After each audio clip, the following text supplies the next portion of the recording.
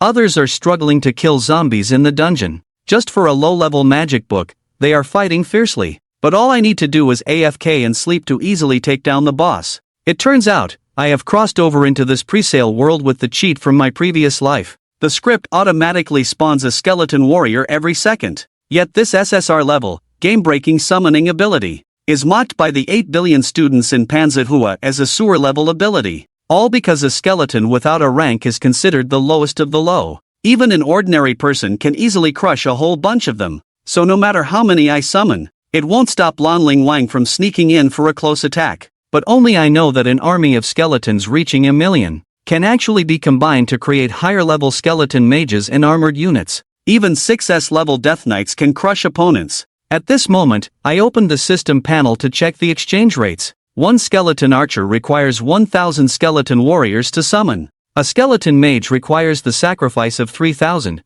while a skeleton general needs 5,000 first. As for other higher-level types, they need to wait for the system to drop for a while before they can be unlocked. However, calculating at 1 skeleton per second. Do the friends in the comments know how many skeleton warriors can be generated in 2.5 years? Regardless of whether they answer correctly, I can quickly form an unstoppable army of disaster. Soon after, the bronze level trial dungeon opens. The principal declared that whoever clears it first will receive a soul gem as a reward. At this time, all the students in the elite class were very excited, because practitioners want to quickly improve their cultivation. Aside from meditating, they rely on gems for training, and a low-grade soul gem is worth 25,000. Although before, I was just a mediocre student with an F-grade talent, but I am determined to obtain this initial reward. That's because my system space has accumulated over 43,000 skeletons. This time, I exchanged for 20 skeleton archers, and 6 skeleton mages who cast fireball spells.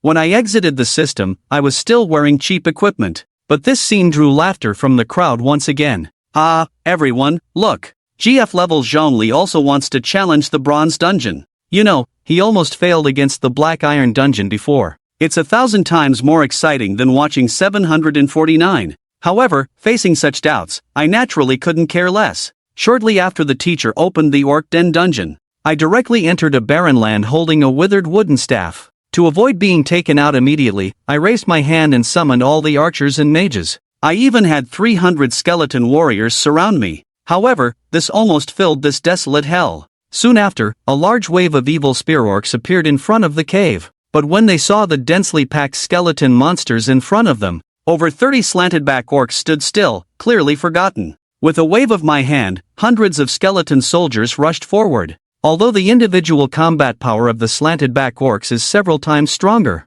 a single full-strength attack can crush a skeleton warrior. However, the mages and archers can attack from a distance. The slanted-back orcs, restrained by the skeleton warriors, had no way to retaliate. In the end, in less than 2.5 minutes, they were overwhelmed by a sea of black fireballs, and swordsmen swallowed them whole. At this moment, outside the dungeon, the head teacher Kai Koen was staring at his watch, anticipating the first place in this test. However, the next moment he was left dumbfounded. It's because I took less than 2.5 minutes to teleport out. You should know that the last S-level genius also took 8 minutes, which is 3.2 times 2.5 minutes. Faced with the teacher's doubts, I could only brush it off by saying I don't like to show off. Right now, this trash dungeon is just an appetizer. To prepare for the upcoming college entrance exam dungeon, I drove straight to the professional equipment store. I planned to add 5 more gems to enhance my strength. After checking the memories, I realized the original owner was a spendthrift who would waste all the money he got. Therefore, the inheritance left by his father was managed by the older sister Gu Jiao Lu Ruyan. She gives me a fixed monthly allowance of 50,000. However, I need a legitimate reason to ask for money. After returning home and absorbing all the gems, my strength foundation and my boldness increased significantly. At this point, my system space also had a considerable number of skeleton warriors. I can now exchange for 2 new undead characters. Sacrificing 5,000 skeletons can exchange for 1 skeleton general. Sacrificing 10,000 skeletons can exchange for 1 ghoul. Seeing this, I directly exchanged for 2 generals and a ghoul. With the remaining over 11,000 skeletons, I can also exchange for 2 mages and archers. They have a skill called Undead Battle Cry, which can enhance the combat power and movement speed of nearby allies. The Ghoul Master has peak level strength, although it lacks skills, its attack speed is very fast. Moreover, it has a sense of smell more sensitive than a hunting dog and can even recover health by eating corpses. More importantly, they are naturally effective against stealth-type practitioners. Like me, a fragile milady type. What I fear most is Lan Ling Wan using a decapitation tactic to kill me instantly. The next morning, Panzihua High School and other schools held an exchange competition using a best-of-3, 5v5 format. However, the 5 top talents from Panzihua couldn't even last 2.5 minutes. They were beaten so badly that they had to flee in embarrassment. Now Kai-kun is struggling to arrange the second batch of 5 to battle. I couldn't sit still anymore because while they could insult my classmates, I certainly wouldn't swallow it if they insulted me. So, facing the overwhelming ridicule, I directly stepped onto the fighting stage and made a bold statement. Don't say I'm bullying the strongest among you, let's all come at me together. I'm ready to take you all on. The blood mage seems to be the leader of these transfer students. He sized me up a few times. He scoffed, saying that a clown who seeks attention is not worth it. Even if we win together, it won't bring you any glory. Then let's bet on something. I have a 3-star sword here. If you win, the ring will be yours. If you lose, all your equipment will belong to me. It's a sure win deal. Dare to gamble? I'll even put up that 3-star sword I meant to give to the goddess. Seeing this, the blood mage clearly had a reaction and, without waiting for the teachers from both sides to intervene, walked into the duel realm together. Principal Kai-kun of Panzihua let out a heavy sigh. He murmured, Junghwa, your son is reliable in critical moments, unlike the elites I painstakingly raised, who ended up being utterly useless, just a bunch of cowards. Therefore, he resolved that regardless of the outcome of this match, he would demand a 3-star piece of equipment and 10 low-grade snacks. He couldn't let the son of an old friend feel disheartened. However, in less than 2.5 minutes, a student from the second school had already been eliminated. At that moment, the duel arena was already filled with a dense army of skeletons. Surrounded by countless spirits, I felt like the king of hell. I had summoned a total of 100 skeleton warriors in the arena. This included 24 skeleton archers and 8 skeleton mages, along with the 2 skeletal generals at the front. However, the blood mage looked at the surrounding sea of dark spirits, his pupils dilated, and he growled, "Impossible! How could he summon so many? We underestimated him. Quickly, adopt a defensive formation." One of the summoners, Wen Yen, immediately summoned his fire goblin. It acted as a meat shield in front of them, attempting to resist the overwhelming attacks of the skeleton warriors. Meanwhile, as the vice captain, he spoke to comfort his brothers. Don't panic. Although the skeleton warriors look terrifying, no matter how many there are, they are just cannon fodder. But before he could finish speaking, dense arrows and countless magical projectiles rained down upon them. What the hell? He actually has ranged summons, he exclaimed, scrambling to dodge while roaring. Although he could summon 5 fire goblins at once and briefly use area attack fireball spells. However, he was primarily a melee summoner, and due to his weak mental power, he could only wait for a cooldown of 2.5 minutes. Fortunately, they had awakened some intelligence and managed to take down several skeleton warriors using stealth and evasion tactics, so I prioritized taking them out with firepower. But the other side did not sit idly by. Their assassin used stealth to try to slip through the skeleton army and take me out in one strike. However, I had anticipated this. As soon as I saw him vanish, I immediately released a ghoul, which, with its keen sense of smell, forced him to reveal himself. The assassin was caught off guard. Faced with the fierce attacks from the mage and the attacker, he was eliminated in less than 2.5 seconds. In the end, he was awkwardly teleported out of the duel arena. With the threat of the assassin gone, the next targets were the 2 heavily armored knights. But under the triple assault of the skeleton archers, mages, and generals, the 2 blood knights couldn't hold out for 2.5 minutes and were also eliminated. Only the captain, the blood mage, and the summoner lasted until the end, but unfortunately, they couldn't escape the fate of being overwhelmed. In the duel arena, they took down over 60 skeleton warriors, but I didn't feel sorry at all. After all, I could summon one every second. Just as I left the realm, the students from Panzihua were all in high spirits. They applauded my glorious actions, and from then on, they no longer dared to look down on me, the former underdog. Meanwhile, the students from the second school and the so-called geniuses stood silently with their heads down. Their previous arrogance had vanished from their faces, replaced by looks of disbelief as they gazed at me. The next moment, I walked directly in front of them and declared, "We had an agreement. Since I won, all the equipment on U5 belongs to me. However, with the college entrance exam coming in 2.5 days, if they handed over all their equipment, they wouldn't have anything for the exam," so they exchanged glances and prepared to resist. Principal Kai-kun, having seen the recent wager, angrily shouted, "You bunch of brats! Winning the match is one thing, but now you dare to act like a rogue after losing? Do you really think Panzerhua number 1 high school is easy to bully? Wen Yen, the captain and blood mage, looked troubled. He could only turn to the principal of the second school behind him, questioning whether he would support him. However, the principal of the second school said flatly, "Just give him your equipment, I'll make sure you get it back without a loss when you return." This was because in the first match, Kai Koen had lost several resources to him. If his students dared to go back on their word in the realm, then Kai Koen from Panzerhua wouldn't hesitate to deny the losses from earlier. Looking at the piles of equipment, I was overjoyed. I could trade these for snacks and gain a massive amount of experience. Not long after, Kai Koen pulled me into his office and declared that he would mobilize all the school's resources to train me, prioritizing everything for me. Surprised by such sudden happiness, I quickly expressed my gratitude. At this moment, Panzerhua High School was in chaos, with the A-level geniuses in the class looking extremely puzzled. Even the goddess I once idolized, Shin Yu-Chu, looked at me with a deep sense of regret. Earlier, I had only awakened an F-level healing talent, which led him to dismiss me without a second thought. But I couldn't care less about their gazes. Instead, I headed straight to the school's equipment warehouse.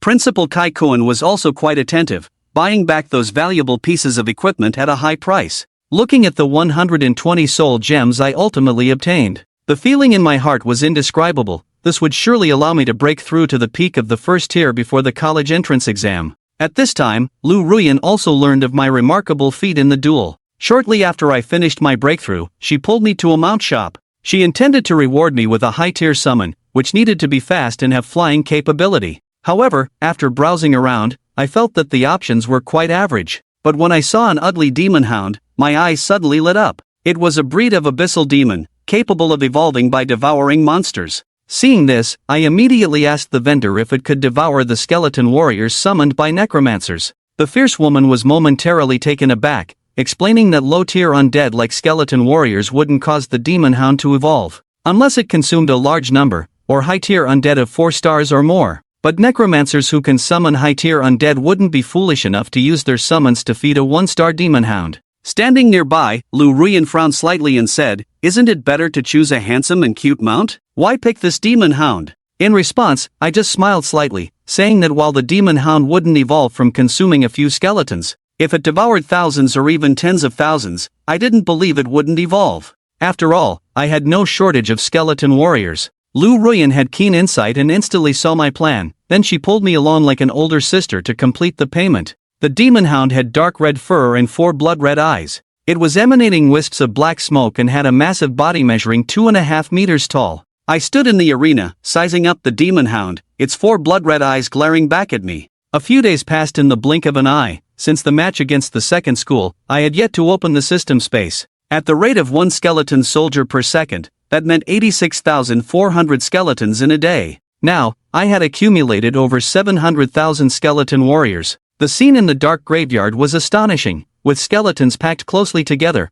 forming an endless gray-white prairie of bones. Moreover, the system space had unlocked 3 new roles: a skeleton knight, which required 80,000 skeletons, a skeleton mage required 90,000, a banshee needed 100,000. As for the highest tier death knight, it required 1 million skeletons for the exchange. Having around 700,000 skeletons in hand looked impressive, but it wasn't much when sacrificing for higher tier undead. So I sacrificed another 600,000 skeletons. I exchanged for 100 skeleton archers. I also got 70 skeleton mages, 20 skeleton generals, and 20 ghouls, while leaving the remaining 100,000 as cannon fodder. With so many undead monsters exchanged, I was ready to dominate the exam. At that moment, Principal Kai Koen stood on the platform, giving an impassioned speech. All the candidates entered the exam room with excited hearts, knowing this was their only chance to change their destinies. The entire Panzerhua Academy's 800 million candidates would be randomly grouped, with each group consisting of 100 people.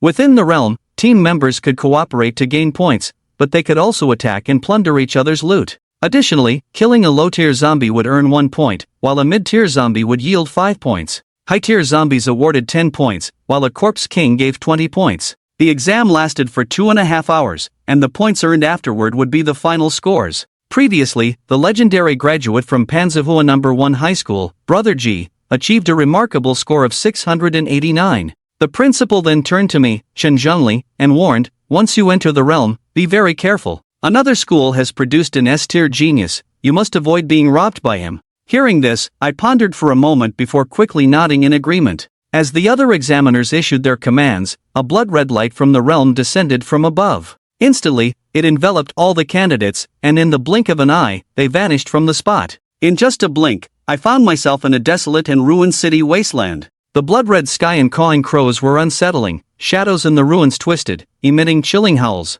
Seeing this, I immediately activated ice shaving mode, surrounding myself with 100 skeleton warriors. I then donned my gear and summoned the demon hound, but just as I mounted it, an ugly zombie suddenly emerged. It suddenly crawled out from under a collapsed building and charged towards me. The zombies in this realm were incredibly fast and had keen senses. Once they smelled a living being, they would attack without hesitation. Before long, zombies emerged one after another from the dark corners of the ruined city. Yet, in less than 4.5 minutes, I had already taken down over 100 zombies, and my exam score had reached 107 points. Meanwhile, other talented candidates were diligently slaying low-tier zombies in various scenes. As time passed, along with the skeletons I continuously summoned, I could easily clear the zombies from the city streets. As a result, my score quickly reached 418, but to avoid attracting other candidates, I planned to shoot and move, yet the demon hound remained fixated on the corpses, unwilling to leave. Then I remembered it could devour undead creatures. These corpses were excellent nourishment for it. Even if several hundred zombies were just a small meal, it was still meat.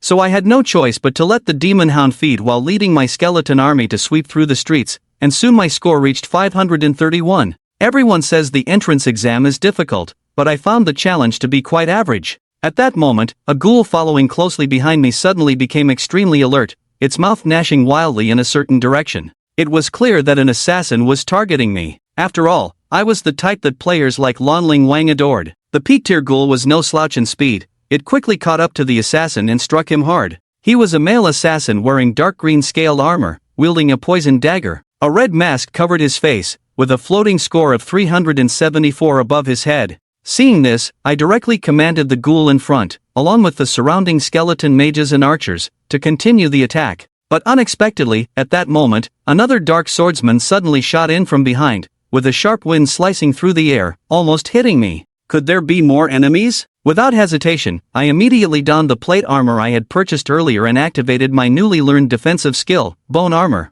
Just as I turned to locate the archer, I happened to see an arrow flying towards his chest. This time I didn't dodge, I let the arrow strike my chest plate, producing a crisp metallic sound. At that moment, I also spotted the archer's position. He was hiding on the roof of a 3-story building ahead, planning to use his ranged advantage to wear me down. But then, facing a barrage of fireball spells, he was instantly dumbfounded. Neither of them expected that the seemingly fragile summoner before them could summon countless skeletons, archers, and mages. Soon, the two of them were overwhelmed and eliminated, losing half their points and being teleported away. At this point, my score had reached 779, far surpassing any previous scores by Brother G. Meanwhile, the teachers waiting outside the realm were nervously watching the big screen. When they saw my score reach 779, Principal Kai Koen was so excited that he trembled all over. Teacher Hu hurried to support him, saying, "Principal, let me take you to the infirmary." No, I'm not going anywhere. This is 779 points. Since our school was founded, has any student achieved this? I hope you can maintain this score. Avoid other S-tier geniuses at all costs. Teacher Hu shouted anxiously at Guangmu. Look, Zhongli has taken down 3 more candidates. His score has exceeded 900, almost 1,000. The principal looked up at Guangmu with a joyful expression. Wow, Zhongli really has done well. However, his rival, Principal Ji Boda, wore a smug expression, saying, our S-tier genius, Li Muan, is doing well too. Just over 1,600 points. I wonder if his final score can exceed 2,000. Both Kai Koen and Teacher Hu gasped in shock, and their pride and arrogance instantly faded away. This was what it meant for people to outshine others. At that moment in the realm, I eliminated another candidate trying to sneak attack me. The opponent was a round little chubby mid-tier fighter. However, he charged forward like a mindless brute, undeterred by the many undead summons surrounding me. In the end, the skeleton warriors sliced him into several pieces, and the red mist split in two. One half was my loot while the other half was teleported away with his defeated form.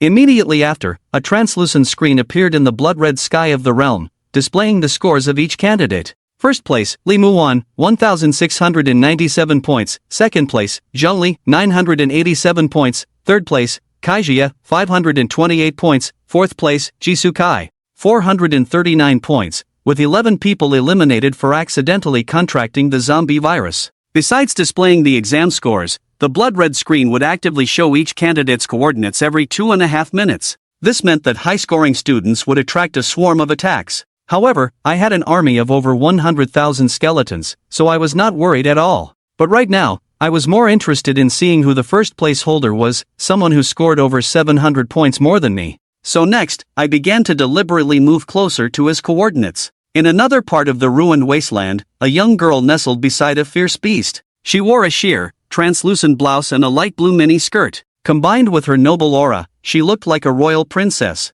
She lazily remarked, "I'm so bored, why don't we go hunt other candidates?" The other team members cheered at her words. Li Muon then blinked and asked everyone, "By the way, who remembers who came in second?" "It's the one with over 900 points, replied Kai Jia, who was in third place. "His name is Zhongli, he scored 987 points and is a recent genius from Panzihua Academy, a necromancer." However, someone recognized as a genius would certainly do their best to avoid being surrounded by others. Moreover, the king of the undead would respawn soon, so others were likely not planning to mess with me for the sake of safety. "Then you go hunt the corpse king. I'm going to break away and find that second place," a lazy, cool voice rang in everyone's ears. Before the other team members could respond, the fierce beast beside Li Muon suddenly lifted its head and let out a low growl, staring ahead. The others looked disdainfully at the scene, wondering who was brave enough to intrude upon their territory at Kuan Kuan Academy. Kai Jia, who was in third place, also looked puzzled. "Whoever it is, as long as we can kill them, it's fine."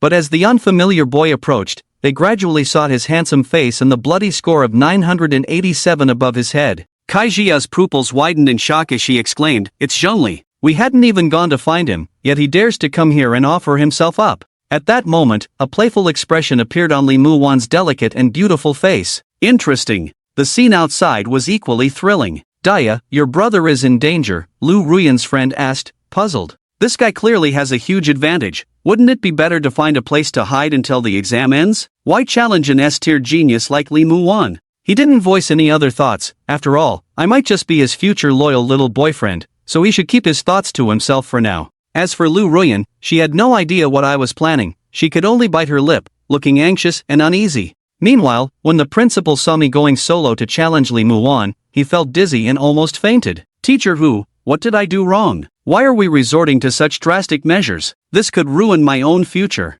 Ji Boda stood nearby. Though he said nothing, he was secretly delighted, folding his arms as he watched the spectacle unfold. The scene returned to the realm, where Li Muon's beautiful eyes were fixed on me, filled with excitement as if she were staring at her prey. Meanwhile, the frail boy, Kai Jia, said in a deep voice, "Zhongli, what are you here for? Are you planning to gift us points?" "I just want to challenge an S-tier genius," I replied truthfully, but upon hearing this, many people laughed. "Is the second place a fool? The power gap is so vast, and with so many people guarding this area, even the king himself would have to take a detour." Besides disdain and contempt, what consumed them more was greed for points. They scrambled forward, eager to step on my head to elevate their own standings. Only Kai Jia remained relatively calm. After all, she knew I had performed remarkably just a few days ago and had won. After stretching lazily, Li Muon revealed her fair and delicate skin as she took a few steps forward. With a smile, she said, "Your name is Zhongli, right? I won't forget your name for at least a month. After all, I have so many defeated opponents. It's impressive for anyone to make me remember their name." However, before he could finish, I suddenly interrupted, "Wait a minute. What, are you backing out now?" I slowly shook my head. "I'm not backing out, nor am I trying to run away." Hearing this, Li Muon straightened up. "What do you mean by that? Why don't you all come at me? I want to take on all 12 of you here. I'll take on 10 of you." Zhongli spoke the most arrogant words with a calm expression. After a moment of silence, Sule furrowed his brows and said in a low voice, "Crazy, really a madman." The others joined in with a chorus of insults. Only Jiangli smiled instead of getting angry. "To be honest, you are quite interesting. I won't forget your name for at least half a year, you should feel honored. But I'm afraid I cannot agree to your request. Because ants have no right to make demands." As she finished the last sentence, the smile on Jiang Li's face instantly vanished. In its place was a sharp killing intent. Jiang Li struck fiercely. She was a close combat profession, and in a few quick steps, she was suddenly in front of Zhongli. Zhongli hurriedly ordered the inferior demon dog under him to retreat, creating distance, and summon skeletons. Unlike before, this time Zhongli summoned over 200 skeleton warriors, a dozen skeleton archers, and skeleton mages, along with 3 skeletal war generals and 3 ghouls. This was more than double what he had summoned previously. Zhongli never underestimated his opponents. The massive army of skeletons instantly overwhelmed Zhongli. Not far away, Su Lei watched this scene, his eyes quickly filled with shock. His teammates were so stunned that they couldn't speak, their earlier arrogance completely gone. It was simply because the power Zhongli displayed was too terrifying. He could summon so many skeletons. Zhongli's mental strength had likely long surpassed the peak of level 1, reaching level 2. That was why he could contract and summon so many skeletons. Mental strength was crucial for summoners, as it determined how many summoned beasts a summoner could contract. The higher the mental strength, the more summoned beasts one could contract. Conversely, lower mental strength meant fewer contracted beasts. Su Lei, also a high-level necromancer of level 1, could summon at most 80 skeleton warriors, a few skeleton archers, and 1 or 2 skeleton mages. Su Lei's mental strength was at a normal human level. Some exceptionally gifted individuals had mental strength several times that of an ordinary person, allowing them to contract several times the number of summoned beasts compared to regular summoners. Zhongli had already been impressive, able to summon over 100 skeleton warriors, a dozen skeleton archers, skeleton mages, and ghouls, which were peak-level undead summoned beasts. No one expected Zhongli to refresh everyone's understanding again, doubling the number of summons. Over 200 skeleton warriors, along with skeleton mages and ghouls, high-level and peak undead summoned beasts. Even an S-class genius would find it impossible to face such an opponent unless they happened to have a profession that countered necromancers. Otherwise, death was certain. Zhang Li's profession was quite mysterious and special. No one at school knew what Zhang Li's profession was, not even the principal. All they knew was that Zhang Li was a close combat profession, unable to wear armor, use weapons, and fought barehanded, seemingly possessing endless stamina, able to fight for a day and night without feeling tired. She could also use various powerful martial techniques. To get back on track, Zhang Li's profession did not counter necromancers. Worse still, necromancers happened to counter close combat professions like Zhang Li's. From the start of the battle, Zhang Li found herself in danger. Zhang Li's skeletons surrounded Zhang Li, attacking frantically. The arrows from the skeleton archers and the magic bolts from the skeleton mages poured down on Zhang Li as if they were free. For an ordinary person, they could only withstand the concentrated fire from the skeleton archers and mages for a few minutes at most. But Zhang Li was not an ordinary person. She was surrounded by a layer of light blue water ripple shield that could absorb and negate damage. The slashes from the skeleton warriors, the arrows from the skeleton archers, and the magic bolts from the skeleton mages all hit that light blue shield, being negated and causing no damage. Such a powerful shield, whether it was her skill or her talent, was impressive. However, such a powerful ability typically couldn't be maintained for long. Once the energy sustaining the shield was exhausted or the skill's duration ended, Zhang Li's time would be up. Zhang Li. He was looking forward to that moment. Zhang Li's combat skills are incredibly impressive. Even when surrounded, she can maneuver in a small space, evading the clumsy attacks of the skeleton warriors. At the same time, she counterattacks, delivering a punch that can destroy a skeleton warrior. Her seemingly soft and delicate little fists possess such power. Zhang Li couldn't help but wonder what would happen if Zhang Li punched him. To be safe, he quietly took out his plate armor from his storage ring and put it on. This 1-star peak plate armor gave Zhang Li a strong sense of security, but it was a burden for his mount, the inferior demon dog. The armor was too heavy, causing the inferior demon dog's 4 legs to tremble. The inferior demon dog helplessly howled a few times. Just as Zhang Li was successfully suppressed, Zhang Li turned his gaze to her teammates. Coincidentally, Su Lei was also looking at him, and their eyes met. Zhang Li's deep gaze was like an unfathomable cold pool, exuding a chilling aura that made one's heart tremble. At that moment, a sense of bewildering fear surged in Su Lei's heart. Gritting his teeth, Su Lei whispered to his companions, "Get ready for battle, we should join in." But Zhang Li doesn't like anyone interfering in her fights, she will get angry. And isn't it a bit unethical for so many of us to gang up on one person? Su Lei shot a fierce glare at the one who spoke. Zhang Li will most likely be worn down by Zhang Li. Although necromancers are not particularly powerful, they counter most melee classes. In this match, Zhang Li is losing. She was too reckless, charging in without caution, and ended up surrounded, unable to break free. She can only wait to die. Once Zhang Li is defeated, Zhang Li will turn his attention to us. He has the strength to take us all down. Therefore, we must rescue Zhang Li from her predicament now. She is our only hope for turning the tide. Forget whether Zhang Li is happy or not. And forget about any notions of ethics. The urgent matter is to survive this trial. After saying this, Su Lei took out a magnificent metal staff from his storage ring and summoned all the undead from his space. Seeing Su Lei take action, the others decided to join in as well. Nearby, a petite girl also took out a small wand, closed her eyes, and chanted a couple of short spells. A fire element magic circle suddenly appeared beneath her feet. Then, a 3-meter-tall firestone giant slowly crawled out of the magic circle. This girl was also a summoner, an elemental chanter, capable of summoning various creatures to fight for her. The firestone giant was a high-level fire elemental creature. The flames on its body could inflict high-temperature damage on nearby enemies. Go, take him down. The elemental chanter's voice was crisp as she pointed at Zhongli, commanding the firestone giant. Su Lei did the same. He summoned 82 skeleton warriors, 5 skeleton archers, and 2 skeleton mages. This was already his limit, the most undead he could control. He let the summoned creatures take the lead. Mages, warriors, rangers, and other classes followed closely behind the summoned creatures, pushing forward. In Su Lei's team, there were 2 assassins, both at level 1 intermediate. As soon as the elemental chanter summoned the firestone giant, they used stealth to sneak toward Zhongli. Assassins counter all summoner classes. No matter how many summoned creatures there are, it doesn't change the fact that the summoner's body is weak. The assassins only need to become invisible, quietly approach the summoner,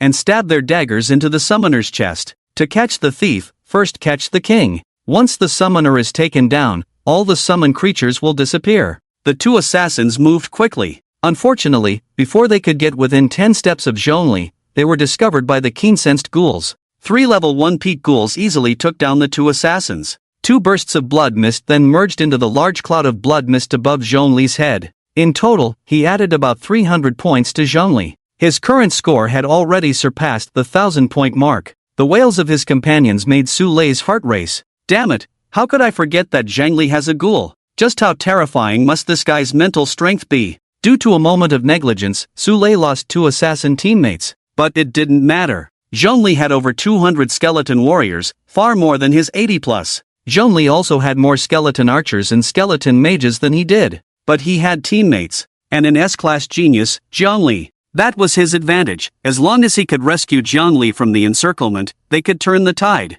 Su Lei carefully commanded the skeleton warriors, preparing to execute a strategy of surrounding Wei to rescue Zhao. He would have his summoned beasts and teammates attack Zhongli. At that point, Zhongli would definitely have to pull back the skeleton warriors surrounding Zhongli to defend. The encirclement would weaken, allowing Zhongli to break free. Just then, Zhongli suddenly moved, retracting his heavy armor, and the inferior demon dog sprinted forward. Seeing this, Su Lei shouted, "Stop him! He's trying to escape!" A teammate, a heavy-armored knight, rode a blood-toothed wild boar mount, leading a berserker teammate, a gunner teammate, and 2 ice and fire mages, splitting into 2 teams to pursue. Zhongli, don't even think about escaping. Today is your day to die. The leading heavy-armored knight howled. Zhongli smiled. He rode the inferior demon dog, making a wide circle, bypassing Su Lei and the elemental chant caster's summoned beast army, and arrived at the rear. Su Lei was not only unflustered but instead showed a look of joy. He immediately commanded the remaining teammates to surround Zhongli, who was not far away.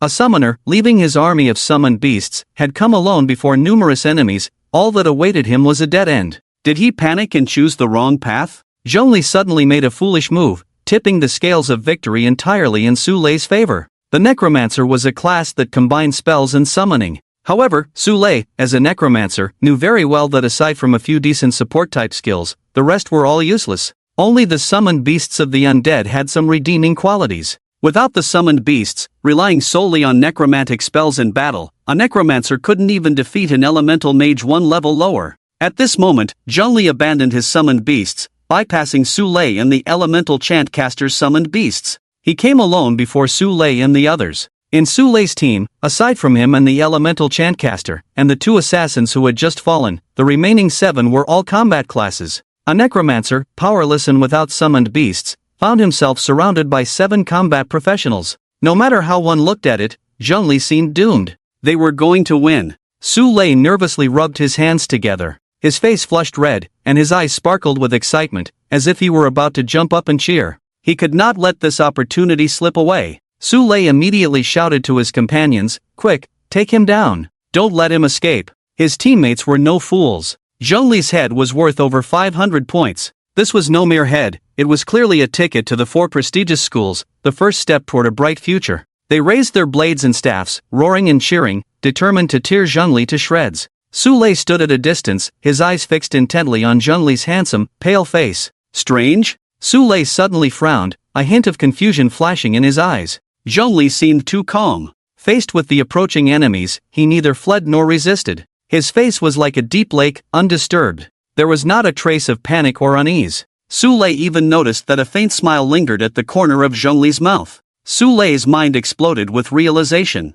He finally understood. Zhongli was not panicking, he had been plotting for a long time. Su-lei was certain that Zhongli must have a hidden card up his sleeve. Although he didn't know what it was, it would undoubtedly deal them a heavy blow and turn the tide. Otherwise, such a shrewd person like Zhongli would never take such risks. After realizing this, Su-lei immediately warned his companions, "Quick, retreat. Be careful, there's danger." His companions heard Su-lei's warning, but no one took it seriously. A necromancer without a summoned beast was like a knight without a mount, utterly vulnerable. Besides, there were 7 of them, and Zhongli was just one person. A necromancer without a summoned beast, what danger could he pose? Zhongli was making a foolish move, a golden opportunity that should not be missed. Some even maliciously speculated that Su-lei was trying to claim a kill, which was why he made such a fuss. They pretended not to hear Su-lei and quickly closed in on Zhongli. As they approached, it was clear that no one took his words to heart. Su-lei suppressed his anger and stopped shouting, simply ordering his skeleton army to return.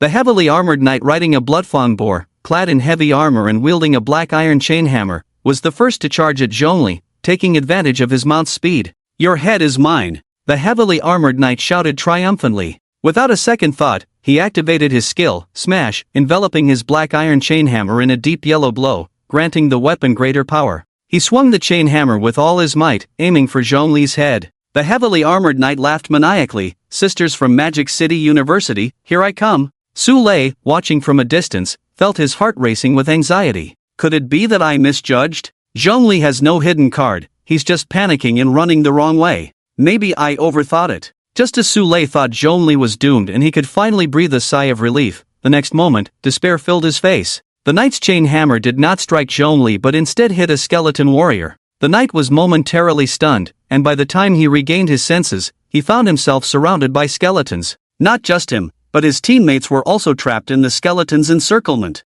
"Damn it, how can you control so many skeletons?" the heavily armored knight exclaimed, his pupils shaking in disbelief. Zhongli ignored him. He first summoned 100 skeleton warriors to restrain the 7 of them, then summoned 5 skeleton mages, 5 skeleton archers, and 3 skeleton generals, along with 5 ghouls from the dark graveyard. Then, he commanded the skeleton mages and archers to focus fire on the surrounded 7 one by one. Since Su-lei and the elemental chantress were far away, Zhongli sent ghouls to chase after the 2. Su-lei stared blankly as Zhongli summoned over 100 more skeleton warriors. "This guy is just too overpowered," Su-lei muttered to himself. By the time Su-lei saw several ghouls charging out from the skeleton army, it was already too late. He quickly used his mount badge to summon his mount and turned to flee. Su-lei's mount was a skeletal horse. Unfortunately, he was a step too slow and was caught by the ghouls. He died a gruesome death. Su-lei was quite resolute. As the ghouls tore at him, he gritted his teeth and did not let out a single cry of despair.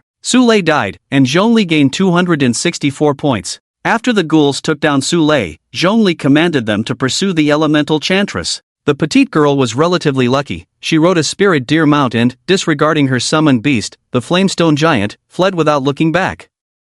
After chasing for a while, the ghouls failed to catch her, and Zhongli called them back. Accompanied by cries of unwillingness, Zhongli's lips curled into a smile, radiant as the sun. Outside the secret realm, Pei Shuang was overjoyed to the point of tears. "I knew Zhongli was too smart to do something foolish." Yang Chen looked at him with admiration. "He truly is the man I have my eyes on, courageous and ambitious. I just want to push him down right away." On the other side, the principal's face turned red, and he shouted excitedly, "Zhongli, go for it. Beat those little bastards. Come on. Defeat Tianlong No. 1 high school, crush Tianlong No. 1 high school. Damn, Zhongli is amazing. What kind of bullshit S-class genius? It's not like it's hard to handle." The principal of Liang No. 1 high school and the accompanying teachers were all crazily cheering for Zhongli. Meanwhile, Wu Di's face was terrifyingly dark, especially after hearing the derogatory remarks about his school and students. A hint of murderous intent flickered in his eyes. At that moment, the principal affectionately put his arm around Wu Di's shoulder and cheerfully comforted him. "Wu Di, my brother, I'm sorry.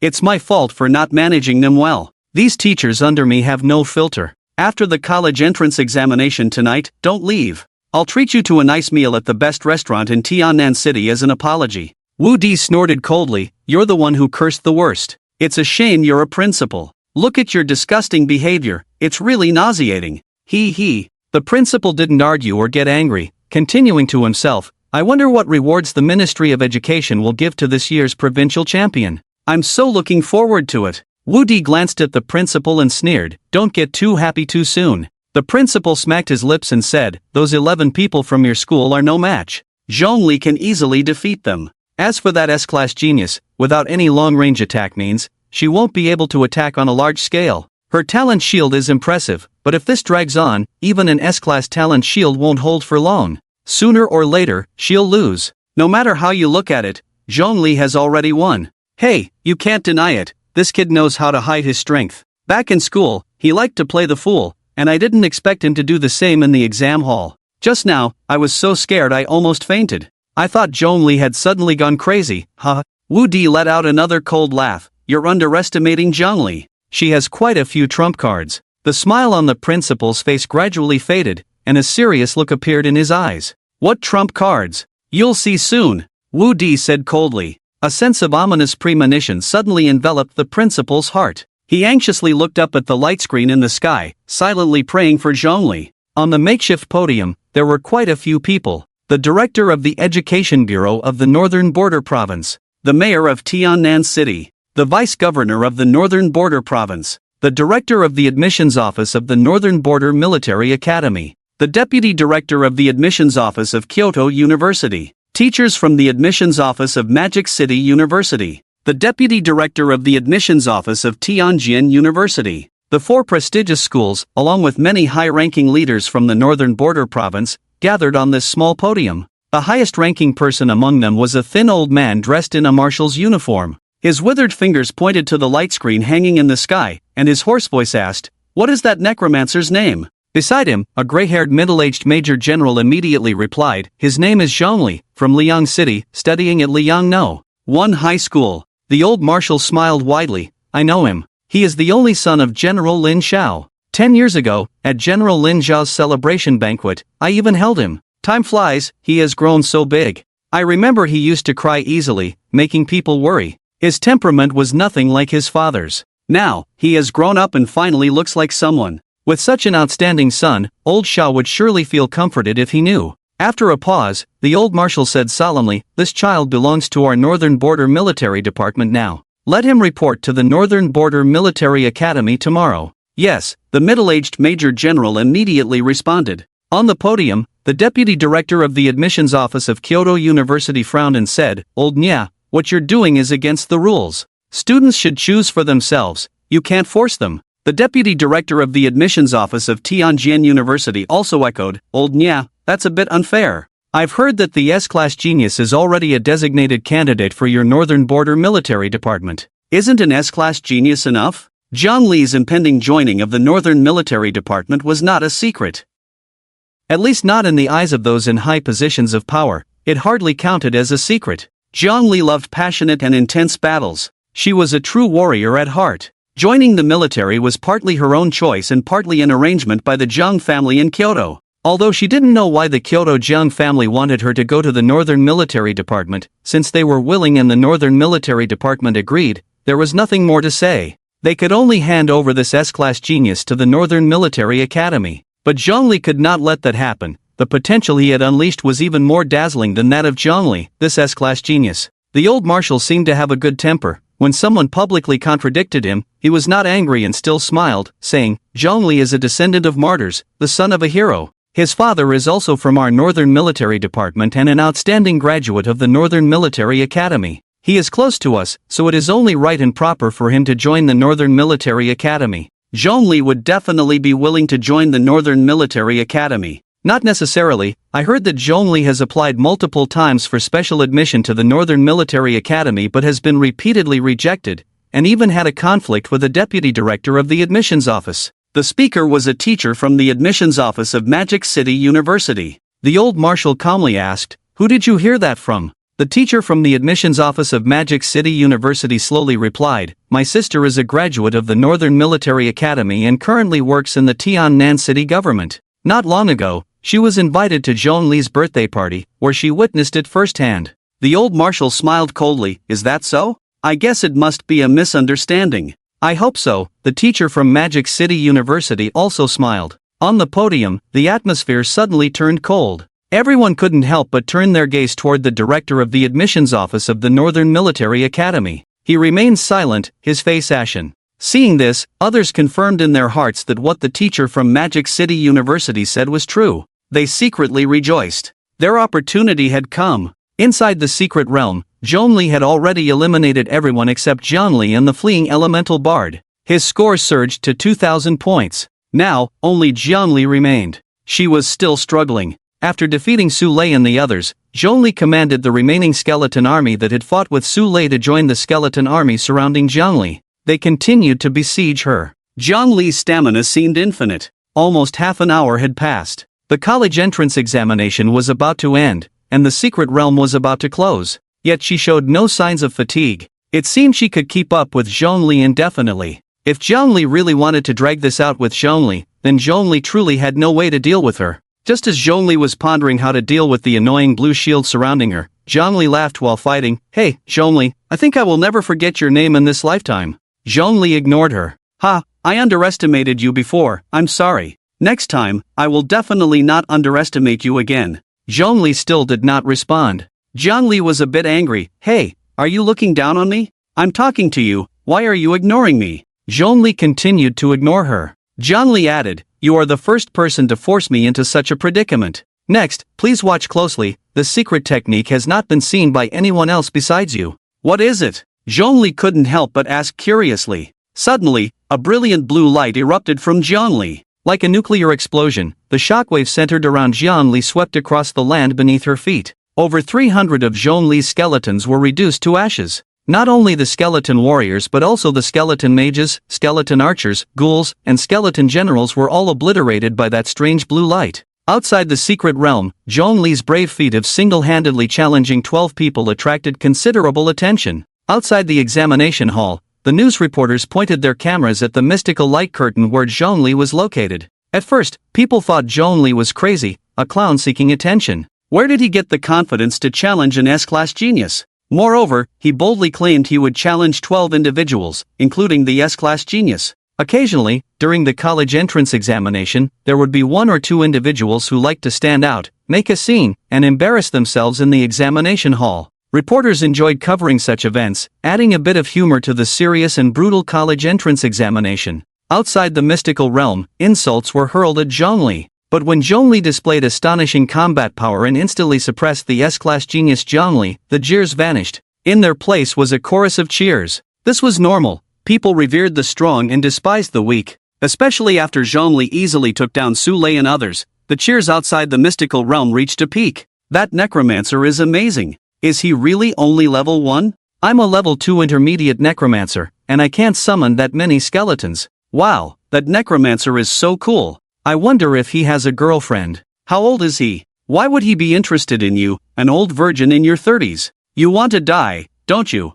I heard that guy has F-level talent." That can't be true. When has an F-level ever beaten an S-level? Talent isn't the only factor in strength. It's like some people are born with great strength, some are born fast, and some have mental fortitude several times stronger than others. Tisk TSK, there's going to be a good show. The 4 prestigious schools will definitely fight over this necromancer. As the crowd outside was buzzing with discussion, unexpectedly, Zhongli's trump card turned out to be so powerful. The situation reversed. Just moments ago, Zhongli was in an advantageous position, but he suddenly fell to rock bottom. Zhongli turned the tables. Hiss, it really is an S-class genius. That last move, even a level 2 professional would probably die from it. Now that necromancer is finished, Zhongli has won. Sigh, I thought I could see an underdog story. Come on, brother, you can do it. Ew, you're so disgusting. That guy can force an S-class to be so embarrassed with just F-level talent, that's impressive. The principal of Liang No. One high school, Zhuang Tai, stood behind Wu Di, his expression complex.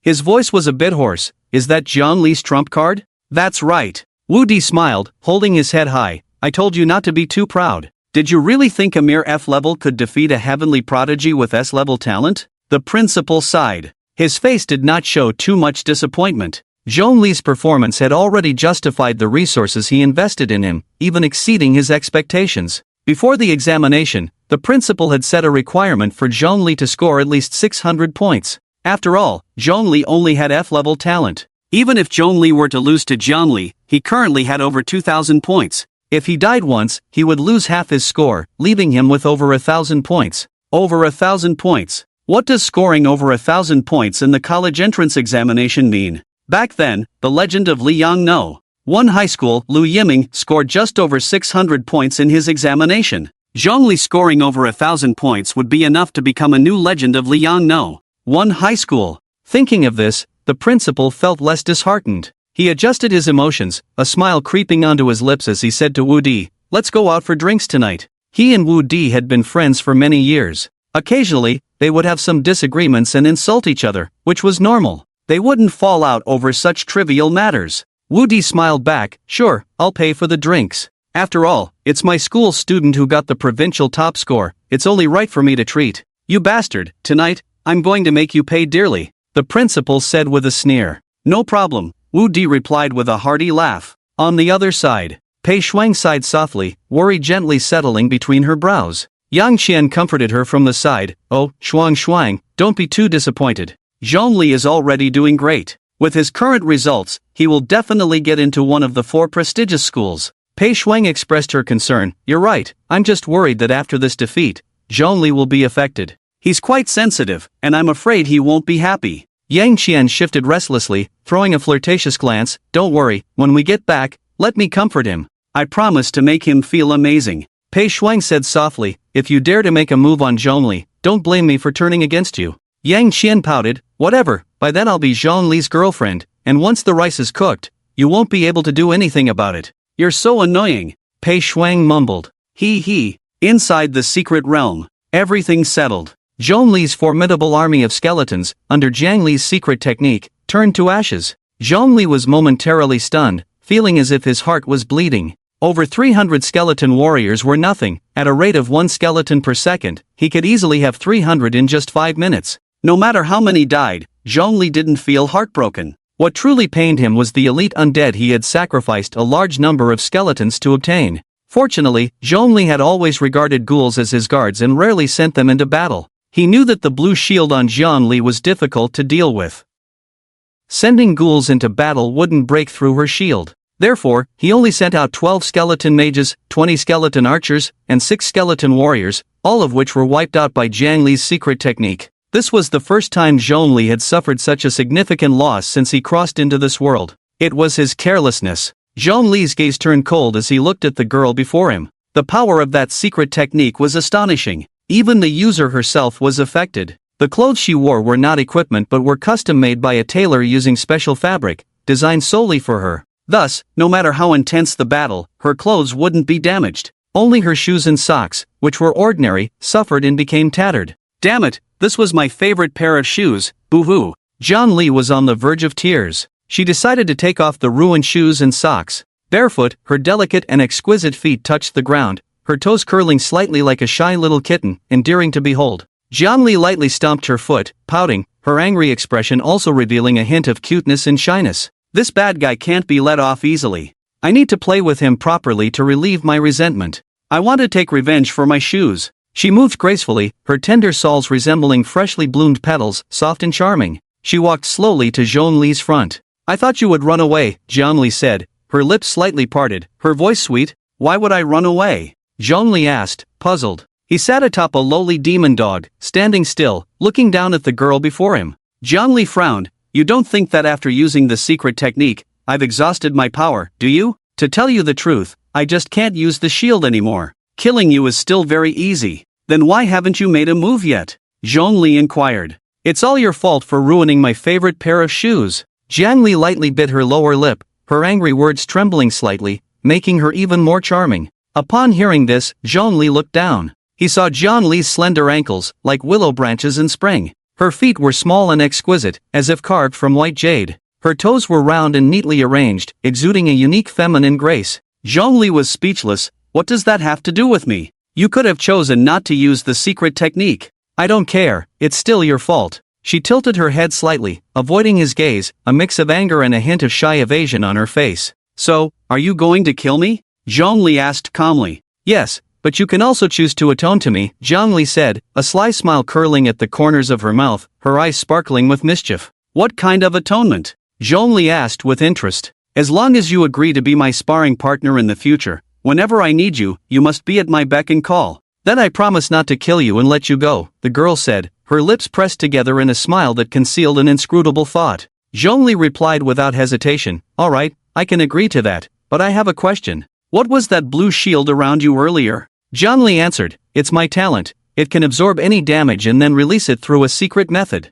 I see, Zhongli praised, what an impressive talent. Zhongli said, it's not that amazing, after using the secret method, I need some time to recover before I can use my talent again. Zhongli laughed, so, you can't use your talent right now? That's right, but don't think you can hit me at this moment. I've already taken care of your summoned beasts. If I want, I can easily snap your throat at any time. Zhongli said with a light smile. As long as you obediently don't resist and listen to me, I can spare your life. You should be grateful for my mercy, Zhongli said seriously. Indeed, I should thank your mercy, but my summoned beasts are not just a few. You lost. As soon as Zhongli finished speaking, he immediately acted, summoning an army of skeletons from the dark graveyard. In an instant, Zhongli was overwhelmed. How is that possible? Zhongli's beautiful eyes widened in disbelief. It wasn't just Zhongli. Outside the secret realm, on the podium, the old marshal suddenly stood up, shocked to the point that he could barely keep his balance, relying on the object beside him for support. Behind him, a middle-aged major general hurriedly stepped forward to assist him. The old marshal's breathing became rapid and heavy. It wasn't just him. Those standing on the podium included admission officers from the 4 prestigious schools and prominent figures from the northern province. Each held significant power. What kind of genius had they not seen? Yet, at this moment, they widened their eyes as if witnessing the most incredible event in the world. The old marshal exhaled heavily. Zhongli, our northern military department wants him. This is not a negotiation with you, it's an order. The deputy director of the admissions office at Kyoto University shook his head. Nialao, you can't decide this. Your northern military department is powerful, but our other 3 prestigious schools are not to be trifled with either. The deputy director of the admissions office at Tianjin University smacked his lips. Let's see who has the better ability. We want this person too, to summon so many skeletons with such incredible mental strength. This kid can't be a mutant, can he? It's possible. If he is a mutant, then the training value would be immense. I need to hurry back and report to the school. The admissions officer from Magic City University, a young man with a fair complexion, was about to leave when suddenly a few soldiers from the Northern Military Department appeared around the podium, blocking him. No one is allowed to leave without the marshal's orders. The major general following the marshal said coldly. The admissions officer from Magic City University changed his expression. Nialao, what are you doing? I represent the interests of Magic City University. Are you trying to offend us? The old marshal smiled lightly. It's just a teacher. Even if I kill you, Magic City University wouldn't dare to go to war with our northern military department. Besides, I'm not letting you go because the college entrance examination isn't over yet. Once it's over, you can go wherever you want, I won't care. I still say, Zhongli belongs to our northern military department, and no one is allowed to take him. The deputy director of the admissions office at Tianjin University said coldly, what if we insist on taking it? You can certainly give it a try, the old marshal replied in a flat tone, as if he were just an old man one might encounter on the street. There was neither grace nor imposing presence about him. He appeared frail and weak, and when he spoke, his words were somewhat unclear. Yet, no one present dared to underestimate this marshal who had guarded the northern border for over 50 years. The deputy director of the admissions office at Tianjin University stood up. I am leaving now. Whoever tries to stop me will be opposing Tianjin University. The Northern Military Department may intimidate others, but it cannot scare the people of Tianjin University. With that, the deputy director of Tianjin University forcefully made his way out. The deputy director of Kyoto University also stood up and silently followed behind the deputy director of Tianjin University. The same went for Moto University. The few soldiers did not indulge them either, each pulling out weapons from their storage rings. The deputy director of Tianjin University snorted coldly and also drew a weapon from his storage ring. He was a third-level high-ranking swordsman, wielding a large two-handed sword stained with blood. As for Kyoto University and Moto University, the two of them quietly took a step back, not getting involved. The reason Tianjin University was so resolute was that its president was known as the #1 sword god of Huaxia, undefeated in one-on-one combat, and extremely protective of his own. Modu University did not dare to go to war with the Northern Military Department for the greater good. Kyoto University felt the same, but Tianjin University was willing. Just as it seemed a fight was about to break out, the deputy governor of the northern province stepped forward to mediate. The deputy governor, named Shintungwen, was about 30 years old, carrying the bloodline of a beastman, with obvious beast-like features. Half human, half beast, he stood tall and imposing, filled with primal strength, blocking the impending conflict. Shintungwen said in a deep voice, "Let's all sit down and discuss this properly. We are all Huaxia people, let's not turn against each other." Hoof. The deputy director of Tianjin University hoisted the heavy, sharp, blood-stained giant sword onto his shoulder and bared his teeth, saying, "Brother Shin, we do things by the rules. If there are good candidates, we all rely on our own abilities and compete fairly. It's Elder Nya who is not following the rules. He is not satisfied with having one S-class genius and wants to monopolize another. Does he really think the Northern Military Department is invincible and can act recklessly?" The deputy director of Kyoto University spoke in a calm tone, laced with a hint of threat. "If there are rules, let's follow them. Let's not ruin the harmony. If your northern province does not follow the rules, don't blame us for not following them either. Sooner or later, you will regret it." The middle-aged major general who had been by the old marshal's side responded coldly, "Zhongli was trained by our northern province, so he naturally belongs to our northern military department." The deputy director of Tianjin University said anxiously, "Fine, since you say so, then from now on, we at Tianjin University will not take any candidates from your northern province, we'll leave them all for you." Kyoto University feels the same. Modu University as well. The three prestigious universities, Tianjin University, Kyoto University, and Modu University, decided to temporarily form an alliance to jointly oppose the Northern Military Department. Shintungwen frowned tightly and said, "Everyone, let's calm down. Tonight, our northern government will host a gathering at the city government. We can discuss anything and everything." "No need." The old marshal, whose voice was hoarse, said, "Zhongli is definitely ours in the northern province." The deputy director of Tianjin University said solemnly, "Elder Nya, are you determined to break the rules and offend our three prestigious universities?" "That's right." The old marshal slowly raised his head, his cheeks were gaunt, and his aged face looked particularly haggard. His murky eyes suddenly burst forth with a sharp brilliance, like a sword being drawn from its sheath, exuding an overwhelming aura. "I am old, and I am close to death. I have no patience to argue with you. If you do not listen, I will kill you. This is your final warning, young people. Cherish your lives." The old marshal hunched over, speaking in a low tone. Meanwhile, around the podium, several generals had arrived at some point. There were dozens of officers and junior officers as well. This place was the military base of the Northern Military Command.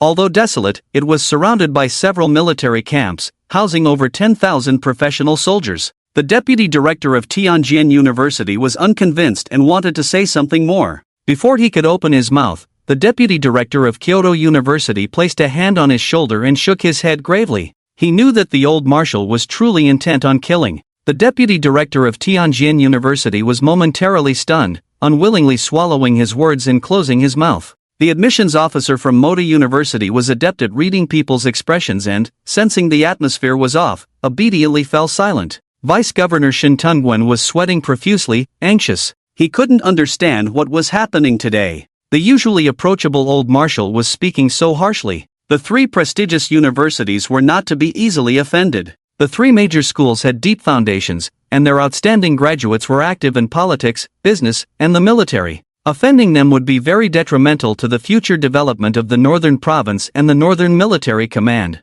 Shintungwen quickly walked up to the old marshal, bent down, and respectfully said, "Elder Nya, I know talent is hard to come by, but to offend, for just one person. You probably don't know yet," the old marshal suddenly interrupted. "Know what?" Shintungwen's beast-like eyes showed a look of confusion. The old marshal whispered a few words in Shintungwen's ear. Shintungwen's face turned pale, and he exclaimed, "Is this true?" The old marshal smiled bitterly. "I wish it were false, but it is indeed true." Shintungwen's expression was complex, his mind racing with thoughts. After a while, he solemnly said, "All right, I understand. I will represent the Northern Province government and fully support you." The old marshal showed a grateful expression. Shintungwen asked in confusion, "But why not make the news public? We are all Huaxia people, they will understand your difficulties. The old marshal shook his head. Our enemies are not just foreign tribes, but also internal traitors. The news must not be made public. Understood. Shin Tungwen retreated, worried. The middle-aged major general then said to the representatives of the 3 major universities,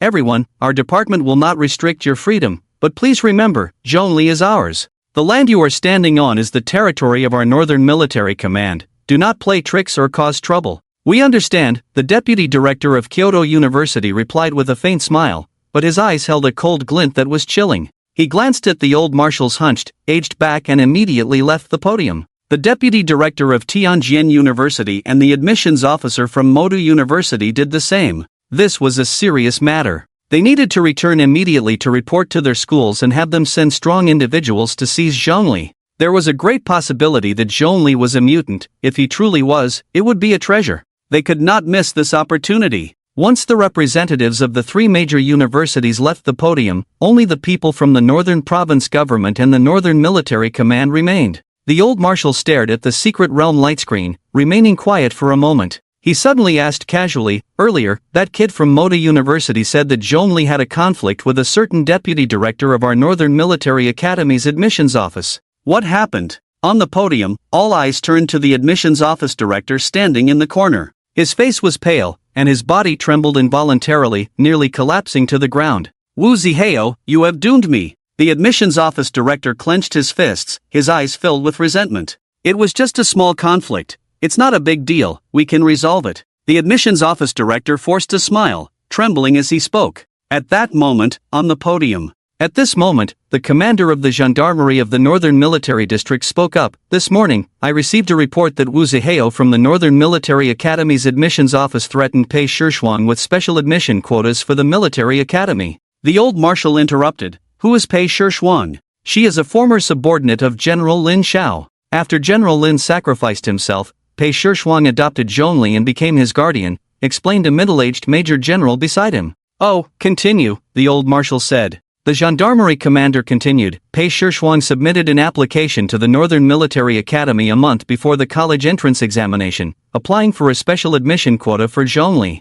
But Wu Zihao controlled the military academy's admission quotas, abusing his power to force Pei Shishhuang to be his girlfriend. If Pei Shishhuang refused, Wu Zihao wouldn't let Zhongli attend the military academy." After the gendarmerie commander finished speaking, the podium fell into a deathly silence. A violent and frenzied killing intent flashed and then vanished. Following that was a long, dead silence. After a while, the old marshal rasped, "Wu Zihao is from the Tian Nanwu family, right? Our military academy's vice president is his father, correct?" "That's right." The middle-aged major general swallowed hard. The old marshal suppressed his anger and said, "Bring Wu Zihao here, alive. Also, the vice president of the Northern Military Academy, and every military department staff member involved in this matter, arrest them all." "Understood." The gendarmerie commander smiled cruelly. Yang Qian's flower petal-like lips slightly parted. Her beautiful eyes widened in surprise. Shuang, tell me, is that really your brother?" Yang Qian exclaimed.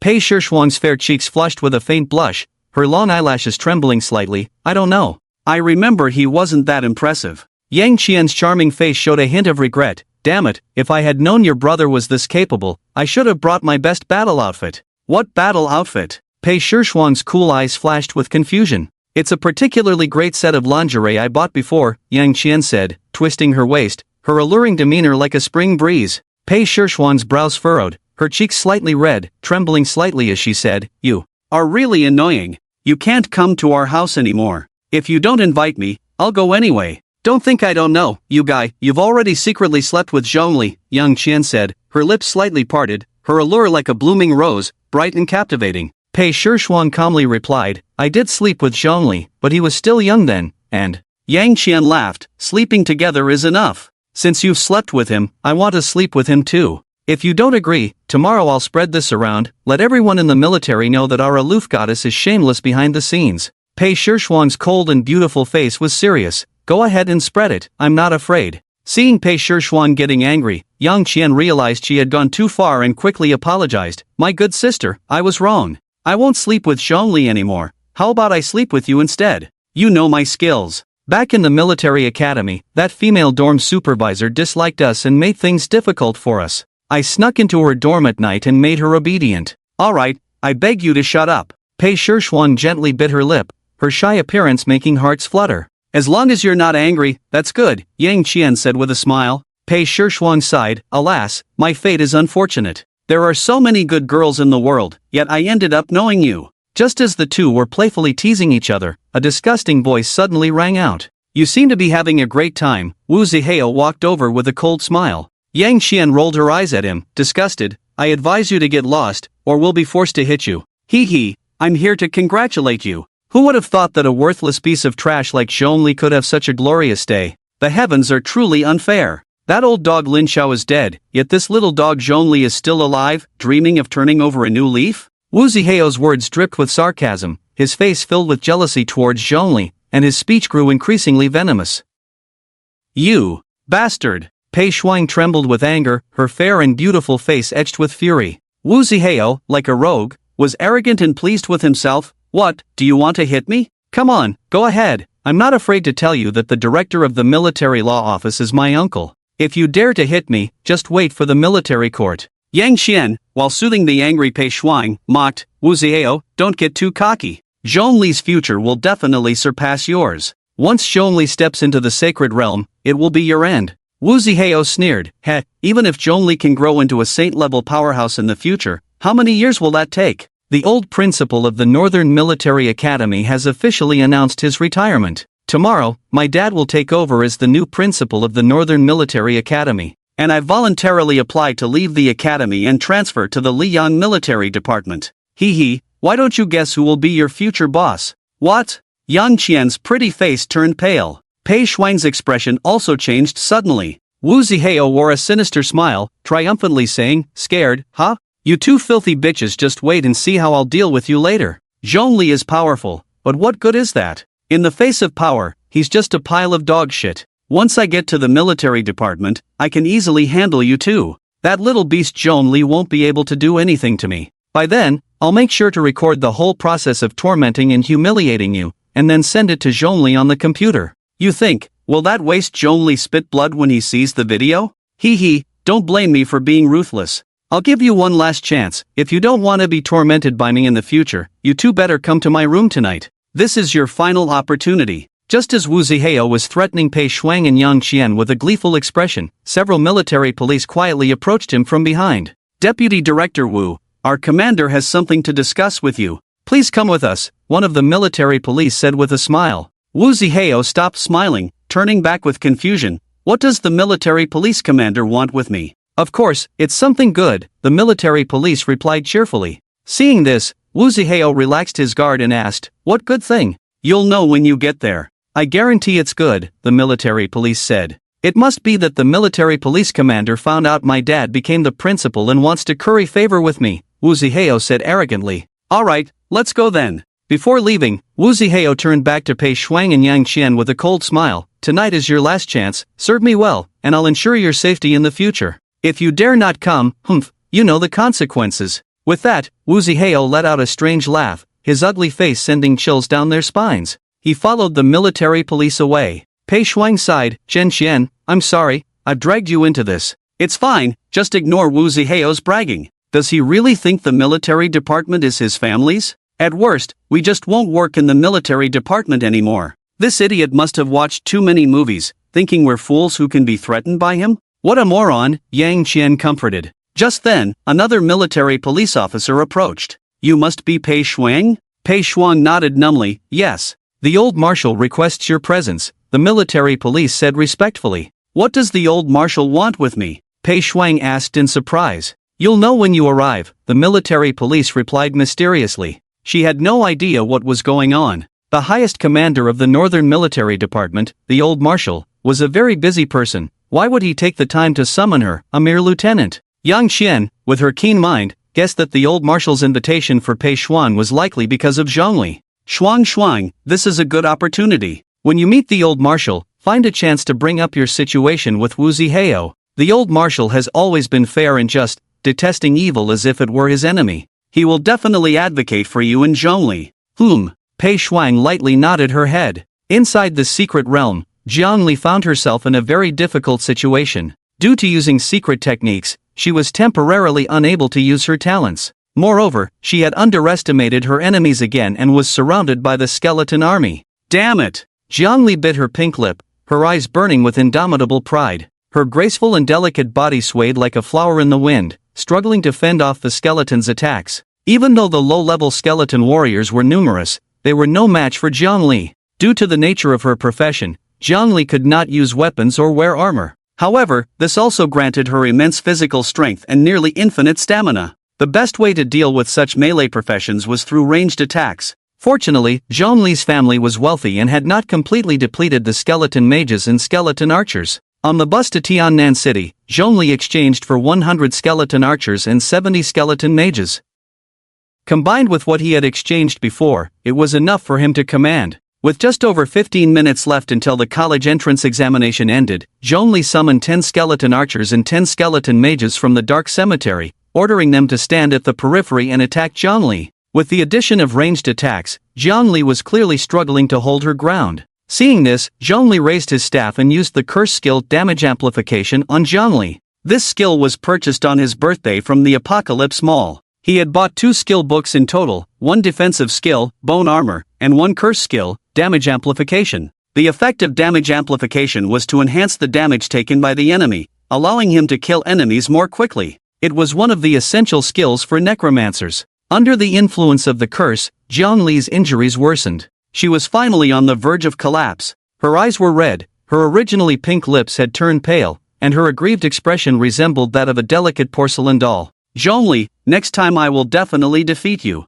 Zhongli shouted unwillingly. Zhongli remained silent, merely watching her coldly. Soon after, Zhongli fell. After her death, Zhongli received 849 points. With this boost of over 800 points, his college entrance examination score reached 2942, a rather terrifying result. It set a new record for the highest score in the history of the college entrance examination in the northern province, making him the highest scorer in the province's history. A satisfied smile appeared on Zhongli's face. He had fought with Zhongli for quite a while. He wasn't tired, just a bit mentally drained. Having an S-level talent like Zhongli was no small feat. If she hadn't been careless and underestimated Zhongli, she might have caught him off guard. In this battle, it was uncertain who would win or lose. Zhongli won, but he did not feel proud or complacent. Instead, he reflected on the battle, analyzing his shortcomings. Like all summoners, Zhongli's summoned beasts were incredibly powerful, but he himself was quite weak, fearing close combat. I need to find a way to improve my survivability, Zhongli murmured to himself. Time passed quietly and silently. Soon, the time for the exam to end arrived. Zhongli was pulled into the secret realm by a flash of bloodlight and was also sent away by another flash of bloodlight. When the light faded, Zhongli opened his eyes and found himself back on the desolate playground. Surrounding him were other examinees, crowded together, bustling and noisy. Some were disappointed, while others were elated. Some danced joyfully, while others pounded the ground in tears. There were even 2 who had been in the same group in the secret realm. After fighting for a long time inside the realm without results, they encountered each other outside and immediately started fighting without a word. No one among the surrounding examinees tried to mediate. Those who performed well were in high spirits and needed to vent, while those who did poorly were in a bad mood and also needed to vent. A chaotic brawl soon unfolded. Several Education Bureau staff members arrived in the air to maintain order. Zhongli glanced indifferently at the chaotic crowd, then pushed past the onlooking students and walked towards the school bus of Liangno, one high school, intending to meet the principal first before looking for Pei Shixiang. On the way, Zhongli ran into Wang Yanbing, who was also heading towards the school bus. The champion of one-on-one battles at Liangno. One high school wore a proud smile on his face. The two met up, and upon seeing Zhongli, Wang Yanbing greeted him with a smile. Hey Zhongli, how did you do on the exam? Not bad, Zhongli replied. Wang Yanbing asked, did you run into that S-class prodigy? Zhongli answered, I did. Wang Yanbing lamented, you're so unlucky. It's just too unfair with this exam grouping. If it were just one S-class genius, that would be fine. Damn it, one S-class genius isn't enough. They paired her with 11 teammates. Who the hell can compete with that? Zhongli chuckled and asked, what about you? How did you do? Hee, guess how many points I scored? Wang Yanbing said with a grin. Over 500? A bit higher. Over 600? Right, now guess the exact score. Around 650? Wow, you're spot on. I scored 653, which is about 30 points less than our school's legendary figure, Lu Yiming. Wang Yanbing rubbed his hands together, looking excited. Congratulations, Zhongli said with a sincere smile. Wang Yanbing patted Zhongli on the shoulder. When we get back, I'll treat you to a few days of fun. Sure, Zhongli readily agreed. The two chatted as they walked and soon returned to the spot where the school bus for Liangno One High School was parked. The principal and accompanying teachers had been waiting for a long time, all of them excited, breathing heavily, and flushed. When they saw Zhongli and Wang Yanbing, they rushed over with even more enthusiasm. He's back, the great contributor and hero of Liangno One High School. Wang Yanbing mistakenly thought the principal and teachers were coming for him, wearing a pleased smile as he stepped forward. Principal, I. Before he could finish, the principal kicked him aside. Don't block the way, the principal scolded. Several teachers stepped over the fallen Wang Yanbing. Ouch, Wang Yanbing yelped in pain, then got up, looking aggrieved. A clear black shoe print was visible on his fair face. This is too much. What did I do to deserve this? Wang Yanbing looked at the principal and the others with a face full of grievance. The principal approached Zhongli, nearly kneeling before him. Zhongli, you. The principal was so excited that he stammered for a long time without managing to say a complete sentence. A score of 2,942 in the college entrance examination. What does that even mean? The first in the history of Beijing. Back then, Liangno One High School's legend, Lu Yiming, scored 689, and the principal had been overwhelmed with emotion, unable to sleep for days and nights.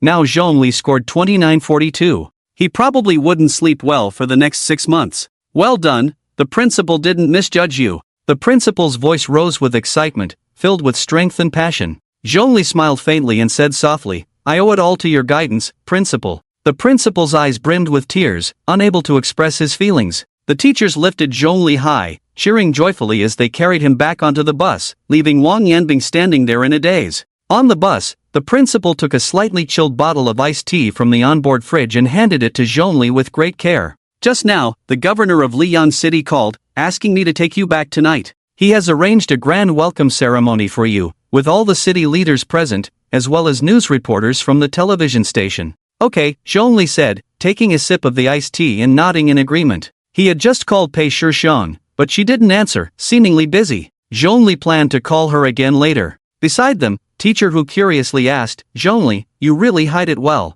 To summon so many skeletons, this is the first time I've seen it. That's impressive. How did you do it? Zhongli remained silent, pondering. The principal shot a glare at Teacher Hu and scolded, Why are you asking that? It's none of your business how he did it. That's private information, understand? Teacher Hu, being straightforward and candid, only realized after being reprimanded that he had spoken out of turn, and quickly apologized to Zhongli. Professionals have many secrets. They don't want outsiders to know. Some hide their talents. Some conceal their professions. Some keep their skills and equipment hidden. In short, when it comes to matters concerning one's profession, if they don't say anything, you shouldn't ask. Asking is impolite. Zhongli smiled, indicating that he didn't mind. Principal, I should be the top scholar of our northern province, right? Is there any reward? Zhongli asked with some anticipation. The principal chuckled, Don't worry, the top scholar of our northern province is definitely you. No one can take that away. As for the reward, it's still unknown.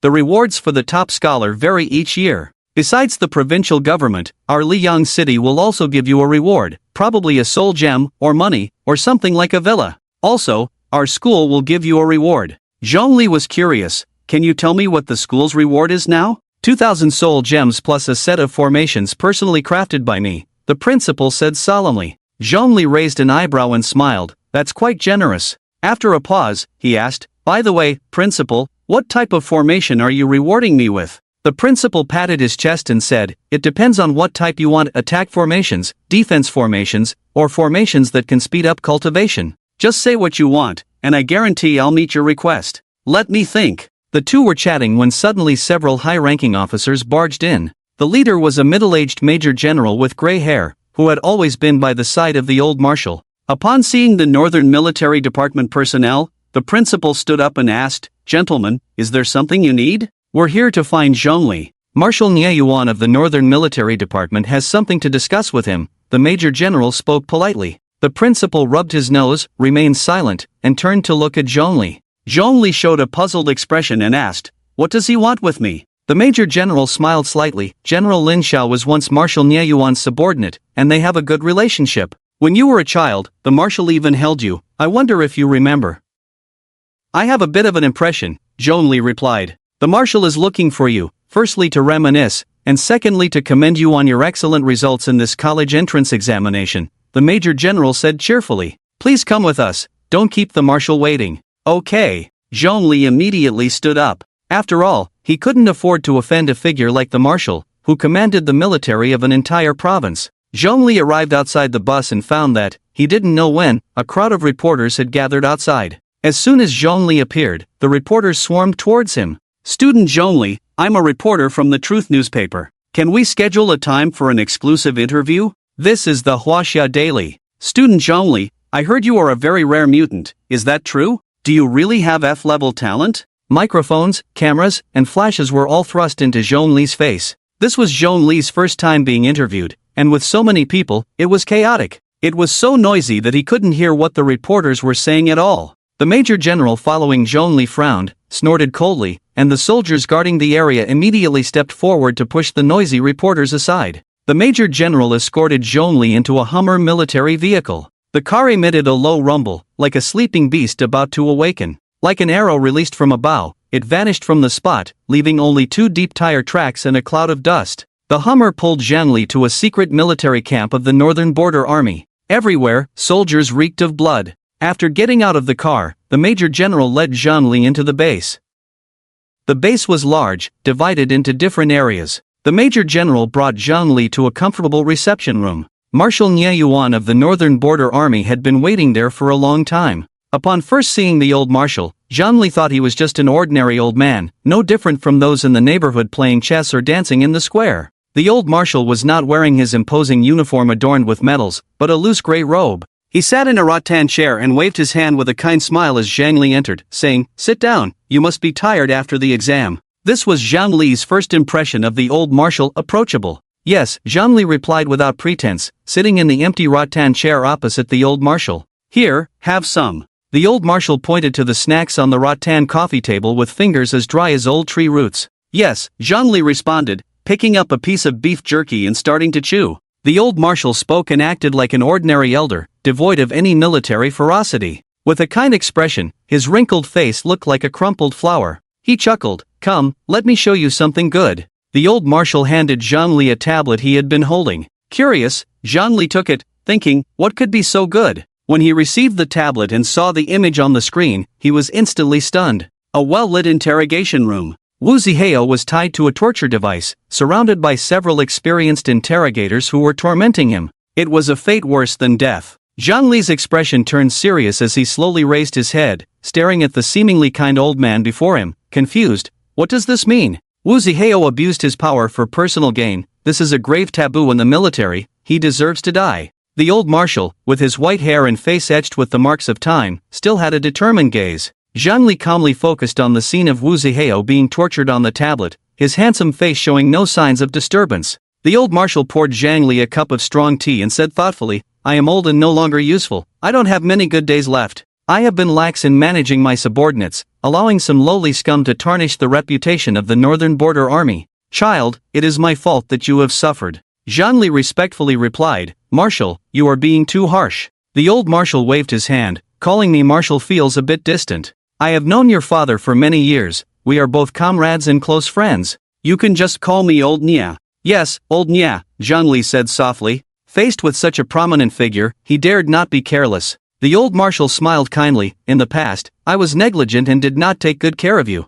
I promise you, Wu Zihao, his father, and the entire Wu family will be reduced to ashes." Zhongli calmly replied, "Thank you, Old Nia." Wu Zihao's fate was entirely of his own making and not worthy of sympathy. He understood that the old marshal was trying to win him over. His top score in the history of the Northern Border Province was no joke. However, Zhongli did not expect the old marshal to value him so highly. He had heard from Yang Qian that the Wu family was deeply entrenched in the Northern Border Army, with many powerful figures among them. Destroying the Wu family would not harm the foundation of the Northern Border Army but would be akin to severing a finger. There were likely many within the Northern Border Army who were implicated by the Wu family. The Northern Border Army would probably be in chaos for a while. But it was also possible that the Wu family had gone too far. Just looking at Wu Ziheo's style of doing things showed that the Wu family was used to being arrogant and overbearing, undoubtedly engaging in corruption and misconduct. The old marshal was quite shrewd. It was impossible for him to be unaware. Perhaps, Zhongli was merely an excuse for the old marshal to eliminate the Wu family.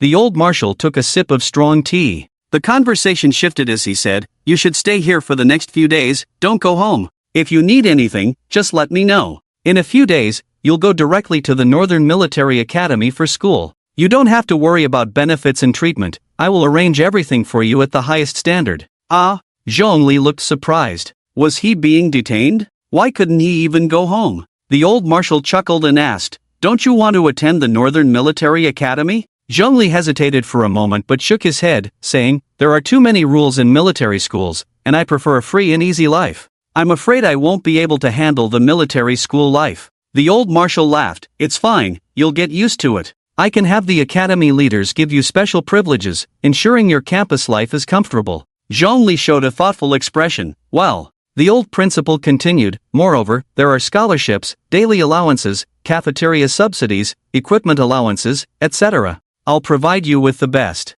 Zhongli's eyes lit up. This was what he wanted. As long as there were benefits, he would actually be willing to attend the military academy. Besides, the old marshal was sitting right across from him. He had already refused once, that was enough. If he refused again, it would be a bit disrespectful. Just as Zhongli was about to agree, suddenly, the door to the reception room was opened. The guard at the door disappeared, and a strange aura appeared at the entrance. The old marshal was suddenly startled and shouted, "Who is it?" A light laugh came from the doorway. "Old Nya, it's been a long time. Are you still in good health?" The old marshal's white eyebrows knitted together as he said in a deep voice, "Luo Su, why aren't you guarding the Tiansha Demon Cave in Kyoto? What brings you to the northern region?" "I didn't want to come, but I heard that you, old Nya, are not following the rules. You're not satisfied with having one S-class genius and want to monopolize another, so the three major academies reported it to the Ministry of Education in Kyoto, and they sent me to mediate the dispute." Luo Su was a handsome young man with a tall stature, dressed in a black tracksuit. He whistled a few cheerful notes, walked slowly into the room, glanced around, and then focused his gaze on Zhongli, clicking his tongue in wonder. "So this is the mutant, he looks no different from an ordinary person." Zhongli was puzzled. What was a mutant? Was he talking about him? Before he arrived, just after getting off the bus, when a group of reporters surrounded him, he seemed to hear one of them asking if he was a mutant. Luo Su turned back to the old marshal with a smile. "Old Nya, you really know how to pick a place, it's well hidden." The old marshal replied coldly, "What's so hidden about it? You found it easily." Luo Su laughed. "Hey, that just proves I'm impressive." The old marshal's tone turned stern. "It doesn't matter that you're here, I won't accept mediation. If you want to take someone, be prepared to go to war with our Northern Military Department. Unless I'm dead, I will never let him go." Luo Su sighed. Why go through all this trouble? Breaking the rules, offending the Ministry of Education, and the three major academies won't do you or the Northern Military Department any good. The old marshal was about to retort when he suddenly remembered Zhongli was still beside him. He then softened his tone and said to Zhongli, "You wait outside for a moment, I need to discuss something with this Education Department envoy. I'll call you back when I'm done." "Yes." Zhongli dared not disobey. Just as he was about to get up and walk out, the old marshal sternly said to Luo Su, "What about my subordinates? Let them all out." "All right." Luo Su lightly waved his hand through the air, and dark purple spatial energy flickered. In the next moment, a huge spatial rift appeared in the small reception room. The old marshal's subordinates scrambled out of the rift, each face filled with terror. They thought they would never get out. The old marshal expressionlessly issued orders, "Everyone out. No one is allowed to enter without my command." "Understood." The gray-haired middle-aged major general led his subordinates out of the reception room, his face full of shame. Zhongli also followed them out of the reception room and waited outside. The person named Luo Su should be a spatial practitioner. This is a rather rare profession. Any spatial practitioner is enough to rival an S-class talent, and major forces are eager to recruit them. No wonder that person could arrive at the Northern Military Headquarters from Kyoto in an instant. If he is a spatial practitioner, then it makes sense. I wonder what level Luo Su is. Being able to teleport over long distances and silently eliminate so many battle-hardened military personnel, including a major general, Luo Su can't possibly be a saint-level powerhouse, can he? I never expected this. For him, the four prestigious schools actually caused a stir, alarming the Ministry of Education, and even sent a saint-level powerhouse to mediate. Suddenly becoming so important made Zhongli feel quite uncomfortable. I don't even know where I will go in the future, Zhongli sighed, obediently waiting outside the reception room. Inside the conference room, Luo Su was very familiar, sitting down in the position where Zhongli had previously sat, right across from the old marshal. He poured himself a cup of strong tea and took 2 pieces of osmanthus cake to munch on while drinking. The old marshal said coldly, "No matter what, I will not hand Zhongli over to anyone. The northern military headquarters has been in decline these past few years,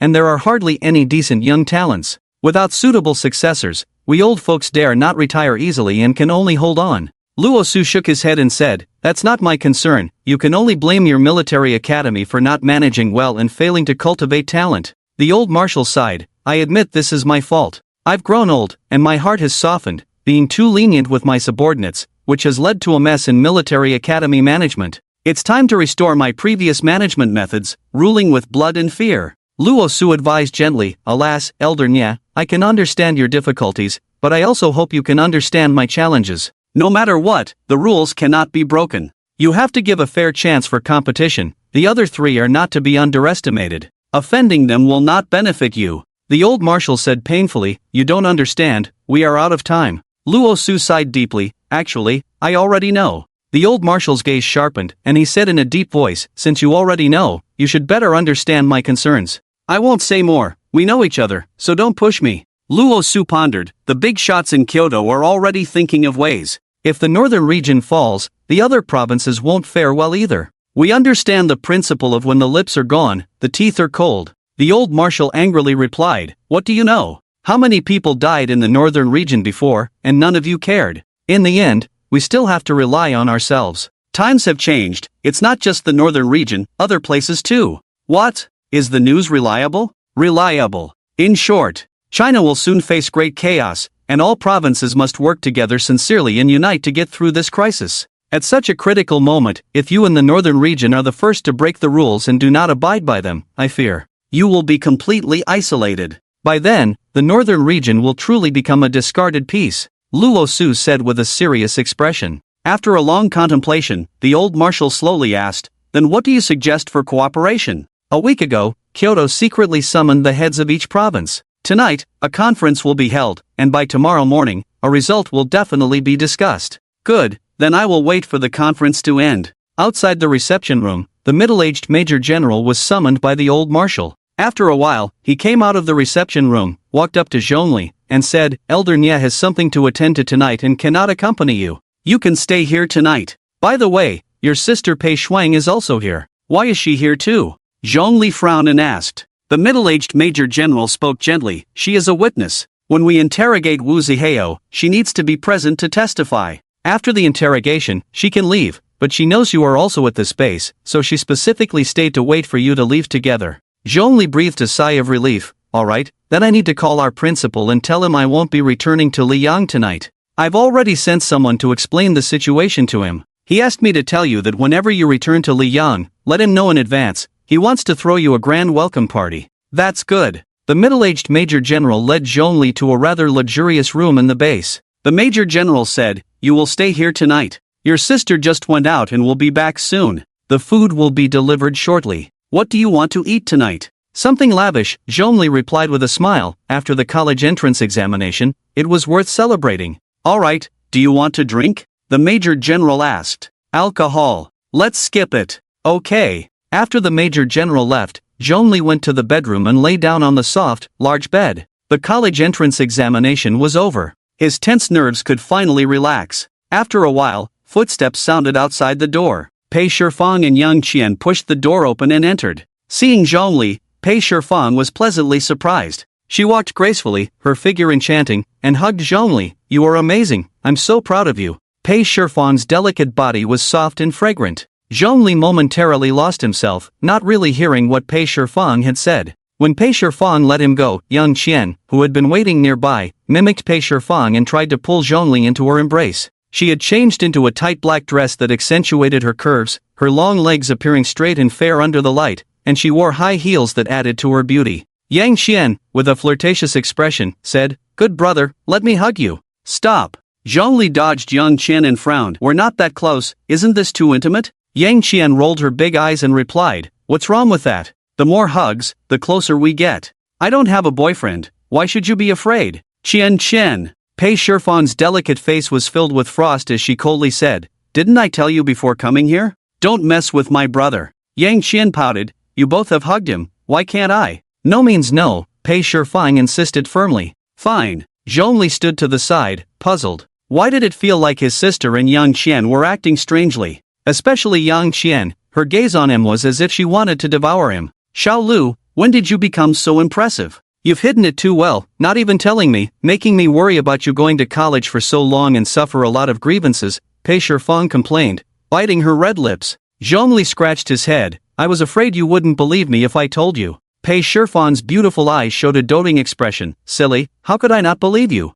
Yang Qian, curious, asked, speaking of which, what happened after that bastard Wu Zihao was taken away by the military police? Pei Shifang smiled and said, the military police took Wu Zihao to the interrogation room, where the old marshal personally interrogated him. At first, he was stubborn and refused to admit anything, claiming I was framing him. Later, the mentalist from the military police team intervened and temporarily hypnotized him, and Wu Zihao confessed everything. Do you know? It turns out the old principal of the Northern Military Academy suddenly went insane, not due to an old injury but because of Wu Zihao's father's schemes. He wanted the old principal to retire and take a break so he could take his place. Yang Qian frowned, the Wu family is really ruthless. Yes. The old principal was such a good person, yet the Wu family dared to conspire against him just to gain power. Truly reckless. Pei Shuang said with relief, fortunately, the marshal was sharp-eyed and dealt with the entire Wu family, uprooting them completely. Now the gendarmerie will have their hands full. The Wu family controlled the military law department and had been in a long-standing conflict with the gendarmerie.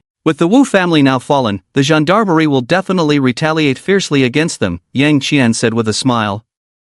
Pei Shuang sighed, as long as we can get rid of the trouble that is Wu Zihai, that's good enough. He was just too annoying. Zhongli stood silently to the side, fully aware of the situation. The old marshal's main purpose in eliminating the Wu family was to vent his anger for him. Wu Zihai exposing the Wu family's plot against the old principal was purely an unexpected joy. Now the Wu family was completely finished. Even a deity would find it hard to save them. Yang Qian shifted her beautiful eyes to the silent Zhongli, her face full of curiosity. Zhongli, I heard you are a mutant. Is that true? Zhongli shook his head. I don't know. I don't even know what a mutant is. Pei Shuang explained for Zhongli, mutants refer to a group of people with certain special abilities. For example, those who are very strong, run fast, have deep magical powers, can sense the presence of monsters, or have 6 arms, 3 legs, and 5 eyes, etc. All of these people are considered mutants. The abilities of mutants are incredibly diverse. Someone like you, who can summon several times more summoned beasts than an ordinary person,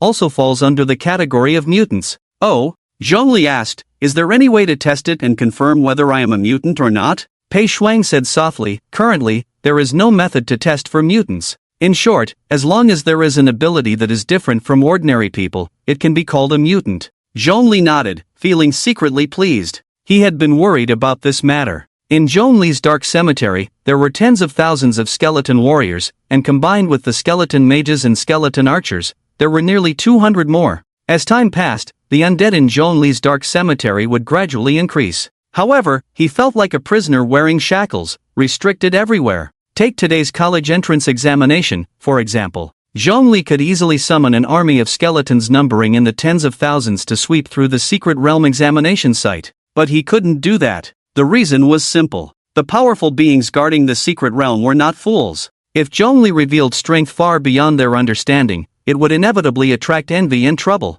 Therefore, Zhongli had to hide his strength, striving to keep it suppressed at level 1, defeating his opponents without raising suspicion. Now, with the identity of a mutant, even if he acted a little out of line in the future, he would have an explanation. Zhongli planned to thoroughly research mutants and understand them after returning. He had to ensure that when he pretended to be a mutant, he wouldn't slip up. Yang Qian said, the number of mutants is quite rare, and their cultivation value is very high. Especially those with exceptionally strong mutant abilities, they are highly sought after by various academies. After the college entrance examination each year, there is always a grand recruitment show. This year will be exciting. Pei Shuang also asked, Xiao Lu, which university are you planning to attend? Zhongli pondered, I don't know. Earlier, when he was with the old marshal in the reception room, he had actually decided to attend the Northern Military Academy. Although Zhongli didn't like the strict rules of military schools and preferred freedom, he couldn't disregard the old marshal's face. This marshal was the only saint-level powerhouse in the northern province.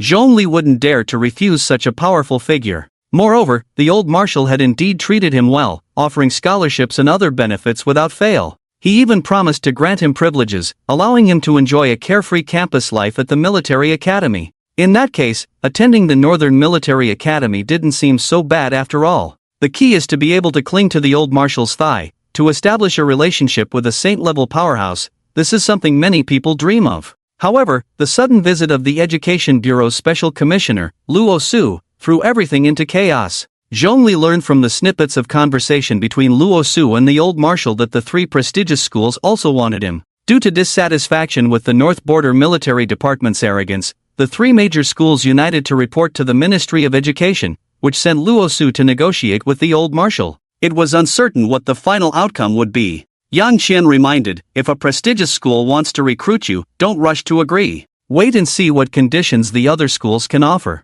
Go where the treatment is better and the benefits are good. I know this, Zhongli replied. Yang Qian smiled lightly, as long as you know. Pei Shuang pondered for a moment and said, if there are good options, Xiao Lu, you'd better not come to the North Border Military Academy. Huh, why? Zhongli asked, puzzled. Pei Shuang lightly parted her red lips and sighed softly. The North Border isn't peaceful these days, and graduates from the North Border Military Academy are forced to join the North Border Military Department. I'm afraid you won't be able to endure the hardships of military service. Previously, Pei Shuang wanted Zhongli to attend the North Border Military Academy because it had special enrollment quotas, allowing admission without exams. For Zhongli, who was still a waste at that time, it was a good choice. Times have changed. Zhongli scored 2,942 points in the college entrance examination. No matter which of the four prestigious schools, they all scrambled to recruit him. Pei Shuang wasn't an old-fashioned person. With better options, she naturally supported Zhongli in competing for them.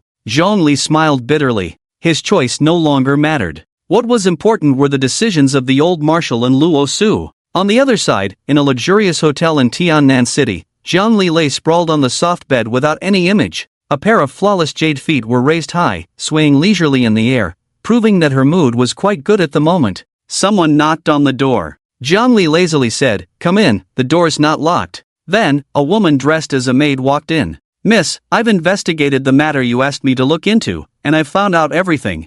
As the maid spoke, she handed Zhongli a document. "Chenghua, you did a great job," Zhongli praised the maid, sitting up and eagerly flipping through the document. Inside were all the details about Zhongli, from childhood to the present, meticulously recorded. This guy Zhongli was actually a pure-hearted boy, chasing a girl for 3 years. He's so adorable. Zhongli chuckled, murmuring, "The cuter he is, the more valuable he is for me to destroy. Zhongli, I will defeat you sooner or later and make you submit to me." Coming back to her senses, Zhongli asked, "Has it been confirmed which university Zhongli will attend?" The maid named Chenghua shook her head, "Not yet, only that all four prestigious schools are very interested in Zhongli." Zhongli nodded and sweetly said, "Good, go back and tell my father that I don't plan to go to the North Border Military Academy for now. I want to attend the same university as Zhongli." The maid Chenghua frowned slightly. "Miss, if the master finds out that you are delaying for romantic reasons, do you think I've fallen for Zhongli?" Zhongli interrupted Chenghua. The maid hesitated and nodded. Zhongli was like a little wildcat whose fur had been ruffled, her voice lazy and soft. "What do you take me for, a girl with a teenage crush? My interest in Zhongli is solely to defeat him. You know the peculiarities of my profession. I must continuously achieve victories. Leaving behind defeats will affect my future promotion to the saint level. Once I defeat Zhongli, he will no longer be of any use to me." The maid Chenghua immediately apologized. "I'm sorry, miss, I misunderstood." Zhongli waved her hand. "It's fine, you can go now. Tell my father, he will understand." "Yes." The maid left. Only Zhongli was left in the room. There was a photo of Zhongli in the documents. Zhongli glanced at it a few times, recalling the scene in the examination room today, and for a moment, her heart was filled with resentment. She casually threw the photo on the ground. Her soft, delicate feet trampled on Zhongli's photo. "Zhongli, I will defeat you sooner or later," Zhongli murmured seriously. Military base. In a luxurious guest room, a major general sent over a sumptuous meal. Zhongli, Pei Shuang, and Yang Chen briefly celebrated, and after eating and drinking to their fill, they returned to their rooms to sleep. There were 2 bedrooms in the guest room. Zhongli slept in one. Yang Qian and Pei Shuang slept in the other. When it was midnight, Zhongli, who was sleeping soundly, suddenly sensed something crawling onto his bed. His first reaction was that there was an enemy. He was startled and quickly pulled out his staff from his storage ring, ready to summon a skeleton. "Hey, it's me, don't be nervous." Yang Qian's charming voice came through. Zhongli breathed a sigh of relief, put the staff back into the storage ring, and complained, "Sister Yang, why aren't you sleeping at this hour? Why are you on my bed? Did you come here just to scare me?" Yang Qian was wearing a cool silk camisole nightgown, the outline of her body still full without wearing a bra, with a slim waist and long legs, curving in all the right places. She slightly squinted her eyes, her gaze exuding a mysterious allure, and seductively said, "Sister can't sleep at night, so I came to chat with you." Zhongli replied, "But we aren't that familiar, there's nothing much to talk about." "You little brat, precisely because we aren't familiar, we need to get closer. After tonight, we'll be mature adults." Yang Qian gently caressed Zhongli's cheek, her tender touch filled with affection. That alluring expression stirred a warm current in Zhongli's heart. "Sister, you." Zhongli felt a bit dry in his mouth. "Shoo, don't speak." Yang Qian's fingers were like green onions, slightly curled at the tips, exuding an elegant aura. Her fingers rested on Zhongli's lips, slowly stroking them. "Good little brother, your lips look nice, can sister give you a kiss?" Yang Qian slightly parted her moist red lips, releasing a warm breath that gently brushed against Zhongli's face. One of her beautiful legs also casually draped over Zhongli's waist. An ambiguous atmosphere filled the air. Zhongli found it hard to resist the temptation of this beautiful older sister, and just as he was about to succumb, Pei Shuang's chilling, icy voice rang out. "What are you two doing?" Unbeknownst to him, Pei Shuang had appeared by the bed, coldly watching Zhongli and Yang Qian's intimate actions. Zhongli suddenly woke up, kicked Yang Qian off the bed, and hurriedly explained, "This bad woman climbed onto my bed in the middle of the night and wanted to kiss me." "Qian, didn't I tell you not to make a move on my brother?" Pei Shuang slightly raised her chin, her eyes revealing a look of disdain, as if she were looking at something unsightly. Yang Qian, who had been kicked off the bed, rubbed her bottom and awkwardly said, "I couldn't sleep at night, I just came to have a heart-to-heart with your brother. I absolutely have no ulterior motives." Pei Shuang coldly replied, "Shut up, go back to your room." "Yes." Yang Qian, still rubbing her bottom, left pitifully. After Yang Qian left, Pei Shuang did not go away. She closed the bedroom door and locked it. Then, very naturally, Pei Shuang came to the bed, lifted the covers, and crawled into Zhongli's bed, lying next to him. "I'm sleeping with you tonight," Pei Shuang said coldly and indifferently. "Okay." Zhongli's cheeks flushed slightly, he had no reason to refuse and didn't want to. Pei Shuang was wearing a white lace camisole nightgown, half concealing her figure, with a soft and slender waist. A pair of smooth, proportionate legs were exposed, and even her fair, slender feet silently exuded an alluring invitation. Pei Shuang gently blinked her eyes, her voice soft and melodious, "Go to sleep, with me protecting you, Yang Qian won't dare to act recklessly." "Okay." Zhongli obediently closed his eyes, but he felt no sleepiness in his heart. Pei Shuang quickly fell asleep, her even breathing audible. Sigh. Zhongli let out a sigh, tonight was destined to be a sleepless night. The next morning, the Major General arrived early. He said, "You can go home now, tomorrow, there will be an enrollment fair in Liang City." Zhongli immediately understood. It seemed that yesterday, Luo Su had won, and the old marshal had no choice but to let Zhongli go, allowing him to leave. The 4 prestigious schools would compete fairly, relying on their own abilities. Whichever school could recruit Zhongli would be considered impressive. Under Luo Su's supervision, the old marshal could not intervene too much. The Major General asked again, "Can the 3 of you drive? If not, I can send someone to drive you home." "I can drive," Pei Shuang replied. The Major General said, "All right, the car is parked at the base entrance, here are the keys." The 3 of them got into the car. The moment the engine started, the Hummer surged forward like a wild horse that had broken free. On the way back to Liang City, Zhongli called the principal to inform him that he was on his way back. The principal cheerfully said, "I'll notify the governor right now to prepare a welcome ceremony for you. The rewards from the province, the city, and the school are all ready. We're just waiting for your return." "Okay." After hanging up, Zhongli already knew about the school's rewards, 2,000 soul stones and a set of formations personally crafted by the principal. He just didn't know what rewards the province and city would give him. How exciting! At the entrance of Liang City, after receiving Zhongli's call, the principal immediately called the governor of Liang City. As rehearsed, flags fluttered, and vibrant colors danced in the wind. The majestic honor guard, splendid floats, and red carpet were all prepared, just waiting for Zhongli to return. As time passed, the Hummer Zhongli was in appeared at the entrance of Liang City. He's here, Zhongli is back. The sound of triumphant horns rang out. The honor guard marched in perfect unison, each step creating a rhythm that resonated deeply. Following them were beautifully decorated floats. On both sides of the road, the people of Liang City cheered, applause and shouts rising and falling. Elementary and middle school students from Liang City were there, standing on the sides of the road, waving colorful flags. Their eyes were filled with admiration for Zhongli.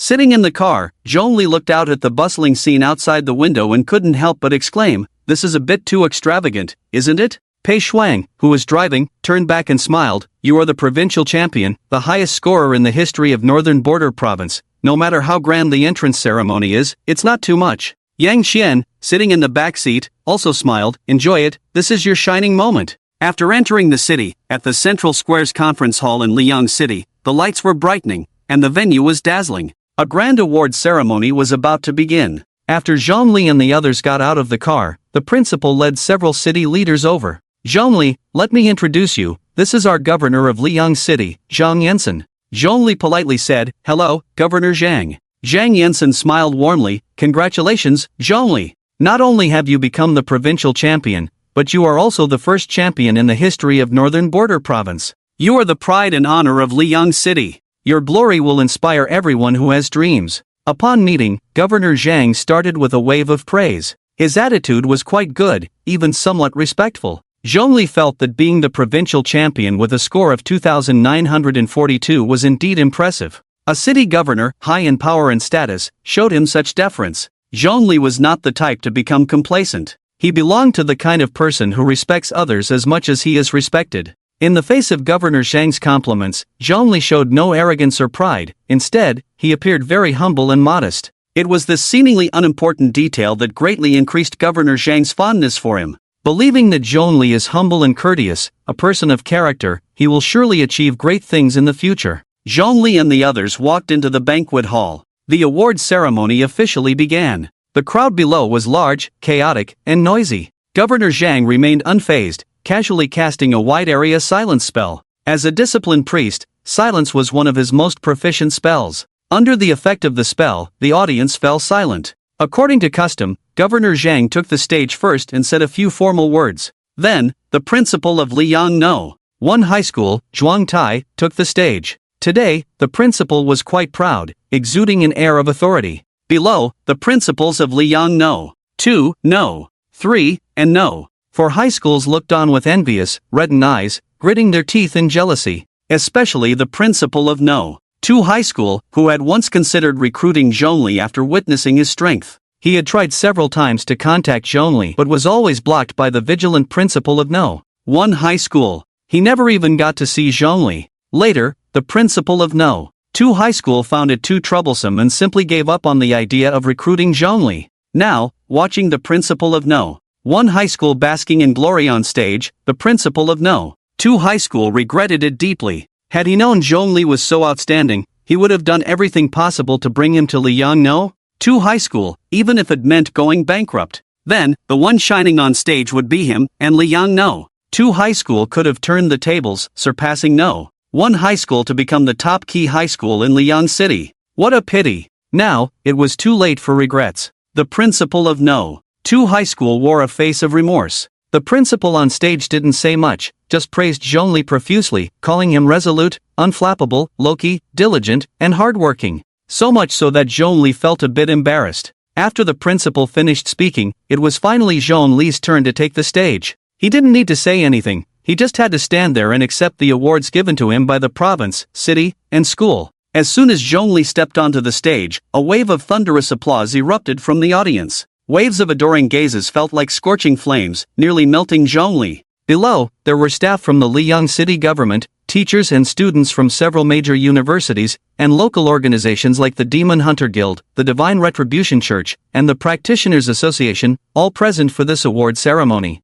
Governor Zhang had put a lot of thought into this event. Standing on stage, Zhongli looked at the sea of people below. He felt a moment of panic but quickly adjusted his mindset, standing calmly on stage as Governor Zhang and the principal handed him trophy after trophy, medal after medal, and badge after badge, all symbols of honor. He was not interested in these superficial accolades. What truly excited him were the 3 heavy storage rings. The rewards from the province, city, and school were all contained within these small storage rings. That was the real treasure. After receiving the storage rings, Zhongli immediately began to inspect them one by one. The storage ring from the school contained 2,000 low-grade soul gems. The one from the city government held a complete set of 2-star peak necromancer equipment. Clearly, this was prepared for Zhongli after he advanced to level 2. Zhongli was currently a level 1 high tier. It wouldn't be long before he advanced to level 1 peak and then broke through to level 2.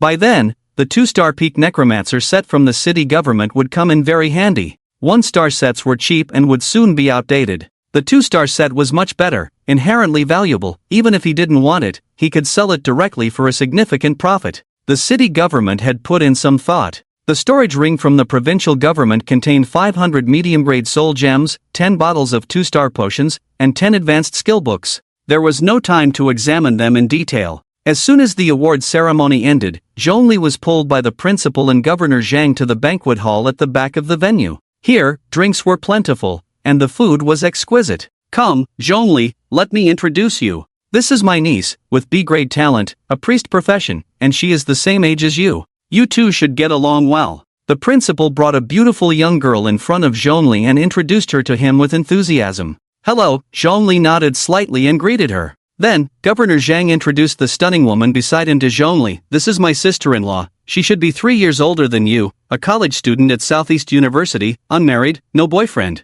Then there was the daughter of the deputy director of the City Education Bureau, the granddaughter of a gold medal demon hunter from the Demon Hunter Guild, and the niece of the director of the City Enforcement Bureau. Before long, Zhongli was surrounded by a group of charming girls. Their eyes were filled with shyness and curiosity. The luxurious dresses were fitted and accentuated the girls' beautiful body curves, long legs, slim waists, and flawless skin. Some girls tilted their heads slightly, their eyes sparkling with admiration, as if Zhongli were a deity descended to the mortal realm. They giggled shyly, wanting to speak but hesitating, the tension in the air palpable. Other girls boldly approached Zhongli, chattering away, their voices like the tinkling of silver bells. Zhongli's face appeared handsome under the banquet lights. After being single for many years, it was the first time he received such attention from so many girls. He felt a bit awkward. Not far away, Pei Shifang and Yang Qian observed this scene. Yang Qian did not hide her jealousy. She deliberately walked over, squeezing into the group of girls. She occasionally interrupted their conversation with Zhongli, her beautiful eyes provocatively scanning the other girls. Pei Shifang stood elegantly in place. Her eyes were like water, yet held a faint chill. With a nose as straight as a sculpture and beautifully curved soft lips that made one want to bite them, her sharp yet rounded chin added a touch of charm to her otherwise intimidating beauty. Her brother was liked by the girls. As his older sister, she should feel pleased. Yet, Pei Shifang couldn't help but bite her lip, watching Zhongli laugh so happily with those girls. An inexplicable pang of bitterness surged within her. Her chest felt tight, as if something was slowly tightening around her heart. It felt like a fruit she had painstakingly nurtured, hanging on a branch, was being picked by someone else just as it was about to ripen. Her heart felt empty. Zhongli was the focus of the banquet. Guests chatted and laughed, but their eyes never strayed far from the male lead. The men, when looking at Zhongli, couldn't help but feel a twinge of jealousy, but more so, they felt awe. The women slightly tiptoed, trying to see more clearly. Wang Yanbing also attended the banquet, chatting and drinking with a few classmates from the elite class. Zhongli is really not being fair. I asked him how he did on the exam, and he told me it was average, but he scored 2,942 points. He calls that average? What does that make us, who scored 500 or 600? Wang Yanbing complained. Others responded, people like us should not compare ourselves to a genius like Zhongli. Comparing ourselves to others just makes us feel worse. True geniuses are different from us. Sigh, last year on Zhongli's birthday, he invited me, but I didn't go. I regret it so much. If I had gone last year, maybe I would be clinging to Zhongli's leg by now. Me too, I was hoping Zhongli would invite me again this year, but he didn't. Sigh. How did I not notice before? Zhongli is handsome, kind, and devoted in relationships, just a bit lacking in talent. If I could do it all over again, I would definitely pursue him actively. Me too, I really want to be his girlfriend. Do you think if I pursue Zhongli now, I still have a chance? Stop dreaming. Look at the girls surrounding Zhongli. Which one isn't from a prestigious family, with a noble status, and beautiful?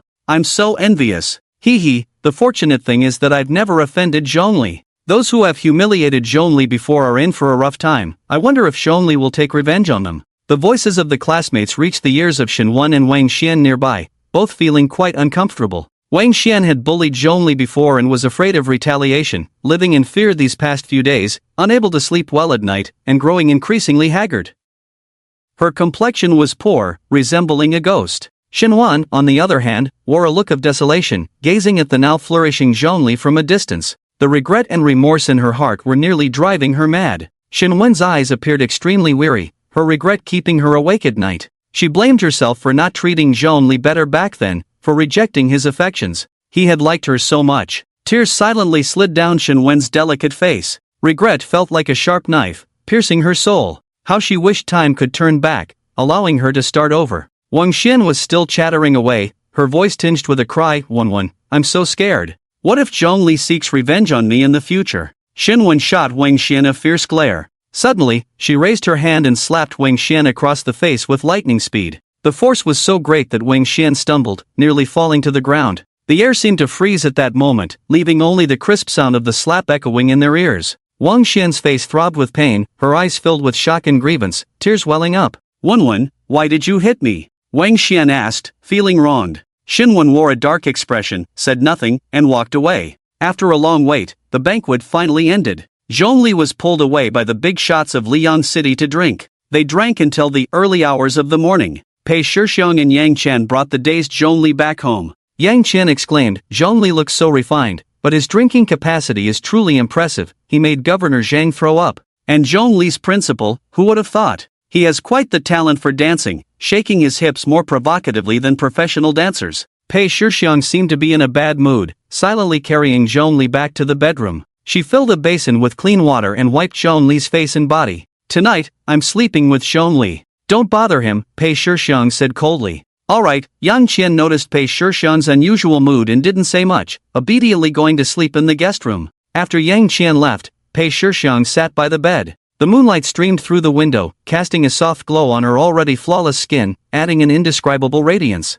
Her gaze was tender and affectionate, fixed intently on the sleeping Zhongli. She gently lifted a delicate, fair hand, as if caressing the most precious treasure in the world, slowly resting it on Zhongli's face. Her fingertips softly glided over Zhongli's forehead and eyebrows, feeling his warmth. That delicate touch stirred a warm current in her heart. Pei Shixiong's movements were extremely gentle, afraid of waking Zhongli. Her fingers slightly curled, gently stroking Zhongli's cheek. Her eyes were filled with pity and love, as if conveying endless affection. She leaned slightly closer, bringing her bright and cool face near Zhongli's, feeling his breath with each exhale. Her long hair fell lazily over the male lead, exuding a faint fragrance. Pei Shixiong quietly kept watch by Zhongli's side, immersed in this moment of tranquility and happiness. Principal. So provocative, Zhongli woke up in the middle of the night, thirsty. The image of the principal drunkenly hugging a restaurant pillar and dancing on a pole while shaking his hips lingered in his mind. Ugh! Suddenly feeling nauseous, he wanted to throw up. He couldn't tell if it was from drinking too much or from the principal's antics, or perhaps both. As Zhongli got out of bed, he suddenly noticed Pei Shixiong sleeping beside him. Her plump, lustrous lips were slightly dry, and she frowned lightly in her sleep, making one want to reach out and smooth her brow. A small hand, as white as jade and delicate, was tightly gripping his, as if afraid he would run away. Zhongli rubbed his head in confusion and asked, Why is Sister Pei sleeping on my bed? He gently pried open Pei Shixiong's long, strong fingers, clearly defined at the joints. He jumped out of bed and went to the kitchen, taking a box of cold milk from the refrigerator. Zhongli sat on the sofa and drank the entire box of milk, then looked at the 3 storage rings on his right hand. The provincial government truly lived up to its name, being wealthy and extravagant. With a single move, they had given him 500 medium soul gems. According to market prices, 1 medium soul gem could be exchanged for 10 low-level soul gems. 500 medium soul gems converted to low-level soul gems amounted to 5,000, which was 50 million. Adding the 2,000 low-level soul gems awarded by the school, it totaled 70 million. In both of his lifetimes, he had never seen so much money. However, these soul gems could not be spent recklessly, he would need them for his future cultivation. Besides the 500 medium soul gems, he was also rewarded with 10 skill books and 10 potions. First, he looked at the potions. 2-star Advanced Strength Potion times 3 2-star Advanced Agility Potion times 3 2-star Advanced Stamina Potion times 2 2-star Advanced Spirit Potion times 2 These potions, when consumed, would permanently enhance their attributes. Potions like these were extremely expensive and hard to come by. A bottle of 2-star advanced strength potion could probably sell for over 100,000 in the market. Without hesitation, Zhongli opened a bottle of strength potion and downed it. After drinking, he immediately felt a warm sensation throughout his body. The power of the potion transformed his physique, significantly increasing his strength.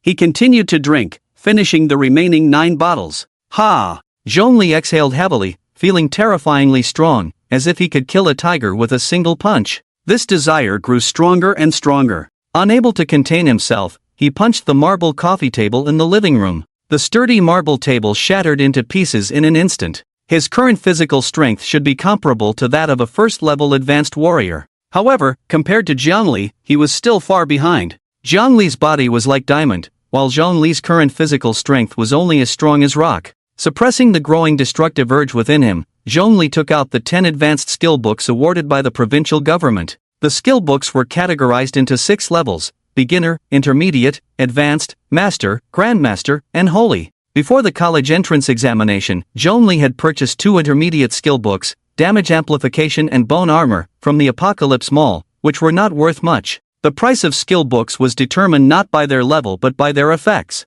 For example, the priest's beginner skill Silence could mute enemies, preventing them from using spell skills. The priest's master skill Detect Evil could sense the presence of evil. The beginner Silence skill book sold for 200,000 in the market, while the master Detect Evil skill book sold for 8,000 each. The effect of silence was so good that it had become an essential skill for priests. A qualified priest must know both healing and silence skills. Therefore, the price of the beginner silence skill book had been steadily rising, with demand outstripping supply. The effect of Detect Evil was too niche. It was only useful in a few extremely special secret realms, so the demand was low, making it cheaper. Let me see what skill books the province rewarded me with, Zhongli muttered to himself. Summon Undead Assassin. Summon an invisible undead assassin to fight alongside you. Necromancy Enhancement. Enhance an undead's health and attack power. Cursed, Dim Vision. Curse a group of monsters, reducing their field of vision. Cursed, Weaken. Curse a group of enemies, reducing the damage they deal.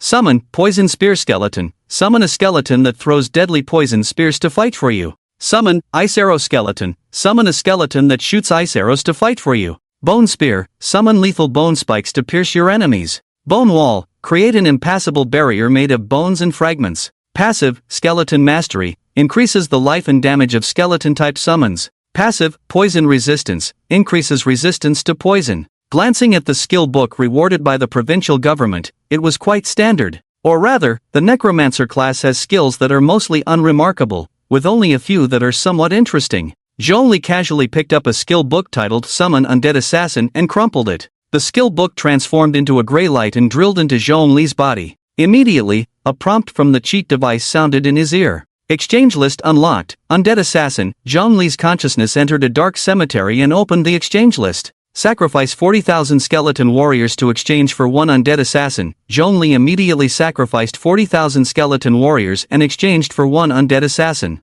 The undead assassin is a level 2 beginner monster, wrapped in gray-black bandages, with a dried-up body and a pair of eyes glowing with a hint of crimson. Its weapons are 2 bone daggers, and its ability is invisibility. Following that, he learned all the remaining skills. Exchange list unlocked. Poison Spear Skeleton. Exchange list unlocked. Ice Arrow Skeleton. Sacrifice 10,000 skeleton warriors to exchange for 1 Poison Spear Skeleton. Sacrifice 10,000 skeleton warriors to exchange for 1 Ice Arrow Skeleton. Both types of skeletons are at the peak of level 1. Aside from summoning skills, there are no powerful curse or spell skills. Spells cannot compete with mages, and curses cannot compete with voodoo practitioners. The Necromancer is a jack of all trades, but a master of none. Out of 10 skill books, only 3 summoning skill books and 2 passive skills are decent. Under the influence of the passive skill Skeleton Mastery, Zhongli's skeleton army's overall strength increased by 1 tier. The passive skill Poison Resistance will always be useful in the future. There are quite a few professions and monsters skilled in poison. After organizing the rewards given by the province, city, and school, Zhongli sat cross-legged on the sofa, holding a soul gem, and began his cultivation. After about half an hour of cultivation, as dawn broke, Pei Shifang also woke up and came downstairs to the living room. Zhongli opened his eyes and greeted her with a smile. Sister Pei, good morning. Pei Shifang still had that noble and elegant cold demeanor. She nodded coldly and then, with a worried expression, said, You drank so much last night, and now you're up so early to cultivate. Can your body handle it? Zhongli smiled and replied, Sister Pei, don't worry, I can handle it. Alright then. Pei Shifang sighed and asked, "Are you hungry? I can make you a bowl of noodles." "Sure, please add a sausage and an egg for me," Zhongli said. Pei Shifang smiled indulgently and went to the kitchen to tie on an apron. At that moment, Yang Qian yawned as she walked out of the guest room and asked, "Dear little Shifang, I'm so hungry, what are we having for breakfast?" "Noodles," Pei Shifang replied. "Add an egg for me, and put more green onions."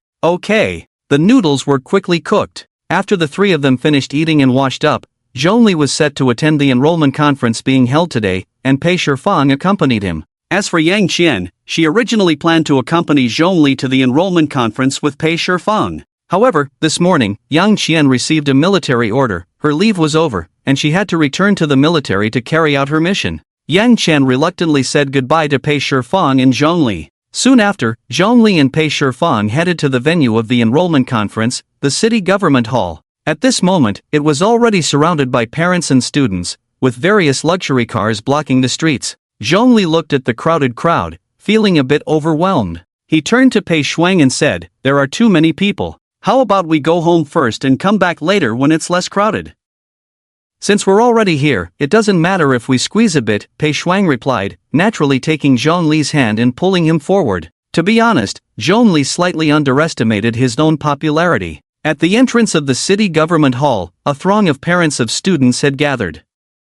Upon seeing Zhongli and recognizing him as the top scholar from the northern border province, admiration spread across their faces. They respectfully made way for him and Pei Shuang. There was even a charming young woman, leading her daughter, who asked Zhongli for an autograph. Zhongli signed for her without hesitation. The woman and her daughter left happily. "I feel like I've become a big star," Zhongli joked. Beside him, Pei Shuang smiled lightly and said, "Indeed, in this era, the strong are worshipped like stars of the old times. Once your fame increases, you'll have agencies approaching you for movies, advertisements, endorsements, and the like." Zhongli muttered to himself, "I really want to see what movies made by professionals are like. Do they not need special effects?" They pushed through the crowd and entered the city government hall. The staff at the entrance, upon seeing Zhongli, immediately approached him with enthusiasm. "Zhongli, you finally made it. The admissions officers from the 4 prestigious schools have been waiting for you for a while." "Is that so? Then take me there quickly," Zhongli said. The large city government hall was already occupied by various admissions booths. The admissions officers were like vendors in a market, eagerly trying to attract students. Zhongli looked down on these ordinary universities, and they had no delusions about recruiting him. He walked past them without a glance, while the admissions officers could only watch him leave with awe. Following the city government staff, they arrived at the entrance of a luxurious conference room on the second floor. Zhongli and Pei Shuang pushed the door open and entered. Inside the conference room, there were 8 people, 2 from each university. Upon seeing Zhongli, the atmosphere in the room became excited and animated. However, the next moment, the atmosphere turned tense. The air grew heavy. It was Pei Shuang who, undeterred by the situation, coldly said, "You are all busy people, so let's get started." The first to speak was the deputy director of the admissions office from Tianjin University. He was impatient and couldn't stand slow progress. "Zhongli, here are the conditions we are offering. Take a look, and if there's anything you're not satisfied with, just let us know. Tianjin University will do its utmost to meet your needs." The deputy director signaled to a timid female teacher beside him. The female teacher shyly walked up to Zhongli and handed him a sheet of paper. The paper outlined the benefits and treatment offered by Tianjin University. Zhongli carefully reviewed it. It was quite similar to the conditions the old marshal had offered him 2 days ago. Seeing that Tianjin University was the first to make a move, the universities from Kyoto and Modu were not willing to fall behind and also presented their offers to Zhongli. What puzzled Zhongli was the Northern Border Military Academy. Previously so eager to keep him, they now seemed particularly indifferent, as if they had lost interest in him. The 2 admissions officers from the military academy sat motionless in their high-end leather chairs, one staring at the pristine ceiling and the other at a potted plant on the conference table, completely ignoring Zhongli. What had Luo Su discussed with the old marshal that night? This made Zhongli very curious. It was fine that the Northern Border Military Academy had lost interest in him. He never liked the strict rules of military schools anyway. Moreover, Sister Pei Shuang also advised him not to choose the Northern Border Military Academy. Zhongli was someone who listened to advice. He decided to eliminate the Northern Border Military Academy first and then choose one from the remaining 3 prestigious schools. He carefully compared the benefits offered by each university, trying to find the most suitable one. After a moment of silence, the deputy director of Tianjin University suddenly said, "Our university has a silver-level soul secret realm that I can secure for you, with 12 hours of usage time each semester." Upon hearing this, Zhongli's eyes lit up. The silver-level soul secret realm is even better than the black iron level one at Liangno 1 High School. The admissions officer from Magic City University sneered, "What's a silver-level soul secret realm? Our Magic City University has a gold-level soul secret realm. As long as Zhongli comes here, he can have 8 hours of access to the gold-level soul secret realm every semester." The deputy director of Tianjin University shot a glare at the admissions officer from Magic City University. "The usage rights for the gold-level soul secret realm can only be decided by the president and the board of directors, right? You, a mere admissions officer, should watch your tongue." The admissions officer from Magic City University remained unfazed. "Yesterday, I already discussed it with our president. 8 hours of access to the gold-level soul secret realm each semester is absolutely no problem. Hey, you Magic City University really are willing to spend big." The deputy director of Tianjin University rubbed his hands together and said, "In that case, we at Tianjin University can't be stingy either. 24 hours each semester." The admissions officer from Magic City University gritted his teeth. "We can do 24 hours too." The deputy director of Tianjin University continued to raise the stakes. 30 hours. The admissions officer from Magic City University steeled himself. "We can also do 30 hours. Zhongli stood to the side, suppressing his laughter, remaining silent. "Let them argue. The more they quarrel, the more benefits I can gain." Unfortunately, Tianjin University stopped increasing the silver-level soul secret realm time at 45 hours. Magic City University was the same. For the gold-level soul secret realm, he could use it for a maximum of 32 hours each semester. Both schools then brought out other incentives to attract Zhongli: library reading vouchers, enhancement stones, magic potions, equipment, puppets, and various other items. The arguing grew louder and louder. The deputy director of Kyoto University had remained silent until the dispute between Magic City University and Tianjin University had nearly reached its peak. Only then did he speak up. "Zhongli, as long as you are willing to come to Kyoto University, we are willing to grant you a 3-star Dark Elf bloodline." What? At this statement, everyone present was shocked. Alien bloodlines are valuable. They not only significantly enhance strength but also grant a bloodline talent and several bloodline skills. The deputy governor of the northern province, Shintungwen, possesses an orc bloodline, which gives him immense strength and ferocity, along with a B-grade berserk talent. The Dark Elf bloodline is much more precious than the orc bloodline. After merging with the Dark Elf bloodline, there is a certain probability of being able to change jobs to become a dark mage, thus becoming a dual-class practitioner. Zhongli naturally knew the value of the Dark Elf bloodline. Even if he didn't, Pei Shifang beside him would inform him. The young teacher from Magic City University, with fair skin, gasped upon seeing Kyoto University so willing to spend, even offering a 3-star Dark Elf bloodline.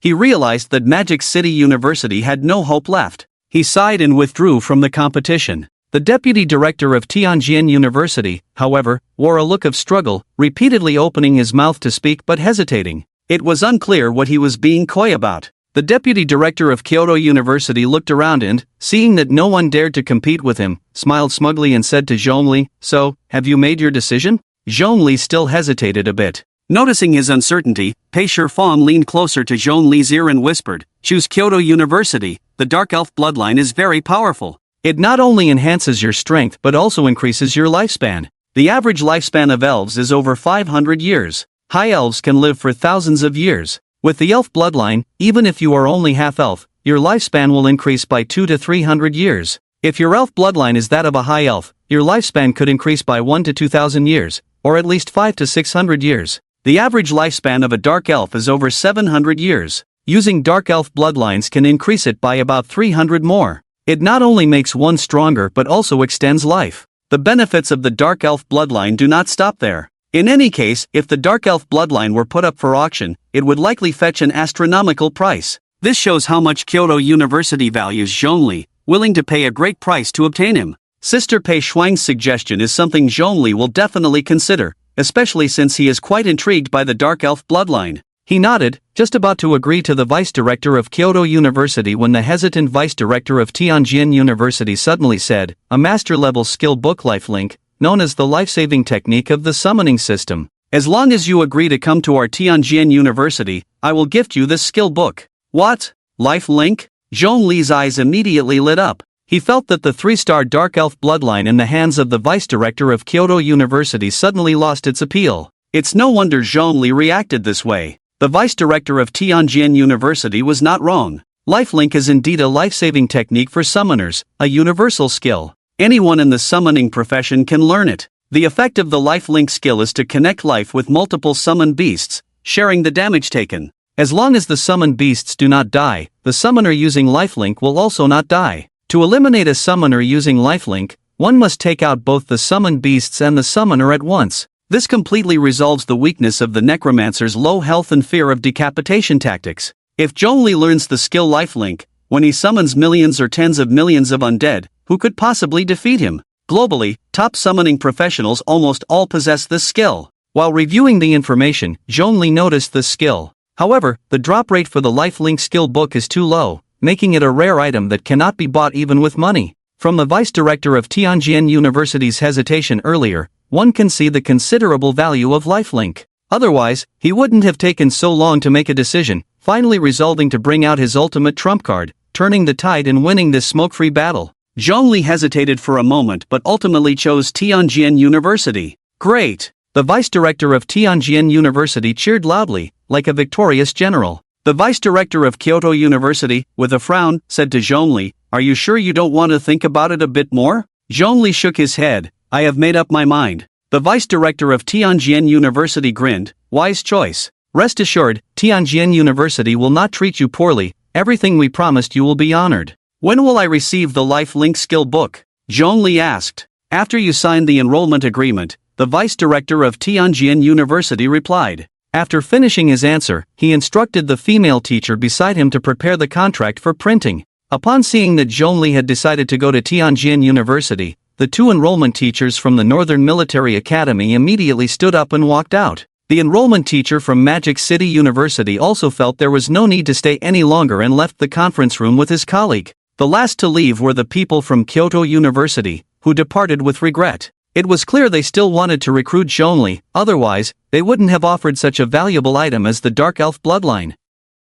However, they were not as willing to incur costs as Tianjin University, which was even willing to give away something as valuable as the Life Link skill book. Before long, the rather shy female teacher from Tianjin University had printed the contract. "Here, just sign and put your thumbprint, and we're all set," the vice-director of Tianjin University said cheerfully. The contract was printed with special ink, inscribed with a runic array. Once signed and thumbprint, the runic array on the contract would take effect. No one could violate the contract. Therefore, before signing, Zhongli carefully read through the contract, and after confirming there were no issues, he finally signed and pressed his thumbprint on it. "Alright, now you are a new student at our Tianjin University. Let me introduce myself. My surname is Qian, and my name is Qianzhua. I am the deputy director of the admissions office. This is my assistant, Teacher Xiaoyun. She is in charge of the orientation class." Qianzhua casually introduced himself and Xiaoyun to Zhongli, mentioning their names and positions. Zhongli immediately responded humbly, "Hello, Director Qian. Hello, Teacher Xiaoyun." "Hello, Zhongli." Teacher Xiaoyun seemed to have just started working, radiating a sweet and innocent vibe. Qianzhua sat in a leather chair in the conference room, his feet propped up on the high-end walnut conference table, and casually pulled out a skill book from his storage ring, tossing it to Zhongli. "This is what I promised, here you go, so you won't be thinking about it too much. The rest will be given to you when you return to school," Qianzhua said lazily. "Thank you, Director Qian." Zhongli took the skill book, glanced at it, and confirmed it was the skill Life Connection before immediately learning it. Zhongli licked his lips and said, "I really want to try out this new skill's power." "If you want to try, go ahead. The enrollment contract has already been signed, and I'm not busy here. Just remember the start date and come early, don't be late." "No matter what, you can't be late. Our Tianjin University's principal hates tardiness the most," Qianzhua reminded him carefully. "I understand." After saying that, Zhongli walked out of the luxurious conference room with Pei Shixian. As soon as they stepped out, they ran into Governor Zhang. Today was the annual admissions conference. As the mayor of Liang City, Governor Zhang naturally appeared here. "Good brother, I heard you got admitted to Tianjin University?" Governor Zhang said with a joyful smile. Since they had a drink together last time, Zhongli and Governor Zhang had become quite close, referring to each other as brothers. "Yeah, that's right." Zhongli nodded slowly. Governor Zhang smiled. "Great, this is definitely a big event worth celebrating. Since I didn't drink enough last time, let's find a place to have a good feast this time. No, I feel terrible after drinking, dizzy and nauseous, I can't drink anymore. Zhongli refused. Governor Zhang asked, since you don't drink, how about I set up a few tables for you when you leave, and we can have a farewell party? That sounds good. After a pause, Zhongli asked, by the way, have you seen the principal? On such an important day, he should be here too. Governor Zhang laughed, in the past few days, your principal has been too embarrassed to go out. Zhongli was puzzled, why is that? Do you remember the last time he got drunk and danced on a pole? Of course I remember. That night, someone recorded it and posted it online. Now, all the teachers and students of Liyang know. One high school have seen your principal dancing with his bare bottom. He's been too ashamed to go out and hasn't been seen for several days. Zhongli smiled bitterly. The principal's situation was indeed quite tragic. But tragic or not, the principal and the school still owed Zhongli a formation. He had planned to ask the principal for the formation after running into him at the admissions hall. However, because of his embarrassment and fear of rumors, the principal had locked himself at home. It seemed he would have to go to the principal's house himself. After bidding farewell to Governor Zhang, Pei Shixiang drove Zhongli to the entrance of a mansion near the school. Principal, open the door, it's me, Zhongli, I need to talk to you. Zhongli shouted a few times. After a while, there was a response from inside the mansion. The grand door slowly opened. Zhongli and Pei Shixiang walked into the principal's mansion together. The principal sat somewhat dejectedly on the living room sofa. Upon seeing Zhongli, he forced a smile. You're here to discuss the customized formation, right? Exactly. Zhongli casually found a place to sit in the living room. What are your requirements? It needs to speed up the cultivation process. Alright, come back to find me at this time tomorrow, and I guarantee you'll master the formation. Okay, then we'll take our leave and not disturb you any longer.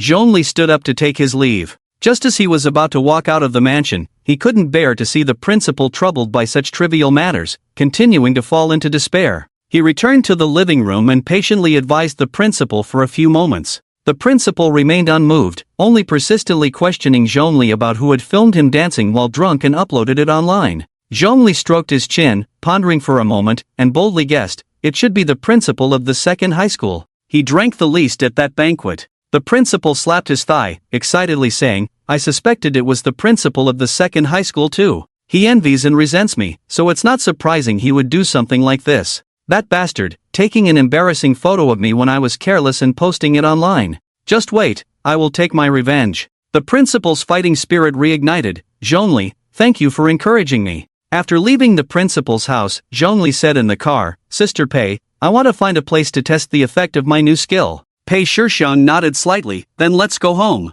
There's a large open space near the villa, perfect for practicing there. Alright, Zhongli replied. After returning to the villa and parking the car, the two changed into looser clothing. They arrived at the open space near the villa. Both sides took their stances. Zhongli attacked first, summoning 20 skeleton warriors from the dark graveyard, then used the skill lifelink on them. Pei Shixiang's profession was swordsman, skilled in close combat with a sword. The sword moved like a white snake flicking its tongue, hissing through the air, like a swimming dragon weaving through. While she dealt damage to the skeletons, the damage was evenly distributed to each person linked by life. In this way, if he used lifelink on 10 million skeletons, no matter how much damage he took, it would be spread across each skeleton. If it were a fatal injury, spread across over 10 million skeletons, it would just become a small wound, like a mosquito bite. This skill is truly incredible. Zhongli couldn't hide the joy on his face. Pei Shixiang shook her head slightly and said, over 10 million skeleton warriors? You're dreaming. Even a saint-level necromancer couldn't summon that many. I was just saying it casually, Zhongli replied. Alright, we've tested the skill, let's go home. Pei Shixiang put away her weapon and lazily stretched, her top slightly lifting to reveal a small section of her fair, slender arm. Okay, Zhongli walked home. Behind him, Pei Shixiang took long strides, quickly catching up to him, taking his hand naturally and asking, what do you want to eat for lunch? Without thinking, Zhongli replied, let's order takeout, anything is fine. Although he found it a bit strange that she took his hand, he didn't say much, and the two returned home. After lunch, Zhongli practiced while Pei Shixiang went back to her room to handle some military work. In the afternoon, a reporter from a television station came to interview Zhongli. He decisively refused. Interviews were time-consuming and labor-intensive, taking 3 to 4 hours to finish, offering him no benefits and wasting his time. In the evening, after having hot pot with Pei Shixiang, he returned to his room to prepare for sleep. Lying in bed, eyes closed, he finally felt a bit sleepy when he was suddenly awakened by a knock on the door. Pei Shixian's cool, seductive voice came from outside. "Xiao Lu, are you asleep?" "No, I'm still awake," Zhongli replied, perking up. "Then I'm coming in." Without waiting for Zhongli to respond, Pei Shixian pushed the door open and walked in. She had just taken a shower, a bath towel wrapped around her slender waist, her long, jet-black hair cascading down her back. Her legs were fair and straight, her feet small and exquisite, with delicate ankles and toes that emitted a faint pink glow. Zhongli maintained his composure and said, "Sister Pei, did you need something from me?" Pei Shifang climbed onto Zhongli's bed and burrowed into his blankets, casually saying, "It's nothing, I just couldn't sleep at night and wanted to chat with you." "Oh." Zhongli blinked a few times, unsure of what to talk about. The two fell into silence. After a while, Pei Shifang finally asked, "Xiao Lu, what kind of girl do you like?" "Sister, why are you asking this?" Zhongli replied, puzzled. "It's nothing, just asking casually. I'm worried you might get deceived like before when you go to university," Pei Shifang said coolly. Zhongli laughed, "Don't worry about that. After I go to university, I won't be looking for a girlfriend. I want to focus on my training and put all my thoughts into getting stronger. Who has time for romance?"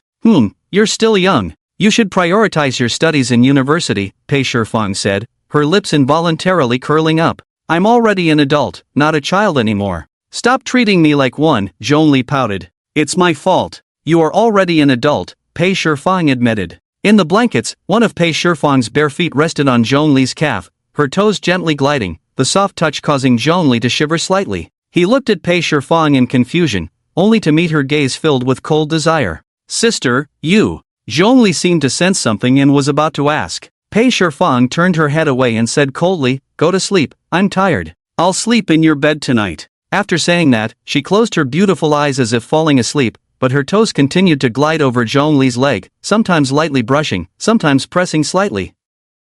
Zhongli's heart began to race uncontrollably as he sensed a different kind of atmosphere. Unable to bear it any longer, he reached out and held Pei Shifang's foot. Pei Shifang's body trembled, yet she kept her eyes closed, pretending to sleep. "Why does it feel like my sister is a bit?" Zhongli didn't hold back and began to retaliate against Pei Shifang. At first, she could endure it, but soon her face flushed, her moist red lips slightly parted as she softly scolded, "Stop it, let's sleep." "Okay." Zhongli smiled gently and released Pei Shifang's foot. The next day, early in the morning, Zhongli woke up to find Pei Shifang's figure missing from the bed. He went downstairs to find her making breakfast in the kitchen. Seeing Zhongli up, Pei Shifang calmly said, "Breakfast will be ready soon, just wait a moment." Her attitude towards Zhongli had returned to how it was before, as if the previous night's intimacy was just a fleeting dream. After breakfast, Pei Shifang went back to the bedroom to handle military affairs, while Zhongli focused on his training. When the time agreed upon with the principal arrived, he went out, summoned his mount, and arrived at the principal's mansion.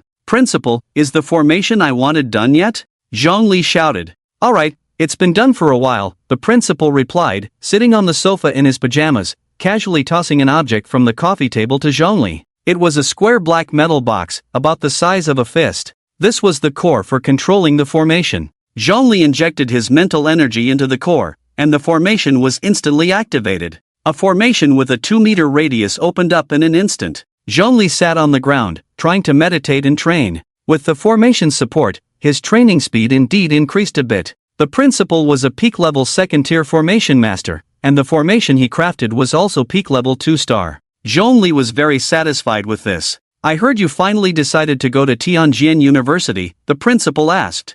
Zhongli replied, "That's right. Tianjin University gave me a skill book called Life Connection." "Principal, you should know how important this skill book is for a necromancer, right?" The principal nodded, "I understand. Tianjin University is quite good, especially their principal, the #1 sword god of Huaxia, invincible in one-on-one combat. Although Tianjin University has a short history, their principal is extremely protective of his students. After you arrive at Tianjin University, make sure not to act like a pig eating a tiger as you did in high school. Tianjin University does not like mediocre talents, they only favor geniuses and prodigies. The more trouble you can stir up, the more they will like you. However, you must know your limits, everything has a degree. If you get into trouble, there are some things that Tianjin University can protect you from and clean up after you, but there are also things they cannot help you with. You are a smart person, so you should understand what I mean." Zhongli said seriously, "I understand. The principal smiled and said, "That's good, that's good."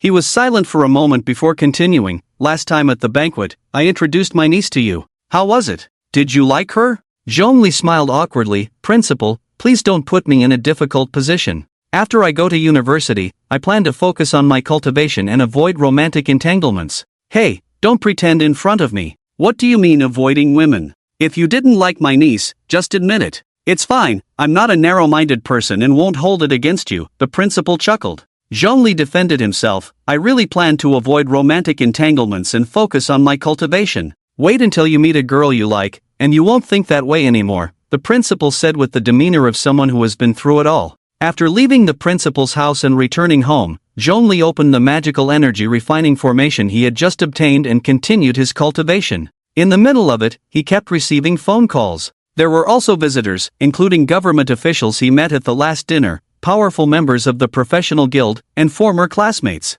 They came with various intentions, whether to win him over, flatter him, or curry favor, but Zhongli refused to see any of them and focused on his cultivation. That night, after taking a shower and lying in bed, Zhongli planned to cultivate a bit more before sleeping. Knock, knock. There were 2 knocks on the door. Before Zhongli could respond, Pei Shifang pushed the door open and walked in. She was wearing a light white nightgown, her long hair cascading down, her skin translucent like fine porcelain. Her eyes seemed to speak. "I want to sleep in your room tonight." There was no room for Zhongli to refuse or agree. Pei Shifang, with a gentle expression and eyes like clear springs, easily slipped into Zhongli's bed. Tonight would be another sleepless night. 2 weeks later, Zhongli received a text message from Chen Zhua, the deputy director of the admissions office at Tianjin University, reminding him that it was time to set off for the university to report. The school year was about to start. The night before he left, Governor Zhang booked 10 tables for Zhongli at the most luxurious hotel in Liang City.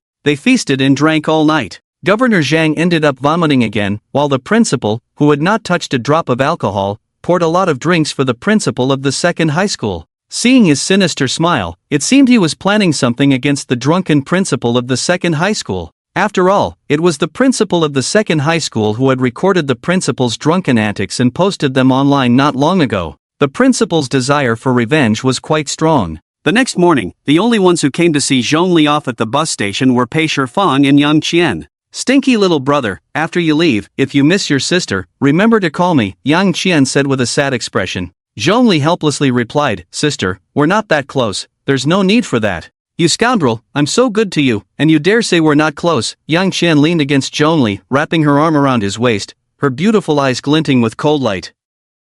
"I was wrong, I will call you often in the future," Zhongli said in a tone of surrender. "That's more like it." Yang Qian smiled in satisfaction, leaning in closer, her warm breath brushing against Zhongli's face. "If you really miss me, sister can send you some nice pictures." "What do you mean?" Zhongli asked curiously. Yang Qian smiled without answering, her gaze lingering on him ambiguously. "Shanshan, don't bully my little brother," Pei Shifang said, standing there with a cold expression, her face like ice. "I'm not bullying him," Yang Qian pouted and walked aside. Pei Shifang looked at Zhongli, her cheeks flushed, and softly said, "Remember to keep in touch with me, come back during the holidays." Zhongli nodded vigorously. Hiss. Looking at the ambiguous atmosphere between the two, Yang Qian muttered, "I always feel like you two did something sneaky while I was away." Shuang, you didn't sleep with your brother, did you?" Pei Shuang frowned and said, "You're so disgusting. You two are the disgusting ones. You know this is called incest, right?" Yang Qian replied, "Pei Jia and I have no blood relation, we can do whatever we want, and you can't control us," Zhongli said. Pei Shuang's heart raced, her face couldn't help but turn red, and she slightly lowered her head, a smile spreading across her face. "You guys." Yang Qian bit her lip, her eyes filled with unwillingness. The train arrived at the station. It was time for Zhongli to depart. He walked up to Pei Shuang, speaking earnestly and gently, "Wait for me to come back."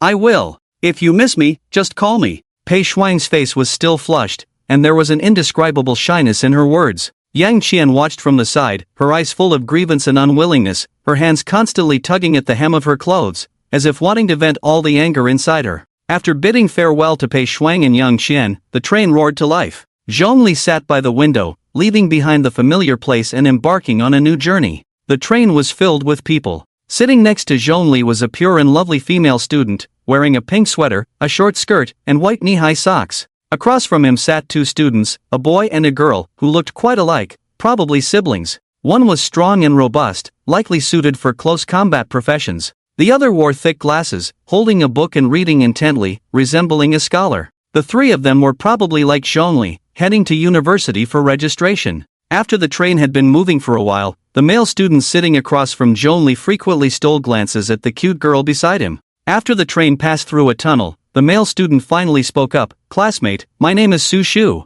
Which university are you from?" The cute girl was taken aback for a moment before replying, "I'm a freshman at Beiming University. My name is Feng Lele." Su Shu's eyes lit up, "Really? I'm also from Beiming University. This is my sister, her name is Su Chao." The girl named Su Chao put down her book, greeted the cute girl Feng Lele, and continued reading. The way she was so engrossed in her book was remarkable. Zhongli could confidently assert that her profession was definitely that of a scholar. Feng Lele curiously asked, "Is your sister also from Beiming University?" "No, she's from Win City University. We're not from the same school," Su Shu replied cheerfully. "Actually, I planned to set off a week ago, but there was a minor magical disaster in Beiming province recently. I intended to respond to the government's call and join the demon hunting team to clear out magical creatures and earn some credits along the way. But my mom heard about the disaster and absolutely wouldn't let me go, insisting I delay my departure for a few days to protect my sister and go to university together.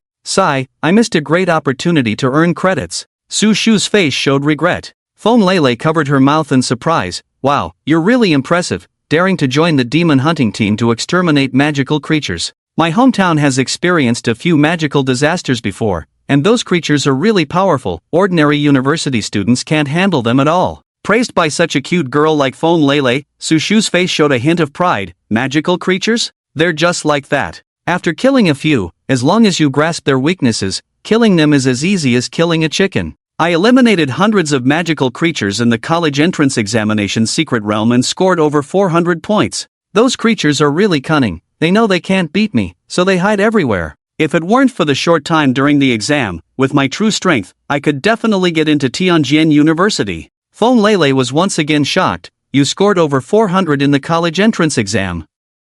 That's amazing. I only scored a little over 380 and barely got accepted into Beiming University." "Ah, scoring over 400 points isn't that impressive. When I took the college entrance exam, I really didn't perform well. If I had, I would have already gone to Tianjin University. At that time, I actually could have gone to Tianjin University if I wanted to. I have quite a few acquaintances there. If I wanted to go, I just needed to give a heads up to the admissions office. In the end, I didn't go because the admissions officer from Beiming University found me privately and begged me not to go to Tianjin University, asking me to stay at Beiming University instead. I was soft-hearted and agreed. Now, I don't regret it. Isn't there a saying that where the talented go, brilliance shines? True geniuses can display their dazzling light no matter where they are." As he spoke about his connections at Tianjin University, Su Shu's tone was casual, deliberately appearing indifferent. The pure and lovely Feng Lele looked at Su Shu with a hint of admiration. Su Shu's face grew more smug as he noticed the other passengers around them who had been drawn in by his storytelling. His younger sister, Su Chao, lifted her head from the book she was buried in and glanced helplessly at her brother, bragging. This was Su Shu's flaw. He loved to boast about himself, especially in front of pretty girls. Su Chao shook her head and continued reading. Beiming University is a provincial university, one of the top universities in Huaxia. Getting into Beiming University is already quite an achievement. The way the surrounding passengers looked at the Su siblings changed slightly. If they had previously seen Su Shu as just an ordinary college student, now they could clearly sense his weight. Zhongli remained silent, keeping his eyes closed to rest. In the following time, Su Shu and Feng Lele chatted happily. They laughed and joked, with Su Shu's sister, Su Chao, occasionally chiming in. The atmosphere was cheerful and harmonious. "Lele, I have some fresh pears picked from my family's orchard. You must try them, they're delicious," Su Shu said, pulling out several fresh pears from his storage ring and handing them all to Feng Lele. "Thank you," Feng Lele replied, taking out a box of cookies from her storage ring.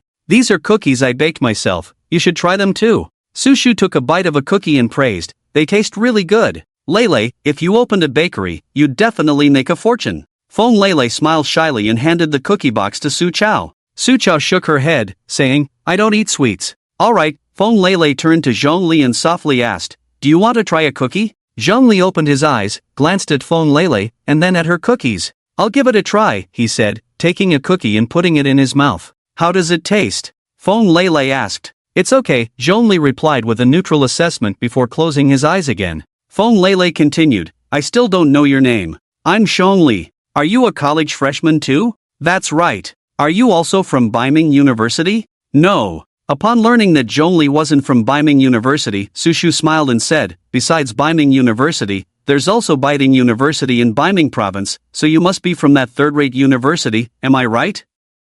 Zhongli didn't respond, just shook his head. Su Chao put down her book and scrutinized Zhongli for a moment, asking in confusion, are you a scholar, like me, a freshman at Fengdu University? Zhongli shook his head again. Beiming province has 4 universities. In addition to Tianjin University, Beiming University, and Baiting University, there is also Fengdu University, which only admits scholars. Feng Lele looked at Zhongli in surprise. Are you a freshman at Tianjin University? Yes, that's right, Zhongli replied calmly. What? Su Shu's eyes widened in disbelief. A strong shock surged within him, and the confidence he had felt was instantly shattered. I felt like a fledgling bird that had just spread its wings but encountered an eagle, instantly becoming small and powerless. Su Shu asked Zhongli with a somewhat stiff smile, hee, what score did you get on the college entrance exam? I remember that if you're lucky, over 500 points can get you into Tianjin University. 2942 points, Zhongli replied. 2,900. Su Shu was completely dumbfounded. Not just him, but everyone around was stunned. You are the top scorer from the northern province, Zhongli? A young man sitting in the back row stood up excitedly. That's me, Zhongli said. The entire carriage instantly fell into a peculiar atmosphere. The passengers were first taken aback, and then whispers spread through the carriage like ripples. Some people stood up excitedly, wanting to get closer, others shyly observed from a distance, their eyes filled with admiration. Zhongli's reputation had spread throughout the northern province and its surrounding areas. If he had accepted an interview with a television station that day, his fame would have been even greater. However, Zhongli didn't care for hollow fame, he only found it noisy. Sitting next to Zhongli, Feng Lele was so nervous that she was at a loss, her hands trembling slightly, her eyes filled with adoration as she looked at him. Hello, big shot, I'm your fan. Can you give me an autograph? Feng Lele's cheeks flushed, her gaze fixed on him, her heart racing. Sure, Zhongli said. Just an autograph, a simple task. Can you sign mine too? Just on my book, okay? His sister Su Chao, who had been indifferent before, now had stars in her eyes, her voice trembling with excitement. All right. After signing for Feng Lele, Zhongli signed Su Chao's book as well. After that, the two girls enthusiastically chatted with Zhongli, leaving Su Shu aside. At that moment, Su Shu didn't want to talk either. He hadn't yet recovered from the shock. 2,900 plus. Compared to Zhongli's score, his college entrance exam score seemed quite insignificant. At 3 in the afternoon, the train arrived at the capital of Beiming Province, Tianquan City. After getting off the train, the crowd surged and bustled. Since they were not attending the same university, Zhongli parted ways with Su Shu and the others. The two girls watched Zhongli's gradually receding figure, and Feng Lele sighed, what a pity, I didn't get Zhongli's contact information. Yeah, I wonder if we'll see him again in the future, Su Chao said with a face full of regret. Su Shu stood behind, feeling jealous. Is it really that important? What does he have that makes him better than me besides his exam score? Feng Lele turned back and said, he's better looking than you. Su Chao added seriously, and he's taller than you. Su Shu was so frustrated he could almost spit blood. Tall, handsome, and strong, what girl wouldn't love a man like that? After leaving the train station, Zhongli hailed a taxi by the roadside and headed to Tianjin University. Sitting in the taxi, Zhongli gazed out the window at the rapidly passing cityscape. The city's clamor seemed to be separated by an invisible barrier at that moment. The sunlight spilled onto the car, creating a faint halo. Zhongli squinted slightly. After about half an hour, the taxi slowly came to a stop. Zhongli paid the fare, opened the door, and a rush of fresh air greeted him. He looked up to see the towering gate of Tianjin University. The massive gate pillars were made of solid stone, standing straight and tall, intricately carved with beautiful patterns. The sunlight cast a warm glow on the pillars. Zhongli took a deep breath and slowly exhaled. Tianjin University, here I come. At the entrance of Tianjin University, many new students and parents were lined up to enter the campus. No unauthorized personnel were allowed inside the campus. New students and parents entering the campus had to carefully verify their identities before being allowed in. Zhongli glanced at the long line and felt a headache at the thought of waiting. Just then, a call came from teacher Xiaoyun of the Tianjin University orientation class. Zhongli, have you arrived yet? I'm at the school gate. Really? Then hurry up and come in. I have to wait in line too. You don't need to wait in line, just go find the guard at the entrance. I've already spoken to them and told them your name, so you can go straight in. Okay, I'm on my way. He hung up the phone. Zhongli walked straight to the school gate, and a guard, seeing him, shouted, "New student? Do you understand the rules? Get in line. I'm Zhongli from the northern province." "Oh, you're Zhongli? Then that's fine, you don't need to wait in line, come on in." The guard's attitude changed immediately upon hearing Zhongli's name, and he respectfully invited him through the gate. This drew the displeasure of a parent of a new student who was waiting in line nearby. He looked quite affluent, dressed in fine clothes from head to toe, all brand name items. "Hey, this isn't fair. We're all new students, why does this kid get to go in first?" The well-off man shouted. Many people in line echoed, "We're all new students, how can there be special treatment? Let him come back and wait in line." "Yeah, we wait in line, he should too." The guard snorted coldly and scolded, "Shut up. Do you know who he is? The top scorer of the college entrance exam from the northern province, Zhongli, with a score of 2,942. Do you dare to compare yourselves to him? Let me tell you, at Tianjin University, strength is respected. If you have the ability, you have privileges, so don't be unconvinced." Upon hearing Zhongli's astonishing score, the previously noisy crowd fell silent. The affluent middle-aged man also immediately shut his mouth. After entering the school gate, Teacher Xiaoyan jogged over from a distance and reached Zhongli. "Sorry to keep you waiting. Come with me, I'll arrange a temporary residence for you. After the welcome ceremony, you'll be assigned a dormitory," Teacher Xiaoyan said, panting. "Okay," Zhongli replied and followed Teacher Xiaoyan through the vast campus of Tianjin University. Teacher Xiaoyan introduced the university as they walked. Tianjin University is quite large. At first, you might not be familiar with it and could get lost, but after walking a few times, you'll get used to it. In the university, except for a few restricted areas that you can't enter, you can go in and out freely everywhere else. Restricted areas? What are those? Zhongli asked curiously. Teacher Xiaoyan smiled and said, "You'll know later. You don't have to worry about accidentally entering a restricted area. There are guards watching them day and night, so it's very safe." Teacher Xiaoyan brought Zhongli to a beautiful villa. "Before the welcome ceremony, you'll stay here. Besides you, there are a few other new students living here as well. You all need to get along well and no fighting, okay?" Teacher Xiaoyan reminded him. Zhongli frowned. "Teacher, when does the welcome ceremony start?" "Tomorrow or the day after," Teacher Xiaoyan replied. "All right," Zhongli nodded. Teacher Xiaoyan said, "Your room is on the second floor of the villa, the first room on the left. I won't take you in, it's not appropriate for a teacher to go into a villa full of boys." After saying that, Teacher Xiaoyan walked away with a flushed face. "What a strange person," Zhongli muttered to himself as he glanced at Teacher Xiaoyan's departing figure. He then walked into the villa. Upon entering the foyer, he saw the exquisite inlaid marble floor, shimmering with a low-key yet luxurious glow under the brilliant crystal chandelier. In the foyer stood a European-style classical carved cabinet, adorned with a delicate vase filled with vibrant roses. The living room on the first floor was spacious and bright. Zhongli didn't linger and went straight up to the second floor. The first room on the left had a bedroom decorated in soft tones, giving a warm and comfortable feeling. After sitting on the train for a long time, Zhongli felt a bit tired and lay down on the soft, comfortable bed.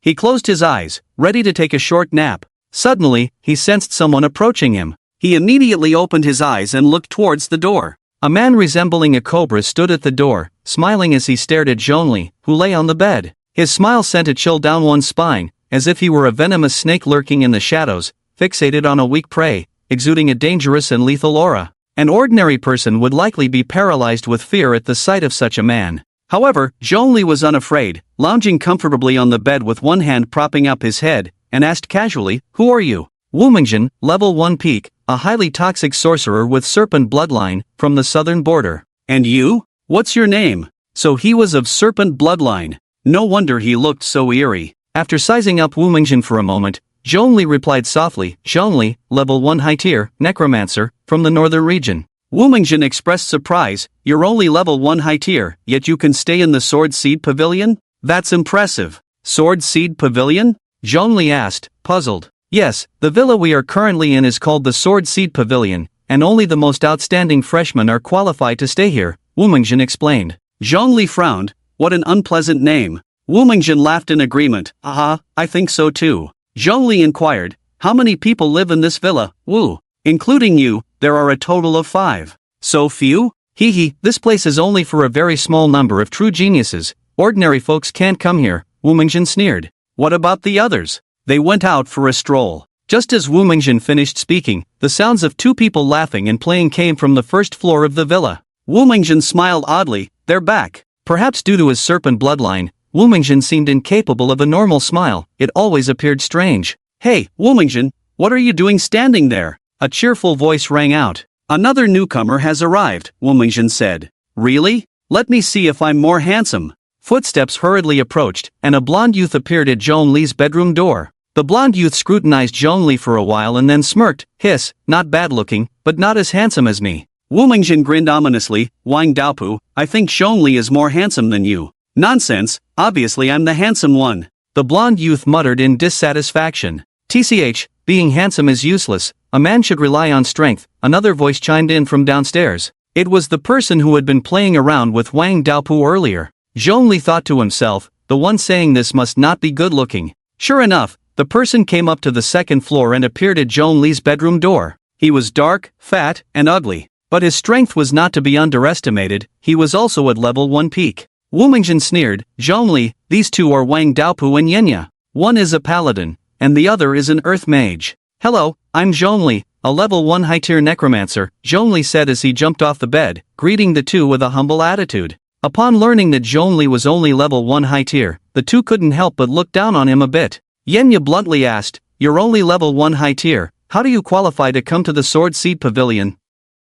Zhong Li shook his head, I don't know either, it was teacher Xiaoyun who brought me here. Could it be that teacher Xiaoyun made a mistake? She's always a bit muddled, Wang Daopu said. Wu Mingjin countered, teacher Xiaoyun never makes mistakes, Tianjin University wouldn't let a careless person be a teacher. Wang Daopu scoffed, who cares? It doesn't concern us anyway. Yenya agreed, glancing at Zhong Li before returning to his room. Wang Daopu did the same. Once the two left, Wu Mingjin let out a few strange laughs and said to Zhong Li, they look down on you. Zhong Li replied indifferently, it doesn't matter. Wu Mingjin suddenly asked seriously, are you very strong? Just average, Zhong Li said. Wu Mingjin licked his lips with his long, snake-like tongue and chuckled, you're lying. Zhong Li replied seriously, I never lie. He. Wu Mingjin sneered twice, clearly not believing Zhong Li's words. His serpent bloodline granted him the ability to see into people's hearts. He knew Zhong Li was dangerous and that he was full of lies. He liked people like that. Wu Mingjin returned to his bedroom, which was right next to Zhong Li's. Everyone had left. Zhong Li closed the door, lay down on his bed, and soon fell asleep. When he woke up, the sky was dim. Through the window, the sunset bathed everything in a golden hue, warm and tranquil. It seemed that guests had arrived at the Sword Seed Pavilion. The laughter of girls drifted through the crack of the door, gently reaching the bedroom. Zhong Li paused slightly, got out of bed, and walked outside. He opened the door and suddenly found Wu Mingjin hiding in the dark corridor, not knowing what he was doing. Startled, Zhong Li showed a look of confusion. Wu Mingjin explained with a sly smile, Wang Daopu invited the girls from the Sword Show Pavilion to come play. Because of my special bloodline, I look a bit scary when I smile, so I was afraid of scaring them and hid here. Zhong Li said, then you should stay in your room, why hide in the corridor? Are you afraid of scaring the girls but not afraid of scaring me? Wu Mingjin sighed, it's too lonely in my room. Zhong Li patted Wu Mingjin's shoulder with a sympathetic expression, it's okay, come down with me. The girls who can get into Tianjin University aren't that delicate, they won't be scared of you.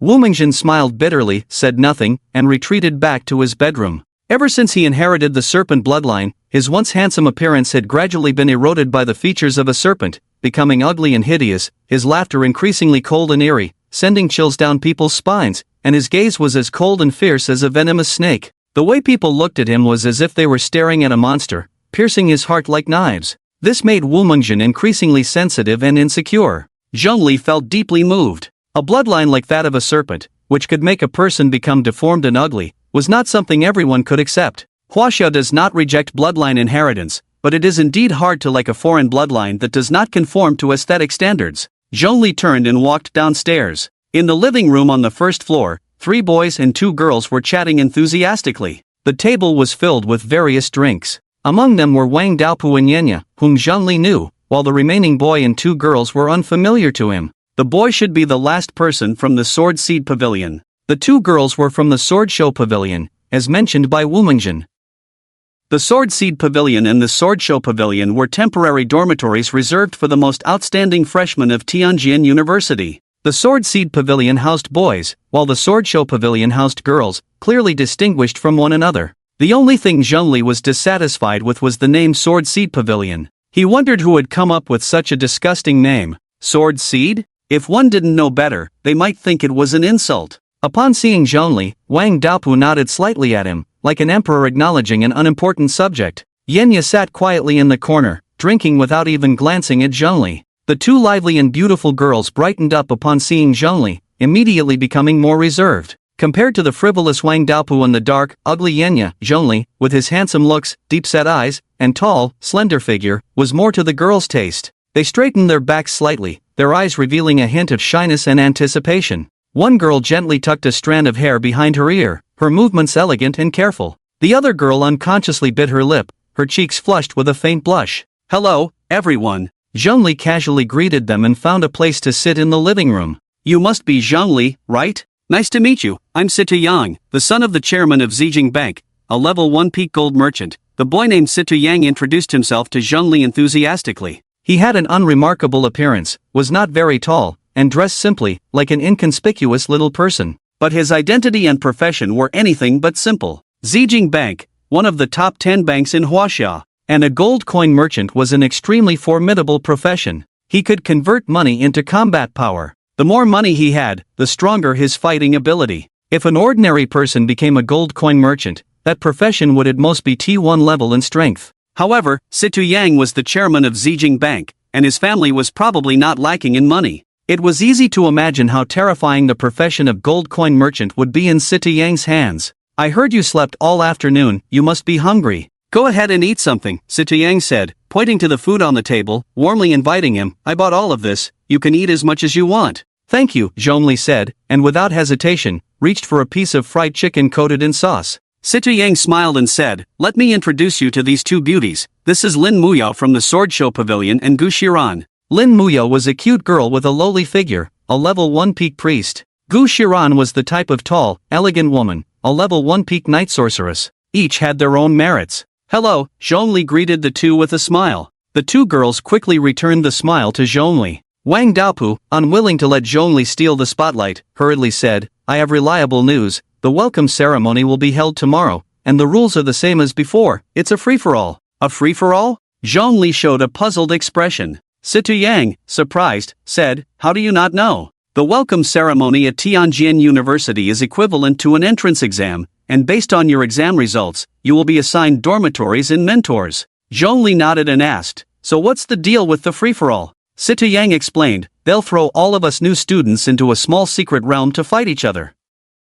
For every person you eliminate, you earn 1 credit, and the person with the most credits can choose their dormitory and mentor first." Zhongli said, "Sounds similar to the college entrance exam rules." Situ Yang nodded, "It's similar, but the welcome ceremony doesn't have any monsters. Moreover, the school will send a few second-year seniors to enter the secret realm midway to stir things up." Zhongli nodded thoughtfully. Yenya, who had been drinking alone, looked up and said, "To be honest, the other new students have nothing to fear. The key is the seniors who join midway. They are the real challenge. To increase the difficulty and to properly crush the arrogance of the new students, the school would select a few second or third-year students each year to join the welcome ceremony midway, making the new students suffer greatly." Gu Shiran crossed her beautiful legs and sighed. "I heard that the seniors who join midway are ordinary students. They particularly dislike the outstanding students from our Sword Show Pavilion and Sword Seed Pavilion, so they will specifically target us." Situ Yang said with a serious expression, "I've heard that too." He then smiled wryly. "Actually, this so-called Sword Seed Pavilion and Sword Show Pavilion just have slightly better accommodations.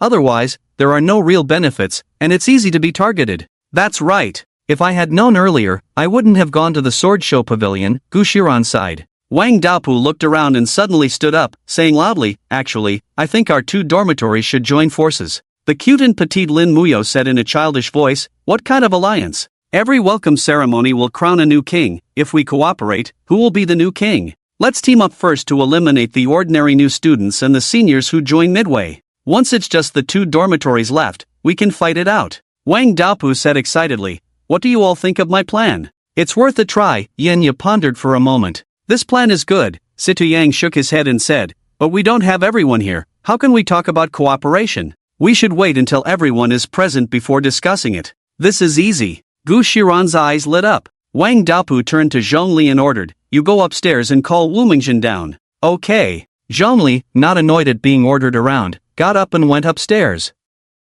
Wang Daopu then turned to Lin Muyo and Gu Shiran, speaking gently, "You five from the sword show pavilion, could you two please call the other three down?" "Sure, I'll make the call right now." Lin Muyo nodded and took out her phone to dial. The sword show pavilion is not far from the sword seed pavilion. Before long, two more girls arrived. One of them was quite pretty, but next to the other girl, she completely faded into the background like green leaves beside a blooming flower. The other girl was a stunning beauty radiating dazzling light, with arched willow-like brows and a pair of clear, bright eyes that sparkled like stars. Her flawless, fair skin had a hint of pink, and her small lips were soft and tender, looking almost dewy. With a delicate oval face, a slight smile revealed dimples that were charmingly visible, making her exceptionally attractive. She had a finely cultivated figure, with a graceful posture, a full chest, a slim waist, rosy lips, and a pair of slender, straight legs. "Hello everyone, my name is Jiang Xia, a level 1 peak swordsman," the stunning girl introduced herself confidently. The boys in the room all focused their attention on Jiang Xia, their faces filled with admiration. As for the pretty girl accompanying Jiang Xia, she was subconsciously overlooked. "Hey, have you all had enough of staring?" Gu Shiran crossed her arms in front of her chest, looking disdainfully at the three boys in the living room. "Sorry, I zoned out." Situ Yang was the first to snap back to reality, scratching his head apologetically. Wang Daopu's gaze was firmly locked on Jiang Xia, nearly drooling. Yenya was the same, staring wide-eyed, frozen in place. Situ Yang, feeling awkward, nudged Wang Daopu a few times and said, "Wake up, stop staring, we need to get down to business." Wang Daopu remained focused,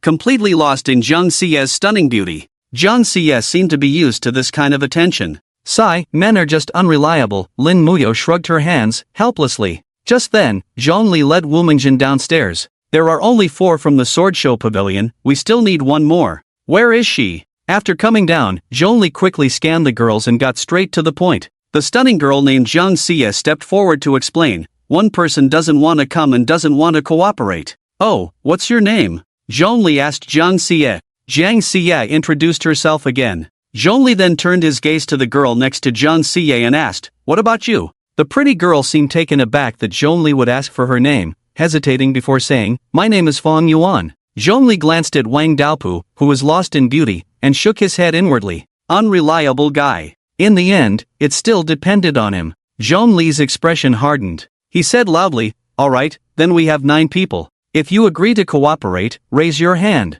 Tomorrow at the welcome meeting, the 9 of us from the 2 dormitories will join forces against the enemies. We will fight until only the 9 of us remain, and then we can turn on each other to determine the new king. Anyone who dares to go against the cooperation will face the wrath of the others. If you disagree, just don't raise your hand and pretend nothing happened tonight." After saying this, Zhongli was the first to raise his hand. Then came Situ Yang, Wu Mingjin, Lin Muya, and Gu Shiran. Fang Yuan hesitated for a moment before reluctantly raising her hand. Wang Daopu and Yenya also snapped back to reality and hurriedly raised their hands. Only Jiang Xia did not raise hers. Wang Daopu asked in confusion, "Classmate Jiang, what are you waiting for? Raise your hand." Jiang Xia shook her head, looking apologetic. "Sorry, I can't participate in your cooperation." "What?" Situ Yang asked in surprise, "Can you give a reason?" "No reason." Jiang Xia's voice was clear and pure, bringing a refreshing comfort when she spoke. "Alright, then let's exclude Jiang Xia and form a team of 8.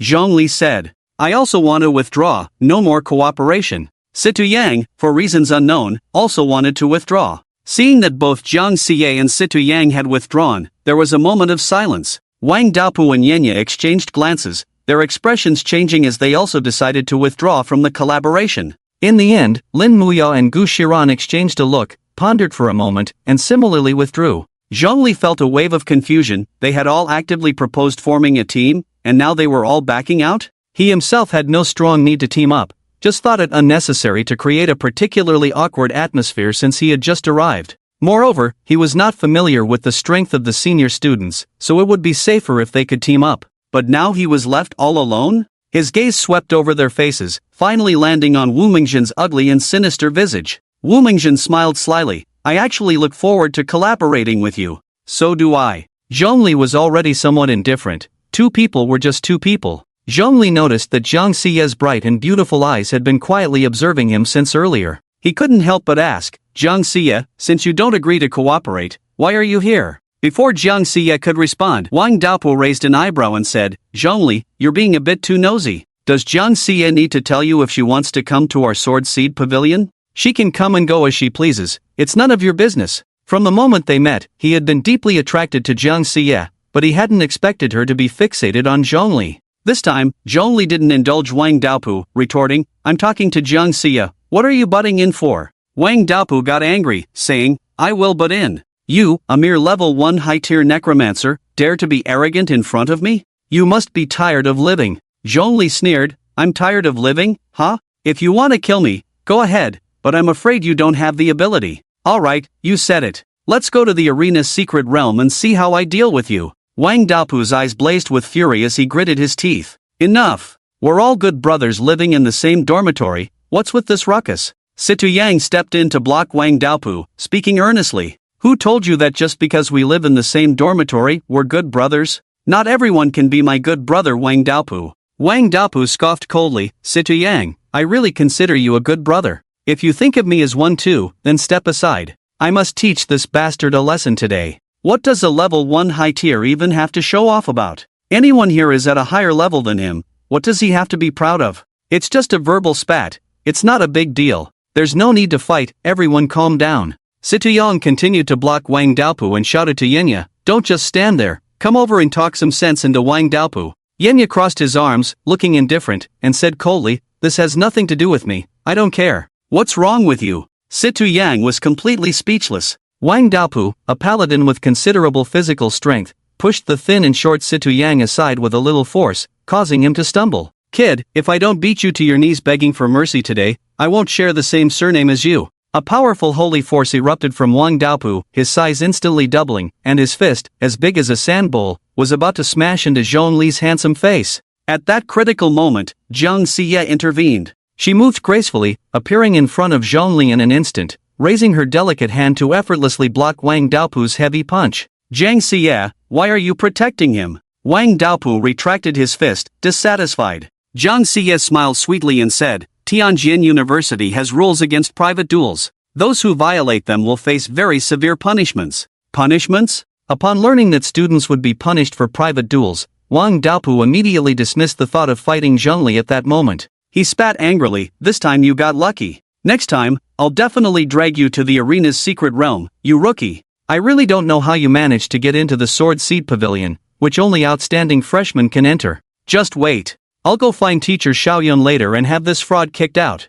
Wang Daopu's words were quite harsh, especially in front of several beautiful girls from the Sword Show Pavilion. Jiang Xie maintained an elegant demeanor, her beautiful face radiating warmth and gentleness. The charming Fang Yuan looked at Zhongli with concern. The long-legged beauty Gu Shiran's gaze towards Zhongli had lost its previous shyness and anticipation, replaced instead with a hint of disdain. Oh my! Suddenly, the lowly-sized Wang Muyao let out a gasp. In an instant, everyone's attention was drawn to her. Gu Shiran, puzzled, asked, Yao Yao, what's wrong? Why are you so startled? Wang Muyao looked at Zhongli in disbelief, covering her small mouth, and exclaimed, I just remembered. I saw it on TV before. His college entrance exam score was nearly 3,000 points. He single-handedly defeated 12 S-class geniuses at level 1 peak, including his teammates, and killed them all. The first in the history of the northern province, the little underworld king Zhongli. What? The top scorer of the northern province is actually him? No wonder Zhongli is only a level 1 high tier and still qualifies to stay in the Sword Seed Pavilion.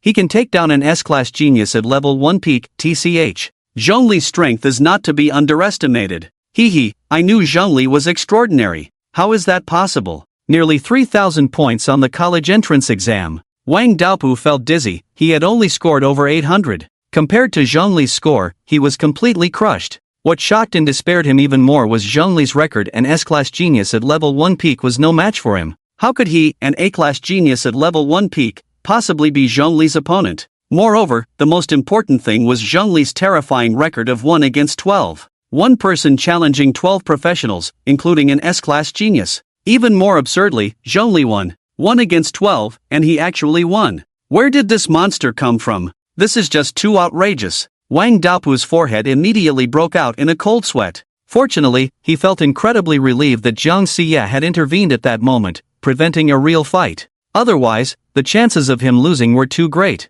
In front of so many people, especially with girls around, if he lost to Zhongli, it would be utterly humiliating. Gu Shiran's beautiful phoenix eyes were filled with awe. Zhongli's college entrance exam score should be second among the freshmen, only behind Jiang Xie. Among this year's freshmen at Tianjin University, the top score was Jiang Xie 3,129 points. The second was Zhongli 2,942 points. The two were only 187 points apart. Jiang Xie was a local from Tianquan City and also an S-class genius, with her mother being the vice president of Tianjin University. Coming from a prestigious family and with great talent, her score of 3,129 was completely reasonable and not surprising at all. What was shocking was Zhongli, at level 1 high tier, with F-class talent and not a particularly strong profession, could actually score 2,942 points. He was only 187 points behind the heavenly beauty Jiang Xie. Genius was no longer enough to describe Zhongli. Monster. Zhongli was simply a monster. The people in the Sword Seed Pavilion looked at Zhongli with eyes filled with admiration and wariness. Zhongli didn't care about the way everyone looked at him. What he cared about was when he had gained the title of Little Underworld King.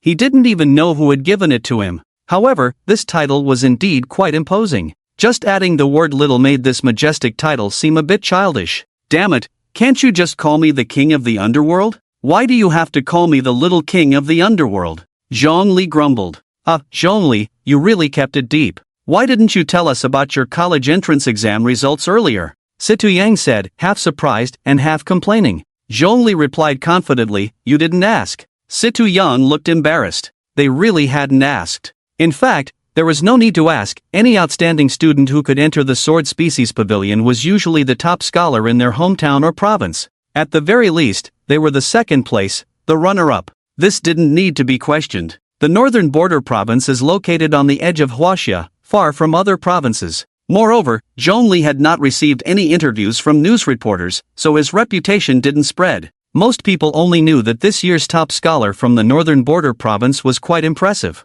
Most people didn't know Zhongli's name. Therefore, Situ Yang didn't recognize him at first. Alright, it's getting late, and we have the welcome conference tomorrow. You all should get some rest. Situ Yang glanced at his watch and said to everyone. Wang Daopu, realizing he had provoked someone he shouldn't have, quickly slipped away back to his room. Yenya stared at Zhongli in awe for several moments, but respectfully greeted him before returning to his bedroom. He was a believer in the survival of the fittest. The weak are prey to the strong. That was his only faith. The girls also left one after another. Before Jiang Xie left, she specifically approached Zhongli and said softly, I came here just to get to know the new classmates, and I have no bad intentions. My refusal to participate in the collaboration is due to my own difficulties, please understand. After saying that, Jiang Xie left without looking back. Situ Yang gazed dreamily at Jiang Xie's graceful figure as she walked away, sighing, what a wonderful girl. I wonder who will be so lucky in the future to marry such a stunning beauty. Sigh.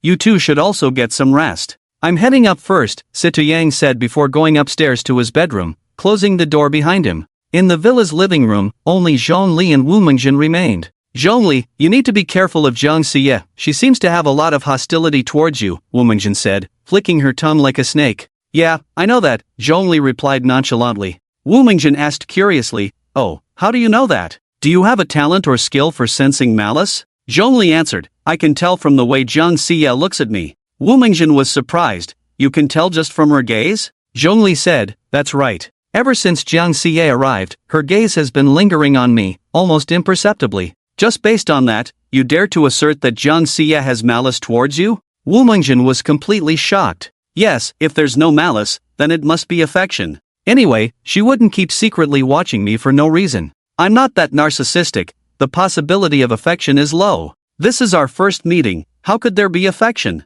So, excluding affection, only malice remains. Zhongli analyzed logically. Wu Mingjin praised, your reasoning is perfect, but the problem is, since this is clearly your first meeting with Jiang Xie, why would she dislike you and show you malice? I can't say for sure, Zhongli shook his head. Did you offend Jiang Xie before? Wu Mingjin asked. Zhongli shook his head vigorously, that's even less likely. I've never met Jiang Xie before, how could I have offended her? So what is going on? How about I ask Jiang Xie next time I see her? I don't think you can ask her, Jiang Xie is unlikely to tell you, Wu Mingjin said. That's true. Let's just wash up and sleep. We have a tough battle to fight tomorrow. This villa is overall no different from the Sword Seed Pavilion, except that the furniture and decor lean more towards a feminine touch, with soft pink being the main color of the villa. On the second floor of the Sword Show Pavilion, in the largest bedroom on the right, the heavenly beauty Jiang Xie is wearing a daringly sexy lingerie set, her delicate, pink feet bare against the floor as she strides towards the bathroom. Inside the bathroom, the charming Fong Yuan is taking a shower. Jiang Xie's beautiful eyes shimmer with a peachy hue, sparkling and enchanting. She bursts into the bathroom. Fong Yuan seems to be used to this, showing no shyness as she confidently displays her tall, slender figure to Jiang Xie. In fact, there's a hint of anticipation. Jiang Xie, exuding allure, suddenly brushes her cool lips with her red ones, her jade hand climbing up Fong Yuan's waist, sweet as honey. She pulls Fong Yuan's neck forward, and Fong Yuan leans into her embrace, her face glowing like the evening glow, a soft smile enchanting and beguiling. Jiang Xie gently nibbles on Fong Yuan's delicate white teeth. Just as the mood peaks, she abruptly stops and says, "Today, you met that guy named Zhongli, why are you so excited? Do you like him?" "No, I only like you, Master Xie, how could I like those stinky men?" Fong Yuan replies, looking pitiful, her delicate body trembling slightly. Poof! Jiang Xie snorts coldly, her slender fingers gripping Fong Yuan tightly, twisting like she's turning a screw, cruelly tightening her hold. Ah! Fong Yuan lets out a few pained cries. Jiang Xie coldly says, "Still dare to lie? Do you think I haven't noticed? The way you look at Zhongli is practically drooling, and you still say you don't like him." Fong Yuan pleads, "I really don't." "Heh, stubborn, are we?" Jiang Xie removes the showerhead, holding the hose, and coldly laughs at Fong Yuan, "Lift your body." "Master, please don't." Fong Yuan's eyes glisten with tears, her voice soft and pleading. "Be more proactive, don't make me do it." Jiang Xie says coldly, "Yes." Fong Yuan cries softly, her hands resting on the wall as she slowly bends her delicate waist. Smack! At that moment, the bathroom door is suddenly pushed open with force. A beautiful girl with silver long hair, ruby-like eyes, a delicate little nose, and rosy lips walks into the bathroom. Zhongli smiles and says, "Xie, I wasn't wrong, Zhongli is quite an interesting guy." Jiang Xie, disturbed from her enjoyment, replies unhappily, "Zhongli, can't you see I'm busy here? Hee, what are you two playing? Let me join." Zhongli looks at Jiang Xie and Fong Yuan with innocent curiosity. Fong Yuan has fainted, curled up on the cold bathroom floor, occasionally twitching, looking as if she has been played to exhaustion. On the balcony, a gentle breeze cools the air, and the moonlight is bright. Jiang Xie sits on a mahogany chair, her long, fair legs crossed, one delicate, pink foot swinging back and forth. A suggestive smile sparkles in her beautiful eyes. "My little slave tastes quite good, isn't it fun?" Zhongli shakes her head, "It's okay, but she keeps crying, it's so annoying. I really don't understand, isn't she enjoying herself? Why cry endlessly?" Jiang Xie sneers, "In the evening, I went to the Sword Seed Pavilion with her, Zhongli just asked her name, and this cheap thing got all flustered." Zhongli replies seriously, "Zhongli is good-looking and strong, naturally attracting girls." Jiang Xie raises an eyebrow with a smile, "Do you like Zhongli too?" "I don't like losers." Zhongli pouts her rosy lips slightly. Jiang Xie frowns in confusion, "I remember, didn't you lose to him? How?" Zhongli's ruby-like eyes flicker, her tone indifferent yet resolute. "I was careless during the college entrance exam. I won't make the same mistake again. Tomorrow I will beat him." Jiang Xie pressed her delicate white fingers against her hair, which had been tousled by the evening breeze. She gently shook her head, "Tomorrow won't work. You should wait for another opportunity. I promised my girlfriend to help her take revenge. Zhongli has to be dealt with by my own hands." Jiang Li asked in confusion, "Huh? Which girlfriend of yours has a grudge against Zhongli?" Jiang Xie slightly parted her red lips and sighed, "I have a girlfriend who was a summoning system mentor. A few days ago, a skill book called Life Connection was discovered in the secret realm and entered the school library. She really wanted it and borrowed credits from everywhere, finally managing to gather enough. Just as she was about to exchange it, she was told that the skill book had already been taken by the admissions office's Qianzhuo and given to Zhongli. She was furious, crying and asking me to teach Zhongli a lesson and vent her anger. Zhongli said, "If anyone needs to be taught a lesson, it should be that admissions office person. He took the skill book. What does Zhongli have to do with it?" Jiang Xie's lips curled into a cold smile. "You still say you don't like Zhongli. Since you don't like him, why are you speaking up for him?" Zhongli frowned, "I'm just reasoning with you." Jiang Xie coldly replied, "I don't care about that. Anyway, my girlfriend asked me to take care of Zhongli and help her vent her anger, so I will do it." Tomorrow, Zhongli will definitely die by my sword. Zhongli's expression turned slightly angry, her eyes shimmering with emotion. Are you really going to get in my way? Jiang Xie's lips broke into a charming smile, her gaze alluring. You can also ask me, and I promise to comply. Tonight, you sleep with me once, and tomorrow I will fully cooperate with you. Zhongli furrowed her brows tightly, her cheeks flushed with anger. Seeing that Zhongli was genuinely angry, Jiang Xie quickly coaxed, Alright, I was just joking. Tomorrow, I won't make a move on Zhongli, I'll leave him to you. Zhongli replied coldly, What about your girlfriend? Jiang Xie smiled brightly, I've known you for many years, so of course, I will side with you. As for my girlfriend,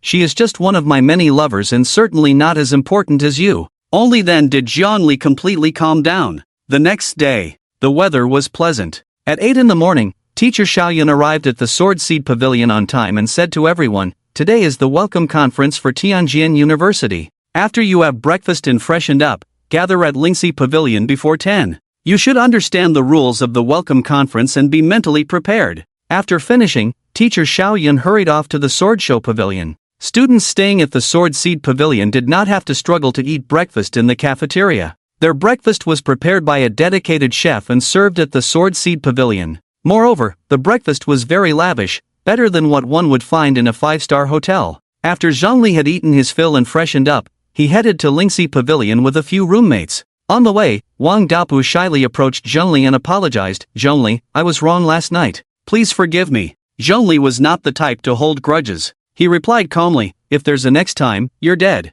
Wang Dapu awkwardly smiled, Thank you for forgiving me, Zhongli. Situyang chuckled, Wang Dapu, you should really thank Zhongli. I specifically found a video of Zhongli during the college entrance exam online yesterday. After watching it, I can only describe it as brutal. Wang Dapu glanced at Zhongli and awkwardly said, I didn't expect to encounter a mutant, the odds of meeting an S-class genius are even smaller. Wu Mingzhen smiled slyly, Tianjin University is one of the 4 prestigious universities in China, gathering all kinds of talents from across the country. This year's new students, besides Zhongli the mutant, also include a pupil master. Pupil master? That's a profession as rare as a space system. Is the person male or female? Female. Could it be the girl who didn't come to the Sword Show Pavilion yesterday? No, this eye technique master was specially recruited into the school and did not take the college entrance examination. Then why didn't she move into the Sword Show Pavilion? It seems that her sister is a junior, and she lives with her sister. Oh, I see. Is she pretty? I don't know, I haven't seen her. Zhongli quietly listened to Wu Mingzhen and the others chatting. He suddenly asked, Will this eye technique master also participate in the welcome ceremony? Situyang frowned and said, The eye techniques mastered by eye technique masters vary, and so does the level of threat. If it's an eye technique master who controls elemental power, that's fine, at most, they're just a slightly stronger elemental mage. But if she masters rule-based or illusion-based eye techniques, then it could be troublesome. Wu Mingzhen paused and sneered, It's illusion-based. Wang Dapu exclaimed in fear, We're doomed. We're only level 1, we have to wait until level 3 to flexibly control mental power and build a mental barrier to resist illusion interference. Yenya said solemnly, An illusion-based eye technique master can easily kill level 1 and 2 practitioners, unless they carry equipment or items that grant immunity to mental attacks. Wang Dapu pouted, Equipment and items that grant immunity to mental attacks are very expensive. Brothers, stay calm, Situyang chuckled. The school isn't stupid, the welcome ceremony is just an entrance exam for the university. They won't let eye technique masters take the stage, as that would disrupt the exam. This eye technique master probably didn't take the college entrance exam for this reason. Wang Dapu smacked his lips, Let's hope so. I really hope that eye technique master doesn't take the stage. Wu Mingzhen sneered, I actually hope she does take the stage, I've never fought an eye technique master before. Situyang frowned, If you want to fight an eye technique master, you can invite her to the arena later. The welcome ceremony is about credits and dormitory assignments, this is very important and cannot be taken lightly. Zhongli remained silent all the way. He was thinking, if he encountered this eye technique master, would he be able to win? Zhongli had little combat experience. He had never fought against an illusion-based opponent, so he didn't know if he could win. However, illusion-based enemies could trap practitioners in an inescapable illusion but could not trap the undead. If he fell into an illusion, he could still command the skeletons to attack the eye technique master. Even if he didn't know the enemy's location, it didn't matter. The undead weren't foolish enough to not know where the enemy was. As long as he gave the undead an attack command, they would kill any living creature within range. If it were him,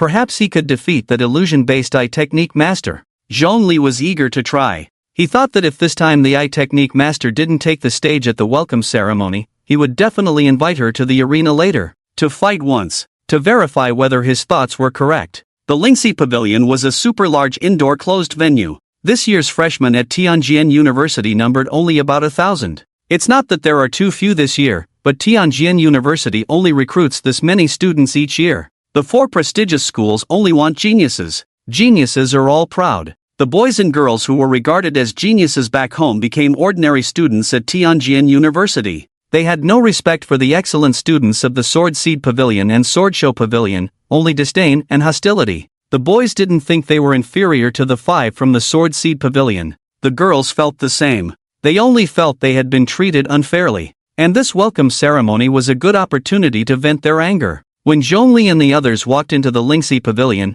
they were met with the angry, jealous, disgusted, and hateful gazes of the freshmen. Those cold eyes were like sharp swords, constantly stabbing at the 5 of them. Situ Yang smiled bitterly. If I had known we would be targeted like this, I would rather sleep in the wild than move into the Sword Seed Pavilion. Wang Daopu frowned and said, so am I. Even Wu Mingjin couldn't smile at this moment. This is much more terrifying than I imagined. It seems everyone really hates us. We're doomed at the welcome ceremony later. Situ Yang said nervously, if I were an ordinary student, I would definitely resent the outstanding students in the Sword Seed Pavilion. First, it's about pride, and second, the students from the Sword Seed Pavilion are indeed a threat. In a battle, it's the right choice to take them out first. Yenya also said anxiously, it's going to be a tough fight again. Among the 5, only Zhongli remained indifferent, his expression calm. It has to be our big brother Zhongli. Even at a time like this, he can still maintain his composure. Impressive. Wang Daopu glanced at Zhongli and sincerely praised him. The few people led by Zhongli casually found a place to stand.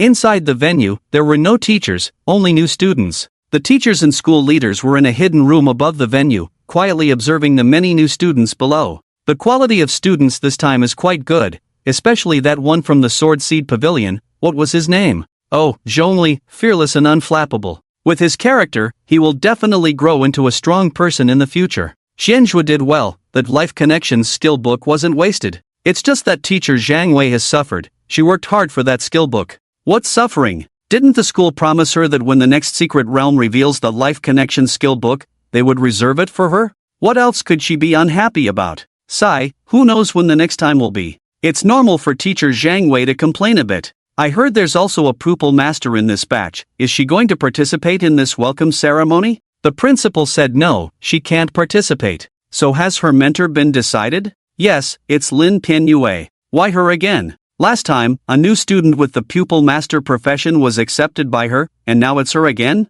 That's the principal's order. Alright then. Look, it's the vice principal's daughter, Jiang Xie, she's here. Standing in a corner of the venue, Zhongli closed his eyes to rest. Suddenly, Wang Daopu beside him let out a strange cry. It's Jiang Xie, she's here, and she looks so beautiful today. Leading the way was Jiang Xie, followed by the 5 from the Sword Show Pavilion. The 5 from the Sword Show Pavilion were, after all, beautiful girls. Men are very forgiving towards pretty girls. As Jiang Xie and the others entered the venue, they did not receive the hateful gazes from the boys. Instead, they garnered many admiring looks. Once the number of people was sufficient, the doors of the Lingxi Pavilion closed. A hoarse voice from an unfamiliar teacher echoed through the speakers around the venue. Hello, everyone. My name is Yi Jindong, a mentor from the Close Combat Department, and I am the host of this welcome ceremony. I believe many of you already know the rules for this welcome ceremony. I won't waste time. As per tradition, we will first have speeches from the representatives of outstanding students. They are Jiang Xie from the Sword Show Pavilion and Zhongli from the Sword Seed Pavilion. Alright, let's begin. Zhongli slowly opened his eyes, not expecting to be chosen as the representative of outstanding students.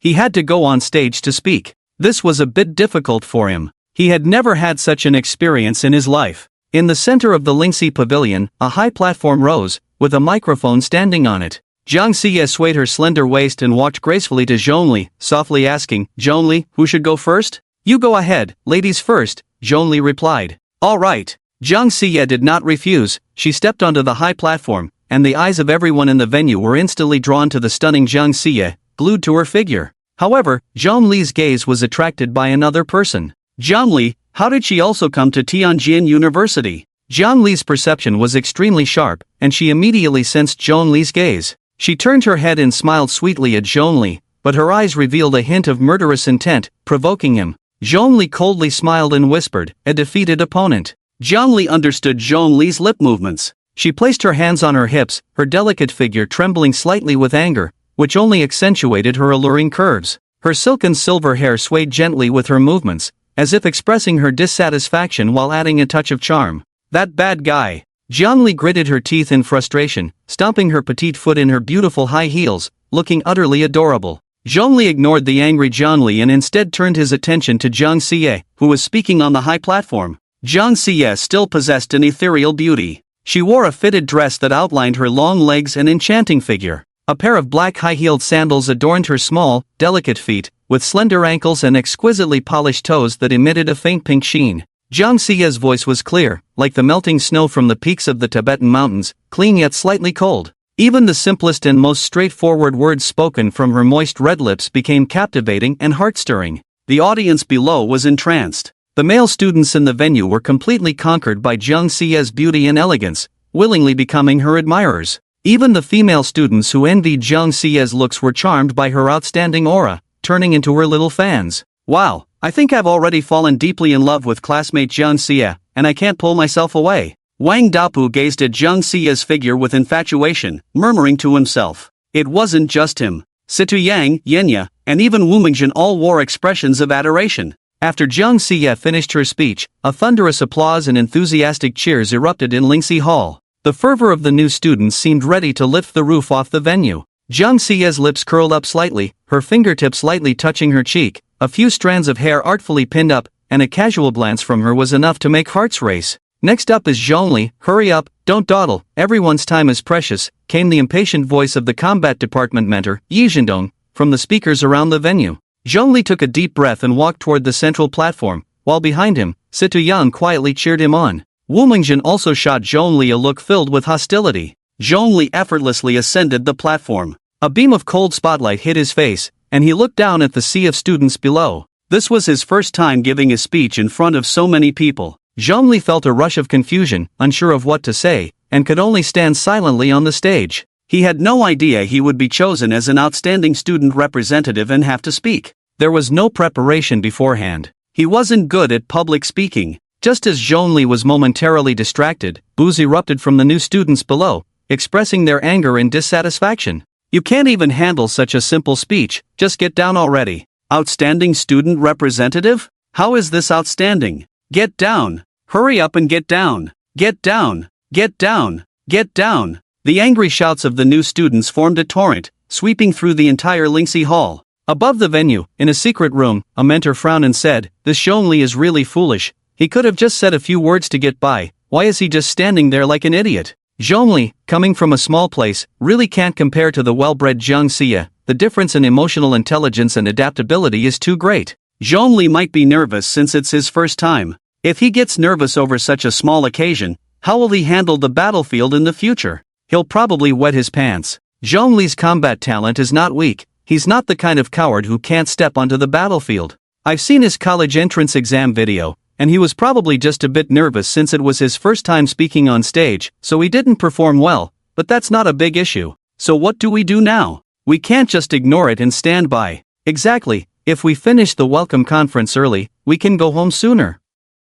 I don't have that much free time, I have a lot of things to deal with. Me too, things have been chaotic in Tianquan City lately, I'm swamped. It's better to wrap up this welcome conference as soon as possible. Enough, stop complaining. A mentor who seemed to hold the highest position spoke up. "Xiaoyi, tell Zhang Li to stop his speech and come down quickly. Don't go through the motions, tell the school workers to bring up the secret realm altar and hurry up with the welcome conference." "Yes." In a corner stood a tall, fierce-looking man. He was the host of this welcome conference, one of the melee combat instructors, Crazy Fist Yi Zhendong. In the corner of the secret room, there was a complete set of broadcasting equipment. Just as Yi Zhendong picked up the microphone and was about to say something, Zhang Li, standing on the high platform amidst the boos from the crowd, calmly spoke up. "Students, please be quiet, I have something to say." The Lingxi Hall gradually quieted down. Facing the boos, Zhang Li displayed a mature composure and an unruffled demeanor, making the freshmen seem like brainless children. They felt the boredom and each closed their mouths. Suddenly, Zhongli recalled what the principal of Liangno, one high school had said to him. Tianjin University doesn't like mediocre talents, they only like geniuses and prodigies. The more trouble you can stir up, the more the school leaders and teachers will like you. Zhongli wouldn't give a conventional speech, but provoking people was precisely his forte. Since Tianjin University liked students who dared to cause trouble, then he wouldn't hold back. Zhongli took a deep breath and then said in a deep voice, "Let me make it clear, I'm not targeting any one person here, I'm saying that all of you present are trash." After Zhongli finished this statement, the Lingxi Hall fell into silence. Suddenly, it felt like a bomb about to explode, as if it could detonate at any moment. The freshmen were first taken aback, then erupted in anger. Bastard, how dare he? Does Zhongli want to die? He's not just offending one or two people, but all the freshmen, over 1,000 of them. Can he withstand the wrath of so many? Damn, this is too arrogant. When we get to the secret realm, I must tear Zhongli to pieces.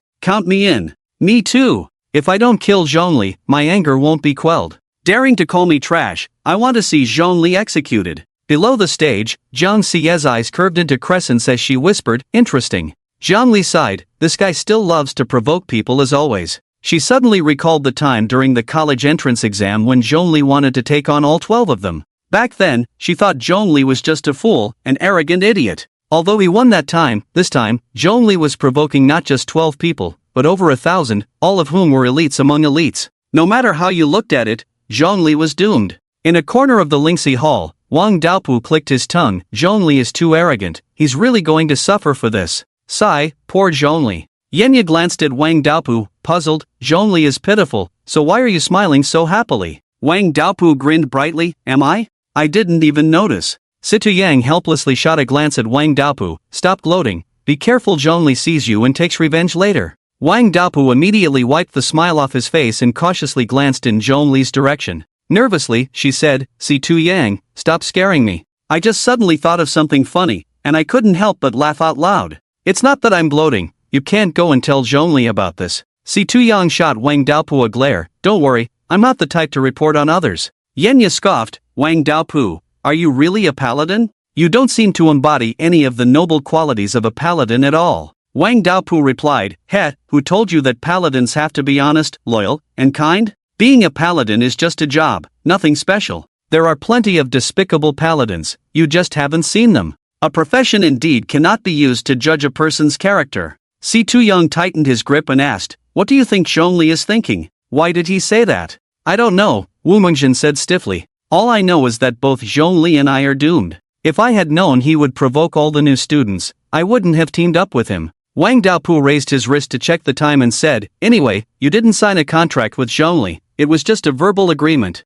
Even if you break it, it doesn't matter. Situ Yang frowned, if Wu Mengjin breaks the agreement, Zhongli will probably be angry. Wang Daopu shrugged, if anyone should be angry, it should be Wu Mengjin. Zhongli caused such a big mess, not everyone can handle it. Yenya chimed in, I think Wang Daopu was right. The welcome ceremony is very important and cannot be taken lightly. Zhongli really went a bit too far this time. We can't let Zhongli's recklessness ruin Wu Mengjin's future. Situ Yang thought for a moment and felt that Wang Daopu and Yenya were right. He stopped trying to persuade Wu Mengjin. Zhongli isn't unreasonable, he should be able to understand Wu Mengjin's difficulties. The three of them continued to persuade Wu Mengjin. Since Zhongli had already incurred the wrath of many, let him bear it alone, there was no need to get involved. Wu Mengjin remained silent for a long time before slowly saying, since I promised, I must do it. You don't need to persuade me anymore. Wang Daopu chuckled, good thing I didn't agree to cooperate yesterday, otherwise, today I would either have to bear an unjust reputation or die with Zhongli in the secret realm. Speaking of which, Wu Mengjin suddenly asked, Situ Yang, why did you refuse to cooperate last night? Before Situ Yang could answer, Wang Daopu jumped in, thank goodness Situ Yang didn't agree, otherwise, he wouldn't have had a good time today either. I'm smart, seeing that Situ Yang didn't agree, I knew he was up to something. He didn't agree, so I didn't agree. And since I didn't agree, Yenya didn't agree either. Our dorm has 5 people, and 3 of us perfectly avoided a disaster. Wu Mengjin merely nodded slightly, looking rather perfunctory. His gaze remained fixed on Situ Yang, waiting for his explanation. Situ Yang scratched his head and said, I saw that Zhang Xie didn't agree to cooperate, and I vaguely guessed that she might be a threat to someone among us. Otherwise, cooperation only brings benefits, why would she refuse? Zhang Xie is a very charming and beautiful girl, her beauty is deadly to boys and equally so to girls. Plus, there was no contract. It was just a verbal agreement. The beautiful girls from the Sword Show Pavilion are very loyal to Jiang Xie. Being against Jiang Xie means being against the Sword Show Pavilion. I didn't want to get into trouble, so I withdrew from the cooperation. After hearing the answer, Wu Mingjin looked enlightened. Wang Daopu, both nervous and excited, said, "Who is Jiang Xie targeting? It can't be me, right?" Yenya replied, speechless, "You fool, the person Jiang Xie is targeting must be the school-wide enemy, Zhongli." "I think so too," Si Tuyang pondered. Wang Daopu asked, confused, "Huh? Why?" Si Tuyang was too lazy to explain to Wang Daopu. Yenya felt the same. Wu Mingjin was worried about how miserable she would be at the welcoming conference. Lingxi Pavilion. Secret room. The host of this year's welcoming conference, Yi Zhendong, stared at the monitor, grinning widely as he said, "Zhongli is quite to my taste, arrogant enough, and cocky enough, but unfortunately, Zhongli isn't a close combat type." A hint of regret appeared on Yi Zhendong's rugged face.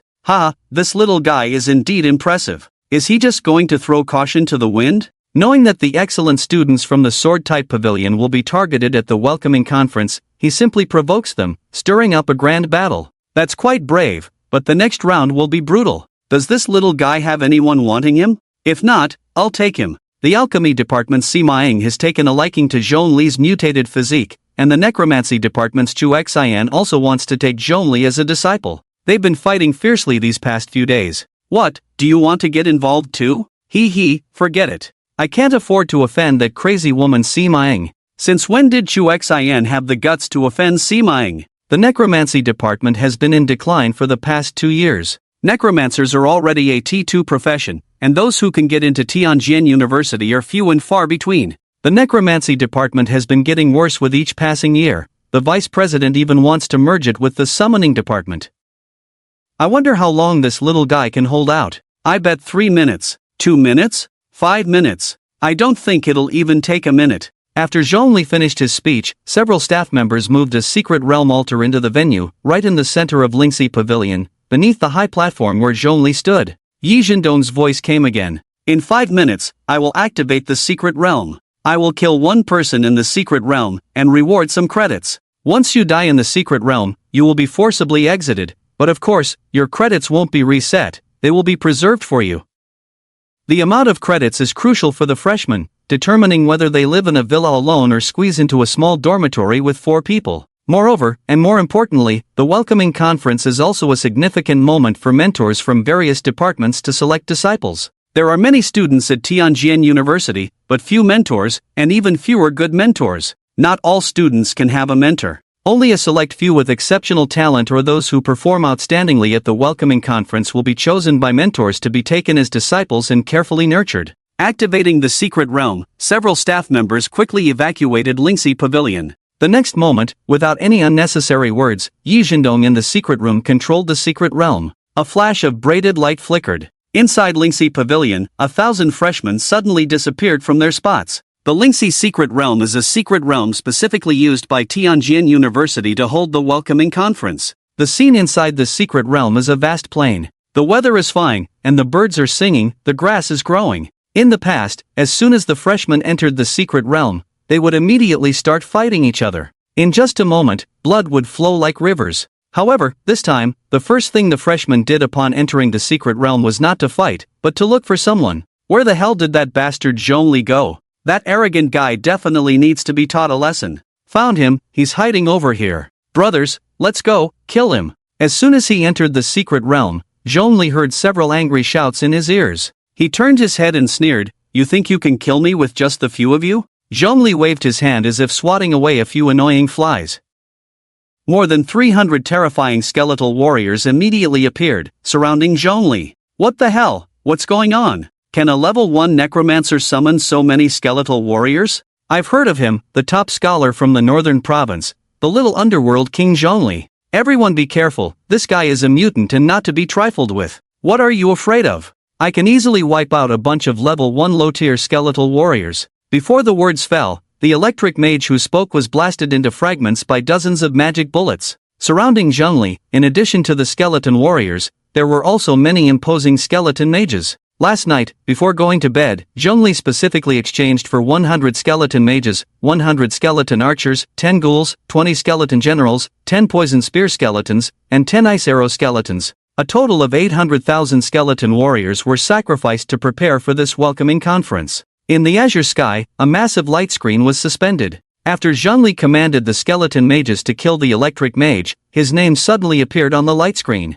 Zhongli, credits, 1. Zhongli glanced at it and muttered softly, "These credits seem quite easy to earn." He then withdrew his gaze and continued to command the skeleton mages to eliminate the other two. Soon, Zhongli's credits increased by 2 points. Meanwhile, more new students discovered Zhongli's position, all of them filled with rage as they charged towards him. Zhongli was not afraid. Instead, he sneered, "Come on, all of you come to kill me if you can." In the distance, on a gentle hillside, Wu Mingjin hunched over, a sinister expression like a venomous snake revealing a bitter smile. "Crazy, this guy is simply insane." After muttering a few words, Wu Mingjin sighed helplessly. He then used his soul badge to summon his mount and headed towards Zhongli's direction to support him. On the other side, in a certain part of the secret realm, Jiang Li happened to run into Jiang Xie. After thinking for a moment, Jiang Xie said, "Are you going to kill Zhongli?" Jiang Li nodded.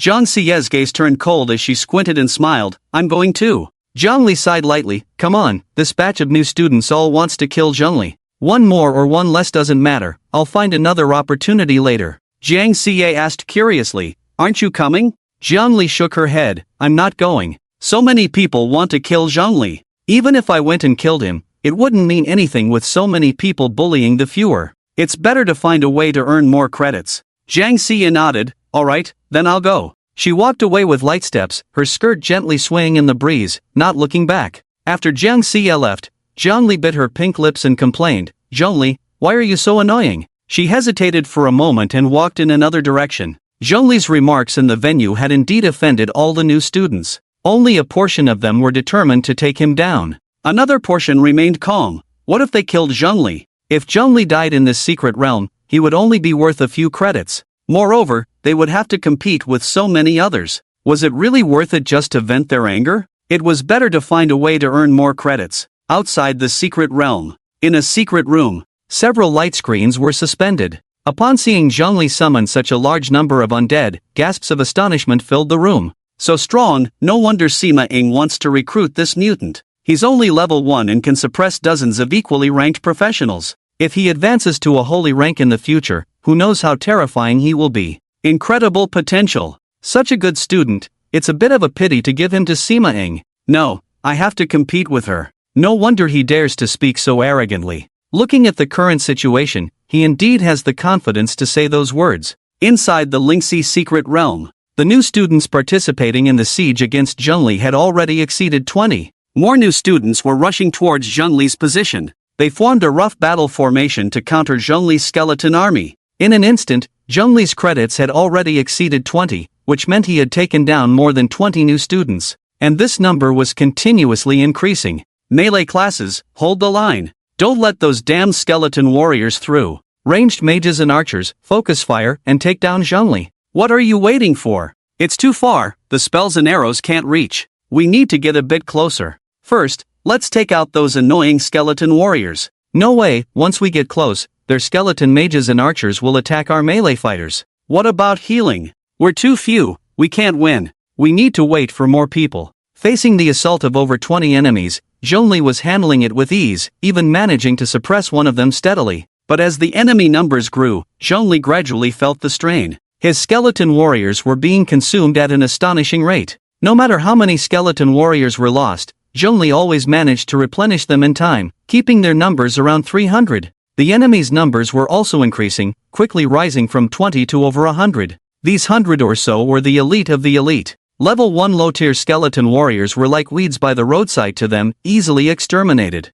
The problem was that no matter how many skeleton warriors they killed, more would keep appearing. It was endless. Damn it, what's up with these skeletons? Can't we kill them all? No, killing the summoned beasts is useless. We have to take down Zhongli, the summoner, first. It's easy for you to say. Zhongli is protected by his summoned beasts, we can't get close. Who doesn't know to capture the king first when catching a thief? If you have the ability to break through Zhongli's defenses, go ahead, stop whining here. A hastily formed team was inherently unstable. They quickly began to argue. Seeing the infighting among them, Zhongli thought, what a good opportunity. He immediately commanded his skeleton army to launch a fierce attack on the enemies. Over 300 skeleton warriors, 30 skeleton mages, 30 skeleton archers, and 10 skeleton generals combined to unleash a formidable power. The skeleton mages and archers focused their fire, and in the blink of an eye, they took the life of a shield warrior. On the Secret Realm screen, Zhongli's credits increased again. Taking advantage of the enemy's infighting, he swiftly eliminated several of them. At this moment, the new students surrounding Zhongli finally reacted. They stopped infighting and focused their efforts on dealing with Zhongli. Among them, a male student wearing old-fashioned black-framed glasses played a crucial role. He seemed to be a strategist type of profession, skilled in tactics, and had a strong personal charm. Under his leadership, this disorganized crowd quickly came together. Various professions coordinated with each other, balancing offense and defense, adding considerable pressure on Zhongli. Outside the secret realm, in a secret room, Zhuge Hongyan, heir of the Zhuge family from Nanyu province, profession, strategist, level 1 mid-tier. Bringing this kid in was the wisest decision Old Kai ever made in his life. Old Kai drinks all day, completely out of it, but surprisingly has a keen eye to spot a tactical genius like Zhuge Hongyan. Yeah, if Zhuge Hongyan went to a military academy, he would definitely receive special training. Are you even listening? What do you mean he would definitely receive special training at a military academy? Are you implying that our Tianjin University wouldn't give him special training and would waste his talent? That's not what I meant. Alright, you just misspoke, there's no need to argue. A slightly older mentor stepped in to mediate. The anger between the two finally subsided. Inside the secret realm, the enemy's numbers had increased significantly again, from over 100 to more than 200, and they were still growing. Zhongli felt the pressure multiply, suddenly falling into a disadvantage, unable to take the initiative and forced to defend passively. Brother Hongyan, you're amazing. Yeah, with you here, Zhongli can't act so arrogantly. Brother Hongyan, you're simply Zhongli's nemesis. Facing the compliments from those around him, Zhuge Hongyan pushed up his glasses, appearing calm on the surface, but secretly feeling quite pleased. He confidently declared, Zhongli is definitely going to lose. With so many of us, he's just one person, he can't struggle for long. Besides, I'm here to command you. With me around, you will absolutely not lose. Just as he finished speaking, a wave of dark green poison gas drifted in from the northwest. Zhuge Hongyan immediately recognized it as the master-level skill of a deadly sorcerer, Cloud Smoke Poison Fog. Be careful of the poison fog. Zhuge Hongyan shouted. Priests, use purification. Several priests skilled in purification stepped forward, raising their staffs. A beam of light shot from the staffs, striking the eerie poison fog and instantly dissolving and purifying it. Zhuge Hongyan frowned. What's going on? Does Zhongli have teammates? That attack just now was clearly aimed at them. But even so, it didn't matter. They had the advantage in numbers, victory was assured. A confident expression returned to Zhuge Hongyan's face. At that moment, an unexpected change occurred. Zhongli, who had been huddled in defense, suddenly launched a counterattack, swiftly taking down two freshmen. Zhuge Hongyan snorted coldly, even at death's door, still struggling desperately, how pathetic. He took out a feather fan and waved it towards his teammates. Strategist skill, Wind Control. Strategist skill, Soul Shadow. Strategist skill, Blood Vitality. The strategist was a support class, adept at providing various group buff enhancements to teammates. Wind Control could increase movement speed. Soul Shadow could enhance defense. Blood Vitality could boost life force and self-healing speed. With the buffs in place, the freshmen surrounding Zhongli felt invigorated as if they had been pumped with adrenaline. Zhongli, I advise you to surrender, don't struggle in vain. Zhuge Hongyan said, gently waving his fan, looking quite pleased with himself. Zhongli sneered, with just a few of you misfits, you think you can make me yield? Zhuge Hongyan's face flushed with anger, don't get cocky, just wait and see, you will die at my hands.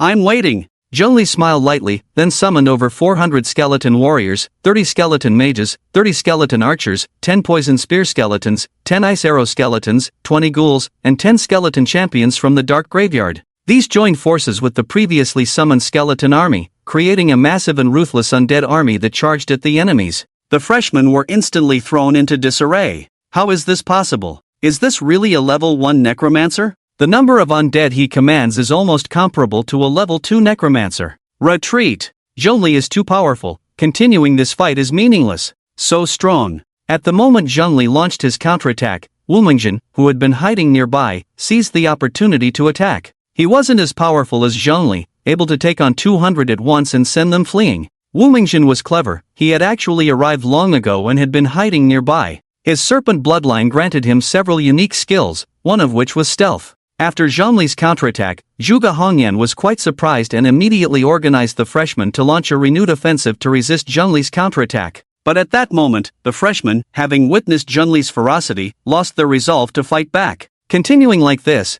they wouldn't earn any credits and would completely offend Zhongli. It was a thankless task. Zhuge Hongyan was also clever. He knew what the freshmen were thinking and realized there was no hope in relying on them anymore. So, without hesitation, Zhuge Hongyan turned to flee. However, Wu Mingjin, who had been watching him for a long time, would not let him go. Wu Mingjin opened his mouth and spat out a ball of highly toxic slime, accurately hitting the fleeing Zhuge Hongyan. Intermediate skill, Slowing Venom. Struck by the slowing venom, Zhuge Hongyan's expression changed. The toxin immediately took effect. It was as if someone had pressed slow motion on him. He moved slowly like a snail. Wu Mingjin was a decisive person. As soon as the slow poison took effect, he immediately prepared his next lethal move. Advanced skill, Acid Rain. A dark green cloud appeared above Zhuge Hongyan, who was afflicted by the slow poison. Following that, the acid rain fell. The extremely slow-moving Zhuge Hongyan thus met his end at Wu Mingjin's hands. Zhuge Hongyan's death did not cause any commotion. The new students who had participated in the siege against Zhongli were now only focused on fleeing in all directions. They paid no mind to Zhuge Hongyan, the leader of this rabble. As for the teachers and school leaders, their attention was entirely on the impressive Zhongli. Outside the secret realm, in a hidden room, everyone was discussing fervently. The potential of the mutants is simply terrifying. With Zhongli's current strength, even a level 2 professional might not be his match. This kid has limitless prospects. Alas, I really regret missing out on such a promising disciple, but I don't want to offend Sima Ying. It's so complicated. It's still Chen Zhuo who got lucky. He really stumbled upon a treasure. Zhongli's displayed talent and qualifications have already reached S level. Damn, I'm so envious. Chen Zhuo's year-end bonus this year must be no less than this amount. A mentor from the admissions office gestured a number with his hand, his face full of envy and jealousy. Unfortunately, with Jiang Xie and this batch of new students, no matter how strong Zhongli is, he won't be a match for Jiang Xie. The title of Rookie King belongs to her. Someone retorted, Zhongli isn't bad either. If he faces Jiang Xie, who knows who will win or lose? You just don't understand Jiang Xie. You have no idea how terrifying her talent is. I only know her talent is S level. What exactly is the effect of her talent? Just wait, Zhongli and Jiang Xie will inevitably face off, and then you'll see her talent. Alright, I'm looking forward to it. After eliminating Zhuge Hongyan, Wu Mingjin did not linger, riding his mount to continue hunting down the fleeing new students. A toxic warlock, combined with a serpent bloodline, gave birth to a monster like Wu Mingjin. The serpent bloodline granted him the A-level talent Silver Ring Serpent's Venom, a passive talent. Its sole effect was to add Silver Ring Serpent's Venom to his attacks and skills. This venom contained neurotoxins and respiratory paralysis toxins, capable of causing respiratory failure and death. Coupled with his profession as a toxic warlock, it was like adding wings to a tiger. Toxic Scorpion Sting, Poison Strike, Poison Mist Enveloping, Poison Vines Entwining. In just a short moment, Wu Mingjin efficiently took down over 30 people. Being able to enter the Sword Species Pavilion was enough to prove that Wu Mingjin was not an ordinary person. His movements were silent, like a venomous snake in the dark night, delivering a fatal blow when people were completely unaware. Venom sprayed. Wu Mingjin took down another person. His snake-like vertical pupils eagerly searched for the next target. At that moment, Zhongli approached from behind Wu Mingjin. Wu Mingjin showed surprise and turned to look, only to see Zhongli's face filled with indifference. His skeletal army lingered around. The new students who had just participated in the siege against Zhongli suffered his counterattack, with some dead and others injured. Only a few who ran fast managed to escape. Zhongli couldn't be bothered to chase them down and returned to find Wu Mingjin. Thank you for your help just now, Zhongli said. Wu Mingjin smirked, it's nothing. Did you forget our agreement last night to cooperate once we entered the secret realm? I remember, Zhongli nodded and added, I just didn't expect that after I offended all the new students, you would still be willing to keep the agreement and team up with me. Wu Mingjin smiled, what's there to be afraid of? After all, they are just a bunch of rabble. Zhongli also smiled, then abruptly reined in his smile and said softly, let's run, escape as far as you can. Wu Mingjin wore a puzzled expression. Why was he being asked to leave all of a sudden? Unable to make sense of it, he couldn't help but ask, why are you escaping? Before Zhongli could respond, Wu Mingjin had already found the answer. Not far away, Jiang Xia moved with elegant, light steps, like a graceful white swan, her figure enchanting, each step seemingly treading on clouds. Zhongli calmly said, "She's here to kill me. You should run, or else when the fight breaks out, you'll be at a disadvantage." Okay. Wu Mingjin, being a local, was very familiar with Jiang Xia, another local. He knew this woman was not to be trifled with. When Zhongli told him to escape, he didn't hesitate for a moment and turned to leave immediately. Feeling that he wasn't fast enough, he summoned his mount and rode away. After Wu Mingjin fled, this area belonged to Zhongli and Jiang Xia, with no one to disturb them. They could fight to their heart's content. A smile curled at the corners of Jiang Xia's lips as she looked up at the light screen hanging above the secret realm, where the rankings were displayed. Currently, Zhongli was in first place, Zhongli in second, and Situ Yang in third. Jiang Xia was ranked 7th. 143 points. "You're amazing," Jiang Xia said, seemingly complimenting him, but her tone was laced with sarcasm.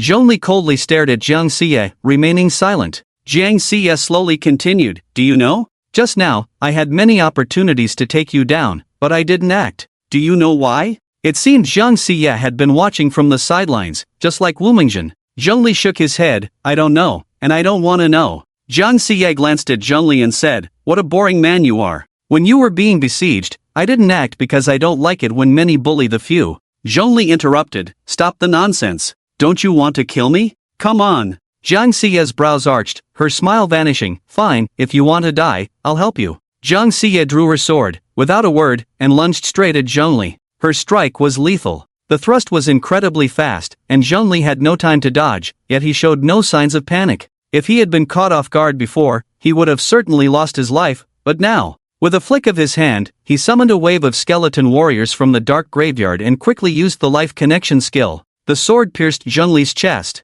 Blood blossomed like roses on his chest. Yet, Zhongli felt no pain, as the secret realm had dulled his sense of pain to the lowest level. "Good move." A cold glint flashed in Zhongli's eyes. Ignoring his own injury, he raised his staff and launched a bone spear at Jiang Xia. At such a close distance, the bone spear hit Jiang Xia, but the sharp spear was blocked by the leather armor she wore. "You little brat! Still daring to resist." A cruel smile appeared on Jiang Xia's beautiful face. She pulled her sword from Zhongli's body and struck again, faster than lightning, accurately hitting Zhongli's neck. Unfortunately, this wouldn't kill Zhongli. The sword pierced his neck, nearly decapitating him. Even so, he did not die, the wound healed rapidly. Zhongli calmly used necromancy to attack Jiang Xia. Bone spears and curses were used in succession. He had no idea what level of armor Jiang Xia was wearing. Zhongli's bone spear couldn't penetrate her leather armor. His curse spells were also ineffective against her. Around Jiang Xia's neck hung a mercury pendant.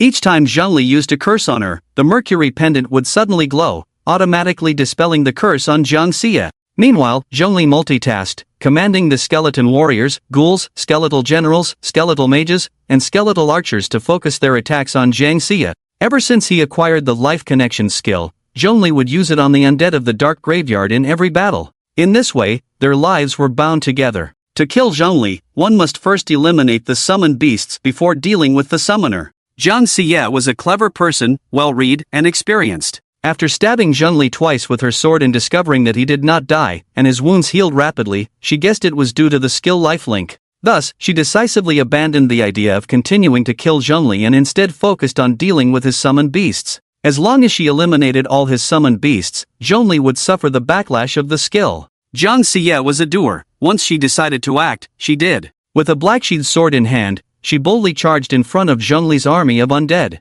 "This is good," Zhongli thought to himself. "Let her deal with the undead, saving him the trouble." A wave of Jiang Xia's sword energy swept through, easily taking down 50 or 60 skeleton warriors. Suddenly, she turned back and winked at Zhongli, as if to say he was nothing special. Jiang Xia was indeed formidable. With one wave of her sword energy, she had taken down 50 or 60 skeleton warriors. At this rate, it wouldn't be long before Zhongli's army of skeletons was wiped out by her. However, Zhongli would not let her have her way. For every skeleton warrior Jiang Xia destroyed, Zhongli summoned an equal number from the dark graveyard. Just like before, after Jiang Xia worked hard for half a day, she found that the number of Zhongli's skeleton army not only did not decrease but seemed to be increasing. She was merely wasting her strength. Moreover, Zhongli's skeleton army was not to be underestimated. The skeleton mages and skeleton archers relentlessly attacked Jiang Xia. There were also poison spear skeletons and ice arrow skeletons, both at peak level 1. The poison spear skeletons could inflict continuous damage on enemies, while the ice arrow skeletons primarily slowed them down. These ranged attackers were like annoying flies, making things quite difficult for Jiang Xie. Outside the secret realm, in a hidden room, Yi Zhendong said with a serious expression, Zhongli is too abnormal, his skeletons seem to be infinite, summoned continuously. If this is true, who can defeat him in the future? They're just level 1 low-tier skeletons. No matter how many there are, they're still trash. Jiang Xie is at a disadvantage due to her class. She is a melee class, which happens to be countered by Zhongli's necromancer. If she were a magic class, in this situation, she could easily wipe out Zhongli's skeleton army with a large area attack skill. That makes sense. Jiang Xie is just having bad luck. I think this year's rookie king is very likely to be Zhongli. I think so too. It's too early to say. Don't forget, Jiang Xie hasn't used her talent yet. Indeed, once Jiang Xie uses her talent, she might turn the tide. But what exactly is Jiang Xie's talent? Can anyone tell me? Jiang Xie was the daughter of the vice principal, having grown up in Tianjin University. Most of the old mentors at Tianjin University knew about Jiang Xie's talent, with only a few newcomers unaware. Just as the room was filled with chatter, a cool, deep voice came from somewhere. Moonlight Blossom, that is the name of my daughter's talent, and its effect is to transform into the Valkyrie of the moon. Everyone was startled and turned to look. They saw that at some point, 2 figures had appeared in the room, one male and one female. The man was handsome, extremely tall, nearly 2 meters, carrying a huge sword case, wrapped in a black robe, looking like a strange person. The woman appeared to be in her 30s, with a delicate and cold beauty, an oval face, willow leaf eyebrows, a small nose, and a petite mouth. Standing at 1.71 meters, with high heels, she reached a height of 1.76 meters. With her long legs, she looked like an international model on stage. Dressed in a black professional suit, with a white collared shirt, her long hair was styled up, exuding an intellectual and capable aura. Upon seeing this pair, everyone was taken aback. Immediately standing up respectfully, he greeted, "Hello, Principal." "Hello, Vice Principal." The principal of Tianjin University, named Yu Xuanzhua, was the first sword god of Huaxia. He was usually serious and cold, rarely smiling. When faced with everyone's greetings, he ignored them and focused on the secret realm's light screen. The mentors and school leaders were quite familiar with their principal's temperament. If you needed something from the principal, it was best not to bother him otherwise. "Thank you all for your hard work. Please relax and don't be nervous," said the vice principal, Zhang Yiwen, a renowned beauty at Tianjin University, with a gentle and gracious demeanor. She smiled brightly and asked, "How far along are we in the welcome ceremony? Is it almost over?" "Almost. I estimate it will be finished in about an hour." Yi Zhendong quickly replied. "Is that so?" Zhang Yiwen nodded, her gaze shifting to the secret realm's light screen. Then she asked, "Who is that boy fighting with my daughter?" "His name is Zhongli, the top scholar from the northern province, a mutant," Yi Zhendong responded swiftly. Zhang Yiwen murmured softly, "A mutant? No wonder he can control so many undead." Mutants had all sorts of bizarre abilities. Some could shoot lasers from their mouths, some could control fire naturally, and some could turn their bodies into steel. It wasn't too surprising that Zhongli could command a large number of undead. After watching the light screen for a while longer, Zhang Yiwen smiled and said, "I've spoiled my daughter so much. This must be the first time she's suffered such a big loss. Her ears are probably red with anger. I think she's about to use her talent." The young lady has been restraining herself in pursuit of martial arts, rarely using her S-level talent. If she uses her talent, even if another Zhongli comes, 2 Zhonglis together wouldn't be her match. Someone complimented. Zhang Yiwen smiled warmly, "That boy named Zhongli is quite good. We need to arrange a good mentor for him in the future." Rest assured, mentors are eager to take on excellent students like Zhongli. Especially Sima Ying from the Alchemy Department and Chu Xian from the Necromancy Department. Their competition is the fiercest, Yi Zhendong respectfully replied. Zhang Yiwen smiled. Sima Ying has always wanted a mutant disciple to assist her with experiments. Since Sima Ying took charge of the Alchemy Department, she has made significant contributions to the school. I will take charge of this matter. Zhongli will belong to mentor Sima Ying of the Alchemy Department. Chu Xian should stop competing. Yi Zhendong looked up in shock. The Alchemy Department had made a lot of money for the Academy by operating several potion companies in recent years, which had elevated its status within the school. Joining the Alchemy Department was actually a good choice, as its mentors were wealthy and willing to invest in cultivating their disciples. Especially Sima Ying, who was known as the richest woman at Tianjin University. Being her disciple would at least ensure no financial grievances. However, Sima Ying was somewhat eccentric and often conducted forbidden experiments privately, even leaving one disciple disabled in the process, claiming it was for her experiments. In reality, it meant being a guinea pig for Sima Ying, who would unreservedly try various experiments on you. Moreover, according to the rules, mentors could choose their disciples, and disciples could also choose their mentors. Regardless, it was necessary to ask Zhongli for his opinion first, to see if he was willing to have Sima Ying as his mentor. The vice principal's unilateral decision was already against school regulations. Yi Zhendong frowned, his gaze slowly moving to the principal beside him. The principal remained indifferent. This indicated that the principal tacitly agreed. Since the principal agreed, Yi Zhendong naturally felt it inappropriate to say anything further, obediently closing his mouth and stepping aside. In the room, the mentors exchanged glances. It was evident that Zhang Yuan had a suspicion of venting personal grievances. Newcomers might not know, but the veterans in the university were well aware. Zhang Yuan had always spoiled her only daughter, never allowing her to suffer even the slightest grievance. Zhongli's daughter suffered a loss, and Zhang Yuan loved her daughter like her life. Although she didn't say anything on the surface, she must have felt uncomfortable inside. It was possible that Sima Ying had reached some private agreement with the vice principal.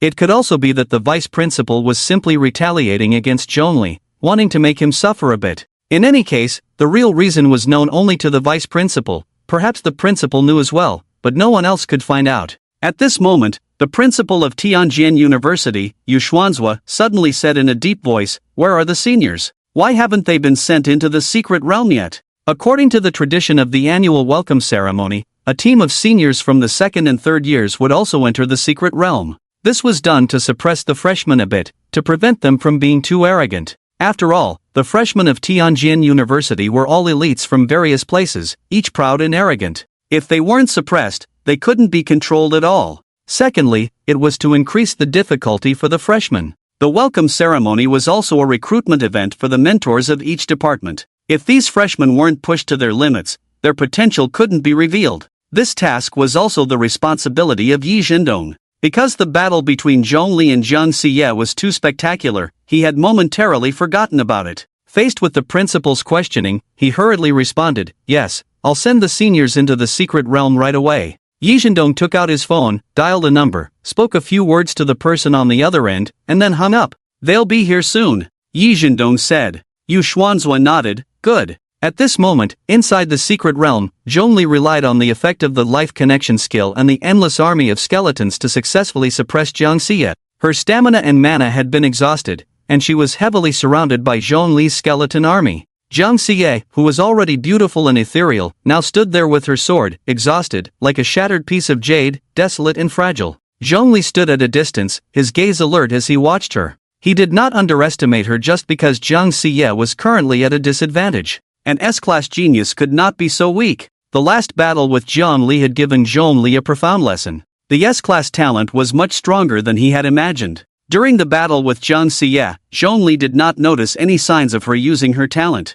He had heard from Situ Yang that Jiang Xie's talent seemed to be transformation-based, capable of turning into a Valkyrie of the moon or something like that. At this moment, Jiang Xie was the most dangerous. She could use her S-class talent to transform into a Valkyrie at any time. Zhongli was fully alert, always on guard against her. Suddenly, Jiang Xie, trapped in the heavy encirclement of the skeleton army, smiled and said, "Zhongli, are you afraid? It seems you already know about my talent." Zhongli ignored her. Jiang Xie continued, "I have admired the principal of Tianjin University, Yu Xuanzhua, since I was young, so I have also worked hard to hone my swordsmanship, focusing on my sword art. Unless absolutely necessary, I will never use my talent or external forces. Zhongli, you are the only one in recent years who has forced me to use my talent to defeat you. You should feel proud of that." Jiang Xie slightly raised her chin, her cold and proud demeanor resembling an untouchable goddess. Independent from the world, it seemed nothing could catch her eye. Zhongli sneered, "Perhaps even if you use your talent, you still can't win against me."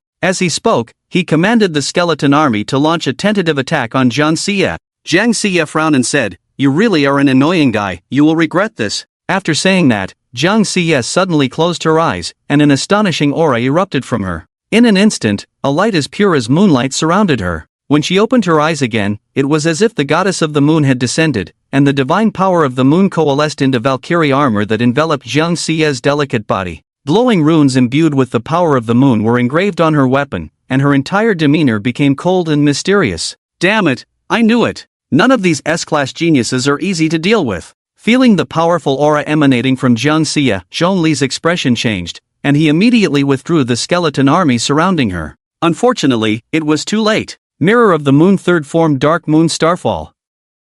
Jiang Xie's tone was calm and mysterious. The next moment, a dark moonlight fell from the sky. All the undead that came into contact with the eerie moonlight turned to ash. Zhongli's grand skeleton army vanished in an instant. Holding a weapon blessed by the moon goddess, Jiang Xie pointed at Zhongli and declared coldly, "Next, it will be your death." At that moment, Jiang Xie seemed to embody the true goddess of the moon, instilling awe and preventing anyone from daring to blaspheme. "Oh, is that so?" Zhongli chuckled, raising his hand. "Hee, the outcome is clear. It seems the title of this generation's rookie king belongs to my daughter. I wonder what reward she will receive." Zhang Yuan's bright and beautiful face was filled with pride and delight for her daughter. The usually silent Yu Xuanzhua suddenly spoke up. "In my sword pavilion, Xie can choose any weapon she likes to take with her, as a reward for winning the Rookie King title." Growing up in Tianjin University, Jiang Xie was the beloved little princess of the school. Even the usually stern principal, Yu Xuanzhua, doted on her. Not only did he teach her swordsmanship,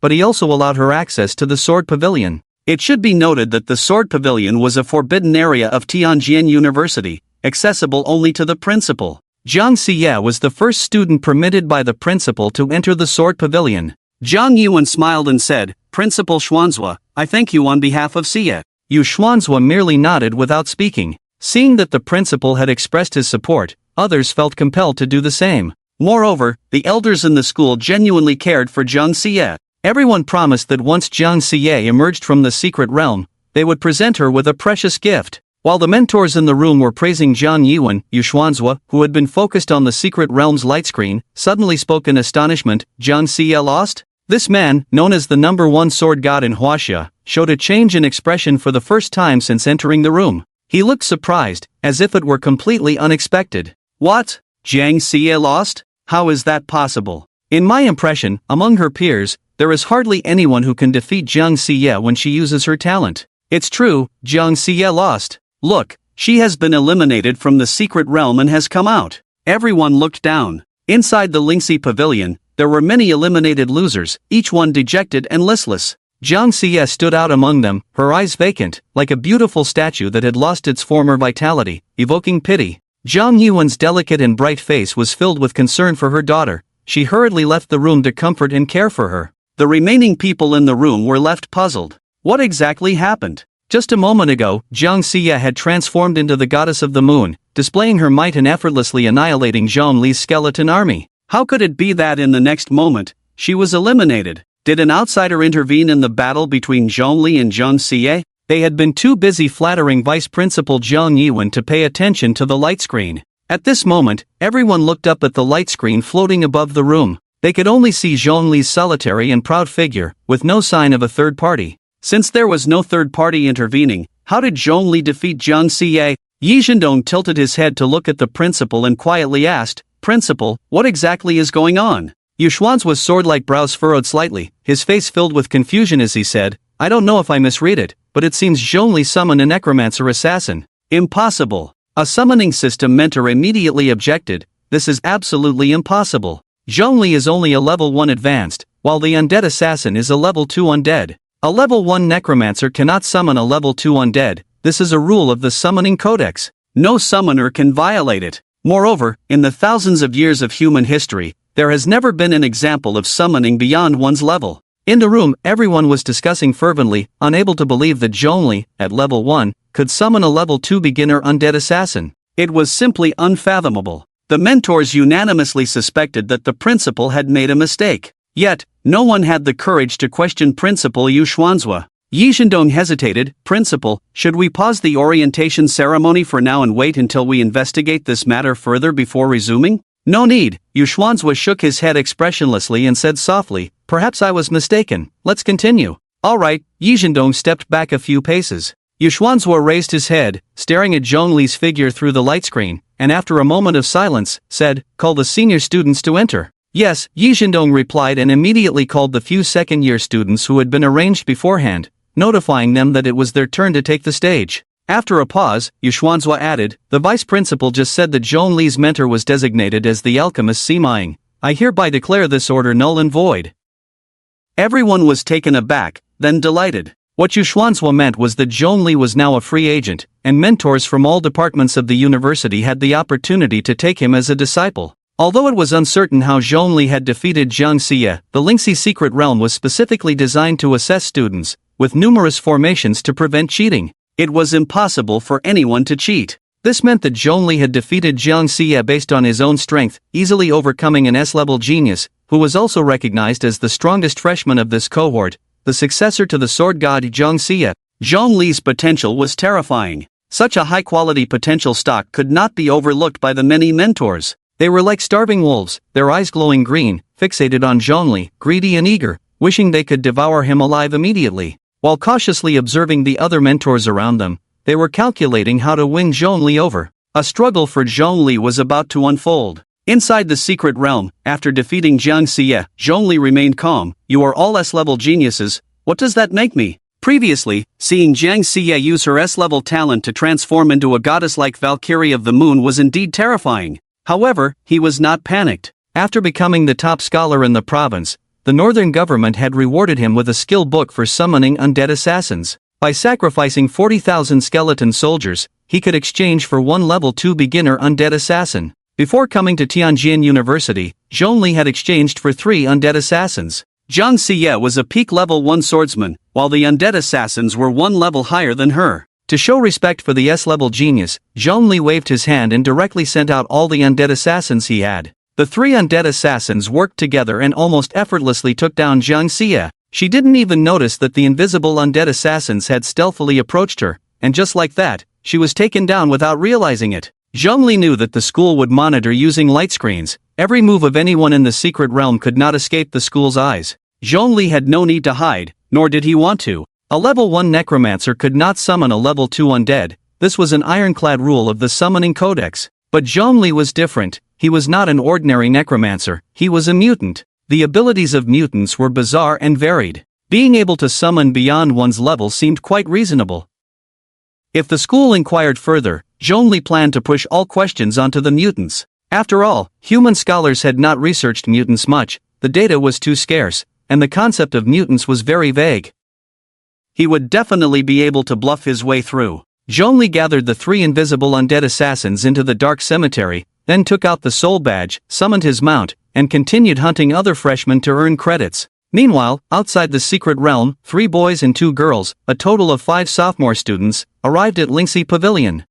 Just thinking about finally being able to bully the juniors without restraint makes me so excited, exclaimed a cute little girl in a pink Lolita dress, barely standing at 1.50 meters, with her hands on her hips and laughing wildly. Above Lingxi Pavilion, in a secret room, the principal, Yu Xuanzhua, who carried a sword box, suddenly asked, "Who are the sophomore students we brought this time, and what are their strengths?" Yi Zhendong, who was in charge of the matter, immediately replied, "The leader is the student council officer, Hua Gong, and the other 4 are ordinary members of the student council. As per your instructions, they are all level 1 sophomores." Yu Xuanzhua's gaze turned slightly cold. Has the student council of Tianjin University fallen to such a level? A student council officer, and yet only at level 1? If this gets out, won't it be a laughingstock for the other 3 prestigious schools? Yi Zhendong explained with a smile, "This Hua Gong is a special profession, a nightmare master, and leveling up is quite difficult. She only reached level 1 after entering her sophomore year. So it's a special profession, that makes sense," Yu Xuanzhua said, puzzled again. Is the student council so idle?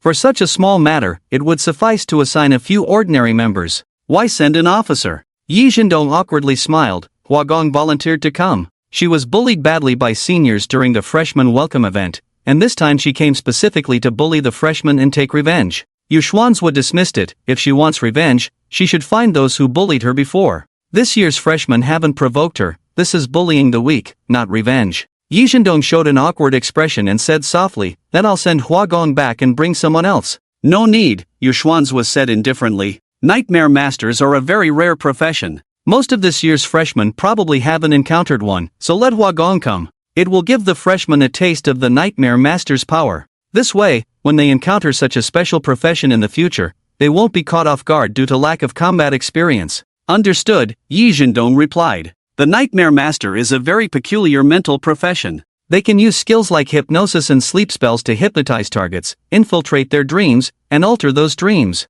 A saint-level Nightmare Master can even kill within dreams. As for a level 2 Nightmare Master, their abilities are not as great. At most, they can make someone fall asleep instantly and give them a nightmare or something. Inside the secret realm, Zhongli sat cross-legged in a clearing on the plain. The surroundings were marked with charred traces. Flames had turned the grass and wildflowers on the plain to ashes. Above the ashes were groups of terrifying and fierce skeleton warriors, wandering aimlessly around Zhongli. On his way, Zhongli encountered 2 mages, one a fire mage and the other a mental mage. Zhongli's outrageous speech on the podium had made him a well-known figure among the freshmen, even more famous than Jiang Xie. Upon seeing Zhongli, the 2 mages immediately launched an attack without a word. Zhongli was more than happy about this. The 2 sides clashed. Zhongli's skeleton mage group easily focused their fire and took down the fire mage in an instant. With only the mental mage left, he took the opportunity to launch a mental shock at Zhongli amidst the chaos. Fortunately, Zhongli quickly controlled a skeleton warrior to step forward and block the mental shock.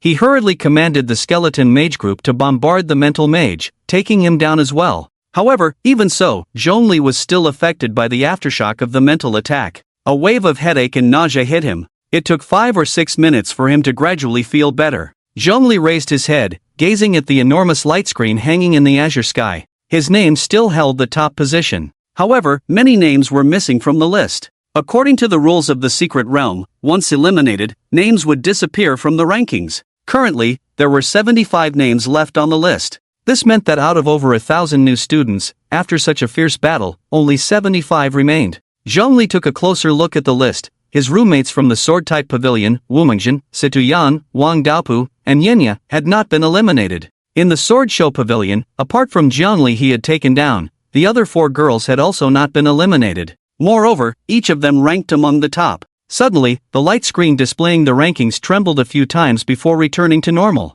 To his surprise, in that instant, 10 names vanished from the list, reducing the count from 75 to 65. This indicated that someone had just eliminated 10 people in a split second. So powerful, could it be Zhongli? Only an S-rank talent could achieve this, Zhongli speculated. Just as he was pondering, another name disappeared from the list. It was Zhongli. She had also been eliminated. Zhongli showed a hint of surprise, but quickly returned to normal. After a few minutes, another 7 new students were eliminated, including 3 beautiful girls from the Sword Show Pavilion and Wang Daopu. At this point, all 5 from the Sword Show Pavilion had been eliminated. Together with Zhongli, there were only 4 left in the Sword-type Pavilion. The only one who could eliminate Jiang Li among this batch of new students, besides himself, should be no one else. It seems the second-year seniors have arrived, Zhongli thought to himself. He had long heard Situ Yang and the others mention that the outstanding students from the Sword-type Pavilion and the Sword Show Pavilion were the common targets of both new and old students.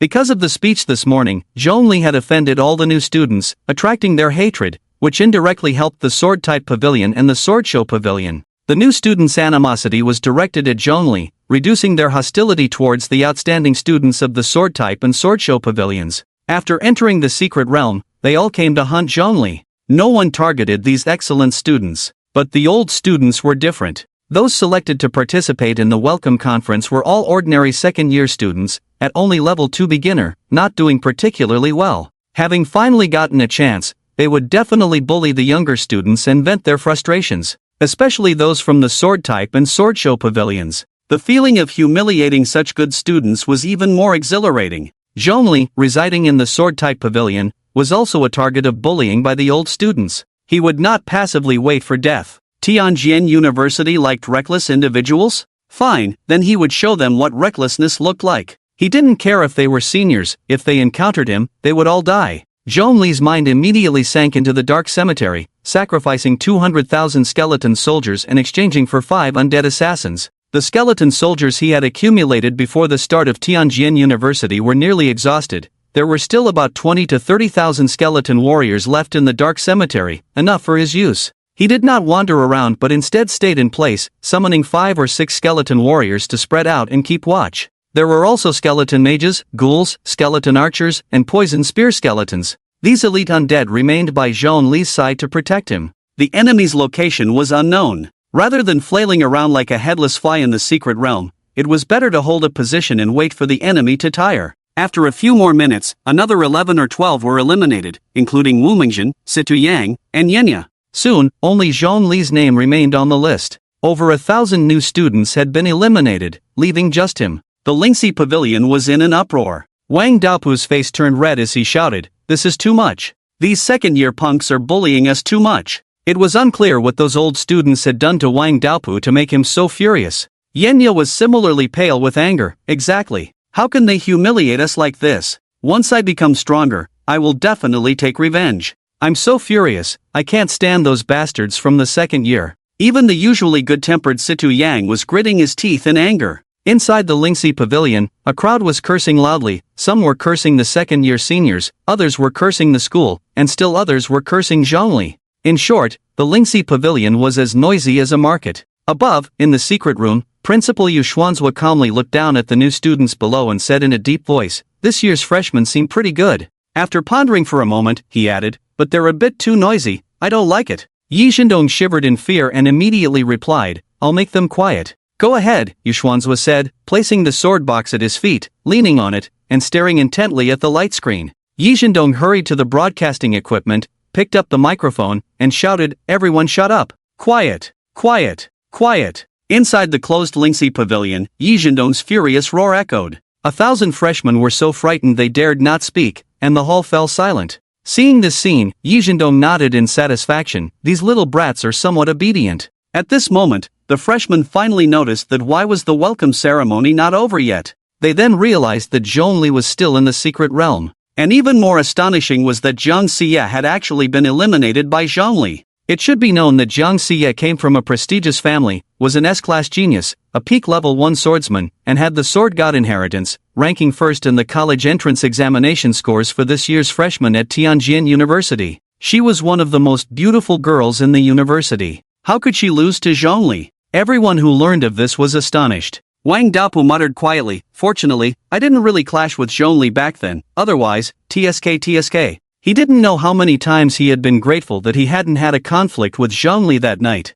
Situ Yang also looked shocked. "I knew Zhongli was strong, but I didn't expect him to be this strong. I should have teamed up with him back then." As he spoke, Situ Yang's face showed regret. Wu Mingjin also looked regretful. He shouldn't have run away when Zhongli was fighting Jiang Xie. If he had stayed and waited for Zhongli to win, he could have teamed up with him and survived until the end. In a corner, Zhongli's cheeks were slightly flushed. She glanced up at the light screen and saw Zhongli's proud figure and that handsome face, then quickly lowered her head again. The girl's lips curled up slightly as she murmured, "Zhongli, you really are strong, only you deserve to be my opponent." Suddenly, Zhongli seemed to recall something, her face turning hot, her cheeks like cherries illuminated by the sun, vibrant and dripping, her shy appearance captivating. "That bad guy, the Nightmare Master, made me have that kind of dream, and it was with Zhongli. Woo. I'm not pure anymore. When will this welcome ceremony end? Haven't all the people been eliminated?" "Not yet, Zhongli is still in the secret realm.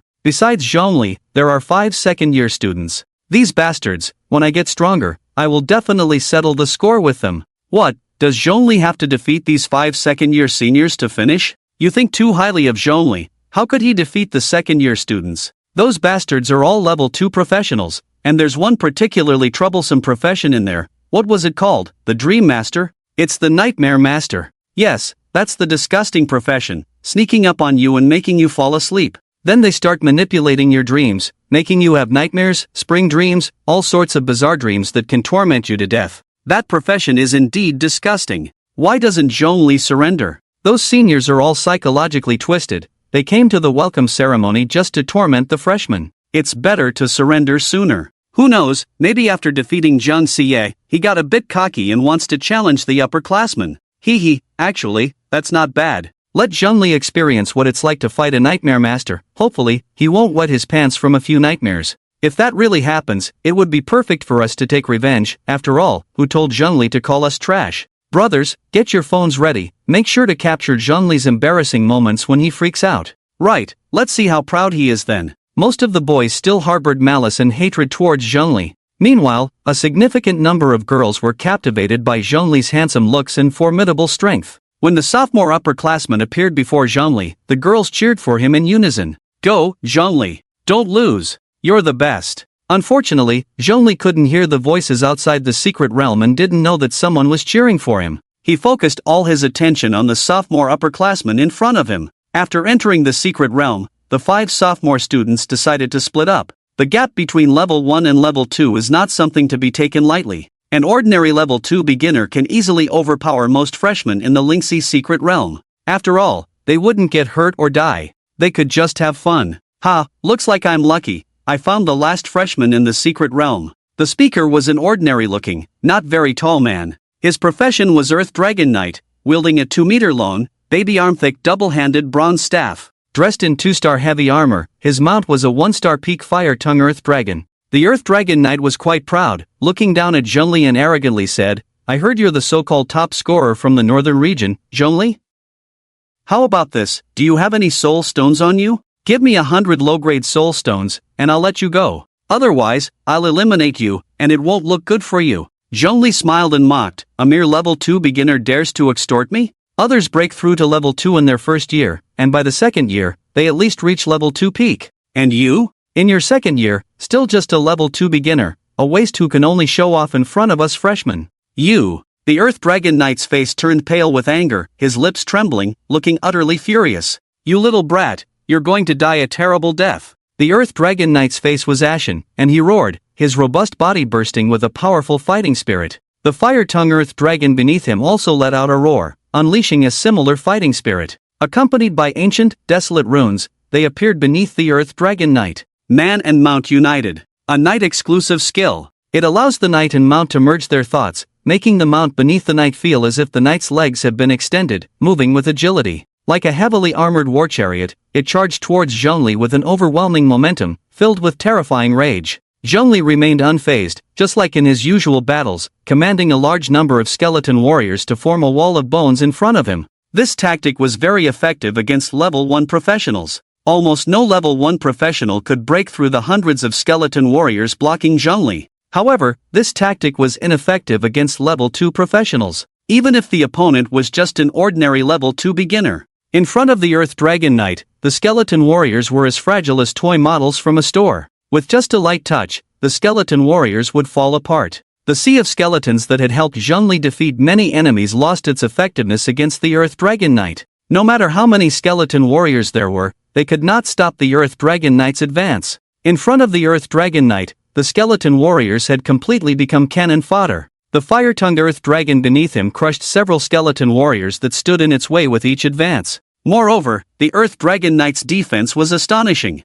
He was the strongest opponent in terms of defense that Zhongli had encountered so far. The attacks from the skeleton warriors landed on the Earth Dragon Knight without leaving a single scratch. The same went for the skeleton archers. Only the magic projectiles from the skeleton mages could slightly slow the Earth Dragon Knight's advance, but they could not penetrate his defenses at all. Do you see? This is the power of a level 2 professional. Ha ha ha, the Earth Dragon Knight boasted arrogantly. The moment the magic projectile from the skeleton mage struck the Earth Dragon Knight, it exploded like a dazzling firework. As the smoke cleared, the unscathed Earth Dragon Knight's smile became even more sinister. He was surrounded by several glimmers of light, all defensive skills. Knight skill, soul armor. Knight skill, body enhancement. Mount skill, fire toad shield. Knight skill, power of glory. Plus, he was wearing a 2-star heavy armor. A total of 6 layers of defense. The Knight class was already the profession with the strongest defense. Even a level 2 professional would have to exert some effort to break through the 6 layers of defense on the Earth Dragon Knight.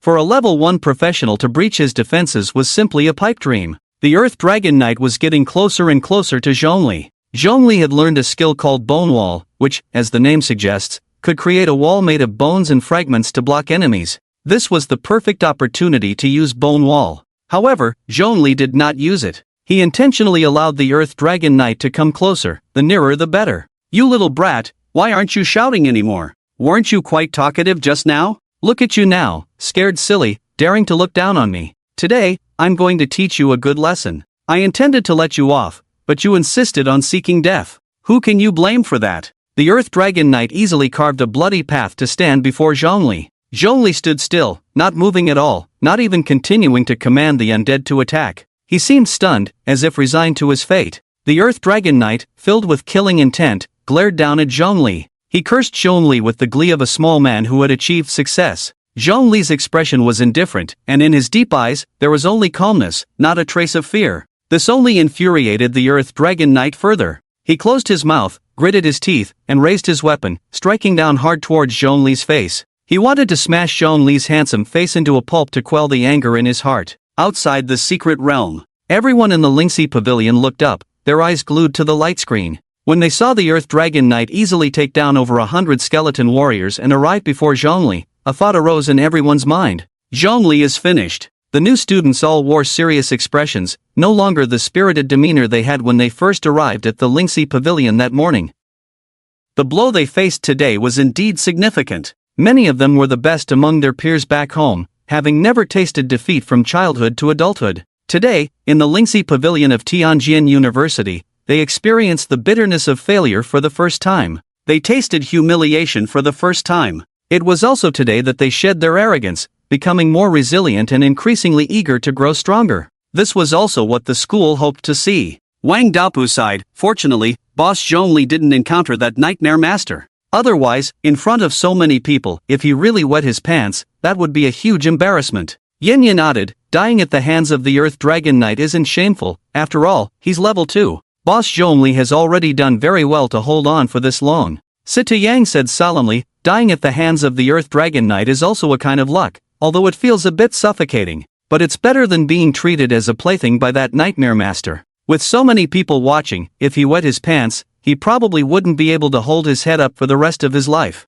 Wu Mingjin asked in confusion, why do you always say you wet your pants? Have you ever been scared to the point of wetting yourselves by a nightmare master in the secret realm? Wu Mingjin was taken down by a second-level wood mage. She found it strange that they talked about wetting their pants whenever the nightmare master was mentioned, especially since she hadn't encountered one herself. Upon hearing Wu Mingjin's question, Wang Daopu, Yenya, and Situ Yang's expressions changed, and they quickly denied, no way. Don't say nonsense. I'll sue you for defamation. Wu Mingjin scrutinized the three of them suspiciously. The three felt guilty and avoided her gaze. Just by looking at their guilty expressions, Wu Mingjin had already guessed the truth. However, she didn't mock them, she just smiled and fell silent. The three, feeling embarrassed, also closed their mouths and stopped talking. Above, in the secret room, Yi Zhendong was on the phone with the school staff, asking them to come to Lingxi Pavilion to move the secret realm. In his view, encountering a second-level junior Earth Dragon Knight meant that Zhongli was doomed. Several summoning and necromancy instructors gathered together, discussing what exactly Zhongli had summoned to defeat Jiang Xie in her moon goddess state. After a long discussion, they still couldn't come to a conclusion. Principal Yu Xuanzhua also shifted his attention from the light screen. He was very dissatisfied with Zhongli's final performance. In his eyes, after encountering the Earth Dragon Knight, Zhongli, knowing he was outmatched, simply gave up resistance, acting like a coward who submitted to fate, losing his previous fierceness. Yu Xuanzhua despised this type of person. He was disappointed in Zhongli and no longer liked him as before. In the room, besides the school leaders and instructors, there was also a student. Jiang Xie's almond-shaped eyes were moist, with a tear hanging on her cheek, making her look pitiful. Zhang Yuan comforted softly beside her. It's okay, daughter, you just lost once, we can win back next time. Jiang Xie's jade-like fingers brushed across her cheek as she choked out, next time, I will definitely not lose. Standing behind the mother and daughter, Yu Xuanzhua coldly said, next time you will definitely win, I misjudged him. Zhongli is just a coward. When he encounters someone strong, he just stands there dumbly, not even able to make the simplest resistance. Such a person cannot achieve great things. He is even inferior to the most ordinary students, who at least know they can't win but still give their all and struggle to the death. Zhang Yuan smiled and said, did you hear what the principal said? Zhongli just had a stroke of luck this time. Next time, you will definitely beat him to a pulp. Jiang Xie asked doubtfully, really? Zhang Yuan smiled and replied, of course it's true. When have you ever seen the principal wrong? Jiang Xie stopped her tears, and her confidence, which had been driven away by Zhongli, returned. Next time, I will definitely win, Jiang Xie said with determination. Suddenly, in the venue below, a wave of cheers erupted like a mountain roar and a tsunami. The sound was so loud it almost lifted the roof off. In the room, the floor beneath everyone trembled slightly. Vice Principal Jiang Yuan furrowed her brows, looking around in confusion. What's going on? Yi Zhendong also looked puzzled, not understanding what had caused such a commotion among the students below. He planned to go down and see if something had happened. Before leaving, he casually glanced at the light screen above, just a quick look, and he soon shifted his gaze away. Wait, something's not right. Yi Zhendong suddenly realized something and hurriedly turned his gaze back, his eyes wide open in disbelief as he stared at the light screen.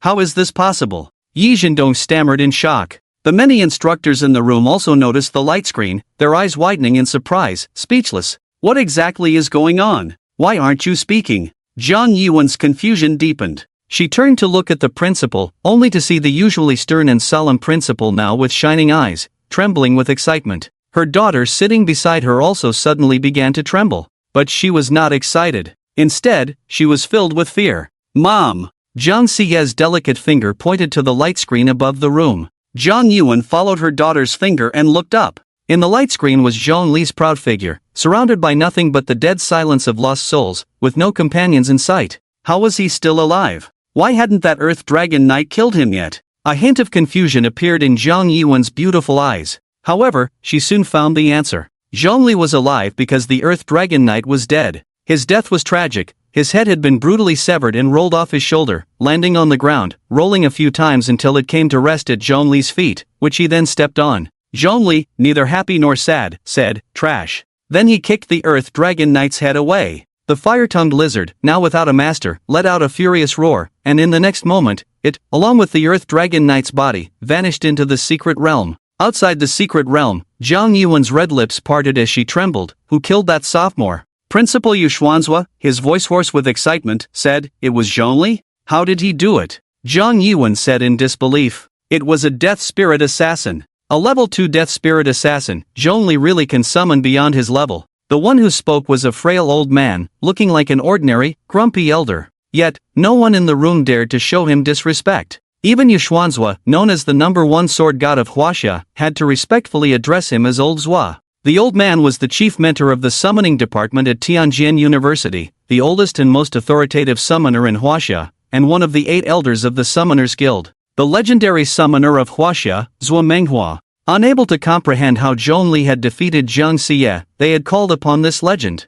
Zhuo Manhua had just arrived in the room and happened to witness Zhong Li summoning the death spirit assassin. At this moment, the old man knelt on the ground, tears in his eyes, as if the most devout believer had just seen the presence of God. Zhang Yiwen then noticed that around Zhong Li, there seemed to be many ghostly figures, flickering in and out of sight. As the vice president of Tianjin University and a powerful level 5 peak practitioner, she certainly recognized them as the level 2 undead creatures controlled by a necromancer, the death spirit assassins. Any level 2 necromancer could summon them, it was nothing remarkable. But if the one summoning the death spirit assassins was a level 1 necromancer, then everything would be entirely different. The only one in the country. No, the only one in the world, who had broken the constraints of the summoning code and could summon beyond his level. Right here in Huaxia, at Tianjin University. Zhang Yuan's breath quickened, her delicate and voluptuous body trembling with excitement. She certainly knew what this meant. In the room, only Zhang Xie had a pair of clear, bright eyes filled with confusion. She only knew that Zhong Li had killed that sophomore and did not understand what summoning beyond one's level meant. She was even more puzzled as to why the kind and respected Grandpa Mang was kneeling on the ground. Inside the secret realm. After defeating the Earth Dragon Knight and ending the battle, Zhong Li yawned. How boring. He hadn't expected to take down the Earth Dragon Knight so easily. Zhong Li knew that the Earth Dragon Knight had incredible defense, and Death Spirit assassins were most afraid of such enemies, so he had deliberately pretended to be at a disadvantage, luring the Earth Dragon Knight closer. Confident of victory, the Earth Dragon Knight had relaxed his guard and even removed his multiple layers of defense, which consumed his internal energy. After a long duration, it became a burden. Without the protection of multiple layers of defense, Zhong Li decisively commanded the hidden Death Spirit assassins to attack. The sharp daggers of the Death Spirit assassins easily sliced through the Earth Dragon Knight's vulnerable throat, swiftly ending his life. 1 down, 4 left. Zhong Li murmured, neither happy nor sad. What a hassle.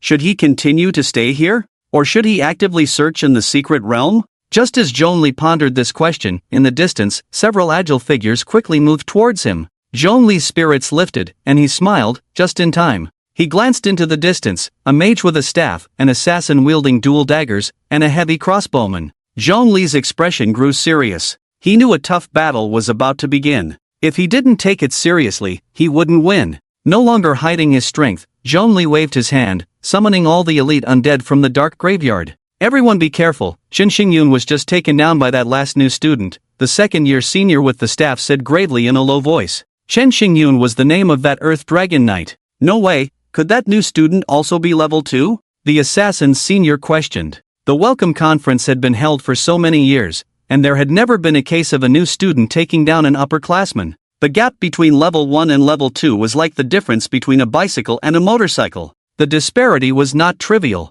Only if the new student was also a level 2 beginner could it explain why a battle-hardened level 2 upperclassman was defeated by a newly admitted freshman. The small crossbowman, carrying a heavy crossbow, analyzed carefully, it shouldn't be. If there really was a new student at level 2, Teacher Yi Jindong would definitely have told us. Moreover, even if Teacher Yi didn't mention it, a talent like that would have spread throughout the campus. We couldn't possibly not have heard any rumors. The Wood Mage Senior tightened her grip on her staff and said seriously, regardless, it's better to be cautious. That last new student is quite strange, although we don't know how he took down Shen Xingyun. As long as he is a level 2, the means he relied on must be some kind of schemes or tricks. Shen Xingyun must have been careless, and as long as we remain vigilant, we should be fine. Right, when we encounter Zhongli, no need for chatter, just take him down. That way, we can consider it a completed mission and go back to report, the assassin senior said while applying poison to his 2 cold iron daggers. The heavy crossbowman frowned and said, "Where's Huagong? I just saw her. How did she disappear in the blink of an eye?" The Wood Mage Senior replied softly, "Huagong has hidden away. Her profession is special, not suited for direct combat. If she stays, she would just be a burden to us, unable to help at all." The heavy crossbowman laughed. "Alright, the 3 of us, if we end up like Shen Xingyun, defeated by a new student, at least we still have Huagong alive to help us take revenge, it wouldn't be a total loss." The Wood Mage Senior shot him a glare and said, "Papa, don't say such unlucky things. I really don't want to lose to a new student, that would be too embarrassing. If we really lose, how would we survive in the university or the student council in the future?" "Hey, I was just joking," the heavy crossbowman scratched his head and laughed. Meanwhile, the assassin senior looked helpless and said, "Alright, you two stop flirting. I can already see that new student's figure. The opponent is a necromancer, he should be this year's top student from the northern province. I heard he's also a mutant." The Wood Mage Senior said, "It's my first time seeing a mutant." The heavy crossbowman looked wary and said, "There was a mutant in our county before, he could control corpses from birth. Later, he changed his profession to a puppeteer. In college, he created a technique called blood and flesh puppetry and became a researcher at Magic City University at a young age." "Wow, are mutants really that powerful?" the Wood Mage Senior exclaimed, covering her mouth in surprise. The heavy crossbowman said solemnly, "The abilities of mutants vary in strength. The one in front of us is said to have very strong and impressive mutation abilities." The assassin senior was clearly impatient and urged, "Stop talking, let's get to it. The sooner we take this guy down, the sooner we can report back to the student council." The heavy crossbowman grinned and said, "Alright, you lead, and we'll follow." The Wood Mage Senior nodded and added, "You two remember, this person killed Shen Xingyun, and we must not be careless in battle, always stay alert." "Stop nagging, we're not stupid," the assassin senior muttered, charging ahead towards Zhongli. "Annoying," the Wood Mage Senior thought to herself.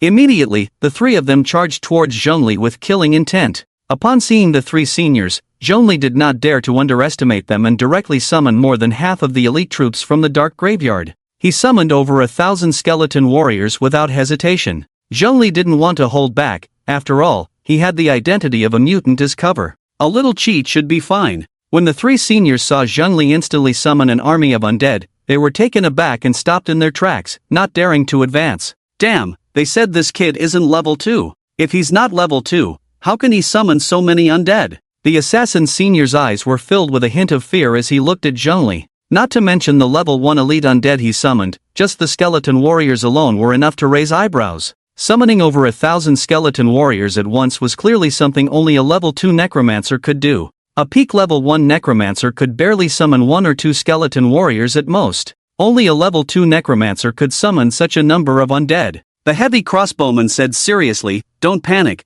this should be the mutant's ability. The number of undead he controls is several times that of an ordinary necromancer, but besides that, he's not that impressive." After saying this, the heavy crossbowman readied his heavy crossbow. "What I fear the least is the skeleton sea tactic of necromancers. No matter how many skeleton warriors there are in front of me, they are just cannon fodder. Watch closely." Crossbowman skill, turret mode. Crossbowman skill, grenade launcher. Crossbowman skill, double strike. Crossbowman skill, incendiary shell. The heavy crossbowman set up a turret, becoming immobile, with his range increased several times. He unleashed a series of skills. Grenades and incendiary shells whistled through the air, tracing fierce arcs as they fell like shooting stars, landing in Zhongli's undead army. Instantly, a large number of skeleton warriors were killed or injured. Zhongli felt no sorrow. As long as the elite undead remained unharmed, it didn't matter how many skeleton warriors died. With a blank expression, Zhongli summoned another large batch of skeleton warriors to replace those that had fallen.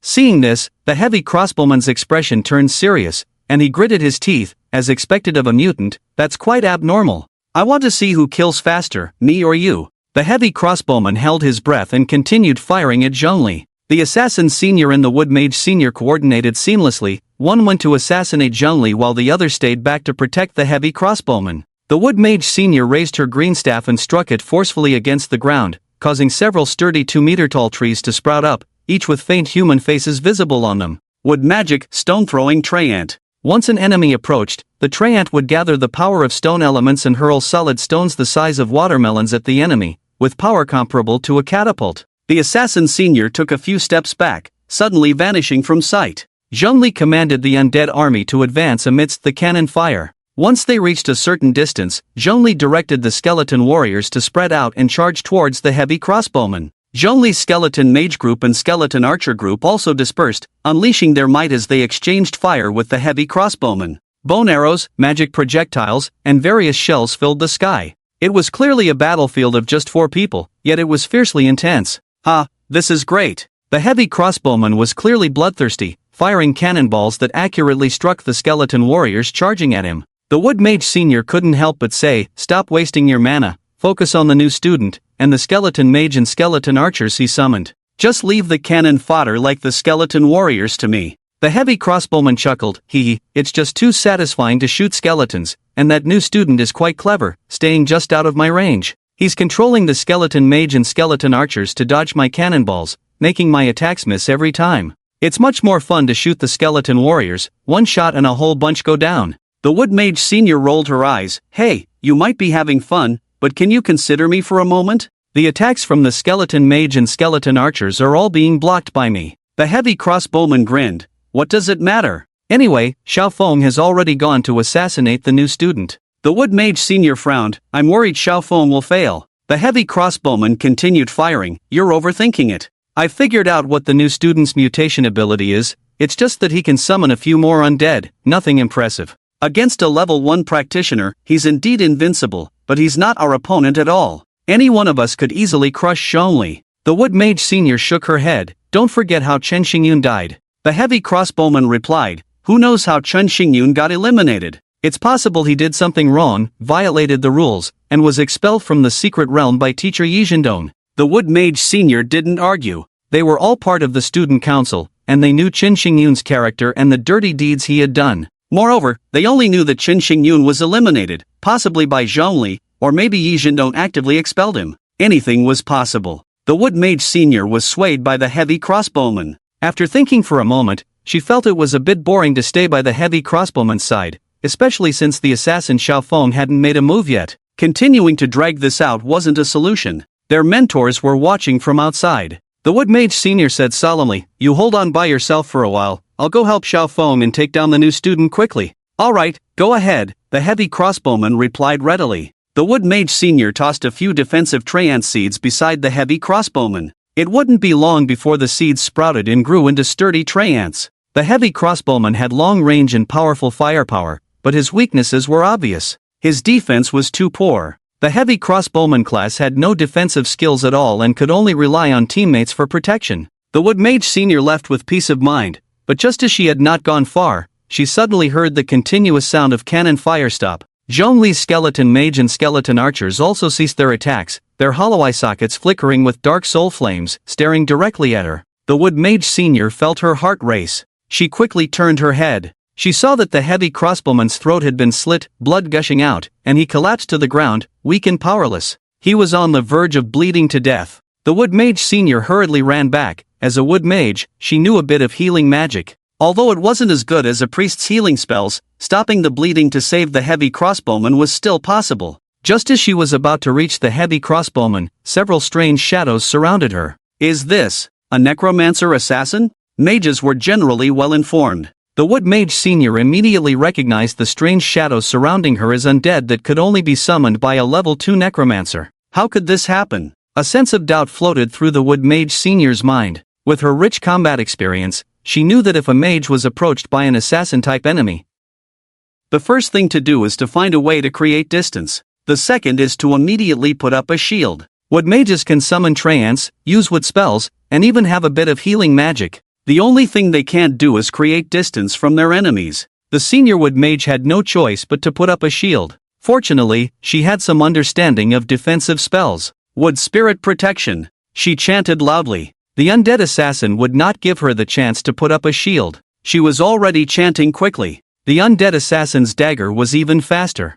In an instant, the sharp dagger sliced through the senior's throat. Several other undead assassins also raised their daggers and stabbed them into the senior's frail body. Soon, the senior was dead. The heavy crossbowman was also dead. Only one assassin, Xiaofeng, remained alive, but he was also close to death. Moreover, he was unaware that his two companions had already been eliminated. Around Zhongli, there were more than 50 ghouls. Among them were quite a few poison spear skeletons and ice arrow skeletons. These two types of skeletons had too short a range, so Zhongli did not send them to the front lines but kept them as close guards. The assassin Xiaofeng hesitated to act because of those damned ghouls. The keen-sensed ghouls were the nemesis of assassins. Unless it was a high-level assassin who could mask their scent, ordinary assassins would do well to find a way to avoid ghouls. More than 50 level 1 peak ghouls. There were too many, and Xiaofeng truly had no confidence in defeating them. If he were to engage the ghouls, Zhongli would definitely run away. That would alert the enemy and lead to a failed assassination. As an assassin, Xiaofeng had his own pursuits. Eliminating his target cleanly and efficiently was what made a qualified assassin. He could only hope that the heavy crossbowman and the Wood Mage Senior would come to support him soon, helping him draw away those keen-sensed ghouls. Little did he know, Zhongli's ghouls had already discovered Xiaofeng. However, Zhongli had ordered them to pretend not to notice. Xiaofeng still thought he had not been detected, lingering around Zhongli. Once the heavy crossbowman and the Wood Mage Senior were dead, Zhongli recalled the few undead assassins he had sent out. With the help of the ghouls, they found the hidden assassin Xiaofeng, and several undead assassins surrounded and killed him, successfully eliminating all three seniors. Just as Zhongli planned to recall all the skeleton warriors, skeleton mages, and skeleton archers he had sent out, he suddenly felt a wave of drowsiness wash over him. He couldn't help but close his eyes, and after a few seconds, he opened them again. Zhongli abruptly realized that he was no longer in the secret realm but had inexplicably appeared in a creepy, terrifying villa. A charred child's corpse was stuffed in the burning fireplace. The body of a white woman had been hacked into bloody pieces and hung as decorations on the Christmas tree. In the dim kitchen, several ugly, deformed people were taking turns violating a blonde-haired white man at the dining table. The violated man was crying out in pain, his screams chilling and desperate, sending shivers down one's spine. Illusion? Looking at such a terrifying scene, Zhongli frowned deeply. In the dark night, the American-style villa, a European-American family of 3, and the deformed monster humans he saw all resembled the content of horror movies he had watched on Earth. Suddenly, he had come from the secret realm to the world of horror films. Only being under an illusion could explain all of this. Situ Yang had once said that every year during the welcome ceremony, the school would send 5 seniors into the secret realm. He had already killed 4 seniors, and there was one left, most likely a practitioner of illusion magic? This was the first time he had encountered an opponent of the illusion profession. Beneath Zhongli's feet, the classic teak floor was stained with a pool of bright red blood, and next to it lay a kitchen knife covered in blood. He crouched down and picked up the kitchen knife, its heavy feel very real. He gently touched the blade, cold and sharp, the blood staining it exuding an indescribable scent. Zhongli used the kitchen knife to lightly slice his palm, a sharp pain shot through him, and a few drops of blood immediately flowed out. Is this really an illusion? It feels too real. Whether it's touch, pain, sight, smell, or hearing, everything is so vivid. It's as if all of this is real. This cannot possibly be something an ordinary illusionist could achieve. It must be a rare profession within the illusionist class. He suddenly recalled that before falling into the illusion, a wave of drowsiness had washed over him, making him feel sleepy, and then, in the next moment, he entered this illusion. That inexplicable sleepiness must be the key to his being trapped in an illusion.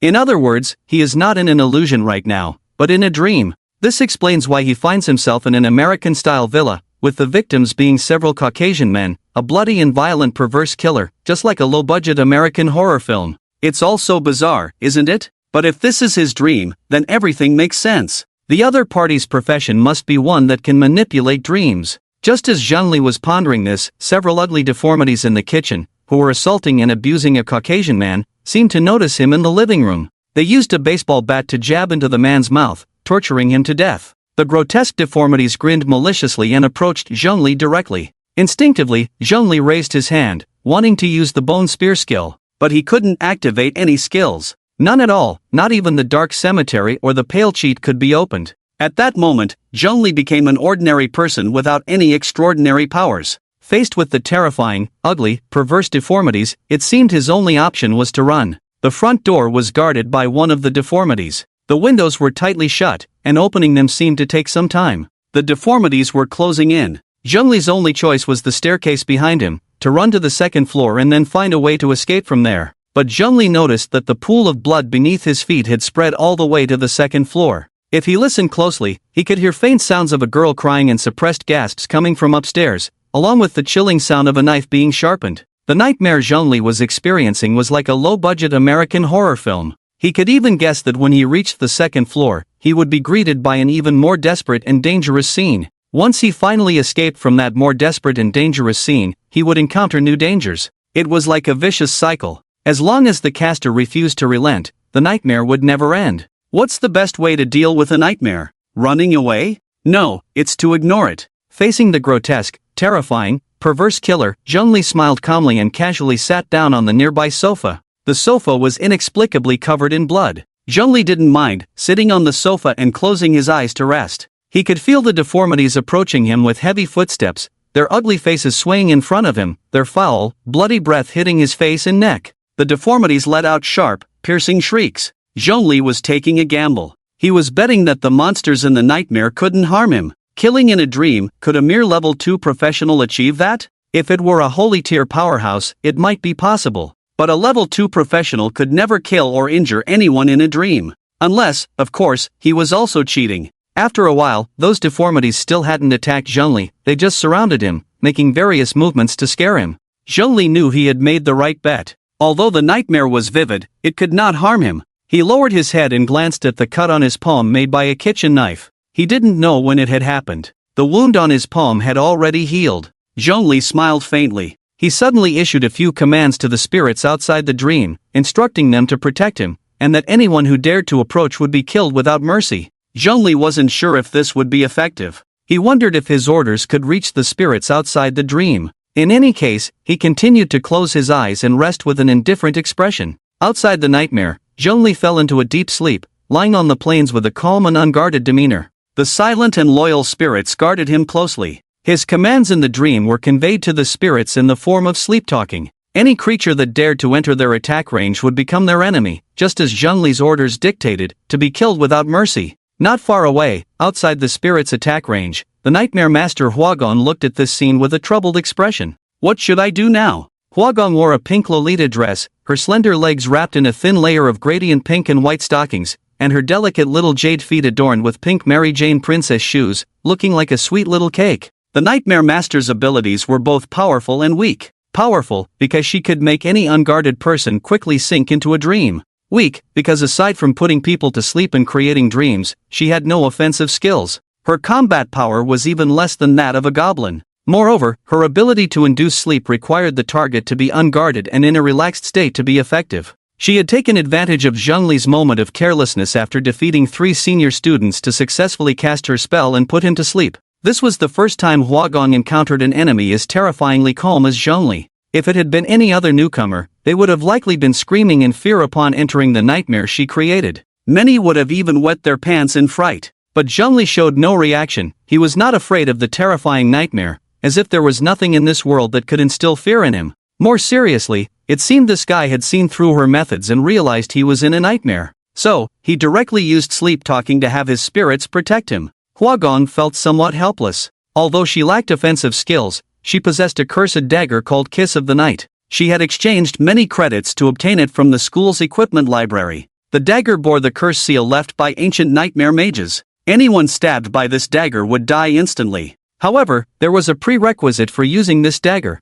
The person being stabbed had to be asleep. In other words, this dagger was only effective against sleeping individuals and could only be used for sneak attacks. It was a rather peculiar cursed weapon, but it suited Huagong as a nightmare master perfectly. This was why she had spent a fortune to acquire this seemingly useless item that had gathered dust in the Tianjin University equipment library for years. With the cursed dagger, she finally had a bit of combat power, unlike before when she had none. Usually, after putting someone into a deep sleep and nightmare, Huagong would sneak up to them and stab them with the cursed dagger. With this tactic, she had eliminated quite a few newcomers today. However, Zhongli seemed to have anticipated her every move. Even deeply entrenched in the nightmare world, he remained calm. Surrounded by layers of protection from numerous skeleton warriors, skeleton mages, ghouls, and undead assassins, the weak Huagong could not get close to Zhongli at all. She had tried to cautiously approach him, but as soon as she stepped into the attack range of a skeleton archer, it immediately shot an arrow at her. Fortunately, Huagong was quick, and the arrow missed her. She could only hide far away, unable to do anything to Zhongli. Huagong puffed her cheeks in frustration, her adorable demeanor making it hard not to chuckle. She said aggrievedly, "I was only being lenient with you because you're handsome. I didn't intend to make you look foolish. I wanted you to be eliminated with dignity. How dare you treat me like this? Fine, if you're unkind, don't blame me for being unjust." Since she couldn't scare him, she muttered softly, "Then let's change the dream. I don't believe he won't fall for it." Huagong closed her eyes and pondered for a moment. After a while, she opened her eyes and said softly, "It's done. This trick of mine is foolproof. I don't believe you won't submit." In the nightmare, Zhongli suddenly noticed that the grotesque laughter of the deformity and the stench surrounding them had vanished. He opened his eyes and found himself suddenly in a spacious, bright, and luxurious bathhouse. The air was filled with mist. The scent of expensive musk, rose essential oil, pheromone perfume, and other aromas that could evoke human desires permeated the air. Looking down, he realized he was completely naked. In front of him stood a large door. Behind the door were ambiguous sounds that made one's face flush and heart race. Zhongli hesitated for a moment before pushing the door open. The moment he opened the door and saw the scene inside, he almost lost control. Behind the door was a room with a lavish large bed, big enough for 7 or 8 people to roll around on. Several enchanting beauties lay on the bed, striking various alluring poses to entice Zhongli. Upon closer inspection, he recognized the faces of these beauties: Pei Shixuan, Yang Qian, Jiang Xie, Jiang Li, Fang Yuan. After the nightmare, was it a spring dream? Zhongli took a deep breath and slowly closed the door. He continued to sit on the ground like a meditating monk, unmoved. Outside the secret realm, in the secret room, the principal watched Zhongli on the light screen. Despite being subjected to an unknown attack, he remained calm and composed, and admiration was evident in his eyes, but he still spoke. "Let's end this. Zhongli has no experience dealing with nightmare masters and doesn't know how to defeat them. Continuing like this is just a waste of time." "Yes, principal," Yi Zhendong replied respectfully. After the conference, "Bring Zhongli to my office immediately," Yu Xuanzui instructed, unable to hide the joy on his face. "Yes, principal," Yi Zhendong said. Meanwhile, the head of the summoning department, Feng Chengfeng, anxiously asked, "Principal, Zhongli is the only one in the world who can summon beyond his level. He must be handed over to our summoning department. Only we can teach him well." As the head of the summoning department, Feng Chengfeng was usually busy with countless affairs. He couldn't be bothered to attend small events like the welcoming conference and would just send a few of his subordinates. When the news of Zhongli's ability to summon beyond his level reached his ears, he was celebrating his beloved granddaughter's birthday. To celebrate her birthday today, he had pushed aside all his work, even postponing a meeting with the mayor of Tiannan City to the next day, just to avoid interruptions. At first, he didn't believe in the existence of summoning beyond levels and thought it was just a mistake made by the mentors at the welcoming conference. But when he learned that the legendary summoner Manhwa had confirmed that summoning beyond levels was real, Feng Chengfeng went mad. Ignoring his granddaughter's cries, he hurried to Lingxi Pavilion. As soon as he entered, he saw the legendary summoner Manhwa, who had fainted from excitement. He no longer cared about his mentor and stepped over the unconscious figure, quickly approaching the principal, trembling as he asked, "Where is the mutant who can summon beyond levels?" Yu Xuanzhua pointed to the light screen and said, "It's him, a level 1 high-tier necromancer. Not only does he summon several times the number of beasts compared to an ordinary necromancer, but he can also summon level 2 low-tier undead assassins." Feng Chengfeng squinted and looked closely. Indeed, around Zhongli, he could see several distorted ghostly figures. They were undead assassins, no doubt. Someone can actually summon beyond their level. Feng Qingfeng's face was a mix of excitement, disbelief, and various other emotions. No matter what, you have to let us have the summoning system, Feng Changfeng said firmly. Normally, the somewhat easygoing Feng Changfeng would never speak to the principal in such a tone. Yu Xuanzi silently shook his head. Let's talk about it after the welcome ceremony. At that moment, the head of the mage department, Li Zimian, also arrived. Li Zimian said solemnly, necromancers are also mages and should rightfully join our mage department. Feng Qingfeng's expression immediately changed, and he shouted angrily, get lost. Necromancers are clearly a summoning profession. What are you making a fuss about? Li Zimian, still quite young, around his 30s, pondered. Everyone knows that Zhongli can summon beyond his level. He will surely grow into an unparalleled powerhouse in the future. I don't care about anything else. Since there are benefits, I must fight for it. Feng Changfeng cursed. You really have no shame. Li Zimian was not angry and sneered. In the face of benefits, how much is face worth? Your summoning department can't possibly have the depth we have in the mage department. What Zhongli gives you is just a waste of talent. At Tianjin University, the top 3 departments are the melee department, the mage department, and the alchemy department. The summoning department ranks slightly lower. The cultivation resources they possess are not as abundant as those of the mage department. If the mage department insists on competing, the summoning department indeed has a hard time keeping up. Feng Changfeng felt powerless and could only let out a cold snort, no longer speaking. Faced with a rare talent like Zhongli, other departments were also eager to try. However, they did not express it as openly as the mage department. After all, Zhongli's profession is a necromancer. Necromancers are somewhat related to the mage department. In the past, there have been necromancers specializing in bone spells and curses who joined the mage department. So, at this time, the spell department had some justification to step in and claim him. Departments like the melee department, assassination department, archer department, and defense department also wanted to take Zhongli as a disciple, but they had no proper reason. Zhongli's profession and talent were not aligned with them. They truly lacked the courage and confidence to dare to snatch him in front of the summoning department's head.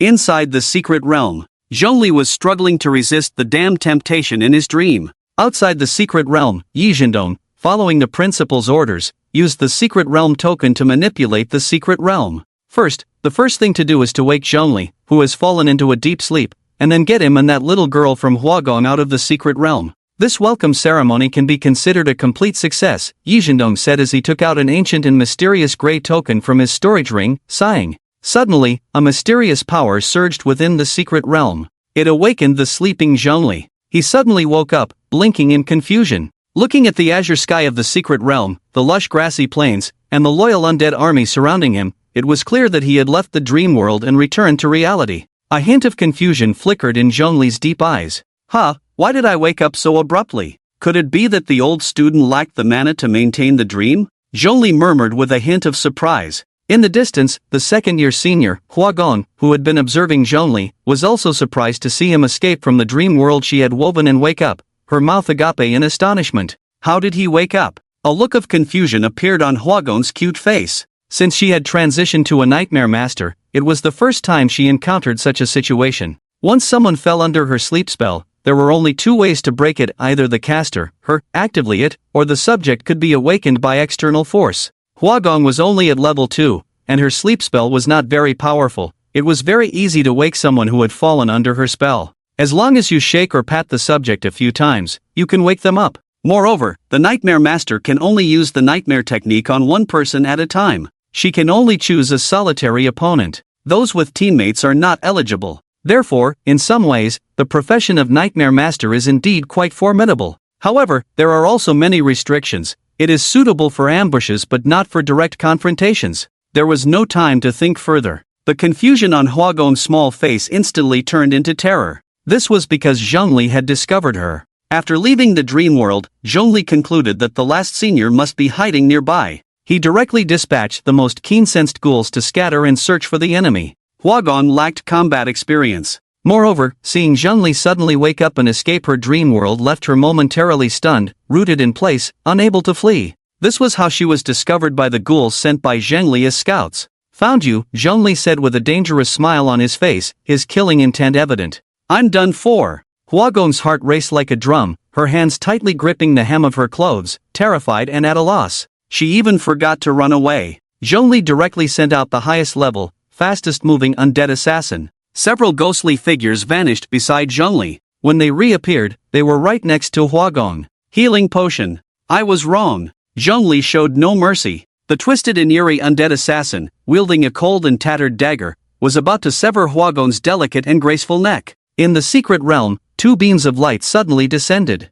This was a sign of leaving the secret realm. Is it over? Zhongli thought to himself, not delivering the final blow, sparing Huagong's life. He recalled the undead assassin and withdrew his undead army back to the dark cemetery. Once the light faded, Zhongli opened his eyes again, appearing in the Lingxi pavilion. What greeted him were all the new students, along with their admiring gazes and warm applause. At first, Zhongli was indeed hated. However, after he successively defeated 5 seniors, the new students immediately changed their attitude towards him. In this world, the strong are always objects of awe. No one disrespects the strong. A level 1 high tier defeating a level 2 low tier is even more admirable and worshipped. Zhongli walked calmly to a corner of the pavilion and casually found a place to sit down. Situ Yan walked over to Zhongli while applauding, exclaiming, "Zhongli, how did you do it?" "What?" Zhongli asked. Beside him, Wang Daopu couldn't wait to ask, "Of course, how did you take down those seniors? Their levels are all level 2 low tier, and you're only level 1 high tier.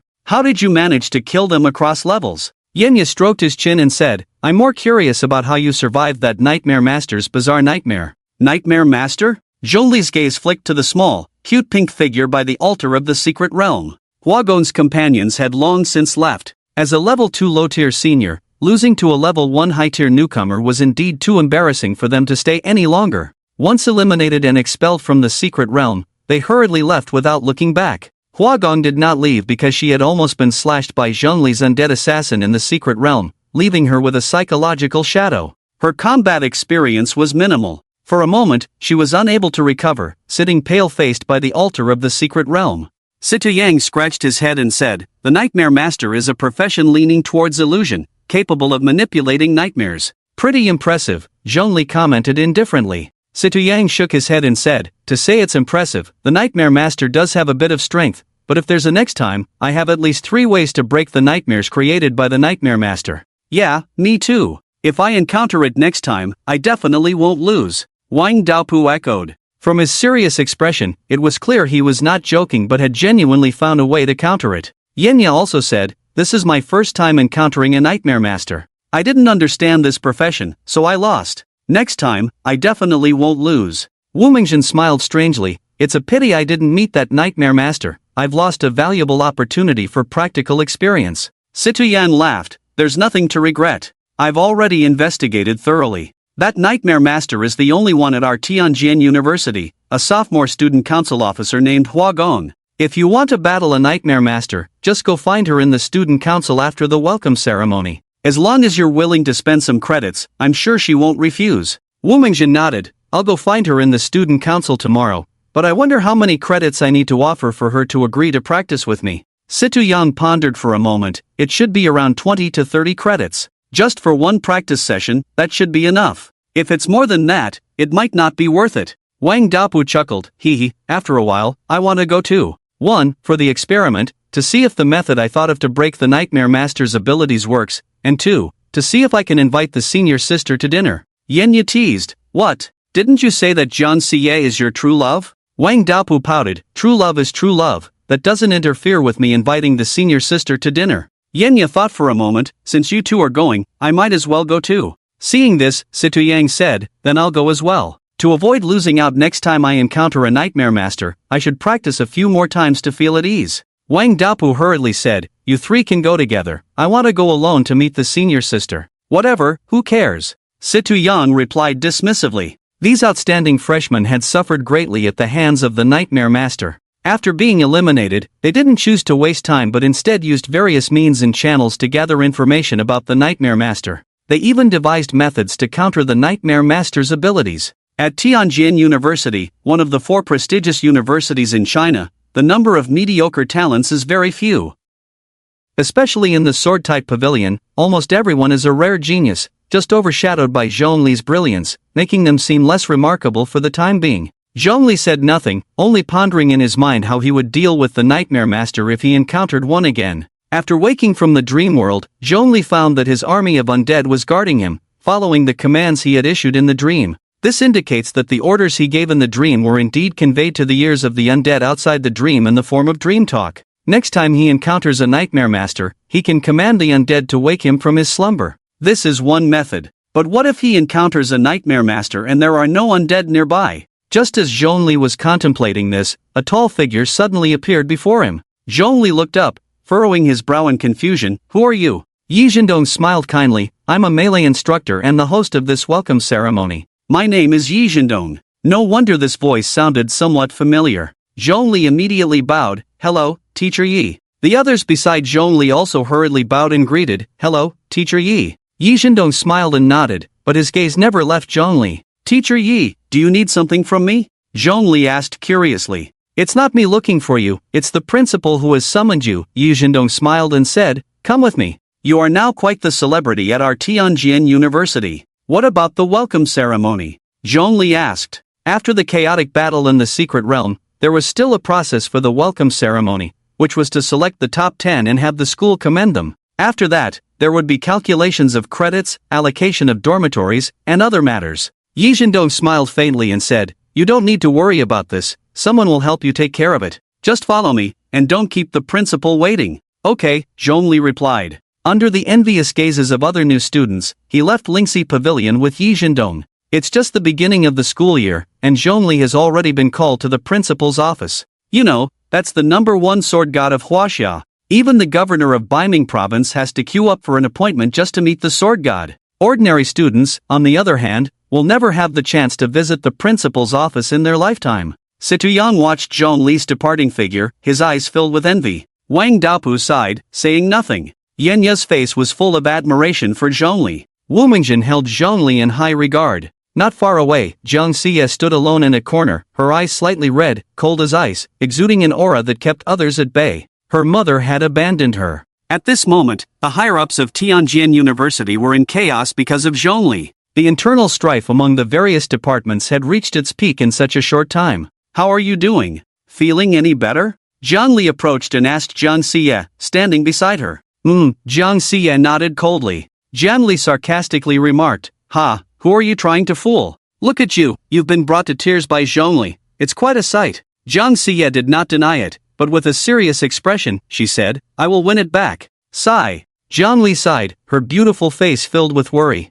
Zhang Xie felt the same. This proud girl, like a swan, was tasting the bitterness of failure for the first time. It was so deeply etched in her heart. So unforgettable. Did you summon a spectral assassin in the secret realm? Walking along the cobblestone path of the campus, Yi Zhendong asked Zhongli, who was walking beside him. Zhongli replied calmly, yes. Yi Zhendong couldn't help but ask, how did you do it? I don't know, I just can summon spectral assassins, Zhongli answered. Yi Zhendong asked again, can you summon other level 2 specters? I don't know either, Zhongli shook his head. I see, I understand now, Yi Zhendong nodded thoughtfully. Soon, the two arrived at the principal's office located by the serene lake in the forbidden area of Tianjin University. Wait here for a moment, the principal will be here soon. Yi Zhendong instructed a couple of times before leaving Zhongli alone. This was a room filled with zen-like simplicity. The floor was laid with natural bamboo wood, and every step felt grounded and stable. A simple wooden desk was placed in the center of the room, with a small pot of asparagus fern on it, its green leaves gently stretching out.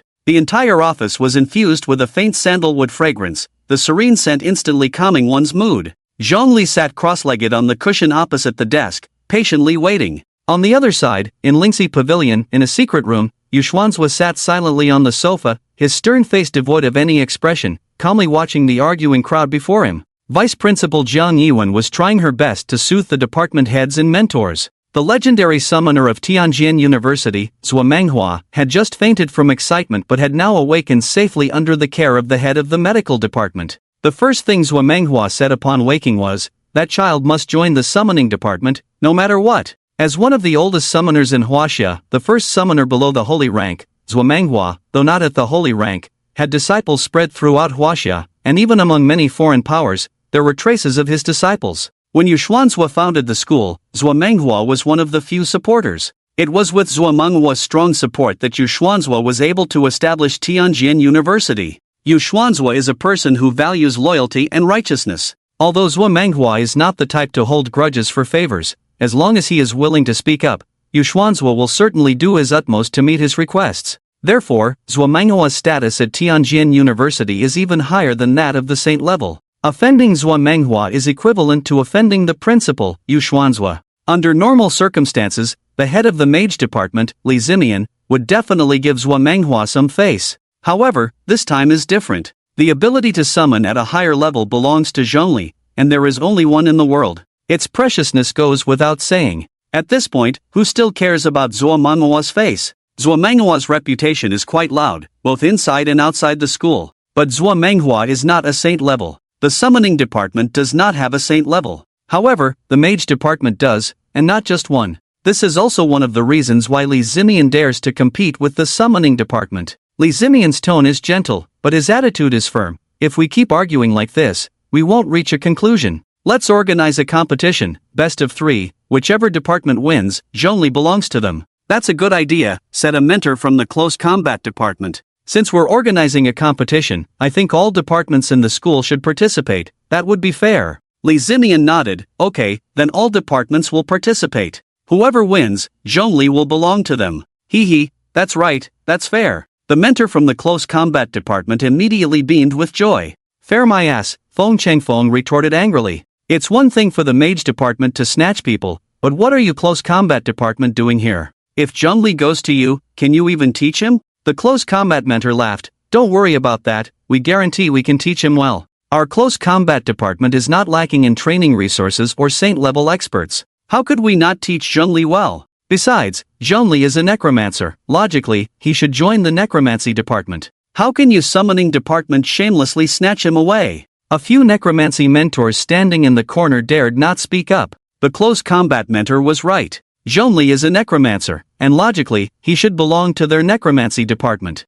How can a necromancer not join the necromancy department? Yet, what can they do? There's nothing they can do. Who told the necromancy department to be so weak at Tianjin University? The necromancy department lacks a saint-level expert to back them up. They are always looked down upon. If their department head were here, they might have a chance to argue. But today, their head happened to be out of town on business, not at the academy. A few necromancy mentors looked at each other, and no one dared to speak up. After all, there are many figures of dean-level status in this room. They, as mere mentors, have no right to speak in front of such seniors and big shots. Feng Chengfeng said solemnly, our summoning department and necromancy department are originally one family. You should know that before the necromancy department was established, new necromancers directly joined our summoning department. The founder of the necromancy department at Tianjin University was a saint-level necromancer named Su Tianxi. He was ambitious and intelligent, determined to promote the necromancer profession. However, he ultimately failed.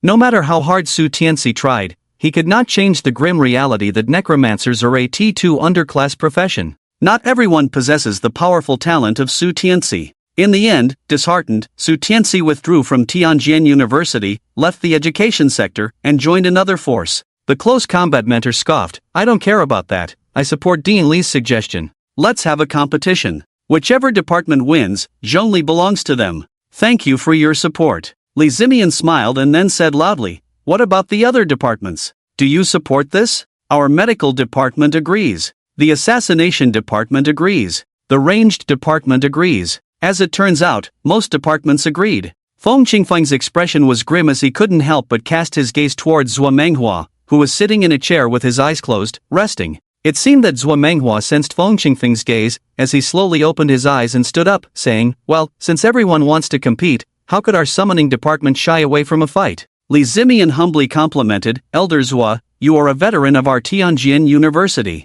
As for the rules of the competition and the number of participants, it would be best if you decided. We will all follow your lead. The other department heads had no objections either. Zhuo Menghua had the longest tenure at Tianjin University and was known for his fairness. It must be said that Li Zimian was quite adept at handling people. Once these words were spoken, the anger on Feng Qingfeng's face diminished significantly. If the rules of the competition were set by their summoning department, it would be very advantageous for them. If the summoning department won the competition, the other departments would have nothing to say. A free gift delivered to their doorstep. However, Manhwa was not appreciative and coldly stated, "No, let's keep it official. The matter of the competition should be decided by the vice president." Feng Chengfeng wanted to voice his objections, but it was too late. The words of complaint were on the tip of his tongue but swallowed back down. Li Zimian smiled calmly, not feeling awkward at all, and still respectfully said, "Elder Zhua, you have the final say." Meanwhile, Vice President Zhang Yuan let out a sigh of relief. Without a solution, the mage department and the summoning department would inevitably clash. This was better. Arguing wouldn't resolve the disputes. It was still better than the previous match, where whichever department was stronger would claim Zhongli. This way, there would be no endless bickering. "Principal, what do you think?" Before making a decision, Zhang Yuan still needed to consult Principal Yu Xuanzuo's opinion. After a long silence, Yu Xuanzue couldn't think of a better solution either. Compared to managing the academy, he was more skilled at killing. The method proposed by Li Zimian was quite in line with his thoughts. Yu Xuanzue said in a deep voice, "It's acceptable." After receiving the response, a bright smile appeared on Zhang Yuan's radiant face. "Everyone, rest assured, I will ensure this competition is conducted beautifully, guaranteeing fairness and justice, so that everyone will be satisfied." "I doubt it." At that moment, a cool, melodious female voice rang out. Upon hearing this voice, the department heads and mentors in the room immediately wore worried expressions. That difficult-to-deal-with person had returned. Zhang Yuan was surprised and said, "Sima Ying, weren't you in Shigang City for business? You were supposed to return the day after tomorrow?" The woman named Sima Ying slightly raised the corner of her mouth. "I used a teleportation scroll to come back." Sima Ying appeared to be around 27 or 28 years old, with a delicate and charming face. She looked fair and slender, but she had not lost any of the necessary curves. Her waist was slim, her legs long, and she wore a pair of black high-heeled shoes with red soles. "A teleportation scroll?" Zhang Yuan frowned and said, "A teleportation scroll costs at least 180,000 yuan at the auction house. Zhongli can't run away, and you would return the day after tomorrow anyway. Why the rush?" "Just a small amount of money," Sima Ying smiled. For Sima Ying, 180,000 was indeed a small sum. The alchemy department she managed earned more than the annual fiscal revenue of Tiannan City. Sima Ying's makeup was simple yet perfect, requiring no excessive embellishment. The confidence radiating from within was her most beautiful adornment. Feng Qingfeng knew that Sima Ying had always wanted a mutant disciple for her experiments. Zhongli was a mutant. Initially, she had fiercely competed with the head of the necromancy department, Chu Xin. Her hurried return must be to compete for Zhongli. Sima Ying appeared dignified and quiet, but in reality, she was a beautiful maniac capable of anything. Moreover, the alchemy department was quite wealthy. Sima Ying was undoubtedly a formidable competitor. Feng Chengfeng was very wary of her. She was an opponent not to be underestimated. Sure enough, upon her return, Sima Ying cheerfully questioned, "Principal, didn't you promise me before that Zhongli would join our alchemy department and become my disciple? Why have you gone back on your word?" Yu Xuanzue kept his gaze steady and said calmly, "Zhongli can summon beyond his level." Sima Ying raised an eyebrow and asked, "Is that the reason?" Yu Xuanzue nodded, "That's right. You should know Zhongli's current value. To be honest, it's a bit of a waste to hand him over to your alchemy department." Sima Ying smiled, pressing her lips together. "As for the conditions, how about we discuss it privately? I guarantee it will satisfy both you and the school." Seeing that Sima Ying was about to use money to pave the way, Feng Chengfeng could not let her have her way and spoke up directly, "Director Sima, everyone has already decided to determine Zhongli's ownership through a competition. The principal and vice principal have both agreed." Li Zimian chimed in, "Yes, Director Sima, your alchemy department can also participate in the competition. Whoever wins will take Zhongli. This way, we won't have to argue and hurt our feelings. It's fair and just." The other mentors and deans from different departments echoed in agreement, creating a noisy atmosphere in the room. The alchemy department was the most profitable department at Tianjin University, without a doubt. However, in terms of strength, the alchemy department ranked behind the necromancy department. Overall, the alchemy department ranked 13th in combat power at Tianjin University. Sima Ying knew that the alchemy department was not strong and had no hope of winning in the competition. Therefore, she decisively refused. "No, I won't agree." Li Zimian coldly replied, "You have to agree. The principal has already consented." Yu Xuanzue also spoke up, "Director Sima, I have agreed to decide Zhongli's mentor through a competition, so you don't need to say any more."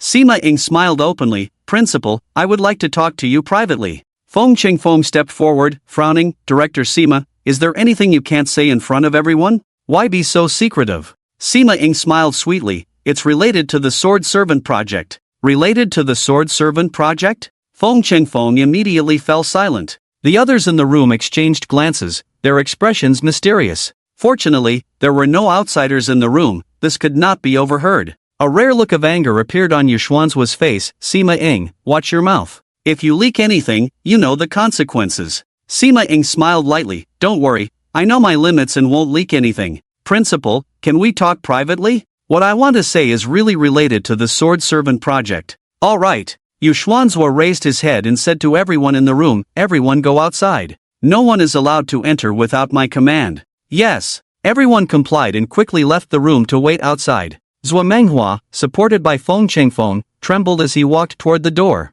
Sima Ying suddenly said, leave old Zhuo here, it's fine to tell him. Zhuo Manhwa paused. He usually didn't like to get involved in such matters. However, this might be related to Zhongli. After thinking for a while, Zhuo Manhua nodded in agreement to stay. Vice Principal Jiang Yuan also wanted to stay, but Sima Ying asked her to leave. Sima Ying gently said to Jiang Yuan, it's better for you not to know about this. Jiang Yuan had a good relationship with Sima Ying. Hearing this, she hesitated for a moment but obediently complied and went outside to wait. After all unrelated personnel had left, only 3 people remained in the room. Sima Ying took out a barrier crystal ball from her storage ring and casually crushed it. A layer of transparent soundproof barrier appeared in the room, isolating the possibility of outsiders eavesdropping. Outside, everyone was silent. Although they were all curious, since this was related to the Sword Servant Project, no one dared to discuss it. Tianjin University had many taboos, and the Sword Servant Project was one of them. About half an hour later, the principal's voice came from the room.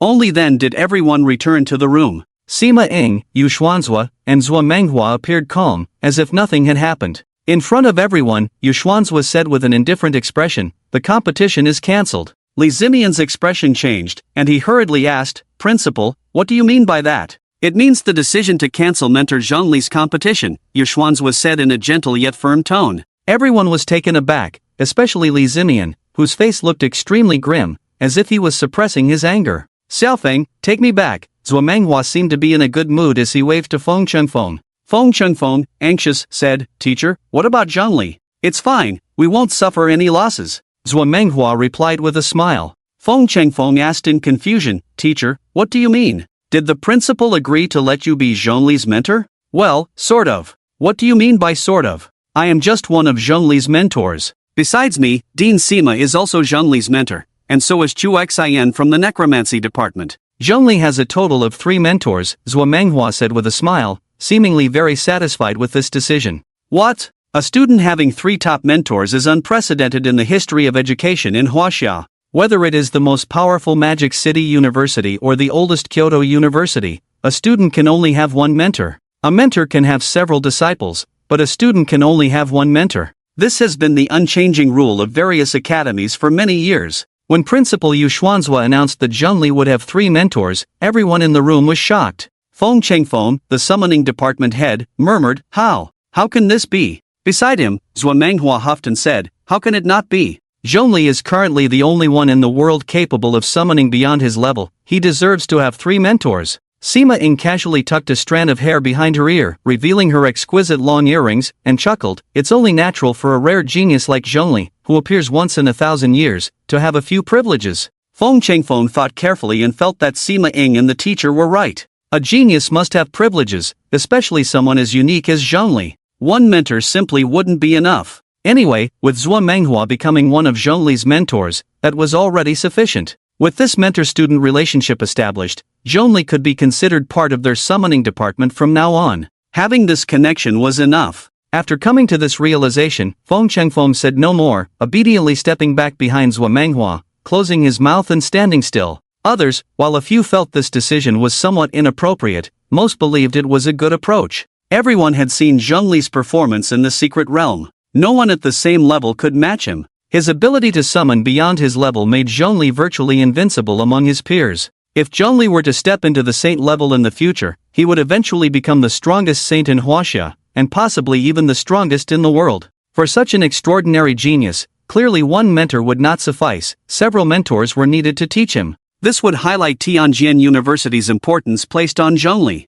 Principal, I have no objection to assigning 3 mentors to Zhongli, but shouldn't we seriously consider the candidates for these 3 mentors? I have no issue with Dean Sima and Elder Zhua being Zhongli's mentors, but I cannot accept Chu Xian from the necromancy department as one of his mentors. Li Zimian, having worked hard for a long time without gaining anything, was unwilling to let it go. He wanted to fight for it. Among Zhongli's 3 mentors, Sima Ying was a fierce beauty whom Li Zimian dared not provoke. Zhua Menghua was highly respected, and Li Zimian could not afford to offend him. The remaining Chu Xian from the necromancy department was the easiest to bully. The necromancy department was currently in a weak state, with no strong students in the department, and Dean Chu Xian's level was 1 tier lower than Li Zimian's. Most importantly, the necromancy department lacked a saint-level powerhouse to back them up. As for Chu Xian, Li Zimian still dared to provoke him. Moreover, Chu Xian had matters to attend to and had left the school for a few days, with no idea when he would return.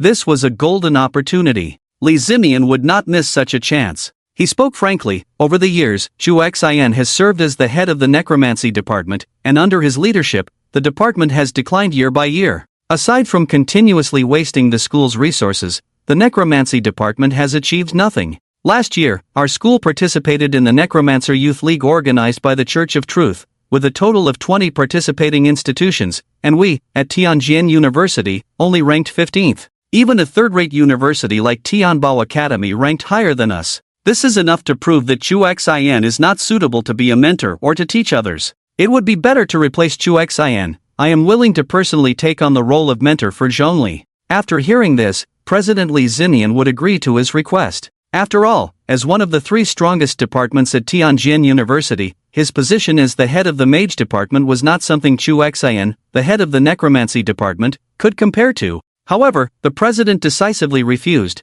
I have made up my mind. Chu Xian will be one of Zhongli's 3 mentors. You need not say more. But, President Yu Xuanzhua raised his hand to interrupt. I do not wish to repeat myself. Yes. Li Zimian's fingers clenched tightly at his side, turning white with anger, his face full of unwillingness. Sima Ying walked over to Li Zimian with a smile and whispered, "Do you know why the president wants Chu Xian to be Zhongli's mentor?" "Why?" Li Zimian asked, puzzled. "Because Su Tianxi is coming back," Sima Ying said lightly. "No way?" Li Zimian's eyes widened in surprise. "Absolutely true, my information is never wrong," Sima Ying replied. Li Zimian's expression grew serious. Chu Xian has left the school for something. Could it be to find Su Tianxi? Sima Ying nodded. "You guessed it right." Li Zimian sighed and chuckled. "I underestimated Chu Xian." Sima Ying tilted her head to glance at Li Zimian, curious. "Aren't there plenty of saint-level powerhouses in your mage department? Why fear Su Tianxi? Why not continue to fight for it?" Li Zimian shot a glance at Sima Ying. "When Su Tianxi wanted to establish the necromancy department, do you think the president and the other deans would agree? The Ministry of Education allocates a fixed amount of resources to the school each year. If a strange new necromancy department is added, the resources for the other departments will be significantly reduced. The school leadership and the deans all opposed Su Tianxi's establishment of the necromancy department, but later, Su Tianxi still succeeded. Do you know what he relied on? Su Tianxi challenged each department of Tianjin University one by one, defeating them all, which is why the president finally agreed to let him establish the necromancy department." Li Zimian ultimately sighed. Su Tianxi is indeed a remarkable person. The necromancer profession is merely a T2 level occupation, yet in his hands, it is even more powerful than rare professions. Sima Ying had only recently become the head of the alchemy department and was unaware of some of Tianjin University's hidden past. After a moment of silence, Sima Ying asked quietly, "Did Su Tianxi challenge the president?" "Of course," Li Zimian replied. "Who won?" "Of course, it was the president." Li Zimian looked at President Yu Xuanzhua, who was quietly conversing with Zhua Menghua, with awe. He said solemnly, "In all of China, no one can defeat the president in a one-on-one duel." Sima Ying nodded, seemingly thoughtful. "I know that." Li Zimian gave Sima Ying a meaningful look. "If you really knew, you wouldn't ask me such a foolish question." Sima Ying smiled sweetly, her beautiful eyes glancing at Li Zimian, her graceful figure moving away with light steps. "Shenzhua, I'm still a bit worried about Sima Ying being Zhongli's mentor. I'm not at ease with her saying she wants Zhongli to cooperate with the experiment and complete the sword servant plan. I'm afraid something might happen to her and harm that child Zhongli." Zhua Menghua lowered his voice so that only he and Yu Xianzhua could hear. "It's fine, I'll keep an eye on her," Yu Xianzhua reassured. "Sai, if Zhongli really gets ruined by Sima Ying, then I won't live either. Zhongli is our hope." the hope of Tianjin University, Zhuo Menghua said, somewhat agitated. Yes, I know that, Yu Xianzuo replied calmly. Zhuo Menghua pondered. No, you don't understand. The sword servant plan is too ethereal, no one knows if it can succeed. Even Sima Ying can't guarantee it. Rather than believing in a vague plan, it's better to carefully nurture Zhongli alone. I believe that as long as Zhongli steps into the holy stage, the glory belonging to Tianjin University will come. Yu Xianzuo said indifferently, I plan to cultivate Zhongli and proceed with the sword servant plan simultaneously. You can rest assured, old Zhuo, I know what I'm doing. Zhuo Menghua's murky eyes fixed on Yu Xianzuo's sharp gaze. After a long while, he withdrew his gaze and sighed. I can't control you, I just hope you don't harm Zhongli. He is the hope of Tianjin University. Yu Xianzuo forced a smile. You can rest assured, I will take care of him as if he were my own son. Today, Zhuo Menghua's heart felt like it was on a roller coaster, rising and falling. He was old and couldn't bear such intense stimulation. A deep weariness showed on Zhuo Menghua's aged face. Well, I need to go back and rest. Old Zhuo, don't go. Come drink and celebrate with us, they urged. Today was indeed a day worth celebrating. Tianjin University had gained an unparalleled genius. It deserved a good celebration. No, I need to go back and prepare well. I haven't taught students in a long time, and I'm a bit nervous. I will cultivate Zhongli into a talent, the most powerful necromancer in the world, I will. With Feng Qingfeng's support, Zhuo Menghua left. Yu Xianzuo and the deans and mentors in the room went to the most luxurious restaurant in the city to drink and celebrate.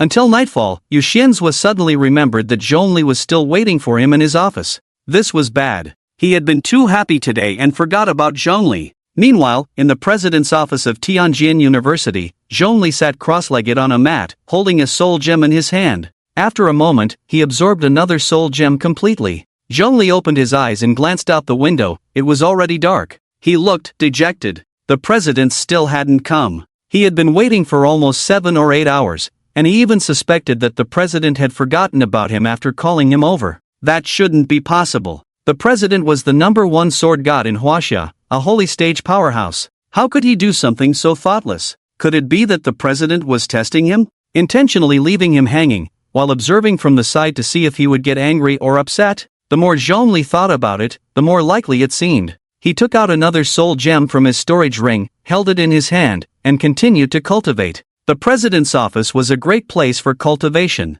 It was good to cultivate here. After all, when he went back, he would still be cultivating. It didn't matter where he was. Just after Zhongli began to cultivate, a beautiful female teacher suddenly barged in. Seeing Zhongli in the president's office, she asked, "You are Zhongli, right?" Zhongli blinked in confusion and then nodded. "This is the credit the president has given you, you can go back now," the female teacher said, handing Zhongli a palm-sized silver card. Zhongli took the card, which had the words credits written on the front and a string of numbers marked with the number 100 on the back.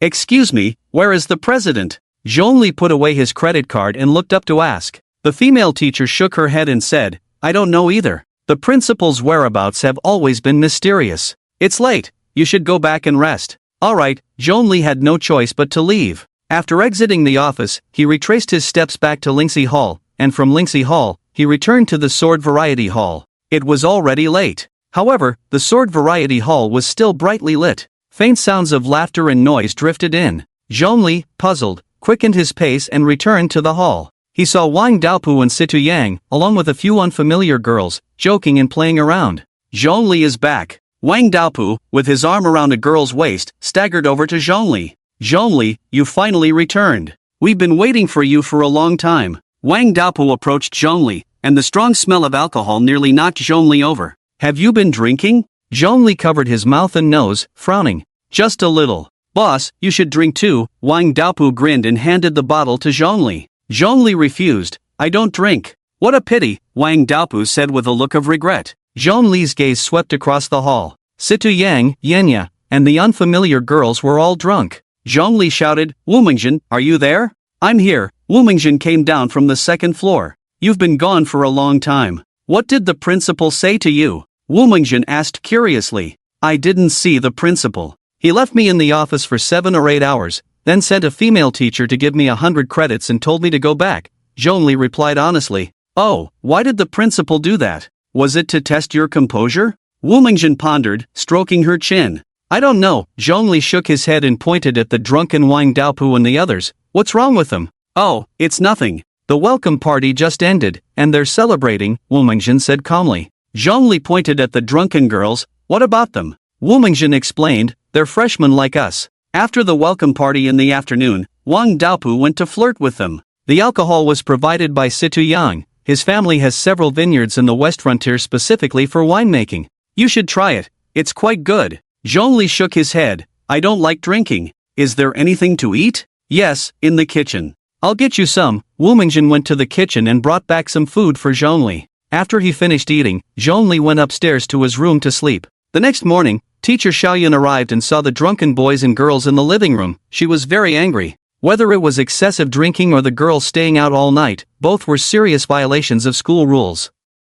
Each of them was deducted 20 credits. When the beautiful girls heard they would lose 20 credits, they panicked and cried. Their abilities were only considered below average among this year's freshmen. They had been eliminated early during the welcome party. The total credits of the few girls combined didn't even add up to 10. Tianjin University has a rule: if a student violates school rules, credits are deducted. If a student doesn't have enough credits to deduct, they will be forced to take a leave of absence. This was a disaster. They had worked hard to get into Tianjin University, and now, just 2 days into the semester, these girls were about to pack up and go home. If their families found out, they would surely be furious. The girls' low sobs echoed in the room. Their eyes were filled with tears, sparkling like brilliant crystals, shining with a heart-wrenching light in the sun. Wang Daopu was also anxious, stamping his feet. These girls were invited by him to hang out. In fact, they were reluctant to come, but Wang Daopu had persistently pestered them until they softened and agreed. Now that trouble had arisen,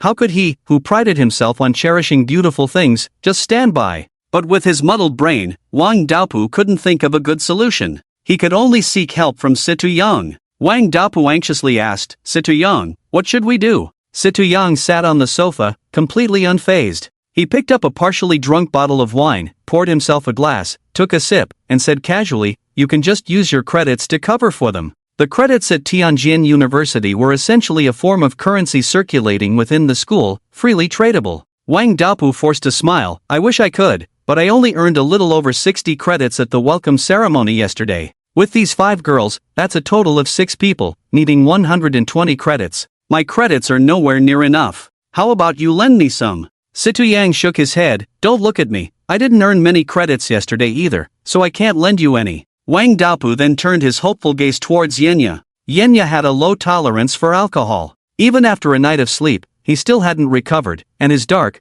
plump face was still tinged with a deep shade of red from the drink. Although the effects of the alcohol hadn't worn off, Yenya's mind was clear. He shook his head vigorously and squeezed out 2 cold words through his teeth, not lending. Credits at Tianjin University were extremely precious. The only way to earn credits was by completing tasks issued by the university's executive department. These tasks were highly challenging, and a slight misstep could lead to fatal risks. Every year, dozens of unfortunate souls died due to these tasks. Such valuable credits were not something one could just lend out. With the semester just starting, there were still many uses for credits. It wasn't that Situ Yang and Yenya were stingy, they genuinely couldn't lend any. Wang Daopu understood. He glanced at the few beautiful girls who were crying, feeling utterly powerless, and sighed deeply. At that moment, Situ Yang caught a glimpse of Zhongli coming downstairs for breakfast, and his eyes lit up. He nudged Wang Daopu's shoulder. What is it? Wang Daopu looked up and asked. Situ Yang gestured towards Zhongli.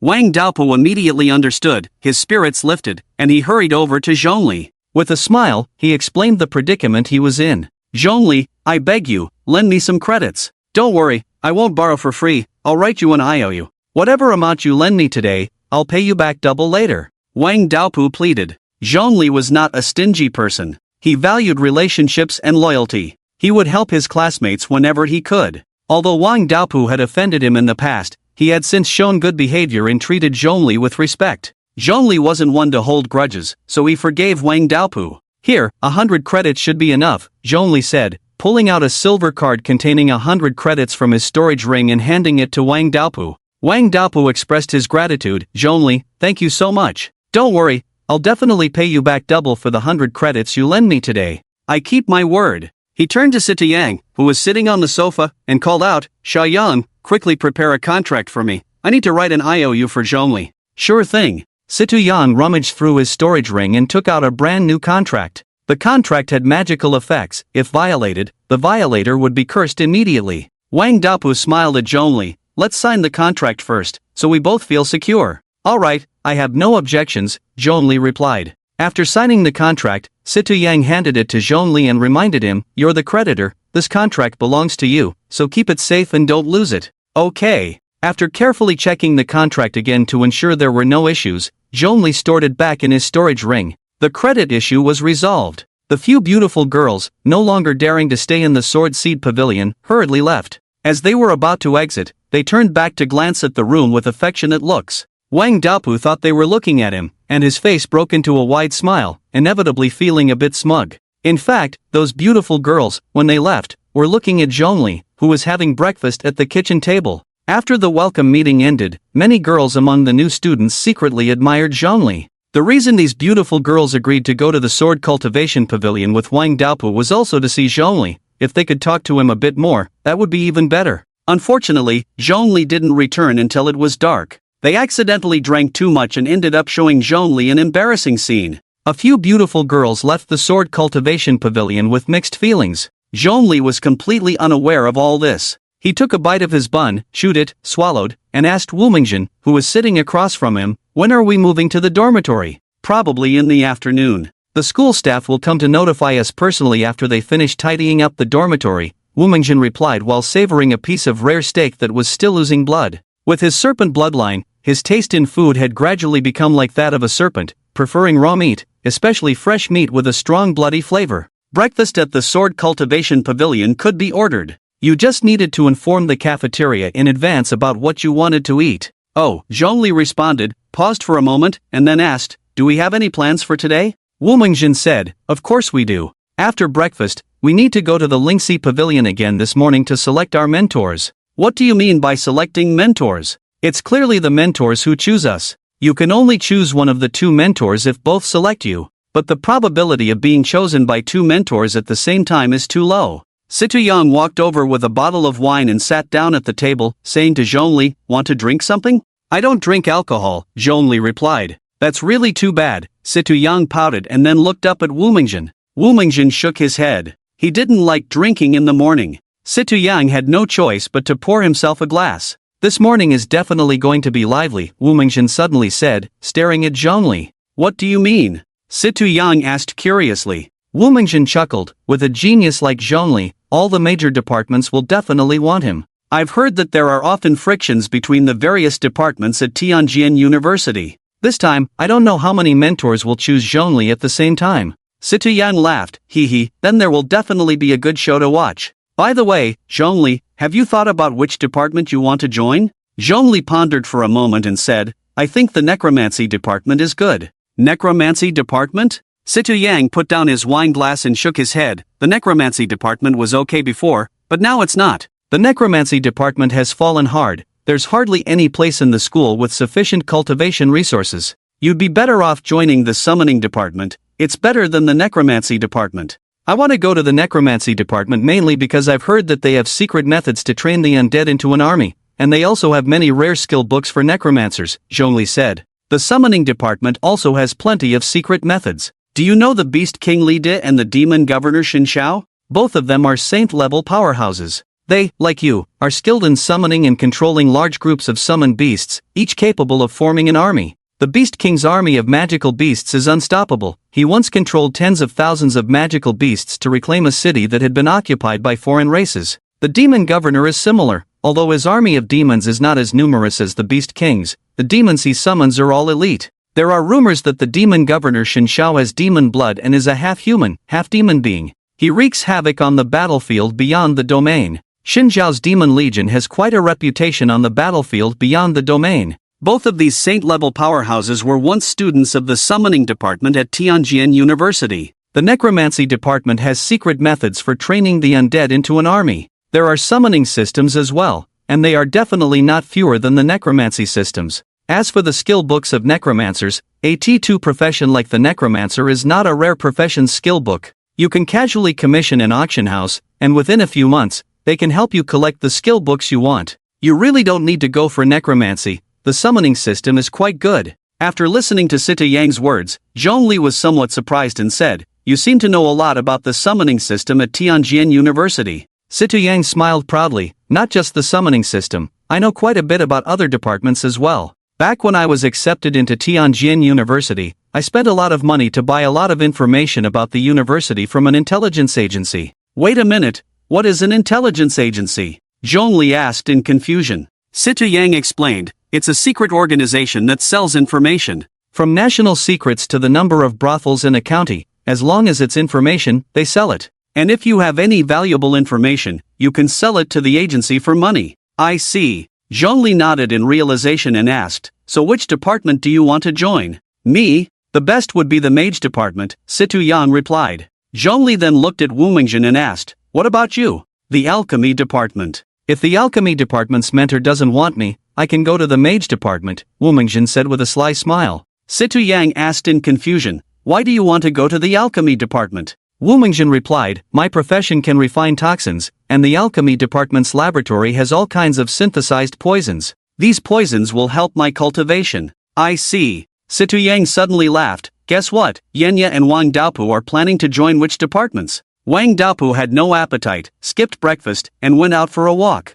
Yenya had drunk too much last night and was still recovering, lying in his room to rest. Yenya is an earth mage, he must be joining the mage department. Wang Daopu was a paladin, he should join the knight department, Zhongli answered. "You're all wrong. Yenya is going to the defense department, and Wang Daopu plans to join the melee department," Sita Yang said with a smile. Zhongli was surprised. Wang Daopu going to the melee department, I can understand that. After all, the melee department is Tianjin University's flagship department. It's reasonable for Wang Daopu to want to go there, but I don't quite get why Yenya would go to the defense department. Wu Mingjun also expressed her confusion. "I've seen Yenya's earth spells, they're really impressive. It's a pity he won't go to the mage department." Sita Yang explained, "Yenya's talent is called Thorn Shield, an A-level talent. The effect is that when using defense skills, he can absorb damage and then release it. He goes to the defense department to better utilize his talent." "You really know a lot," Zhongli said, looking at Sita Yang with some curiosity. Wu Mingjun also looked at Sita Yang with a strange expression.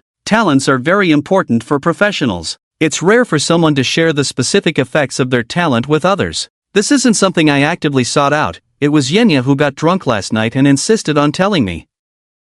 "If you don't believe me, you can ask Yenya, he should still remember," Sita Yang hurriedly explained, fearing that Zhongli and Wu Mingjun might misunderstand. "After talking for so long, we still don't know which department you plan to join?" Wu Mingjun asked at that moment. "Me? I'll go to whichever mentor chooses me. I don't have any preferences," Sita Yang said with a grin. His profession is quite special. He can engage in both melee and ranged combat. In any case, he can throw money at people, he can burn coins to gain attack bonuses and release skills. Other professions consume mana, but the coin merchant profession consumes money. After having breakfast, the group chatted in the living room for a while. When the time was about right, they went upstairs to call Yenya and headed to Lingxi Pavilion together. This time at Lingxi Pavilion, unlike the last time, no one dared to underestimate Zhongli. As Zhongli stepped through the doors of Lingxi Pavilion in that moment, it felt as if time had come to a standstill. The freshmen's eyes revealed admiration as they gazed at the male lead's tall figure, their hearts filled with reverence.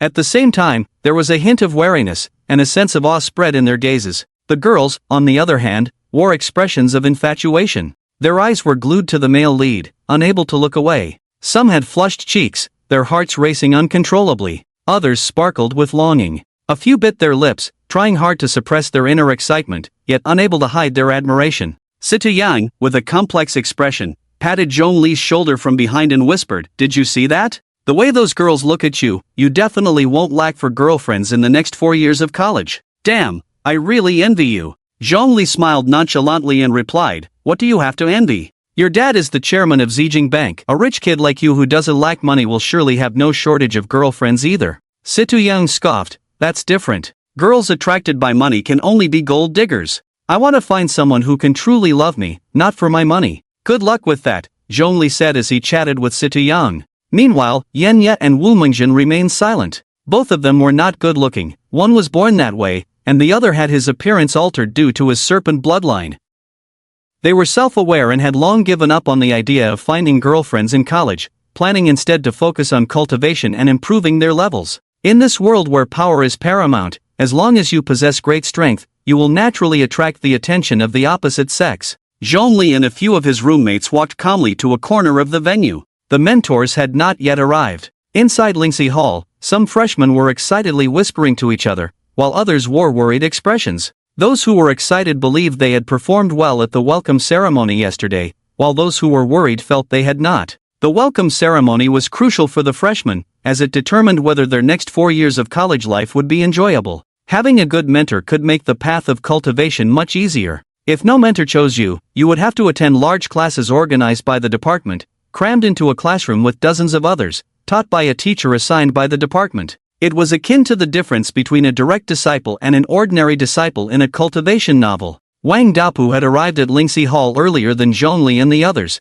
shamelessly trying to get close to a few pretty girls from the Jianqiu Hall. When he saw Zhongli and the others, he didn't come over but waved at them as a greeting. Situ Yang sighed with a smile. Look at him being so eager, I bet he's going to be the first to find a girlfriend among us. Wu Mingjin shook her head, disagreeing with Situ Yang. She said, Wang Daopu lacks insight and has low emotional intelligence. The girls from Jianqiu Hall are already getting a bit annoyed with him, but he remains oblivious, chattering away. Situ Yang took a closer look and found that Wu Mingjin was indeed right. Wang Daopu was rambling on, feeling quite pleased with himself, unaware that the beautiful faces of the girls from Jianqiu Hall were already showing signs of impatience. Especially Jiang Xie, who is usually kind and smiling, was today as cold as frost. Dressed in a flowing white gown, she seemed untouched by dust. Her hair was styled up, with delicate strands framing her stunning face, yet her calm eyes showed no sign of emotion. Her exquisitely beautiful features revealed not a hint of feeling. Her rosy lips, devoid of a captivating smile, merely coldly adorned her icy visage, exuding an aura that silently warned others to keep their distance. Situ Yang clicked his tongue in amazement. To make the usually good-natured Jiang Xie angry, Wang Daopu's ability to annoy people is truly the best in the academy. Yenya also muttered, Wu Mingjin is right, a guy like him, so bothersome, will probably find it hard to get a girlfriend during college. Wu Mingjin said, I'm curious about what he said that could make the kind and gentle Jiang Xie so angry. Situ Yang replied with confusion, I'm curious too. Our family has a branch in Tiannan City, and I used to come here often. I've seen Jiang Xie several times, and my impression is that she is a kind-hearted girl, perfect in her dealings with others. Even my harsh old father praised Jiang Xie for a long time in front of me, which I had never seen before. This cold expression on Jiang Xie's face is surprising. Gentle and kind? Good-tempered? This Jiang Xie they spoke of was nothing like the one he knew. Zhongli couldn't help but look at the perfect goddess Jiang Xie with a strange expression. It seemed she sensed someone watching her. Jiang Xie's gaze was calm and icy, directly looking at the newcomer.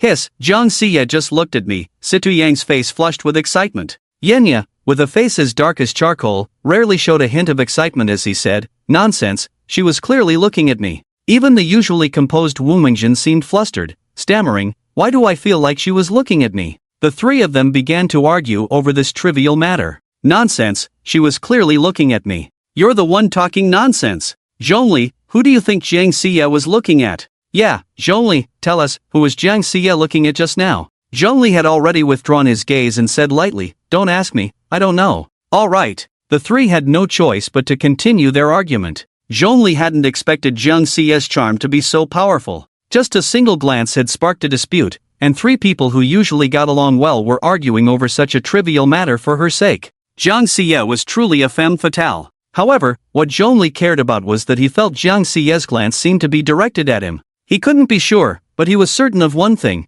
Jiang Xie's eyes were filled with cold hatred and disgust. Did she hate him? About 10 minutes later, the principal, vice principal, and a group of mentors arrived at Lingxi Hall. The noisy sounds in the venue instantly faded away. Everyone looked at the tall and imposing figure walking at the front of the mentors with admiration, like a hawk in the night, cold and arrogant yet domineering. The number one sword god of Huaxia, Yu Xuanzhua. Yu Xuanzhua stood in the center of the venue, his gaze lightly sweeping over the more than 1,000 new students, and then he simply said, New students, welcome to your arrival. Just that one sentence. The venue erupted into intense applause, which continued for a long time. By the way, Zhongli, what did the principal say to you when you met him yesterday? Situ Yang asked quietly while clapping vigorously. I didn't meet the principal yesterday, Zhongli replied honestly once again, recounting what had happened the day before to Situ Yang and Yenya. After finishing, Zhongli frowned and said, What do you think? The principal called me to his office but didn't show up, leaving me waiting for 7 or 8 hours.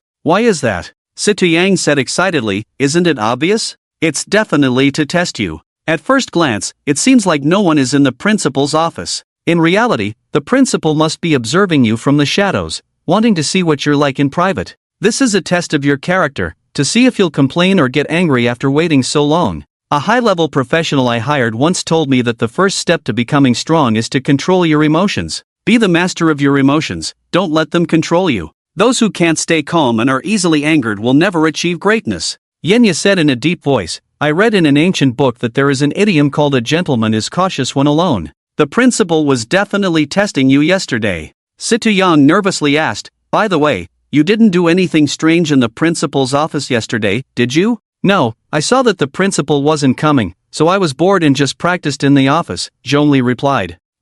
That's the right thing to do, Situ Yang said. Zhongli also believed what these people said. No wonder the principal gave me 100 credits for no reason. It seems I passed the test, and this is the principal's reward for me, Zhongli thought to himself.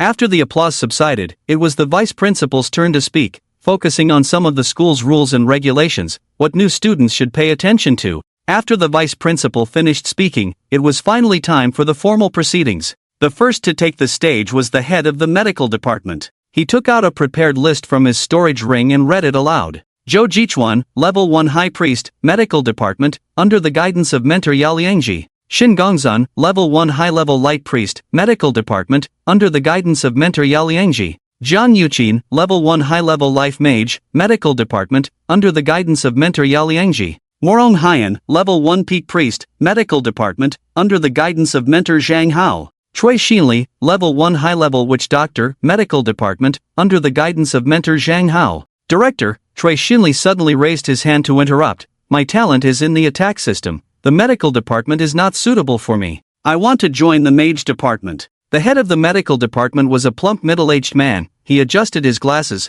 looked up at Cui Xinli, paused for a second or two, and said, that's fine. But whether the mage department has a mentor willing to take you, I can't say. Cui Xinli looked hopefully at the head of the mage department, Li Xinian, and the several mentors behind him. However, none of the mentors from the mage department spoke up. This meant that no one in the mage department was willing to take Cui Xinli as a mentee. The head of the medical department said softly, I'll give you 3 minutes to consider whether to stay in the medical department or go to the mage department. It's up to you. Cui Xinli showed signs of struggle, thought for a moment, and decided to stay in the medical department. After all, having a mentor was better than having none. Director, I've decided to stay in the medical department, Cui Xinli said. Good, as long as you don't regret it, then I'll continue. The head of the medical department smiled kindly and continued to read the names on the list. Soon, he finished reading the names. The medical department accepted a total of 21 new students this time. Next up was the assassination department, which accepted 32 new students. Then came the faith department, which accepted 16 new students. The faith department mostly consisted of shamans, monks, and priests. The head of the night department started by reading Wang Daopu's name. Wang Daopu also voiced his refusal and expressed his desire to join the melee department. A mentor from the melee department eagerly agreed. After all, he was a new student in the sword species pavilion, which made him a hot commodity. Soon it was the turn of the head of the mage department, Li Xinian, who read over 80 names in one breath. After all, the mage department had a large number of students and mentors. Among them, Li Xinian mentioned the names of Wu Mingjin and Yenya. Yenya applied to join the defense department, which surprised the head of the defense department, who immediately agreed and accepted Yenya as a disciple. Yenya's mentor was the head of the department, which filled many people's gazes with envy. Situ Yang said, you really are lucky. Wu Mingjin also applied to join the alchemy department, and a mentor from the alchemy department was willing to take him. After the mage department, it was the summoning department. Situ Yang said to Zhongli, just watch, the summoning department will definitely want you. Trust me, going to the summoning department is great, don't go to the necromancy department. Zhongli replied without saying more. Sure enough, the head of the summoning department, Feng Chengfeng, read Zhongli's name first. Zhongli, a first-level high-ranking necromancer, specializing in summoning, is a disciple of Masters Manhwa. As soon as this was said, many people in the venue showed surprise. Most of the freshmen did not know who Zhua Manhwa was. Therefore, they were astonished that Zhongli's mentor was not the dean, but rather an obscure figure. After Feng Chengfeng finished reading Zhongli's name, Zhongli spoke directly, Dean, I want to join the necromancy department. Upon hearing this, everyone was taken aback. Situyang smiled wryly. Brother, why don't you listen to me? I'm really saying this for your own good. However, among the freshmen, there were also those who supported Zhongli. After all, he was the rookie king. If a no-name was made his mentor in the summoning department, I wouldn't be happy either. Feng Chengfeng looked at Zhongli with a kind expression and gently said, Child, don't be anxious. After saying this, he continued reading the list, ignoring Zhongli. Zhongli was stunned. He glanced at Situyang. Situyang smiled and said, the summoning department is going to take you. Zhongli frowned, about to say something more when a voice suddenly came to his ear. Don't be anxious. The voice was crisp and strong. Zhongli was startled and looked around, wondering who had just spoken in his ear. He suddenly realized that someone was watching him, and he followed that person's gaze. It was the principal. The principal's gaze was gentle, with no malice. Zhongli's expression was complicated. He could only suppress his dissatisfaction and hold it in. What was the school trying to do? Soon, the names in the summoning department were finished. The dean of the necromancy department was absent, and a mentor from the necromancy department was responsible for reading the list. What shocked everyone was that the first name on the necromancy department's list was Zhongli. Zhongli, a first-level high-ranking necromancer, under the tutelage of Dean Chu Xin. Instantly, the venue erupted. What's going on? Is the summoning department and the necromancy department going to start competing for students? It shouldn't be. Departments should compete for students privately. The school wouldn't allow them to bring it to the surface. That would be too embarrassing. Don't you know? Zhongli summoned beyond his level at the welcome conference yesterday. He is only a first-level high-ranking, yet he could summon a second-level beginner undead assassin. Such talent, no matter which department, would definitely want him. What? Zhongli summoned a second-level undead assassin yesterday? Why didn't anyone tell me? You can only blame your poor social skills. No one told you. Our school's sophomores, juniors, and seniors have long spread the word, and even other universities and factions have heard about it. According to rumors, Kyoto University, Magic City University, and Northern Border University, the three prestigious schools, sent people to find Zhongli this morning, but they were stopped at our school gate. No way! At this moment, Situyang looked at Zhongli with a face full of terror, incredulously asking, You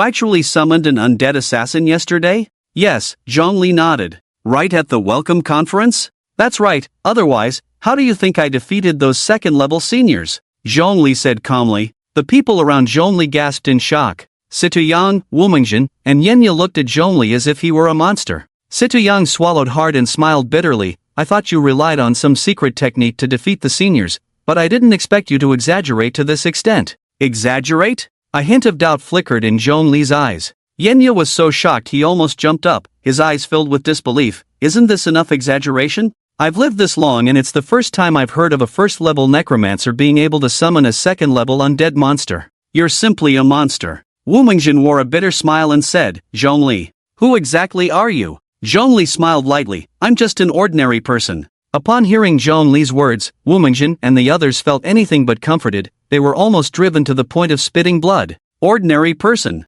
If you are an ordinary person, what do we count for? What do these 1,000 or so new students count for? Are we the lower class? When did the requirements for being an ordinary person become so high? Summoning beyond one's level? Such an unprecedented and unheard of thing. Yang and the others didn't even dare to think about it. It felt like participating in a race where some people run fast, some run slow, and Zhongli can teleport. After the shock, a deep sense of powerlessness surged in the hearts of Yang and the others. Inside the Lingxi secret realm, Zhongli summoned a level 2 beginner-level undead assassin. Among the more than 1,000 new students, only a few recognized it. This was normal. The new students were inexperienced and had little knowledge, and the undead assassin had a strange form that could only be identified by those with rich experience and keen eyesight. It was not surprising that the new students couldn't recognize the undead assassin. However, the news of Zhongli's summoning beyond his level spread among the more than 1,000 new students. More than half had heard about Zhongli's extraordinary summoning,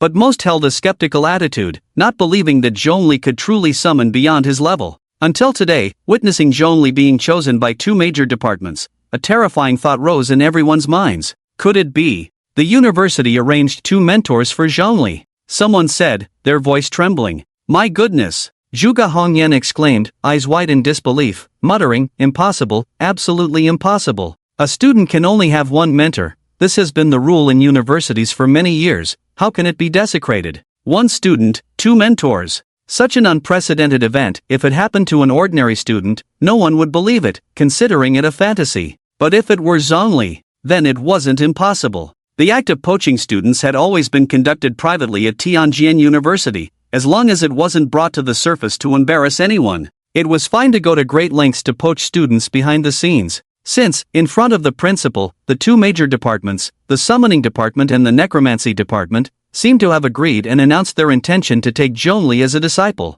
When things are unusual, there must be something strange. So there was only one possibility. The principal already knew about this matter and had tacitly agreed. Within the territory of Tianjin University, no one dared to defy the principal's orders. Everyone was certain that Zhongli would become the first student in Chinese history to have dual mentors. In an instant, envious, awed, adoring, and jealous gazes, filled with various emotions, fell upon Zhongli. Wang Dapu stared blankly at Zhongli not far away, his feelings extremely complicated. At that moment, he completely understood what it meant. A frog in a well sees the moon in the sky, a mayfly sees the blue sky. There are mountains beyond mountains, and there are people beyond people. Wang Dapu was a well-known young talent in his hometown of Guangming City, famous at a young age, achieving success early. However, in front of Zhongli, he tasted the flavor of inferiority for the first time. Behind Wang Dapu, several girls from the Jianqiu pavilion had different expressions. The petite lowly Lin Muyo and the long-legged beauty Gu Shiran couldn't help but show their admiration and affection for Zhongli on their beautiful faces.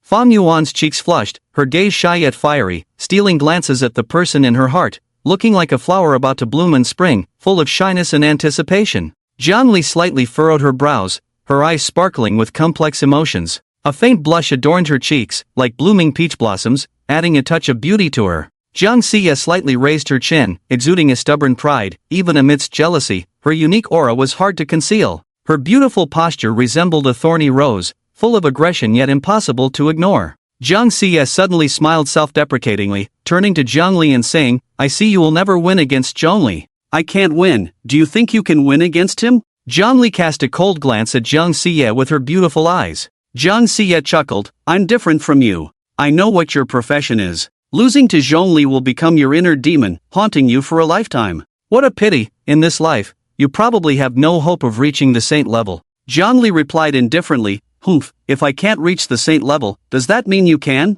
Don't think I don't know that you're cultivating the principal's domineering sword intent. Your jealousy towards Zhongli will ruin you." A shadow suddenly fell over Jiang Xie's bright and beautiful face. Although she didn't want to admit it, she was indeed jealous of Zhongli. She didn't even know why. Was it because Zhongli was stronger and more capable than her? Perhaps. In any case, Jiang Xie hated Zhongli. Suddenly, she smiled radiantly and said, "It seems we have a common enemy."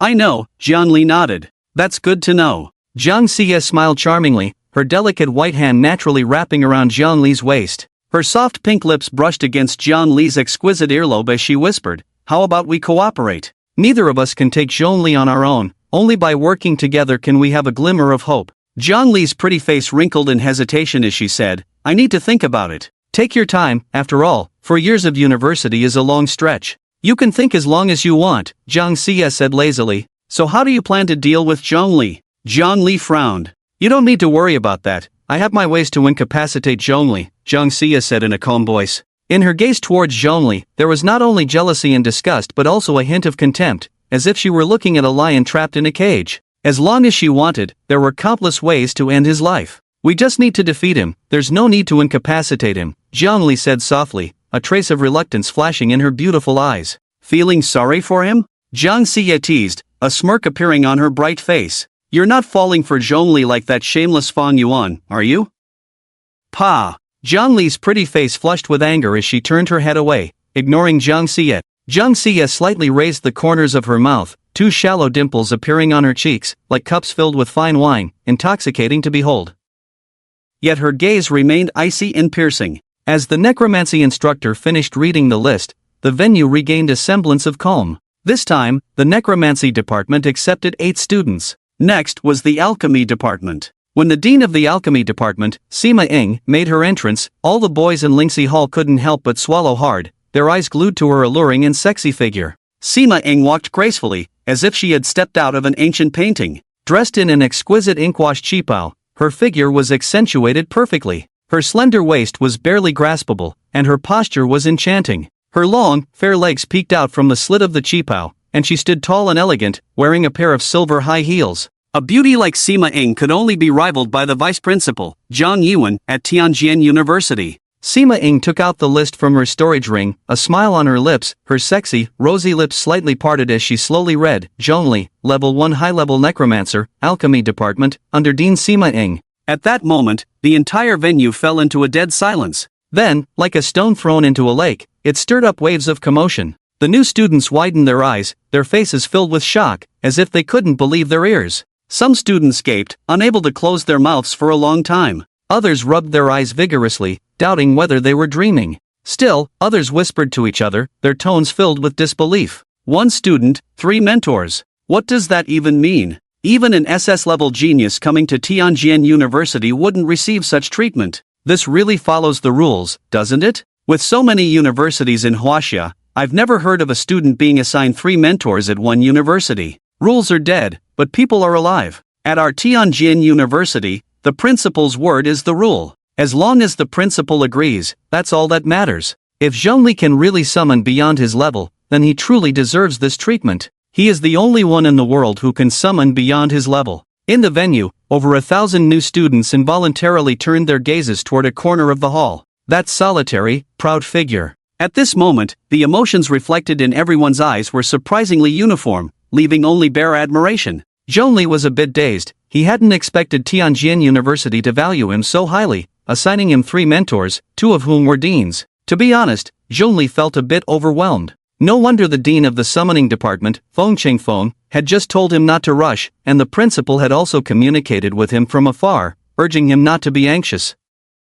So that's it. They were planning to give him a surprise. Zhongli took a deep breath and then exhaled heavily. Facing everyone's gaze, he showed no fear. He stood quietly in place, his posture as straight as a pine tree. His eyes were deep and calm, like a lake undisturbed by waves, revealing an extraordinary composure. Not far away, Principal Yu Xuanzhua, seeing Zhongli's calm demeanor, couldn't help but nod in praise. Not bad, though only at level 1, he already has the bearing of a holy level powerhouse. Li Zimian, standing beside him, flattered, it's a pity Zhongli is a necromancer, not a swordsman. If he were a swordsman, personally trained by you, Principal, I believe it wouldn't be long before Tianjin University would have the youngest holy level powerhouse. Yu Xuanzhua replied calmly, with Oldzhua by Zhongli's side, my personal guidance makes no difference. Li Zimian nodded with a smile, what the principal says is true. Yu Xuanzhua suddenly asked, haven't the representatives from the 3 major universities left yet? No, they want to meet with you, Principal, Li Zimian said with a serious expression. Don't meet them. Tell them to get lost. Yes. Yu Xuanzhua coldly added, how did the news get out? I remember I ordered a news blackout, didn't I? Li Zimian smiled wryly, there have been spies from the other 3 major universities in the university for quite some time. The key is that yesterday, too many people saw it in broad daylight, it was impossible to keep it under wraps. Sighing, Yu Xuanzhua said, no matter what, now that Zhongli has entered Tianjin University, they can't take him away. Find a way to make them give up. Yes. A fleeting glint of killing intent flashed in Li Zimian's eyes as he immediately withdrew. Just then, the dean of the alchemy department, Sima Ying, finished reading the list, and that strikingly beautiful figure quietly retreated.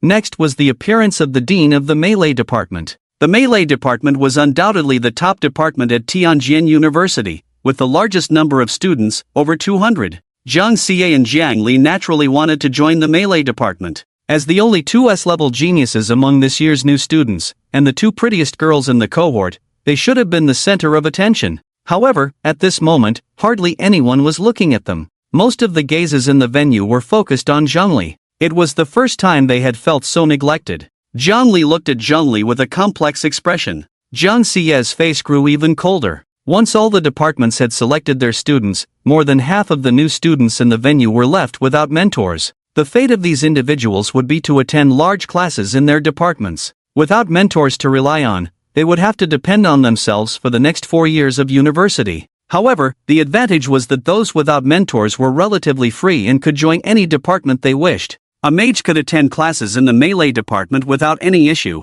If luck was on their side, they might also have the opportunity to be valued by a mentor and taken as a disciple in the future. With that, the welcome ceremony came to a complete end. After the ceremony concluded, according to convention, it should have been the principal who spoke, but today the principal seemed to have something to attend to. After the welcome ceremony was completely over, he left in a hurry without looking back. The vice principal took the stage instead. She spoke a few casual words and then concluded. The mentors then left the Lingxi pavilion with her. Situ Yang seemed still stunned from the earlier shock. He stared blankly at Zhongli for a long time before gradually regaining his composure and smiling. Zhongli, are you going back to the dormitory? Zhongli nodded. Yenya looked at Zhongli with admiration and said, Zhongli, your future days will be prosperous. 3 mentors, and 2 of them are deans. Just think about how many resources you will have access to. Wu Mingjin also expressed her envy, saying, the alchemy department is the one with the most resources at Tianjin University.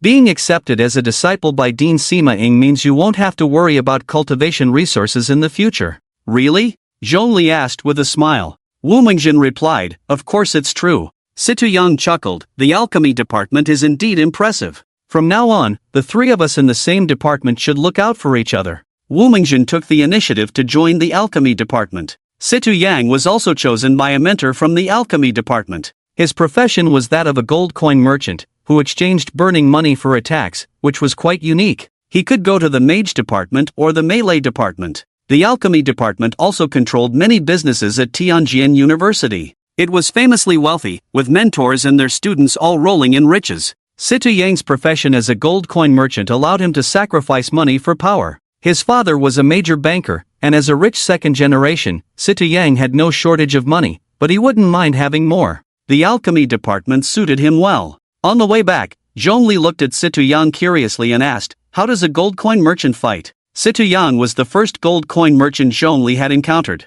Warriors used swords, archers used bows, and mages used staffs. What weapon did a merchant use? How did they fight? He couldn't imagine it and had to ask Situ Yang. Burn money, Situ Yang said with a smile, pulling out a $100 bill from his storage ring, pinching it between 2 fingers and waving it in front of Zhongli. Watch closely. With a relaxed expression, Situ Yang casually tossed the $100 bill, which ignited and flew out at high speed, transforming into a golden fireball that struck a green tree planted by the roadside 100 steps away. Boom! In an instant, the golden fireball reduced the tree to a pile of ashes. Money is both my weapon and my armor, Situ Yang said as he pulled out another $100 bill. This time, he slapped the bill against his chest, and a dazzling golden flame ignited, instantly burning the bill to ashes. At the same time, a layer of golden shield rapidly appeared around Situ Yang. Unlike a mage's magical shield, the golden light shield enveloping Situ Yang had a texture akin to gold, shining brilliantly and exuding an air of nobility. How about that?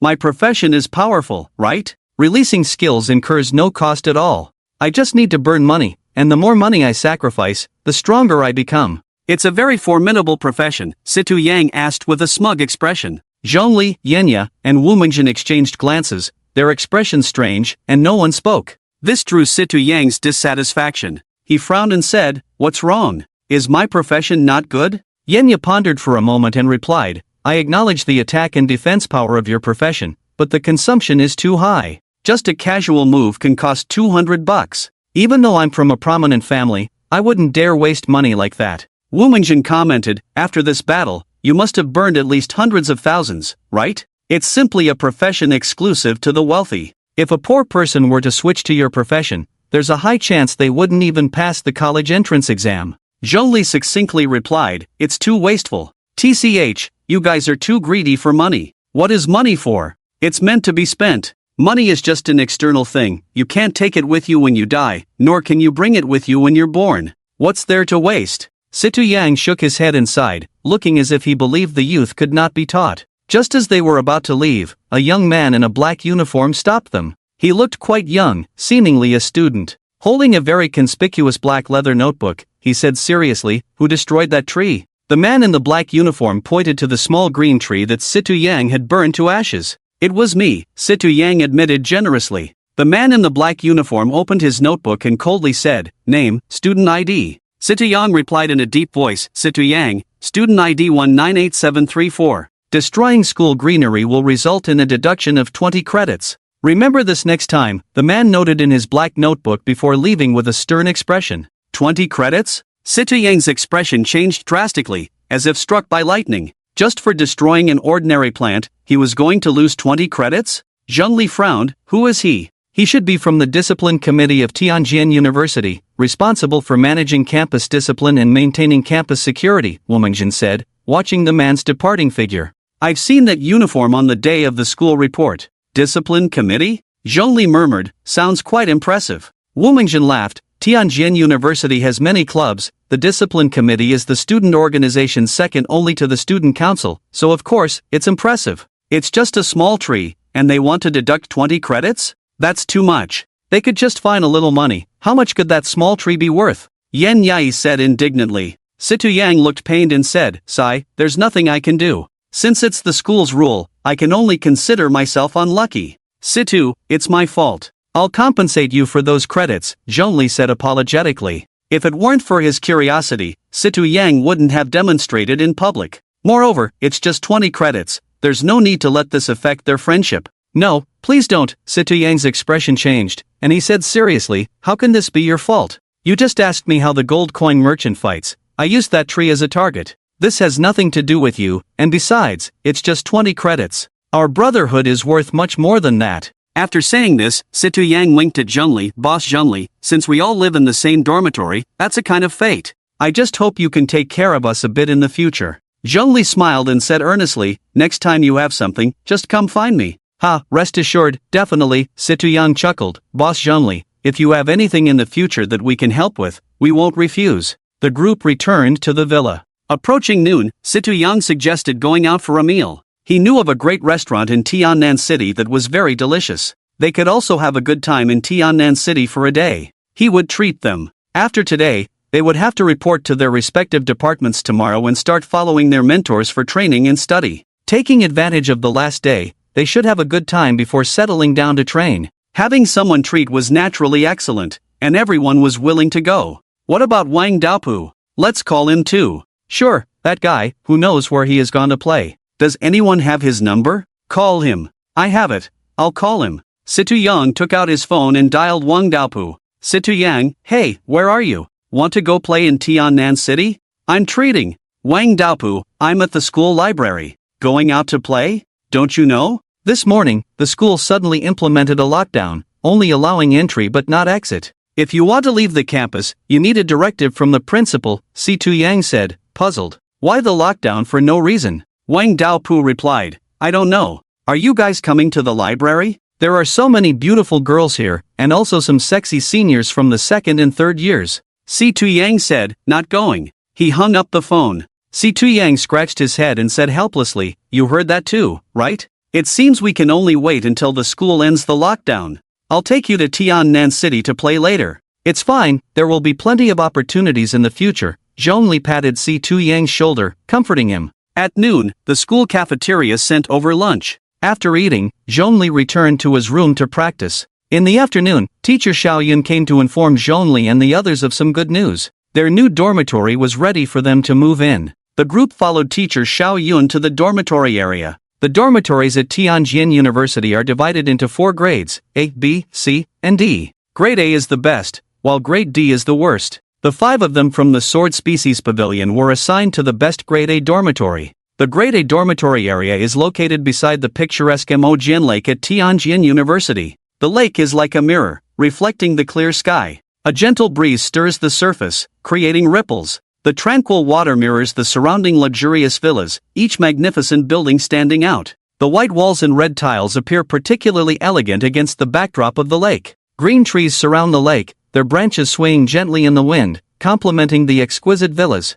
Sunlight spills down, making the lake shimmer, and the shadows of the villas dance on the water, resembling a stunning landscape painting that captivates and enchants. By the edge of Mojian Lake stands a stone tablet inscribed with the words, 10 years of sharpening a sword, 1 morning of brilliance. It is said that before the principal established Tianjin University, he lived by Mojian Lake, honing his sword intent day and night. The tablet was erected by the principal, and the words were also carved by him. Teacher Xiaoyun chattered on with reminders. In the university dormitory area, besides the freshmen, there are many upperclassmen living here. If you see them, it's fine not to greet them, just pretend you didn't see them. But don't provoke them. If you ignore my advice and get beaten up, don't blame me for not warning you. The villas are fully equipped, with entertainment rooms, exercise rooms, sauna rooms, and practice rooms. Each villa also comes with a butler responsible for your daily needs. You just need to focus on your training, and the school will take care of the mundane matters. Butler? Wang Daopu became interested and asked, is the butler a female?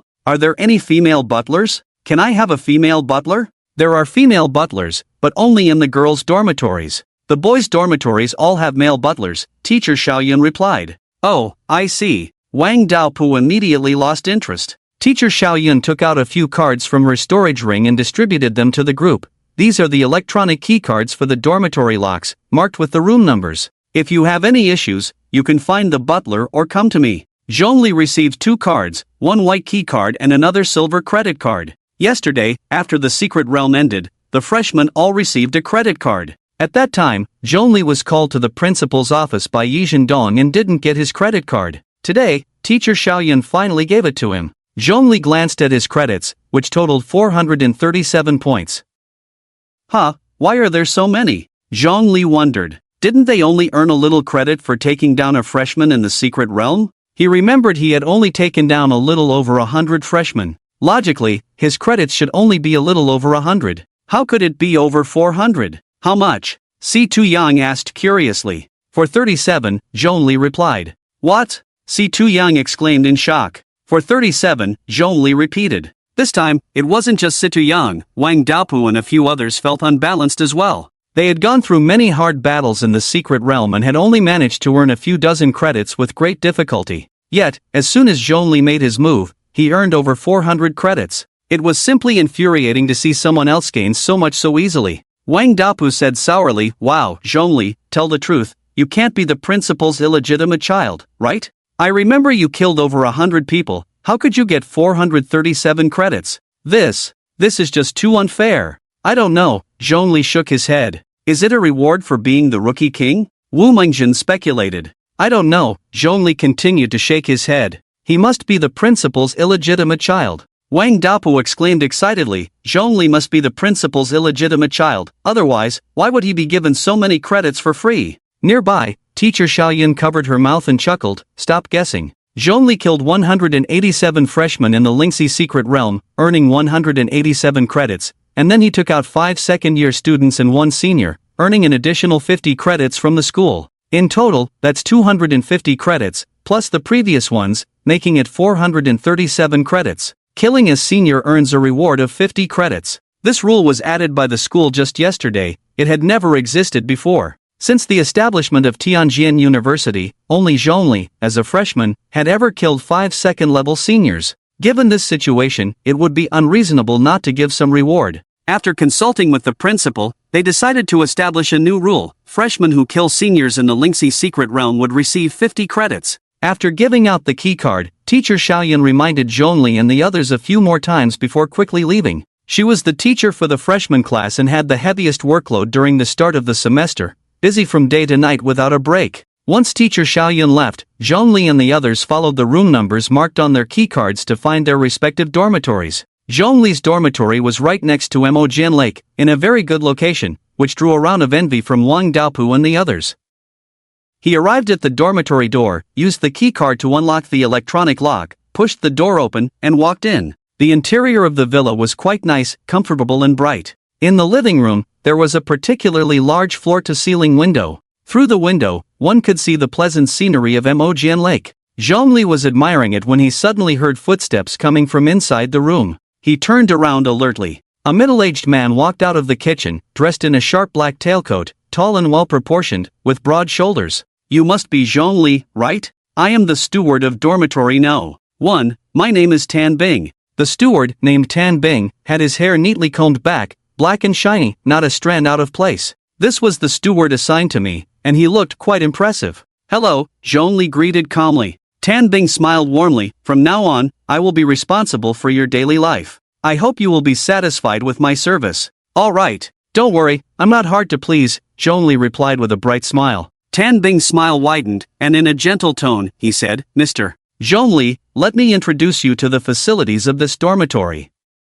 The dormitory had many rooms, including a study, entertainment room, gym, sauna, and training room, and even a swimming pool in the basement. However, there was only one bedroom. At 8 in the evening, the steward would leave the first-class villa area on time and return the next morning at 8. Tan Bing led Zhongli on a quick tour of the various rooms in the villa. Finally, they arrived at the training room. This was a room located on the first floor of the villa, with no windows, only a door. The interior was simple, without any unnecessary clutter. The walls, floor, and ceiling were engraved with numerous runes and formations that accelerated training. As soon as Zhongli stepped into the training room, he felt that the magical energy concentration in this room was several times that of the outside world. So impressive! Zhongli couldn't help but exclaim. Tan Bing's face showed a proud expression as he said, "The rune array in the training room of the A-class dormitory was personally overseen by the principal, who invited the country's top array master, Wu Lazy. It took a whole year to engrave it for all the training rooms in the A-class dormitory area." Zhongli recalled that after he finished his college entrance examination, the principal of Liangno One high school had crafted an array for him as a reward. That array was also designed to accelerate the training speed. If it were used in his dormitory's training room, wouldn't it allow his training speed to increase even more? Zhongli shared his thoughts with the steward, Tan Bing. The latter shook his head and said, "That's not possible. In the past, some students have thought the same way, wanting to set up several arrays to speed up training in the training room. But Master Wu Lazy is a master after all. The rune array he laid down is perfectly integrated and does not allow for the existence of other arrays." "All right," Zhongli replied, not too disappointed. The concentration of magical energy in the training room far exceeded his expectations. He had no complaints. Zhongli eagerly said, "I want to train now. Don't disturb me unless it's important." "Yes, sir." Tan Bing was very perceptive. After closing the training room door for Zhongli, he retreated. Inside the training room, there was a blue mat made of bamboo placed in the center of the room. Zhongli sat on this blue mat, crossed his knees, and took out a soul gem from his storage ring, meditating while absorbing its energy. He had been stuck at level 1 high tier for quite a long time. He had a premonition that within 3 days, he would definitely break through and successfully advance to level 1 peak. Unknowingly, Zhongli had been training for 7 or 8 hours, using up more than 10 low-grade soul gems. These soul gems were worth over 100,000 in currency. After the college entrance examination, Zhongli received praise and rewards from the province, city, and school, earning 2,000 low-grade soul gems and 500 medium-grade soul gems. 1 medium-grade soul gem could be exchanged for 10 low-grade soul gems. 500 medium-grade soul gems were worth about 50 million, and with the 2,000 low-grade soul gems, it totaled over 70 million. Consuming over 100,000 in one training session was nothing significant for Zhongli. He got up, pushed open the door, and stepped outside the training room. The sky had completely darkened. The villa was quiet. It was already past 8, almost 9.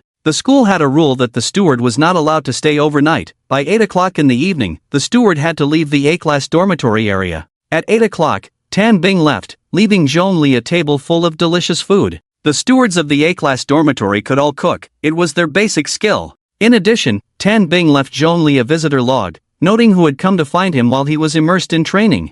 Zhongli sat at the dining table, savoring the delicious food prepared by Tan Bing while flipping through the visitor log. In fact, not many people had come to find Zhongli. In the afternoon, while Zhongli was training in the training room, Situyan, Wang Daopu, Wu Mengjin, and Yenya had come to his dormitory one after another, but they were all blocked at the door by Tan Bing. They had no important matters, they simply came to chat and pass the time. In Tan Bing's view, this was purely trivial. He certainly could not let them disturb Zhongli's training for such reasons. Moreover, Zhongli had specifically instructed that he should not be disturbed unless it was important. Therefore, Tan Bing sent Situyan and the others away. Besides that, no one else came to find Zhongli. Closing the visitor log, Zhongli focused on enjoying his meal. After he was full, he returned to his bedroom on the second floor to sleep. The next morning, a third-year summoning major senior found Zhongli's dormitory. It was 8 in the morning, and Tan Bing arrived on time for work, heading straight to the kitchen to prepare breakfast for Zhongli.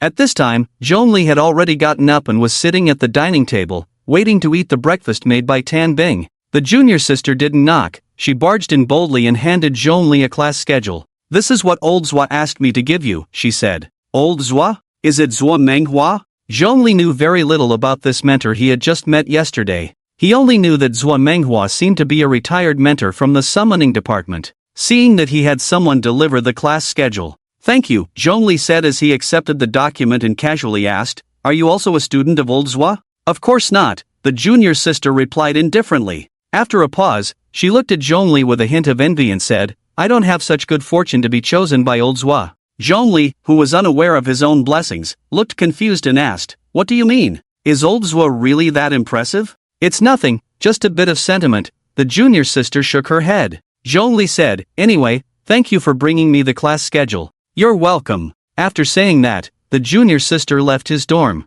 Zhongli opened the class schedule. His 3 mentors must have discussed it privately, arranging everything clearly for him. 7 days a week. On Monday and Tuesday, Zhongli was under the alchemy department head, Sima Ying. On Wednesday and Thursday, he was under the necromancy department head, Zhu Xin. On Friday and Saturday, he was under the summoning department mentor, Meng Lao. Sunday was just for resting. Today happened to be Monday, which meant Zhongli should report to the alchemy department today. After having breakfast and washing up, Zhongli left the dorm and headed towards the alchemy department. The class schedule was very detailed. To ensure that Zhongli, as a new student, wouldn't get lost, there was a simple map at the back marking the locations of the necromancy department, summoning department, and alchemy department. On the way, Zhongli happened to run into Wu Mingjin and Situ Yang, who were students from the alchemy department and were naturally heading there as well. They were on the same route. However, both of them looked rather grim at that moment. Zhongli approached and asked, "What's wrong?"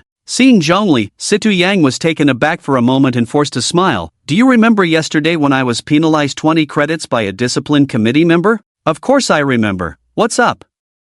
"That bastard tricked us, damaging the campus greenery, and only deducted 1 credit, but he actually dared to deduct 20 from me. How outrageous." Situ Yang gritted his teeth. That discipline committee member had taken advantage of Zhongli and the others being newcomers, not understanding the rules of Tianjin University, and had extorted them heavily. Zhongli frowned and said, "Just a discipline committee member, how could he be so bold? Doesn't the school care?" Wu Mingjin shook her head helplessly. "The school really can't do anything about it. First, there's no evidence, just words without proof. Second, the school advocates for student autonomy and rarely intervenes in disputes between students. They even encourage such disputes. So, every year during the freshman season, there are many incidents of freshmen being deceived." Situ Yang looked worried. "I know about this, but I didn't expect it to happen to me." It was the first time he had been so badly deceived. Zhongli comforted him. "It's just being deceived once, it's not a big deal. You can get your revenge later." After not being upset for long, Situ Yang became furious again.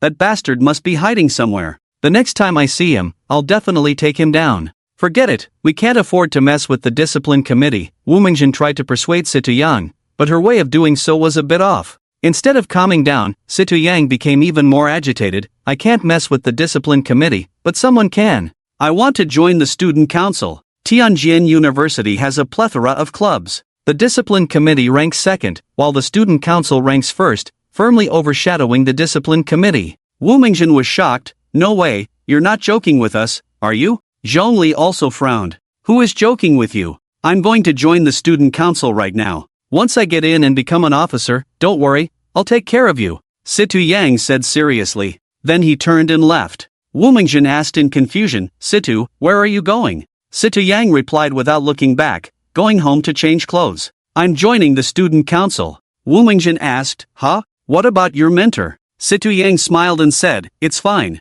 I'll meet my mentor in a few days, it's not too late." "Isn't that a bit inappropriate?" Zhongli frowned. Situ Yang said, "There's nothing wrong with it. I've made up my mind, so you don't need to persuade me anymore. I must join the student council." Situ Yang left to participate in the selection competition for this year's student council, leaving Zhongli and Wu Mingjin looking at each other. "Do you think Situ Yang can be selected?" Wu Mingjin asked. "Definitely," Zhongli replied. "Situ Yang is already quite capable, comes from a wealthy family, and is a rich second generation. The student council wouldn't miss out on such talent. Situ Yang isn't foolish, he's good at reading people and winning their favor. Who knows, it might not be long before he really becomes an officer." Wu Mingjin nodded and sincerely said, "I wish him good luck." Without Situ Yang, Zhongli and Wu Mingjin went straight to the entrance of the alchemy department. Upon entering the courtyard, they found it elegantly decorated. There were well-dressed businessmen and professional women in tailored suits, form-fitting skirts, and high heels.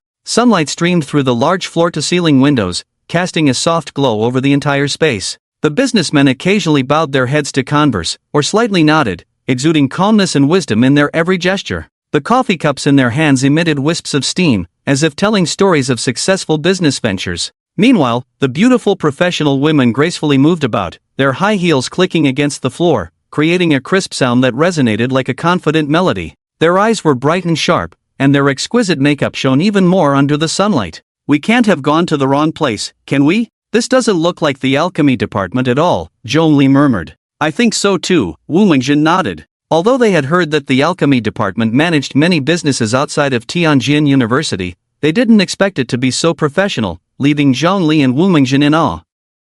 Because it was the freshman season, many young and inexperienced faces appeared in the alchemy department. Zhongli and Wu Mingjin didn't attract much attention, which was fine. Zhongli had experienced a few moments in the spotlight, once or twice was okay, but if it happened everywhere, it wouldn't be pleasant. "Where's your mentor?" Zhongli casually asked. Wu Mingjin shook his head. "I don't know either. Let me ask someone." He casually grabbed a well-dressed young woman and inquired, "Do you know where mentor Zhang Zhu is?" The young woman was startled when she saw Wu Mingjin's snake-like appearance, her face paled, and she quickly stepped back, mumbling, I don't know.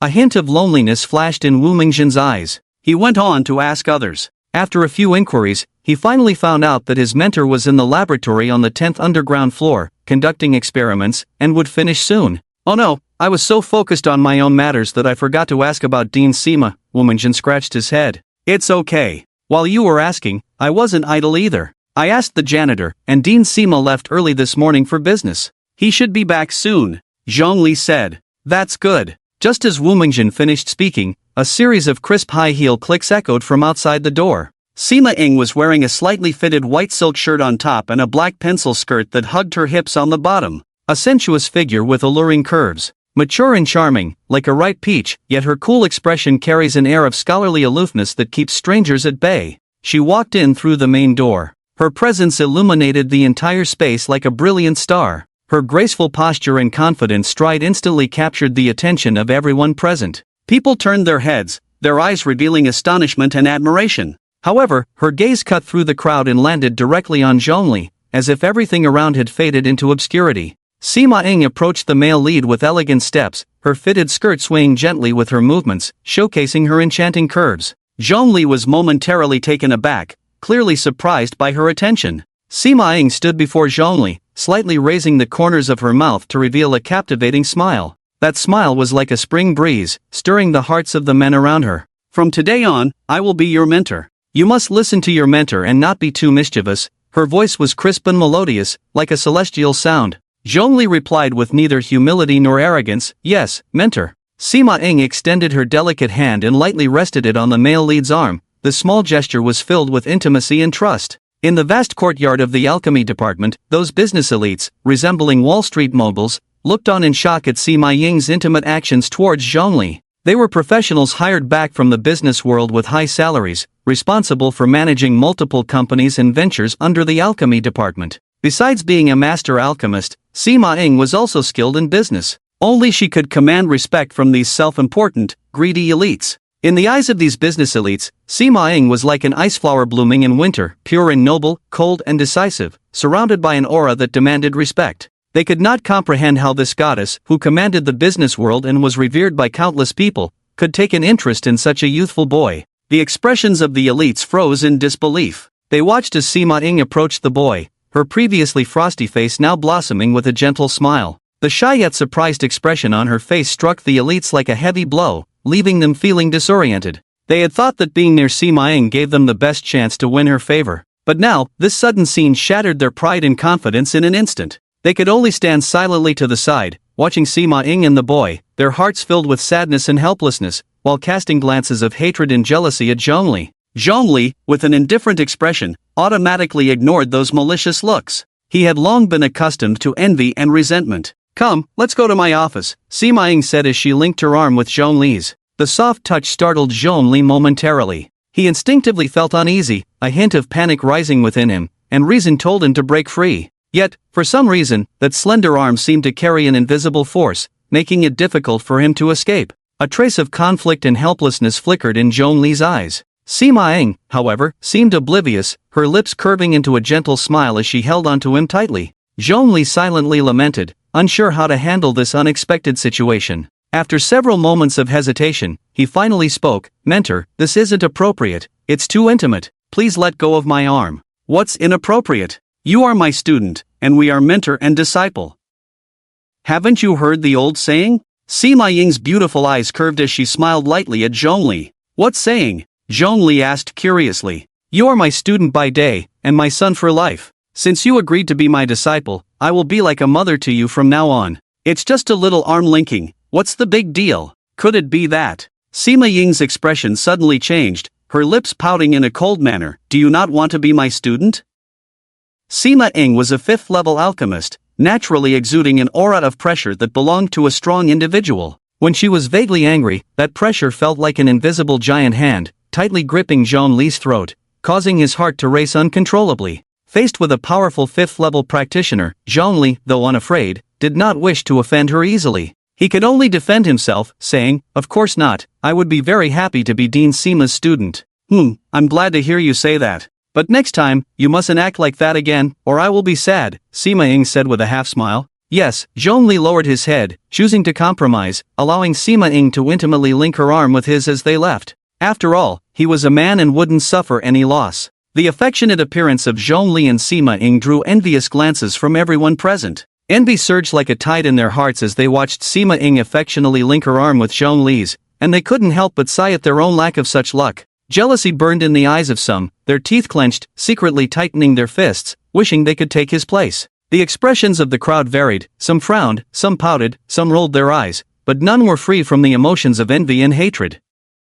Wu Mingjin stared wide-eyed as Zhongli and Sima Ying left, blinking a few times in envy. He couldn't help but wonder what his own mentor would be like. His mentor was named Zhang Zhu, and the name sounded like a man, but in reality, she was a genuine female mentor. Would she also be a beautiful mentor? Would she also like him? Just as Wu Mingjin was lost in his fantasies, a delicate voice suddenly called out from behind him. You must be Wu Mingjin, right? I'm Zhang Zhu, your mentor. Upon hearing that charming voice, Wu Mingjin, who had been single for many years, felt as if his bones had turned to mush. At that moment, time seemed to freeze. Wu Mingjin's heart raced uncontrollably, a strange sensation coursing through his body like electricity. Everything around him quietly faded away. It was the thrill of love, and he turned back, trembling slightly. He saw a person with an ugly face, a stout figure, heavily made up, and bizarrely dressed, standing behind him like a terrifying shadow. Upon seeing this person, the love that had just ignited in Wu Mingjin's heart extinguished like a candle in the wind, leaving only cold ashes.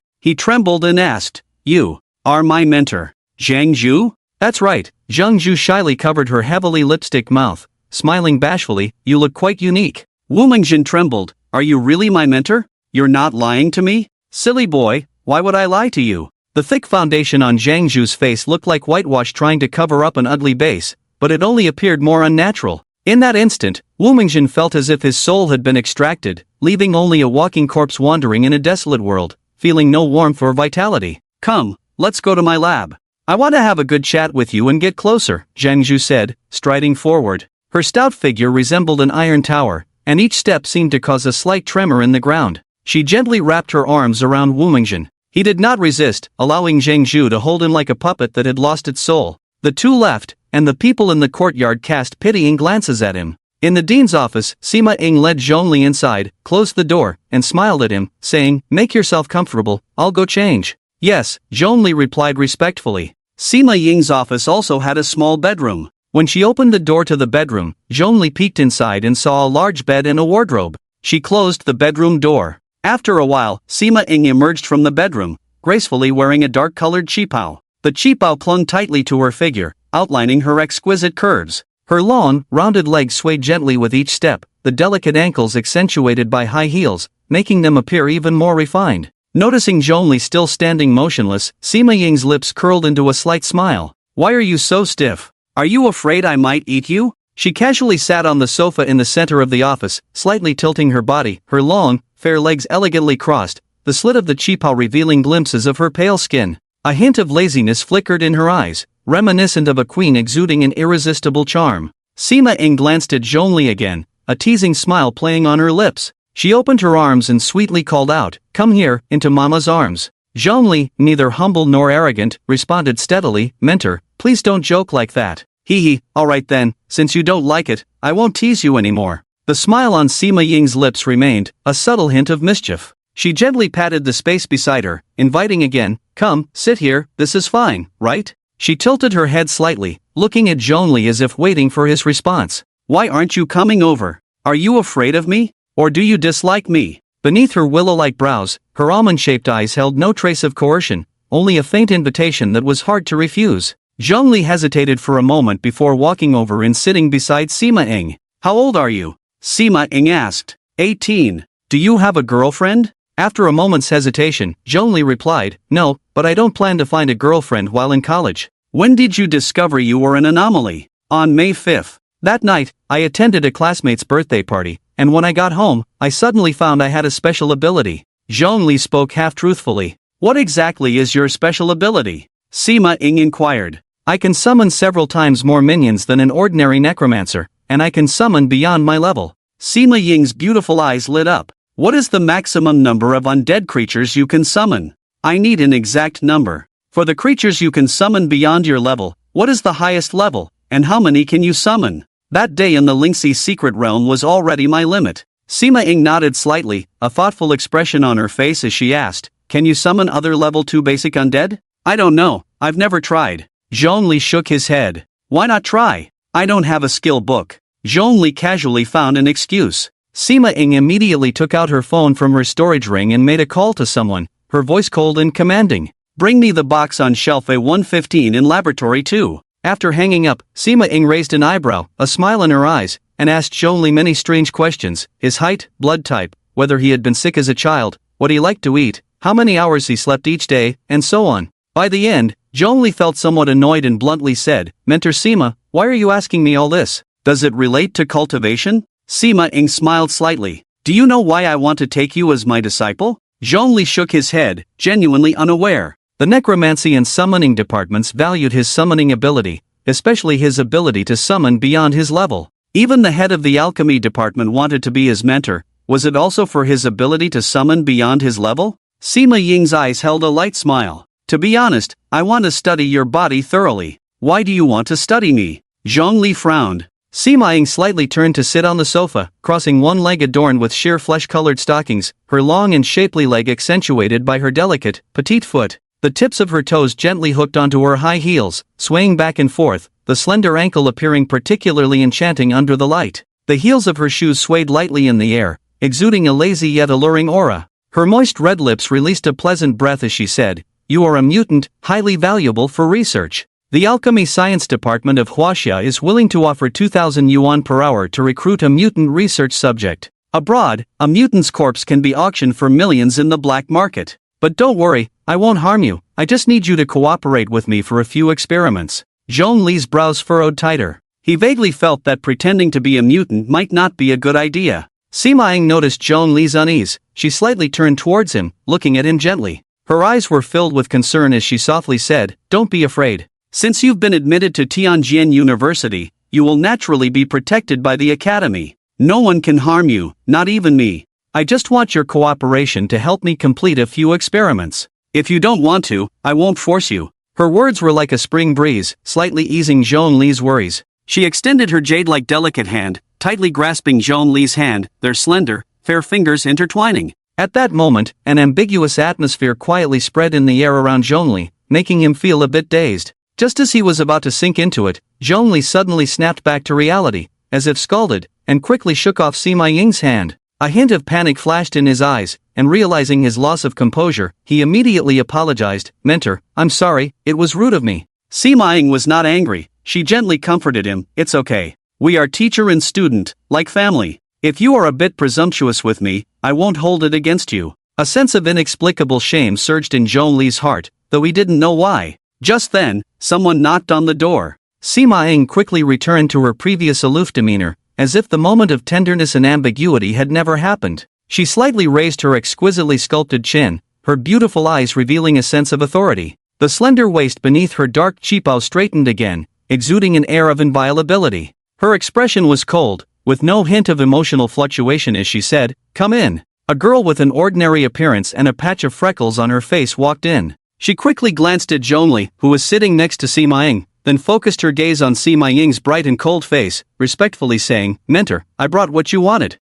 Bring it to me, then you can go about your business," Sima Ying replied flatly. The freckled girl seemed very afraid of Sima Ying. After handing her the item, she quickly left. "The troublesome person is gone, let's continue," Sima Ying said with an ambiguous smile. "Who is she?" Zhongli asked. Sima Ying casually replied, another one of my students, your senior. Mentor, how many students do you have in total? Zhongli asked curiously. Sima Ying said, including you, there are 2 in total. You understand, I usually have to practice and manage the businesses controlled by the alchemy department, so I don't have much time to educate students. But don't worry, you are special, I will make time to accompany you. Zhongli nodded. He had already grown accustomed to Sima Ying's inexplicable ambiguity. This is for you, open it and take a look, Sima Ying said, a bright smile blooming on her beautiful face. The item brought by the freckled senior was a metal briefcase. Sima Ying handed it to Zhongli, urging him to open it. When he opened it, he found that it contained 10 skill books for necromancers, all focused on summoning skills.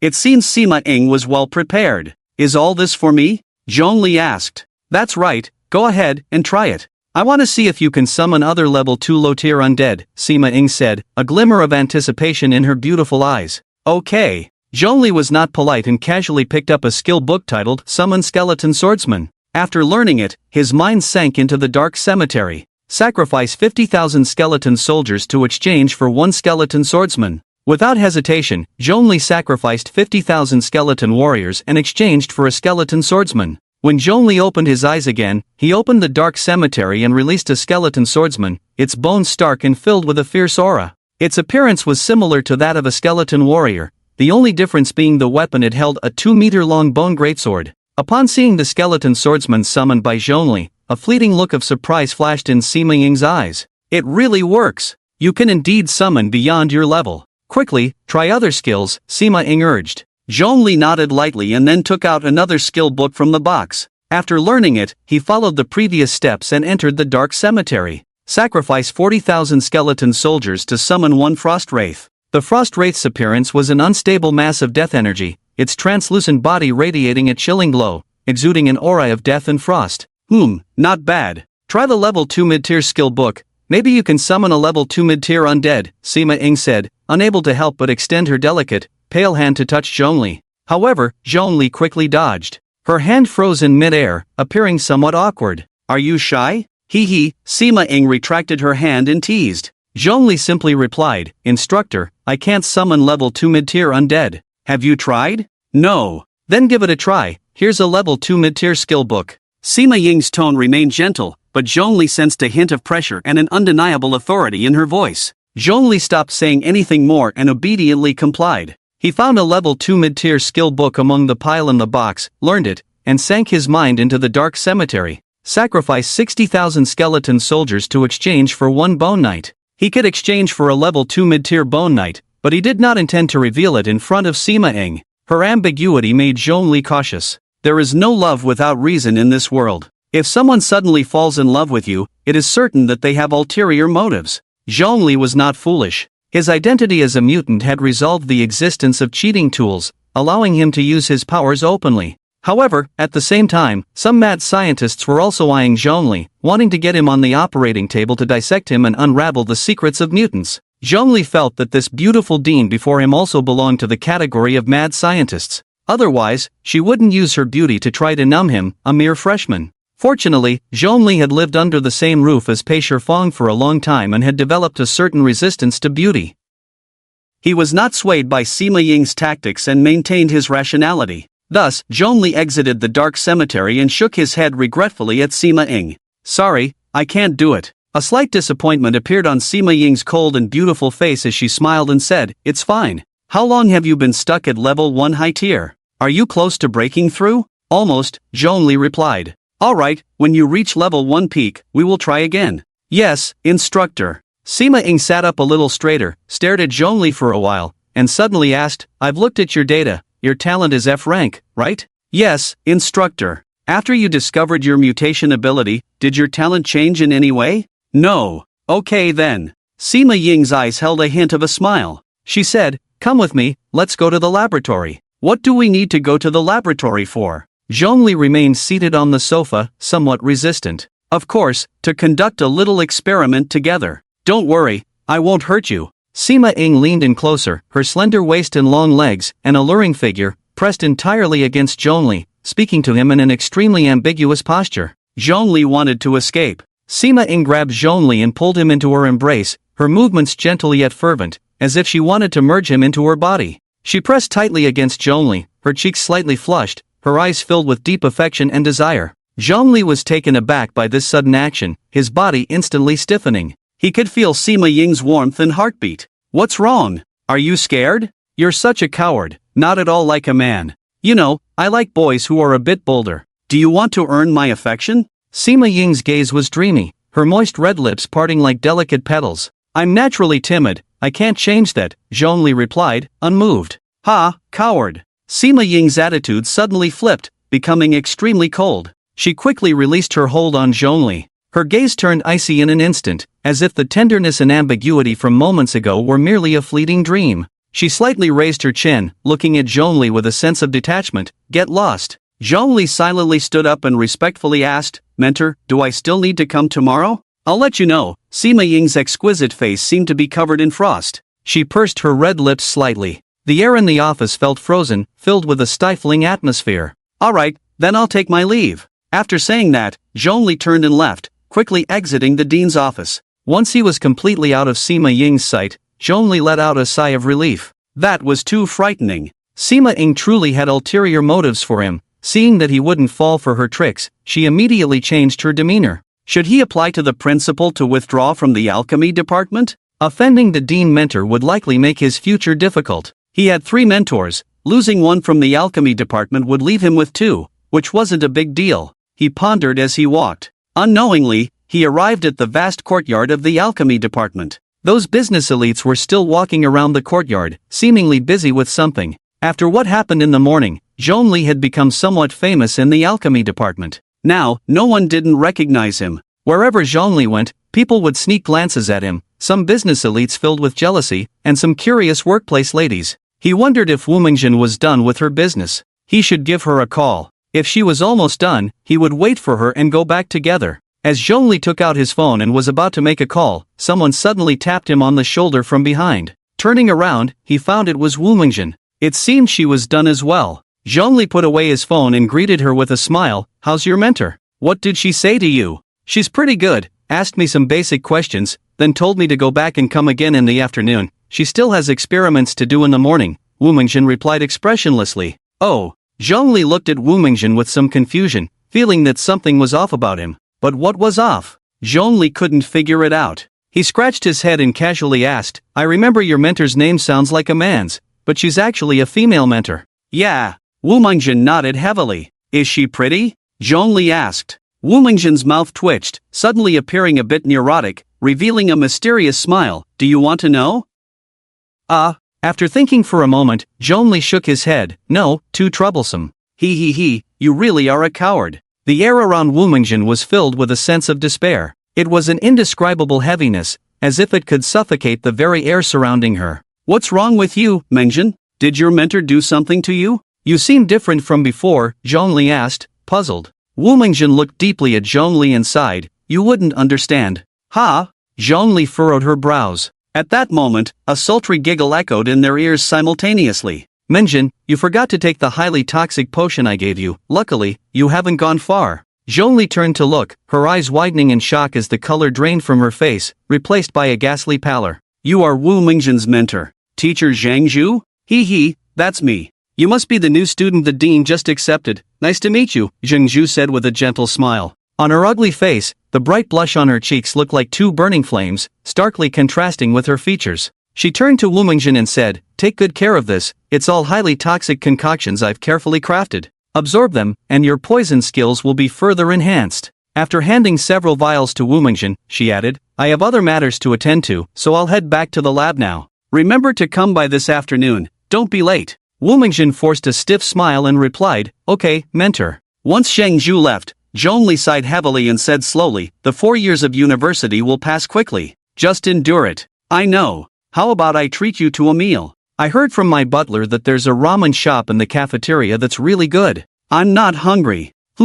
I can understand." Leaving the alchemy department, walking in the sunny, tree-lined campus, Wu Mingjin's mood improved considerably. As they walked, they were suddenly stopped by a sophomore in white. "Excuse me, I'm from the Student Council of Tianjin University. We're currently recruiting new members. Are you interested in joining? The senior in white asked warmly. Student council? Zhongli and Wu Mingjun exchanged glances. Zhongli declined. I don't plan to join any clubs at the moment. Wu Mingjun then asked, can you tell us more about it? The senior in white looked at Wu Mingjun and asked, do you want to join the student council? Yes, Wu Mingjun nodded. Zhongli looked at Wu Mingjun in surprise and asked, if you want to join the student council, why didn't you go with Situ Yang this morning? Wu Mingjun replied solemnly, because I didn't actually want to join the student council this morning. Although the student council is the top club at Tianjin University with strong power, there are too many internal affairs, and it would be very busy after joining. I'm afraid that joining the student council would interfere with my time training beside my mentor.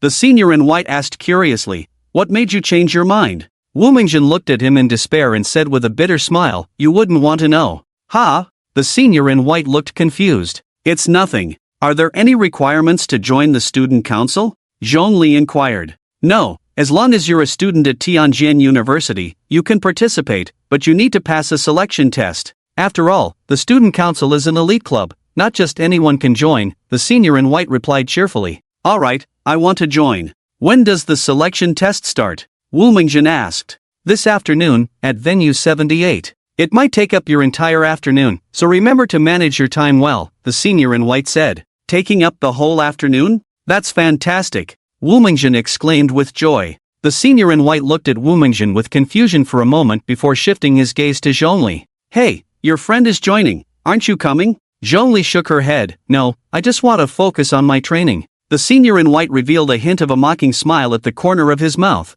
Tianjin University values strength above all. If you don't have the protection of a club, it's easy to be bullied. Don't delude yourself into thinking a mentor can protect you, unless your mentor is the dean, otherwise, ordinary mentors can't intervene in student disputes. It's fine, I don't care, Zhongli replied. Alright, I can't be bothered with you. As for you, be at venue 78 before 3 p.m. this afternoon. Remember to change into a white outfit. If you don't have white clothes, go buy a set from the logistics department. The senior in white glanced at Zhongli and then reminded Wu Mingjun. Don't worry, I know the rules, Wu Mingjun nodded. What rules? Why do we have to change into white clothes? Zhongli asked, puzzled. He remembered that this morning, when Situ Yang was going to join the student council, he also said to go back and change clothes first. The senior in white explained, our student council president has obsessive-compulsive disorder and likes to wear white, so it's stipulated that student council members must wear white. You can wear other colors, just not in front of him, in his presence, you must wear white. Zhongli asked, what if I don't wear it? The senior in white chuckled, the president won't care what non-student council members wear, so you can rest assured, no need to worry. As for the consequences of not wearing white in front of the president, you'll find out once you join the student council. Alright, Zhongli said. The senior in white, still not giving up, wanted to persuade Zhongli to join the student council. After talking for a long time, Zhongli remained unmoved. Seeing that Zhongli was determined not to join the club, he finally gave up. The senior in white turned to Wu Mingjun and said, what's your name? I'll register your name and student ID. Since you agreed, you must come to the selection meeting this afternoon. If you dare to stand me up, watch out. Wu Mingjun patted his chest and assured, I will definitely go. Hee, quite motivated, huh? The student council likes people like you. Don't worry, once you join the student council, I'll look out for you. The senior in white patted Wu Mingjun's shoulder, clearly satisfied with his attitude and generously praised him a few times. Then, he coldly said to Zhongli, as for you, take care of yourself. The selection meeting for new student council members only happens once a year. If you miss this one, you'll have to wait until next year when new students enroll to participate in the selection. As a senior, I advise you not to be so stubborn. Even if you don't join the student council, you should at least join a club. Otherwise, without the protection of a club, you'll eventually become a target for bullying. I'm saying this for your own good. Keep my words in mind and don't take it lightly. Zhongli still wore an indifferent expression. Seeing this, the senior in white couldn't be bothered to persuade him further and said with a smirk, Tisk, you'll regret it sooner or later. After the senior in white left, Wu Mingjun asked Zhongli the same question. Zhongli, are you really not planning to join a club? It's too much trouble. I'd rather focus on my cultivation, Zhongli replied. Wu Mingjun nodded, that's true. After all, you have 3 mentors, and 2 of them are deans. Who would dare to bully you? It's good enough that you're not using your power to bully others. Sigh, I really envy you. Having someone as beautiful as Dean Sima as your mentor, and she treats you well. As Wu Mingjun spoke, A hint of envy involuntarily appeared on his snake-like face. Zhongli felt neither happy nor sad. The scenes that had just unfolded in Sima Ying's office lingered in his mind. Sima Ying's kindness and ambiguity towards Zhongli were not genuine affection, she had ulterior motives. Mutants were the experimental subjects that alchemists around the world dreamed of. Countless scholars and alchemists fantasized about unraveling the mystery of the special abilities possessed by mutants. Sima Ying was probably no exception. What Zhongli displayed, whether it was multiple summons or cross-level summons, was extraordinary. These are quite impressive abilities. This undoubtedly intensified Sima Ying's greed. He could sense it, feel it. Deep within Sima Ying's enchanting and tender eyes lay coldness, cruelty, and greed. To think of using him as a test subject, dream on. Zhongli would never allow Sima Ying to succeed. Even if it meant offending her, the dean of the alchemy department and a pinnacle-level alchemist, it was worth it. It was better than being an ignorant little lab rat. The sky was a deep blue, and a gentle breeze brushed against them. Zhongli and Wumingjian walked side by side along a tree-lined path, sunlight filtering through the layers of leaves, casting dappled shadows. The student council work is quite busy. Those upperclassmen at the welcome conference are from the student council. As the oldest organization at Tianjin University, like the discipline committee, the main responsibility of the student council is to protect the interests of the school and the students. Therefore, the school management often assigns various tasks to the student council. The welcome conference is just the simplest task. Some of the more difficult tasks assigned by the school not only take a lot of time and effort but can even be deadly, Wumingjian said expressionlessly, glancing at Zhongli with curiosity. Where did you hear that? Zhongli replied, from my butler. When we chat, he tells me some things about Tianjin University. My butler is 41 this year. He came to Tianjin University at 20 and has worked here for 20 years, so he knows it very well. Wumingjian said lightly, my butler is older than yours, he's almost 70, a taciturn old man. 70 and still not retired? He should have retired at 60, but his son was severely injured on the outer battlefield, left disabled and bedridden, unable to move, and his grandchildren are still in school, so he has to keep working to support the family, Wumingjian sighed. How tragic. Wumingjian continued, I wonder what situation Sita Yang is in. He probably also attended the student council selection conference this afternoon, so we might be able to keep each other company. It seems you've made up your mind to join the student council, Zhongli said. Wumingjian's expression turned solemn. Anyway, I joined the alchemy department to gain stronger poisons to enhance my skill power. I can't learn much from my mentor, so it's better to join the student council. Alright then. Although Zhongli understood, Wumingjian wanted to join the busy student council simply to avoid her ugly mentor. But he didn't point it out. Back at the first-class dormitory area, Zhongli asked Wumingjian, do you want to come to my dorm for a bit? No need, I have to go to Sita Yang's dorm. Okay, then goodbye. Goodbye. Upon returning to his dorm, his butler Tan Bing was cleaning. Seeing Zhongli come back, he immediately greeted him, Mr. Lin, around 9 this morning, not long after you left, the dean of the necromancy department came to visit personally. Since you weren't here, he asked where you had gone, and I told him your itinerary truthfully. Zhongli was puzzled. Doesn't the dean of the necromancy department know about the class schedule? Today was Monday. According to the teaching schedule, on Mondays and Tuesdays, he belonged to the alchemy department under Sima Ying. Only on Wednesdays and Thursdays was he under the dean of the necromancy department. Tan Bing nodded. He really didn't know. He looked like he had just returned from outside, all dusty and weary. He even asked me in confusion what class schedule I was talking about. I showed him the schedule I received this morning. He didn't say anything and just left. He didn't say anything? Zhongli asked. Tan Bing replied without hesitation, he really didn't say anything. Zhongli looked up at the clock hanging on the wall of the villa. It was still early. Should he go meet the dean of the necromancy department, Xu Xin? He had just offended the dean of the alchemy department, Sima Ying. Now, he had to build a good relationship with the dean of the necromancy department, Xu Xin. It would be too embarrassing for the dean to come and find nothing. I'll go to the necromancy department, Zhongli said as he stepped outside. Tan Bing hurriedly called out to Zhongli, Sir, what do you want to eat for lunch? Let's talk about it when I get back. Never mind, I'll just go to the cafeteria for lunch. You don't need to worry about me anymore. Zhongli waved his hand. Yes. The necromancy department was quite remote, far from other departments, located in a corner of Tianjin University. It took about 20 to 30 minutes to walk there. Zhongli saw many students in the campus, gallantly riding their mounts. He summoned his own mount as well. A lesser demon dog, a type of abyssal demon that evolves by devouring. Zhongli initially planned to focus on training the lesser demon dog. It could evolve by consuming a large number of skeleton warriors. However, after buying the lesser demon dog, the college entrance examination came, and he was short on skeletons, with none to spare for feeding the demon dog. After the entrance exam, school started again, and it was another fierce battle. He thought that after some time, when there were more skeletons in the dark graveyard, he would feed the lesser demon dog then. It had been a long time since he summoned the lesser demon dog. It seemed a bit unhappy. A few blood-red eyes glared with dissatisfaction, and sharp dog jaws let out a few whines. Zhongli patted the lesser demon dog's prickly fur and softly comforted it, just as he was about to ride it to the necromancy department, when a disciplinary committee member in a black uniform appeared out of nowhere. "Excuse me, do you not know that riding mounts is prohibited on campus?"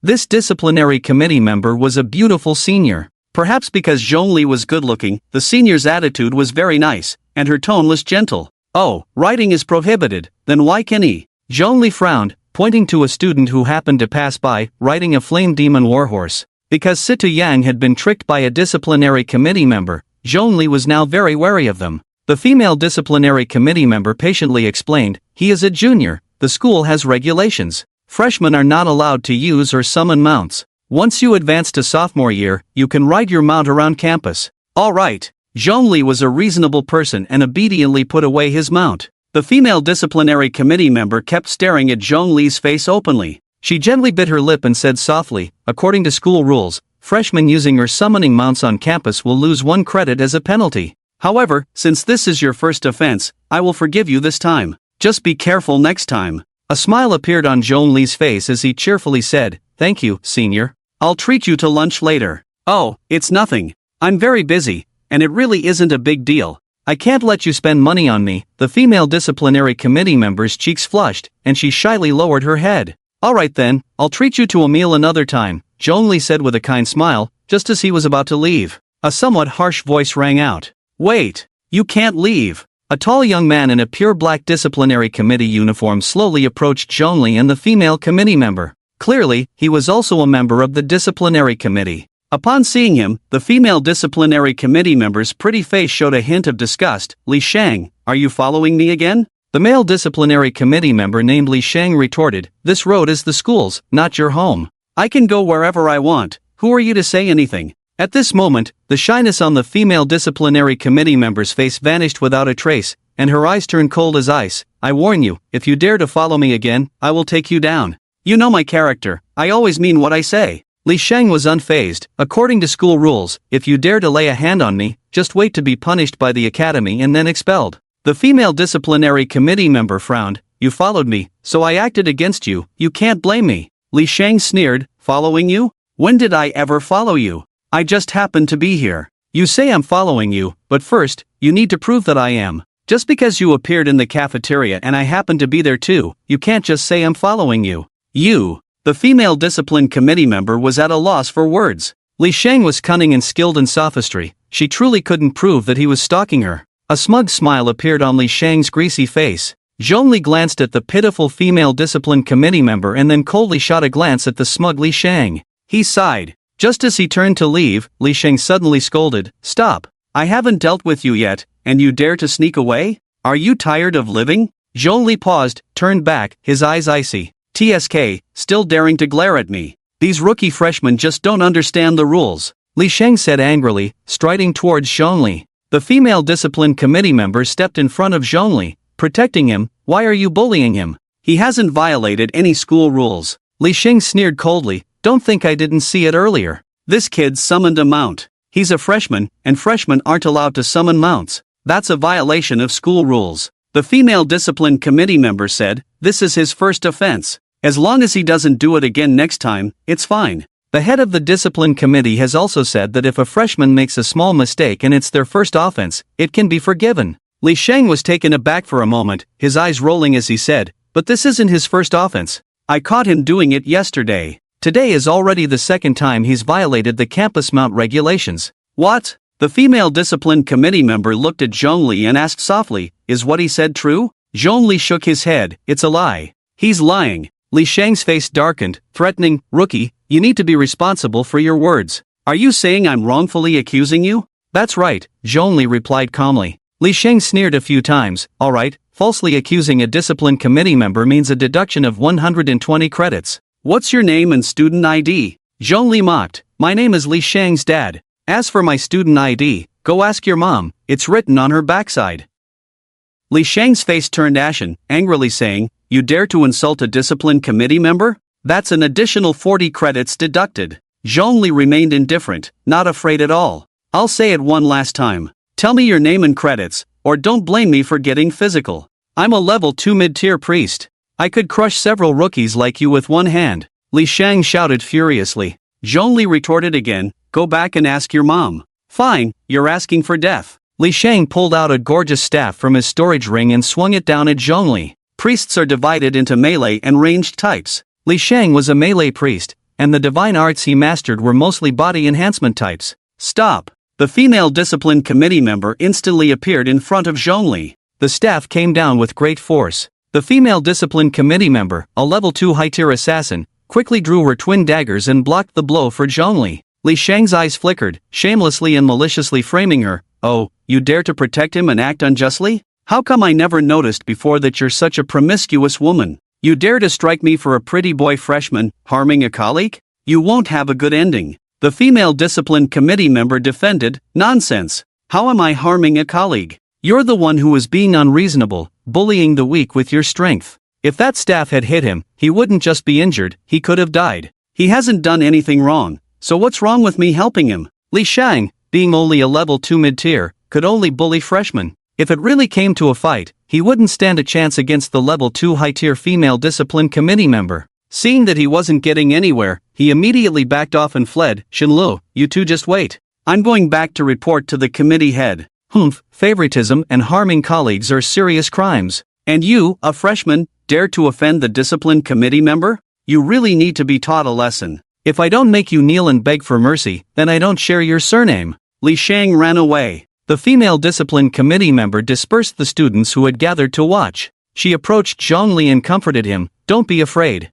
You should go back to the dormitory for a while. Stay inside and don't wander around. If that annoying Li Shang encounters you again, it will be disastrous. Zhongli said solemnly, What about you? He wasn't afraid of Li Shang, but he was worried about this senior being troubled by him. The female discipline committee member smiled lightly. Don't worry. Our discipline committee's chairperson is known for being fair and just. He won't take Li Shang's word at face value. Alright, Zhongli still felt a bit anxious. It seemed that Li Shang had been harassing this senior for some time. If the chairperson of the discipline committee truly was fair and just, how could he just sit back and do nothing? How about I go with you to the discipline committee and explain the situation? Zhongli suggested. The female discipline committee member quickly waved her hand. No need. Don't you have things to do? Go ahead. I need to hurry back to the discipline committee before Li Shang starts turning things upside down and explain the situation. Bye-bye, Junior. The female discipline committee member, named Shinlu, hurried away.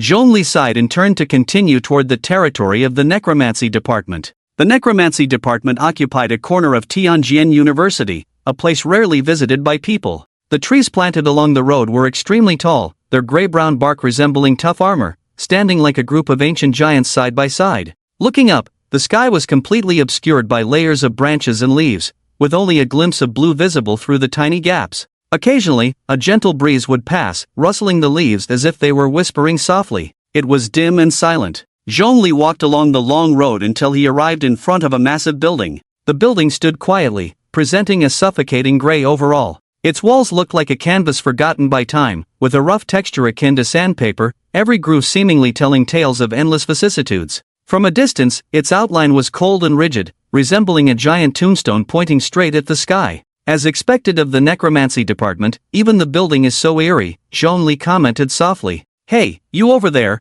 what are you doing in the necromancy department? At the entrance of the building, an old man who looked like a gatekeeper, wrapped in a dark coat, called out, Are you a student here for class? Let me tell you, you're early. Classes start at 3 in the afternoon. Go play nearby for a while and come back at 3 for class. Zhongli stepped forward. I'm not here for class. I'm here to see the head of the necromancy department, Chu Xin. Is he around? I'm a student of head Chu. My name is Zhongli. The gatekeeper, who had initially looked indifferent, immediately became enthusiastic upon hearing Zhongli's name, hurriedly inviting him in.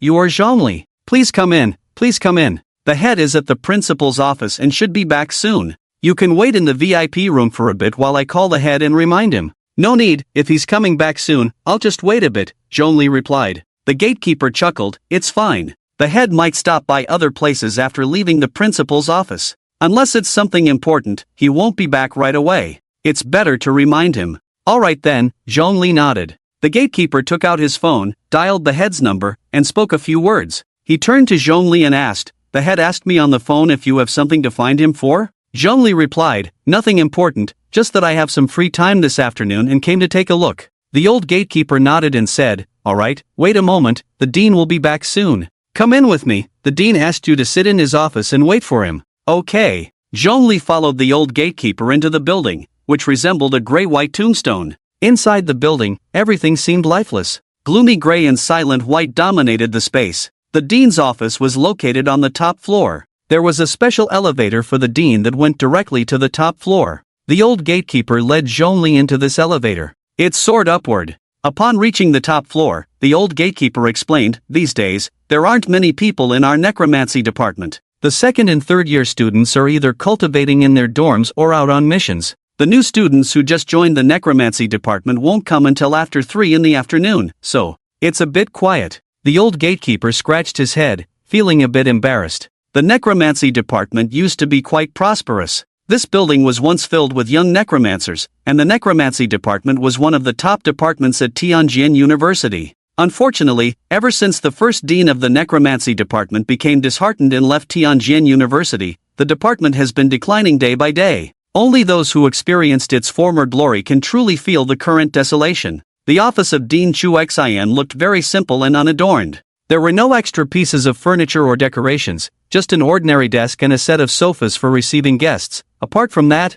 there was nothing else. Make yourself comfortable, the dean will be back soon. After leading Zhongli to the dean's office, the old gatekeeper left, not forgetting to close the office door behind him. Zhongli scanned the office and then walked over to sit on the sofa. Since the dean would take some time to return, Zhongli, having nothing to do, immersed his mind in the dark graveyard. This morning, he had obtained 3 skill books from Sima Ying, Summon Skeletal Knight, Summon Frost Wraith, and Summon Bone Swordsman. Among them, the Frost Wraith and Bone Swordsman were both level 2 beginner undead, while the Skeletal Knight was a level 2 intermediate undead. Sima Ying had brought a total of 10 skill books, but unfortunately, he had angered Sima Ying in the end, leaving 7 skill books in her office. After fiddling with the undead in the dark graveyard for a while, Zhongli left the dark graveyard. The dean had not yet returned. Zhongli took a soul gem out of his storage ring and began to cultivate. About 10 minutes passed. Outside the door, a somewhat heavy footstep sounded. Zhongli opened his eyes and put away the half-absorbed soul gem.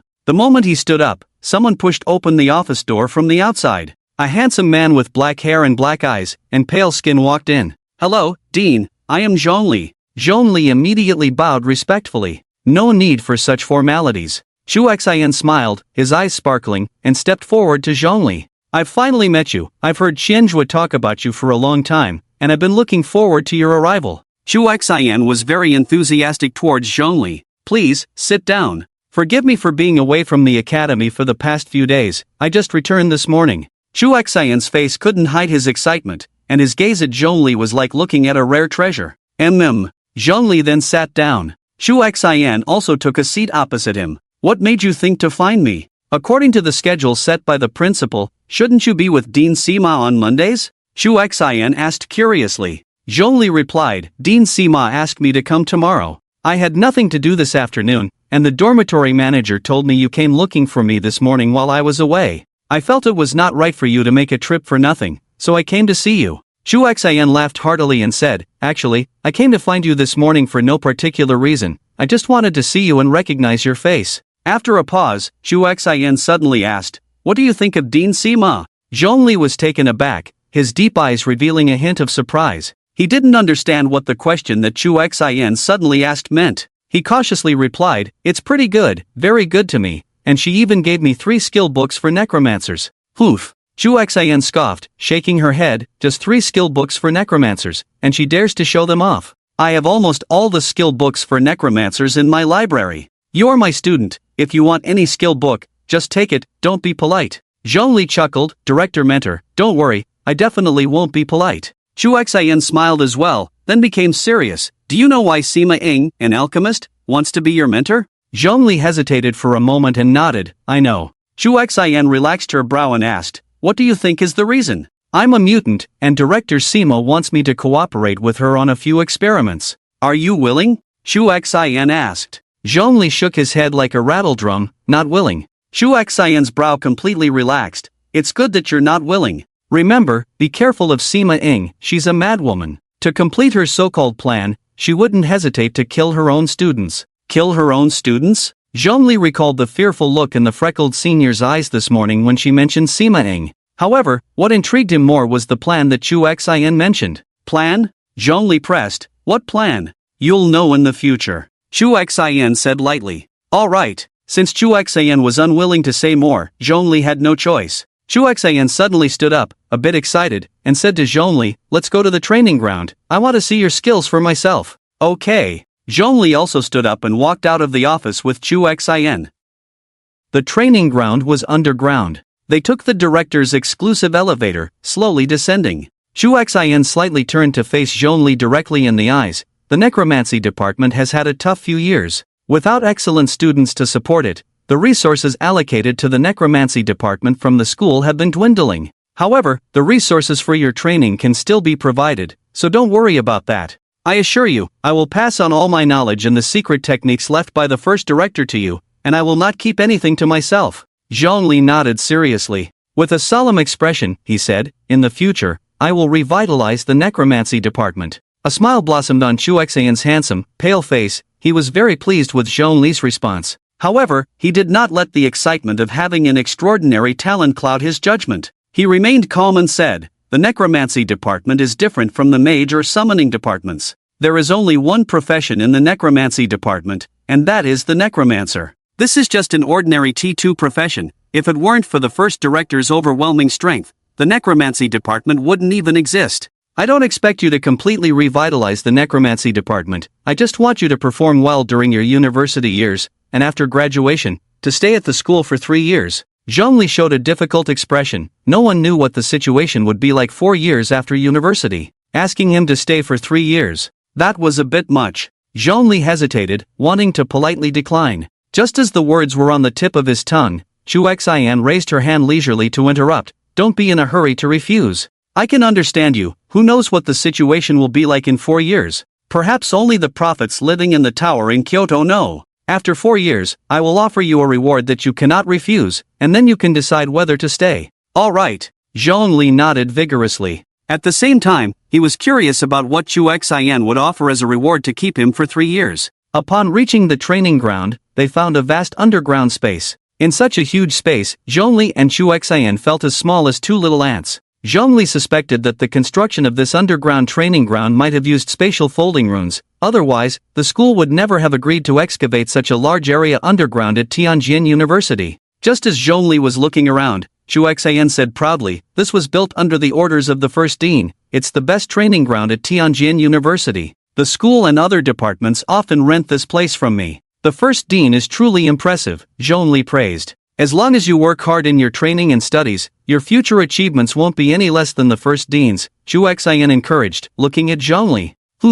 Alright, enough chit-chat. Let me see your undead servants. Summon as many as you can, release them all from the necromantic space. Show me what you've got, and don't hold back. I've seen your battle recordings, and it's clear you haven't used your full strength in any of your fights. Zhongli showed a look of surprise. Chu Xian smiled slightly. Don't underestimate me. After all, I am the head of a department. Come on, let me see your true power. Zhongli remained calm on the surface but couldn't help but laugh inwardly. If he summoned all the hundreds of thousands of skeleton warriors from the dark cemetery, Chu Xian would probably be left speechless. After pondering for a moment, Zhongli slowly raised his hand, and the undead sleeping in the dark cemetery awakened and descended upon the training ground at his command. A vast, silent army of the dead stood in place like soldiers waiting for inspection. This time, Zhongli truly performed exceptionally. He summoned 3,321 skeleton warriors, 108 skeleton mages, 192 skeleton archers, 33 skeleton war generals, 75 ghouls, 21 poison spear skeletons, 22 ice arrow skeletons, and 9 undead assassins.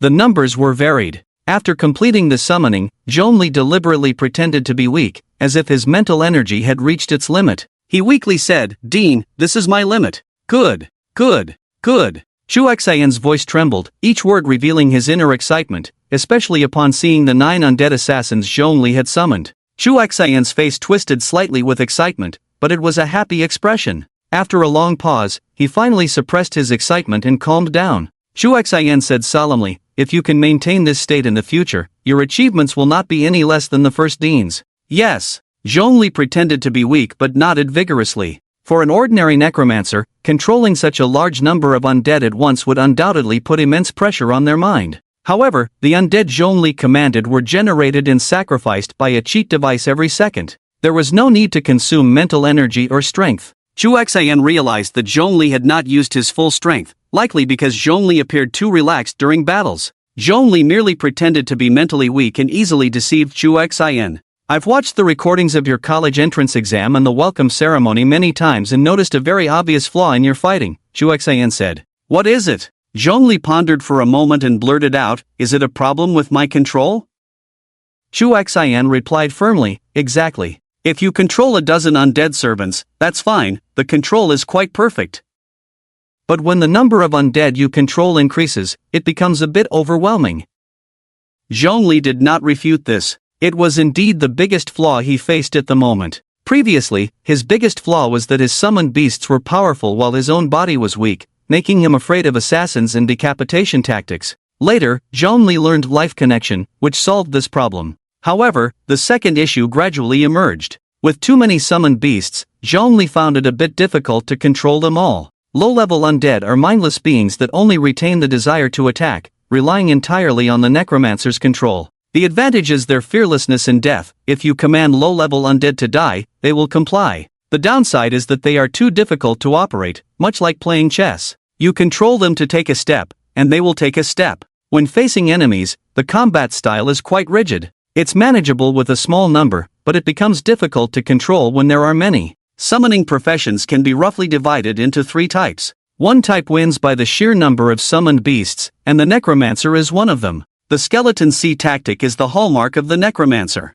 The second type follows the elite summoned beast route. This type of profession has a limited number of summoned beasts, usually no more than a dozen or 20, but each summoned beast is an elite among elites. The third type is a mixed type. For example, the shadow assassin who can summon shadow killers and excels in assassination. Hunters are skilled in long-range shooting and pet training. Additionally, there are many professions that specialize in summoning and spell attacks. Chu Xian said seriously, "Before you can summon high-level undead servants, if you want to control your undead servants well, you must learn to multitask and micromanage." Multitask? And micromanage? That's right. You might not understand what I'm saying, so let me demonstrate, and you'll get it. As Chu Xian spoke, he summoned 100 skeleton warriors from his undead space. Watch closely. With that, Chu Xian controlled the 100 skeleton warriors to perform various high-difficulty actions. Each skeleton warrior was doing a different action, running, jumping high, long jumping, doing push-ups, frog jumps, and so on.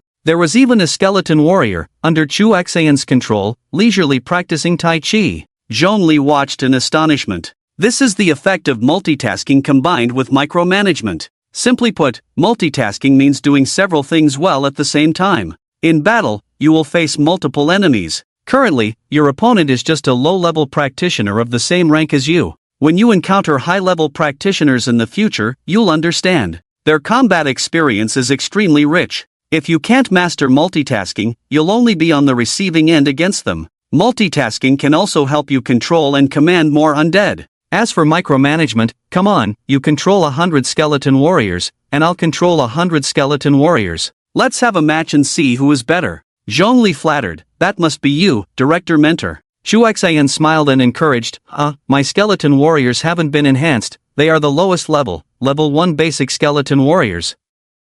Come and give it a try. If you win against me, there will be a reward." Hearing there was a reward, Zhongli was somewhat tempted and decisively agreed. At the same time, he genuinely wanted to see what tricks a high-level necromancer had. Chu Xian was a level 5 necromancer, the strongest close to the saint level. Zhongli left behind 100 skeleton warriors and recalled the remaining undead servants to the dark cemetery. "Are you ready?" "Ready." Zhongli held his breath and focused all his attention. "Good, then let's begin." As soon as Chu Xian's voice fell, he commanded his skeleton warriors to charge, catching Zhongli off guard. Micromanagement refers to the fine and rapid command and control of units in battle to achieve optimal combat effectiveness. Xu Xian's micromanagement was impressive. He could adjust the positioning of the skeleton warriors to form the most advantageous attack formation, quickly respond to battlefield changes and make corresponding adjustments, and precisely control the attack targets of the skeleton warriors. Xu Xian excelled at micromanagement, meaning he could utilize the combat power of the skeleton warriors more efficiently.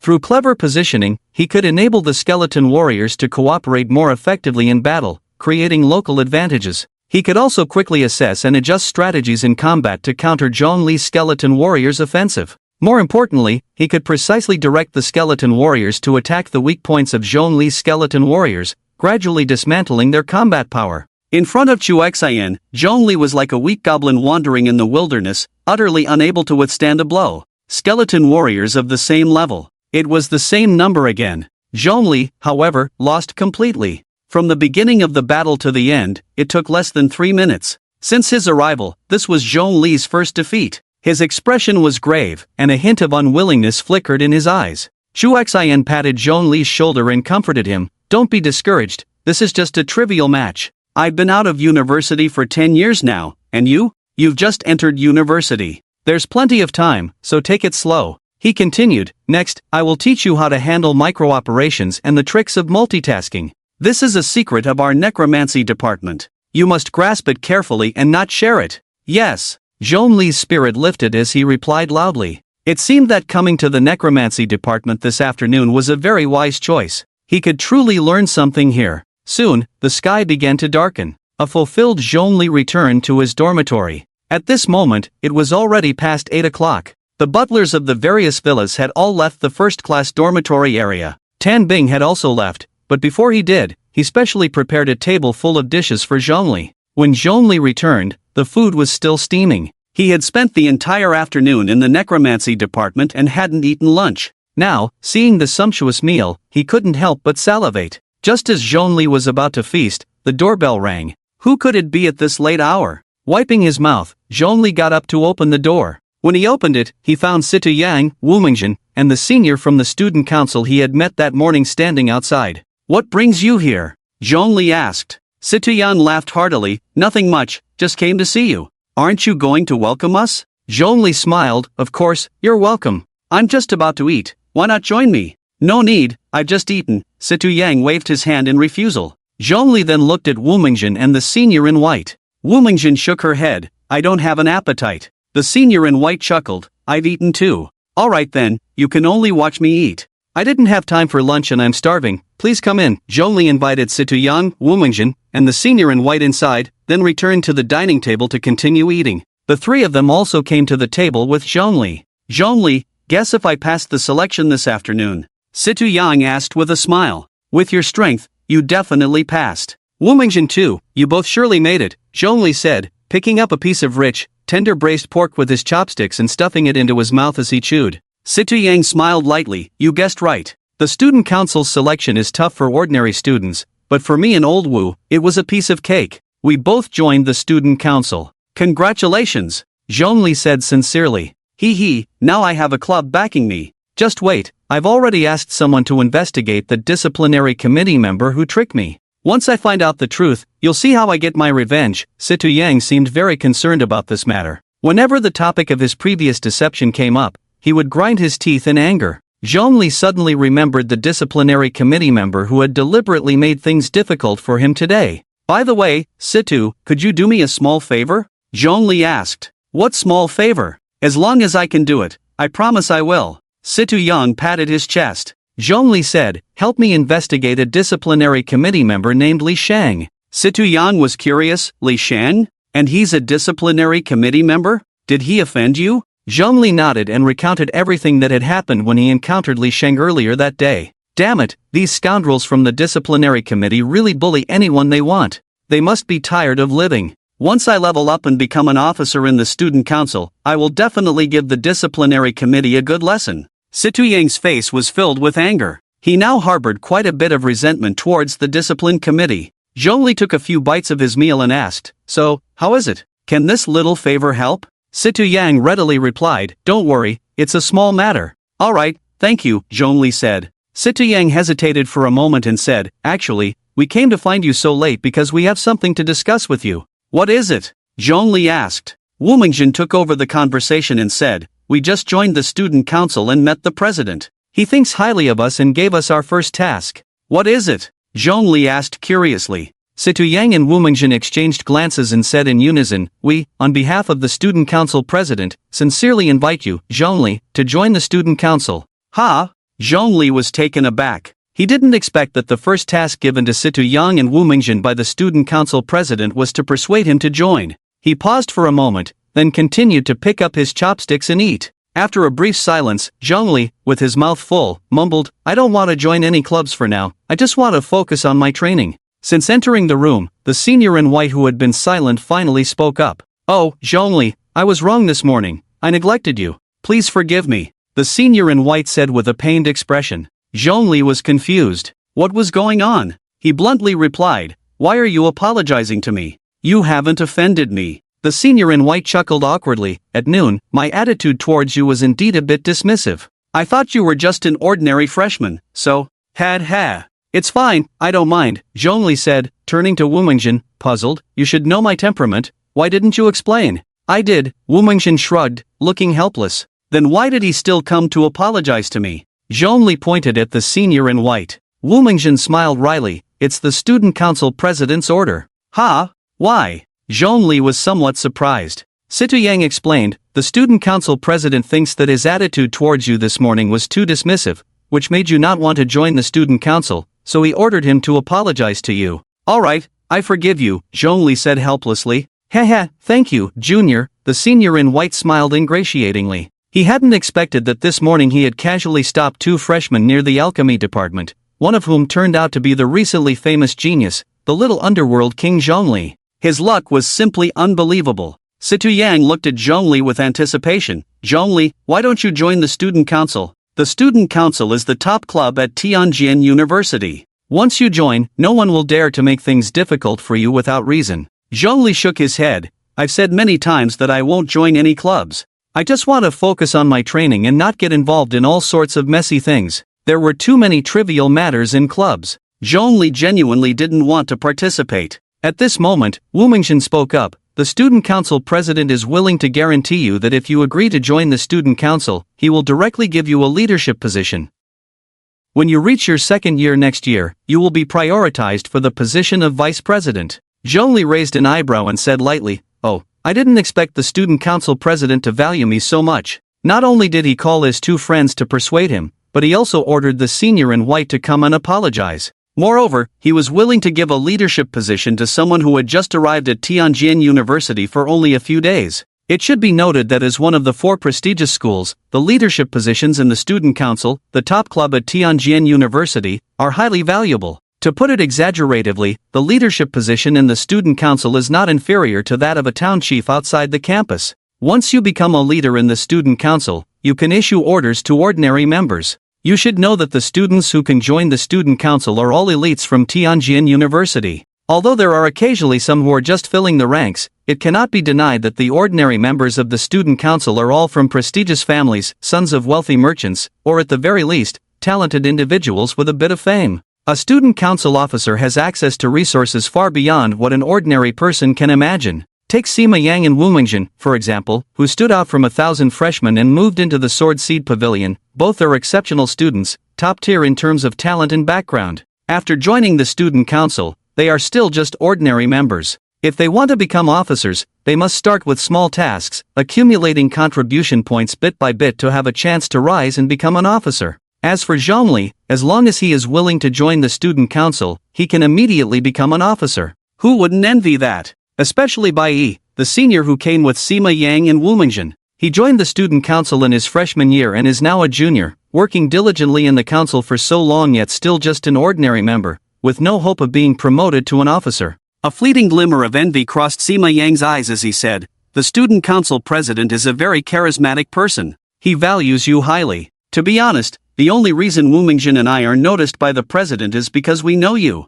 We are riding on your coattails. Don't belittle yourselves. You are both excellent students from the Sword Seed Pavilion, and being valued by the student council president is because you are outstanding, not because of me, Zhongli reassured them. Sima Yang smiled and said no more. Wu Mingjun sighed, since you are unwilling, we won't press the issue. Sorry for the disturbance. With that, the three of them tactfully chose to leave. After they left, Zhongli, having eaten his fill, was too lazy to wash up and went to bed. The next morning, he woke up to find butler Tan Bing had arrived on time, busy in the kitchen making breakfast for him. When Tan Bing saw Zhongli come downstairs, he smiled and said, Sir, you are awake. Mr. Wu Mingjun came by earlier and said he has something to attend to in the student council. He asked you to excuse him to his teacher when you go to the alchemy department. Ah? Zhongli was taken aback, then smiled wryly and nodded. After taking a shower in the bathroom, he returned to the dining room and asked Tan Bing, who was busy in the kitchen, what's for breakfast this morning?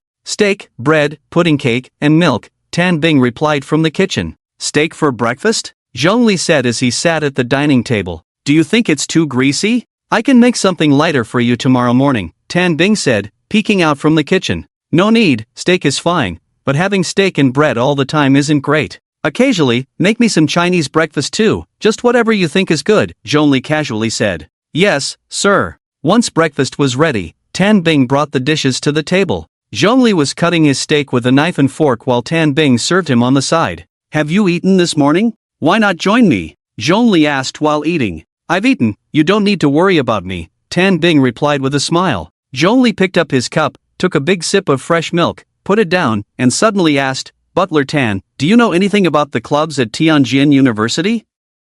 Of course, are you thinking of joining a club? Tan Bing asked. Not really, I just want to know if I would miss out on anything if I don't join a club, Zhongli said. Tan Bing thought seriously for a moment before responding. It's not really a loss, but some clubs do offer good benefits. For example, the discipline committee is quite powerful in the school. Aside from the student council, no one dares to offend them. I would say it's better to join a club, at least you'll have their protection and won't be bullied.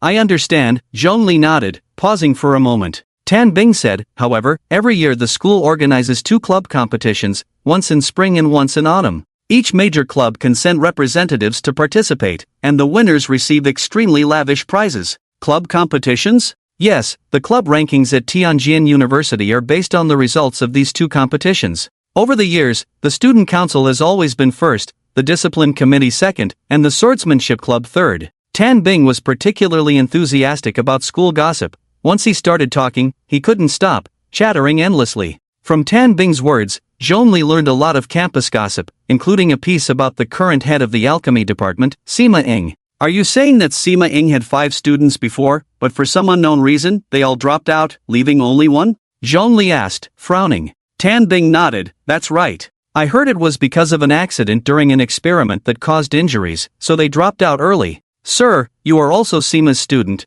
You must be careful and not get hurt. I understand, Zhongli said with a serious expression. After breakfast, Zhongli left for the alchemy department. He didn't forget Wu Mingjun's request. Upon arriving at the alchemy department, he immediately found Wu Mingjun's mentor, Zhang Zhu. He informed Zhang Zhu that Wu Mingjun had joined the student council and was busy with student council work, so she couldn't come to study with him today. Zhang Zhu, upon hearing this, was not angry. He simply said in a calm tone, I see. Please tell Wu Mingjun that the synthetic poison she needs is being prepared, and it will take about 3 days. She can come to pick it up when she has time. Okay, I'll let her know, Zhongli replied. Thank you, Zhang Zhu said, forcing a warm smile on her ugly face, heavily made up. You're welcome. After walking a few steps outside, Zhongli turned back to see Zhang Zhu's large figure, resembling a black iron tower, looking somewhat lonely. He thought to himself, why does such a gentle woman have to look so frightening? Arriving at the door of the alchemy department head's office, Zhongli respectfully knocked a few times. Inside, Sima Ying's lazy and charming voice came through, particularly alluring. Who is it? Student Zhongli. Oh. Sima Ying's tone turned cold. She merely acknowledged him with an oh and fell silent. She didn't invite Zhongli into the office either. Zhongli stood at the office door, feeling a bit awkward. He knew this was Sima Ying's punishment for his disobedience. After a few minutes, Sima Ying's voice rang out again, coldly saying, come in. Zhongli took a deep breath, then exhaled heavily, pushed open the office door, and walked in. Sima Ying was wearing a women's business suit today, her supermodel-like long legs wrapped in a layer of sheer black stockings, paired with exquisite jewelry and elegant high heels, exuding confidence and charm, showcasing her exceptional taste and personality. She sat on the sofa, her beautiful legs crossed, gazing intently at Zhongli with a playful expression. The corners of her mouth lifted slightly, forming an elusive smile, neither entirely pleasant nor deliberately indifferent, but a subtle emotion that lay between the two. Zhongli entered the office and remained silent, standing at the door like he was at attention. Sima Ying distantly said, "Come here, I'm thirsty, bring me a bottle of water." In the corner of the office stood a refrigerator. Zhongli walked over, opened it, and found many drinks and bottled water inside. He casually grabbed a bottle of mineral water and walked to Sima Ying's side. "Mentor, water," Zhongli said, handing the mineral water to Sima Ying with a calm tone. Sima Ying's mouth curled slightly. "I'm not thirsty anymore, put it back." "Yes." Zhongli obediently complied. "I want coffee, make me a cup." "Yes." When Zhongli brought the freshly brewed coffee to Sima Ying pouted, "I don't want to drink anymore." Zhongli felt a bit annoyed. Suddenly, Sima Ying changed her previously indifferent attitude and became enthusiastic towards Zhongli again. She stood up and quickly walked to his side, slightly crouching down and gently holding his hand. With a smile at the corner of her mouth, her voice sultry and seductive, she asked, "Why are you angry?" "I'm not," Zhongli replied, contradicting his feelings.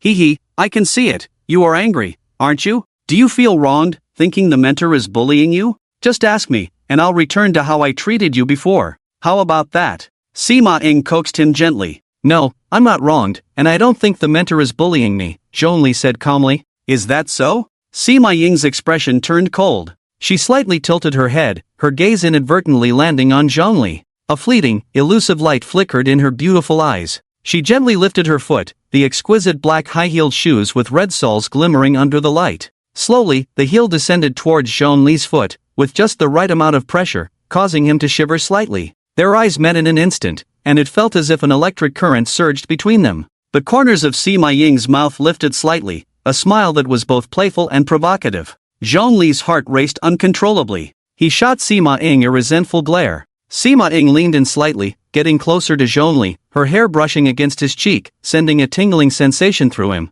Her voice was soft and enchanting. "What's wrong? Can't handle a little pain?" Zhongli's throat tightened, unsure of how to respond. Their breaths intertwined, the ambiguous atmosphere in the air growing warmer, as if it would melt everything around them. "Alright, this is your punishment for yesterday." Sima Ying gazed at Zhongli, her eyes filled with unspoken words. After a moment, she gently shifted, the heel of her high-heeled shoe slowly lifting off Zhongli's foot. Zhongli's body had been enhanced by a potion, and the shoes he wore were not ordinary but protective combat boots. Sima Ying stepping on him didn't hurt him at all. What he felt more was humiliation. Zhongli's gaze closely followed Sima Ying's movements. Watching her elegant figure and the high heels that had just been in intimate contact with him stirred ripples in his heart. Zhongli asked, "I don't understand, what did I do wrong yesterday?" Sima Ying replied arrogantly, "Where did you go yesterday afternoon?" Zhongli was taken aback. He hesitated and said, "I went to meet with the head of the necromancy department." Sima Ying's stunningly beautiful face was now filled with anger.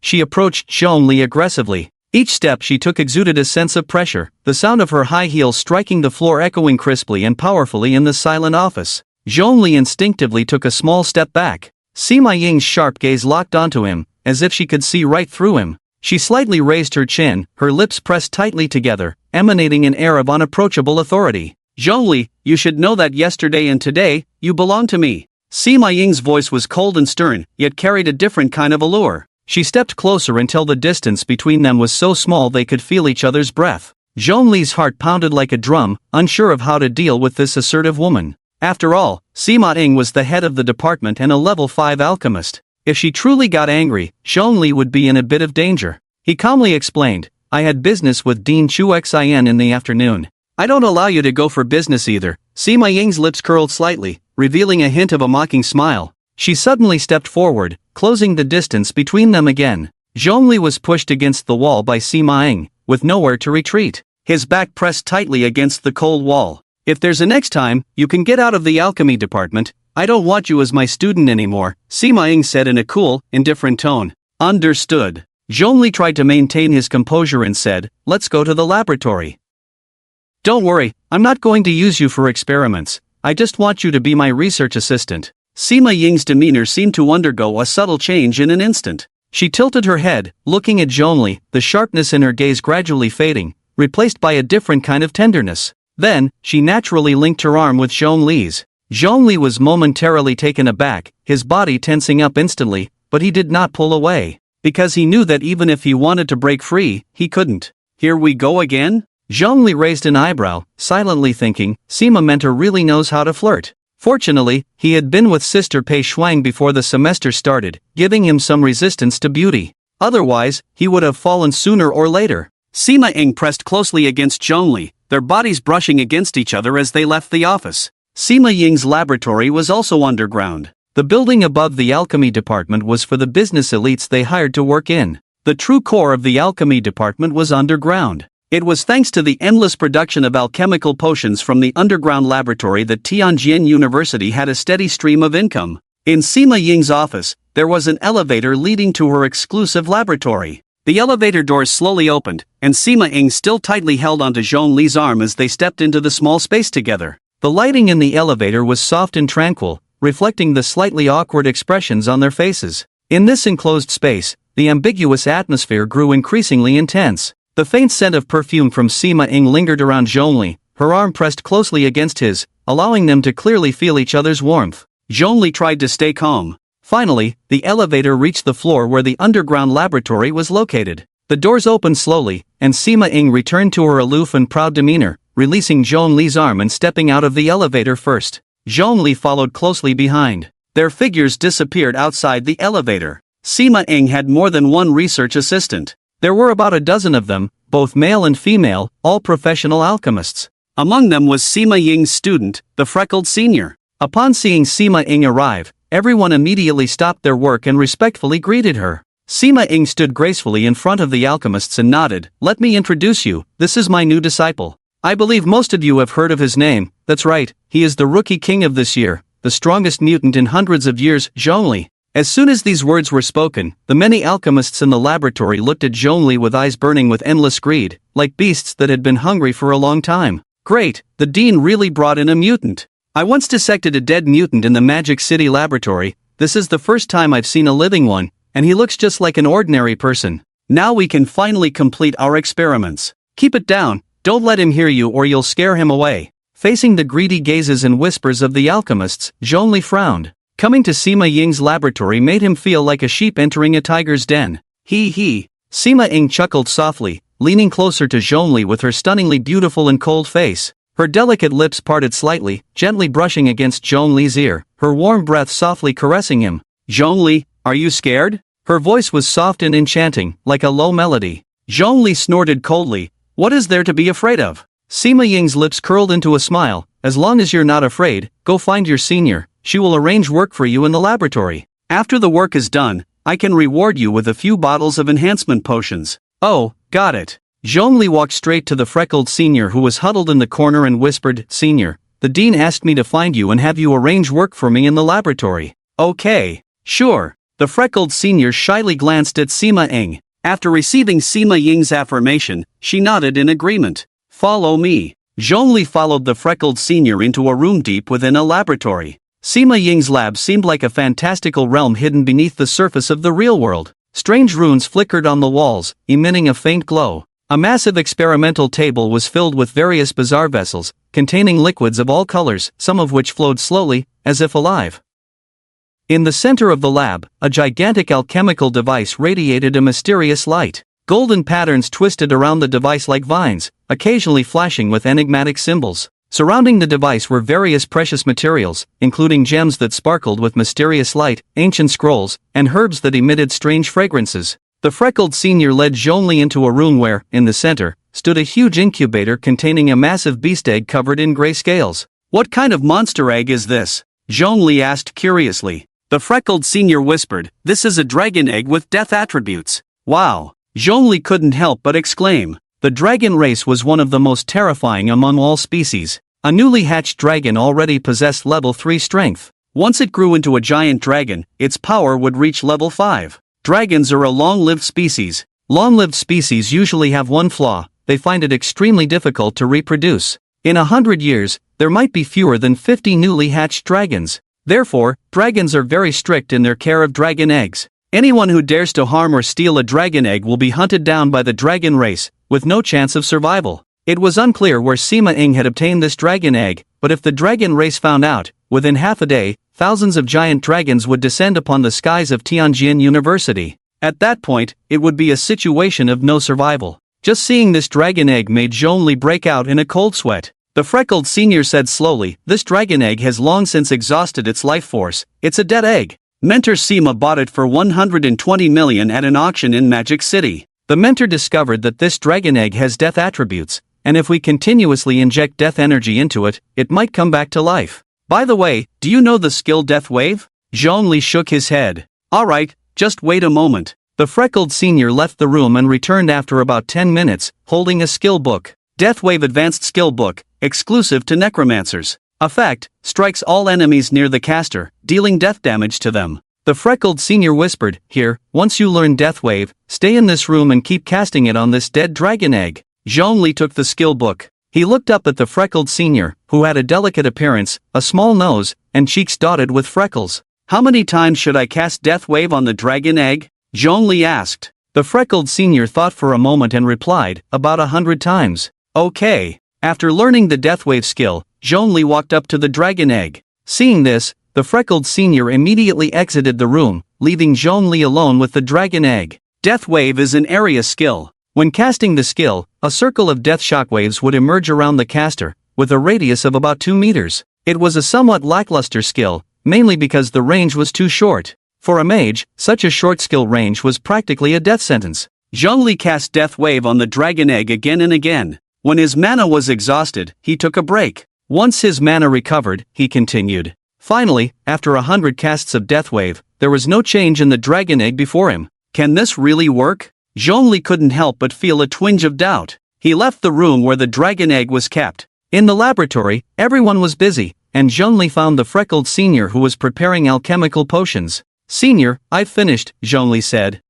Then go find the mentor. I have no more work for you here," the freckled senior replied without looking up, focused on the potion in front of her. "Okay." Seeing her busy, Zhongli didn't disturb her and casually grabbed a passing alchemist, asking, "Where's the director?" "Over there." The alchemist pointed to the large alchemical device in the center of the lab. Zhongli let go and turned to the alchemical device, and indeed, he saw Sima Ying there. At that moment, she was holding an old ancient book, her expression focused. The cover of the ancient book had yellowed slightly, exuding the breath of time. Sima Ying's pale, pink-tinged fingers gently turned the pages, her gaze fixed on the text, occasionally furrowing her brows or showing a thoughtful expression. The light in the laboratory cast a glow on her, adding a mysterious aura. Her delicate features appeared even more beautiful under the light, and her focused demeanor was captivating. Watching her so engrossed, Zhongli hesitated for a moment and didn't approach to disturb her. However, Sima Ying seemed to sense his presence, lifting her head from the ancient book.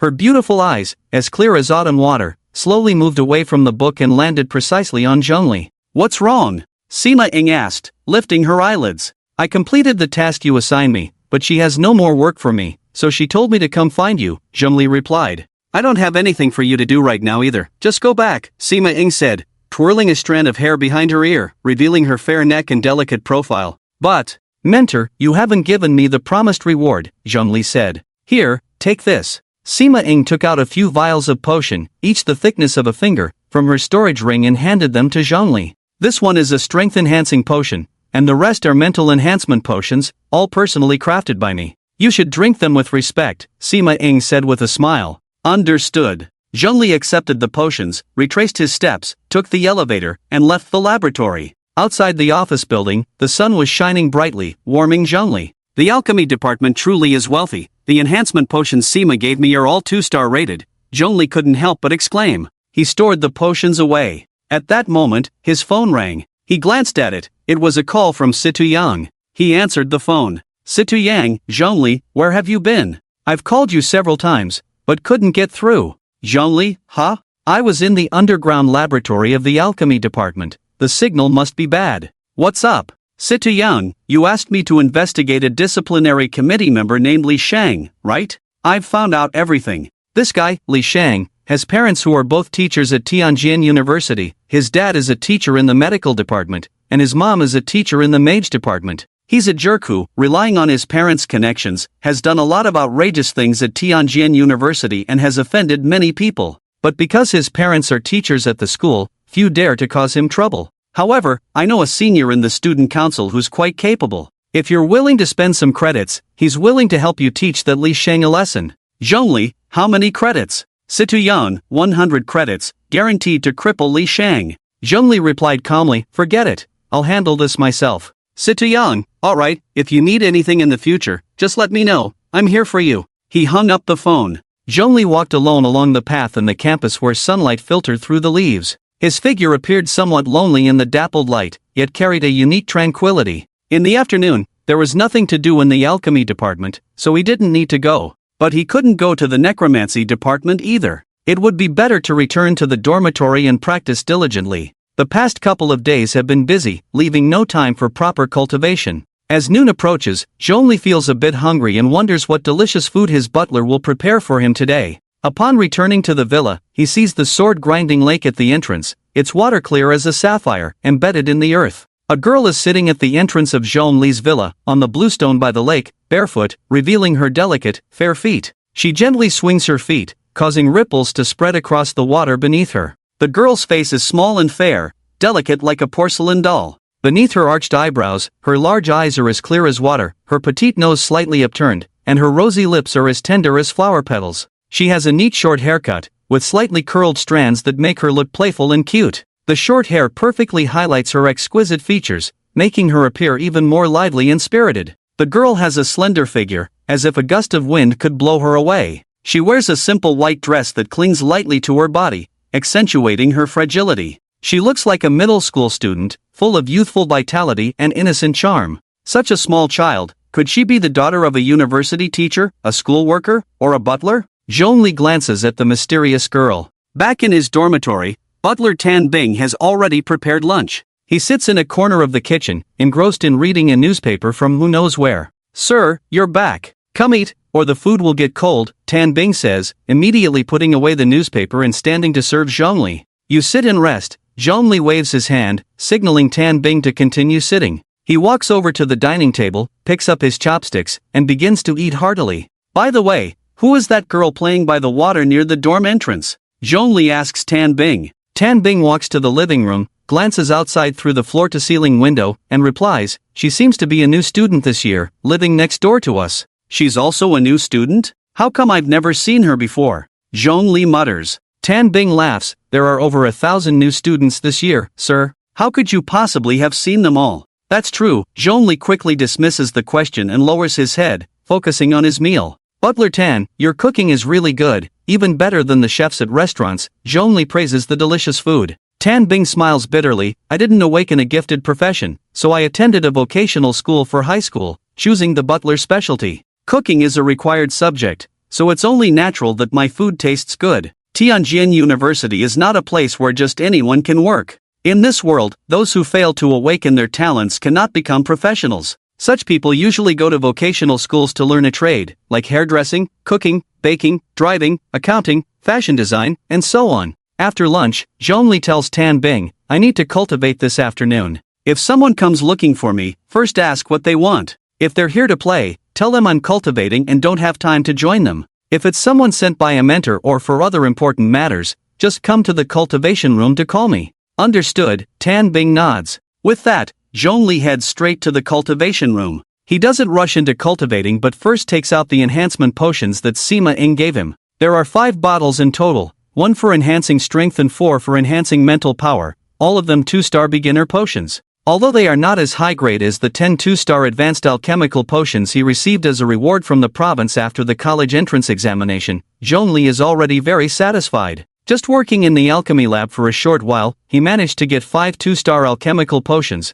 all personally crafted by the alchemy master Sima Ing. No wonder so many new students want to join the alchemy department. The benefits there are indeed substantial. After drinking all 5 bottles of the enhanced potion, Zhongli immediately felt a significant increase in both his strength and mental energy. His power surged, and he felt invigorated. This rapid feeling of becoming stronger was truly exhilarating. Then, Zhongli sat down on a cushion in the center of the training room and began his practice. This afternoon, nothing bothered him. He practiced until 9 o'clock in the evening. Tan Bing had already left. On the dining table was a sumptuous dinner, but it had all gone cold. Zhongli didn't mind and made do with what he had. He was a lazy person, too lazy to reheat it in the microwave. After finishing his meal, he strolled into the living room and looked out through the floor-to-ceiling window.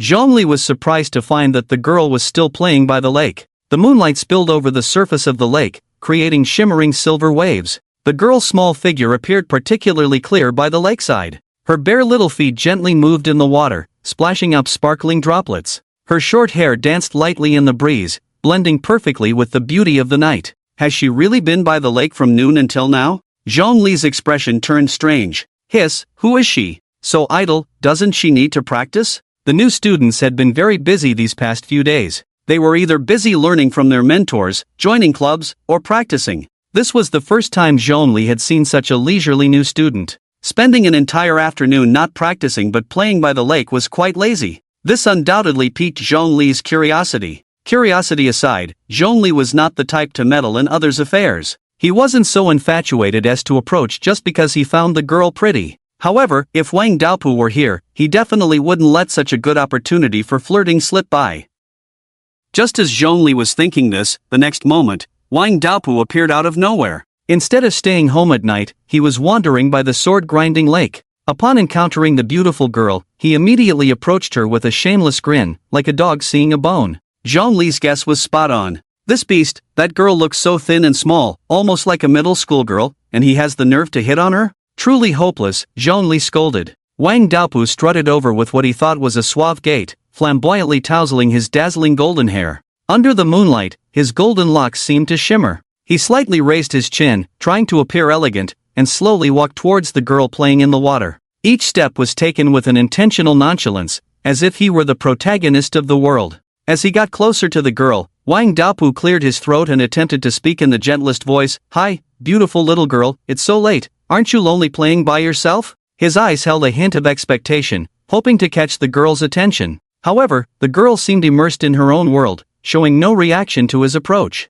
Wang Daopu felt a bit awkward, but he wasn't planning to give up. He continued to search for topics to break the awkwardness. Ha ha! Seeing this scene, Zhongli couldn't help but laugh. Wang Daopu was shamelessly displaying his poor flirting skills, completely unaware that the short-haired girl was already annoyed by his questions. A look of irritation flashed across the girl's beautiful face, and even the air around her turned a bit cold. Yet, Wang Daopu remained oblivious to her annoyance, continuing to pester her with a thick skin. He flashed a self-proclaimed charming smile and said again, Hey, don't be so cold, beautiful little girl. The lake at night is beautiful, but wouldn't it be even more wonderful with my company? Ugh. Hearing Wang Daopu's cheesy pickup line, Zhongli felt nauseous, nearly wanting to vomit. No wonder this guy had always struggled to find a partner. Not only was he completely clueless, but he also enjoyed these corny lines. He deserved to be single. Wang Daopu spoke as he moved closer to the girl, trying to bridge the distance between them. Her golden hair shone even more brightly under the moonlight, making him appear even more ostentatious. The girl shifted away in disgust, unwilling to have any contact with him. However, Wang Daopu was relentless, reaching out to touch her shoulder. Come on, let's chat. Maybe we'll find we have a lot in common. The pretty girl with short hair suddenly flinched, dodging his hand, her eyes filled with anger and wariness. She bit her lip, as if struggling to contain the fury within her. In this tranquil lakeside setting, Wang Daopu's behavior seemed particularly jarring and repulsive. Meanwhile, Zhongli, who was watching a play in the villa, silently thought it was bad. If Wang Daopu continued, the girl would not be able to hold back and would have to take action. Zhongli was about to step out to intervene, but he was still a step too late. The mysterious beautiful girl ultimately could not endure it any longer and struck back. It was at the moment she made her move that Zhongli recognized who she was. Among this new batch of students, she was the only one with a rare profession, a pupil magician. In an instant, the girl's originally clear and beautiful eyes became deep and mysterious. As an illusionist pupil magician, skilled in illusions, it seemed as if countless stars were flickering in her eyes at that moment. She narrowed her eyes slightly, her gaze locking onto Wang Daopu. In an instant, Wang Daopu felt the scene before him begin to distort, everything around him becoming blurred. He looked at the girl in terror, only to find that his body seemed to be bound by an invisible force, unable to move. The girl's eyes were like two mysterious whirlpools, radiating powerful magic. A hint of anger and warning flickered in her gaze, as if telling Wang Daopu not to continue harassing her. Under this mysterious illusion, Wang Daopu fell into deep fear, finally realizing he had provoked the wrong person. A gentle breeze swept by the lakeside, and the girl's hair danced in the wind. She stood there quietly, using her pupil magic to protect her tranquil world. Meanwhile, Wang Daopu, under the influence of the illusion, could only struggle helplessly, paying the price for his reckless behavior. "Stop!" Zhongli shouted. His voice rang out loudly in the quiet night, carrying an undeniable authority. The girl turned her head to glance at Zhongli, her expression showing hesitation. But in the end, she chose to let Wang Daopu go. The illusion dissipated in an instant, and everything around them returned to normal. Wang Daopu collapsed onto the ground, gasping for breath, his face filled with terror. He looked at Zhongli with gratitude, as if seeing a lifeline. Zhongli, however, looked at the girl with caution. "You shouldn't have done that. Tianjin University has rules against students fighting privately," Zhongli said in a low, serious voice. The girl bit her lip, remaining silent, merely gazing at the lake. In this tranquil night, the atmosphere among the three became exceptionally tense. Zhongli knew that it wasn't entirely the girl's fault. He looked down at Wang Daopu and said in a deep voice, "Why are you out here at night instead of sleeping?" "I couldn't sleep, so I came out for a stroll," Wang Daopu replied, feeling wronged. "Go back. If the patrolling teachers find out, neither of you will have a good outcome," Zhongli said flatly. "Oh, I'm leaving now. Thank you, Zhongli, for saving me again," Wang Daopu said as he clumsily got up and left in a dejected manner. The moonlight fell on the girl, outlining her slender figure. Zhongli looked at her and said thoughtfully, "It's dark, and the night is chilly. You should go home and rest." The girl continued to stand quietly by the lakeside. Zhongli no longer paid her any mind, turning to leave and returning to the villa. He went straight up to the second floor, lay down on his bed, and fell asleep. Pupil magicians, especially illusionist pupil magicians, can easily defeat first and second level practitioners before their professional level reaches 3, and they can manipulate mental power to construct mental barriers. She was much stronger than the nightmare master Zhongli had encountered at the welcome conference. Once caught in her illusion, Zhongli had no confidence in breaking it. She was the only presence he feared among the new students this year. It was best to avoid provoking her as much as possible. Zhongli no longer paid attention to the strange behavior of the girl who lingered by the lake at night. He lay in bed and fell into a deep sleep. The next day, Zhongli woke up early and happened to run into Tan Bing coming to work. "Sir, did you sleep well last night?" Tan Bing, dressed in a crisp black butler uniform, greeted him with a smile. "Not bad," Zhongli replied as he walked to the living room and looked outside, but he could no longer find the shadow of the girl with the eye technique. She had left the lakeside, probably returning to her dorm. He just didn't know when she had left last night. At that moment, Tan Bing asked, "Sir, would you like some coffee?" "1 cup, with plenty of milk and sugar." "I like sweet coffee." "Sure." Today's breakfast was Chinese style, consisting of steamed buns and fried dough sticks. Tan Bing could tell that Zhongli liked meat, so he had specially prepared Mongolian breakfast for him, with salty milk tea and beef jerky. Zhongli chewed the beef jerky with difficulty and said to Tan Bing, "I won't be back for lunch today, just prepare dinner for me." "Understood." Today was Wednesday. According to the schedule arranged by the principal, Zhongli had to attend the necromancy department on Wednesdays and Thursdays. He actually enjoyed going to the necromancy department. Learning alongside Dean Chu Xian, he could truly gain knowledge. Arriving again at the entrance of the necromancy department, which resembled a tombstone, the old man at the door greeted him warmly. "The dean is waiting for you in the office, hurry up." "Okay." Stepping into the tombstone-like building, the necromancy department was livelier than the last time he visited. Students were scattered throughout the building. Upon seeing Zhongli, the new students in the necromancy department always looked at him with awe, while the second and third year students wore expressions of curiosity. Zhongli took the dean's private elevator straight to the dean's office. He looked up, just about to knock on the door when he heard Dean Chu Xian's gentle voice from inside, "No need to knock, just come in." Hearing this, Zhongli gently pushed open the office door and walked in. "You're quite early. Have you practiced multitasking and micromanipulation these past 2 days?" Chu Xian, dressed in a high-level black robe, sat behind a desk. "No," Zhongli replied honestly, "I'm about to break through to the first-level high tier. Whenever I have free time, I'm focused on my cultivation, so I haven't had time to practice multitasking and micromanipulation." "Is that so? How many days until you break through?" Chu Xian, instead of being angry, looked excited and asked. "No more than 3 days, Zhongli assured. "That's great." Chu Xian asked eagerly, "Once you break through to the peak, do you have confidence in summoning a second-level intermediate undead servant?" "I'm confident." Zhongli nodded vigorously. "Really? Really? I have a kind of intuition about it," Zhongli said casually.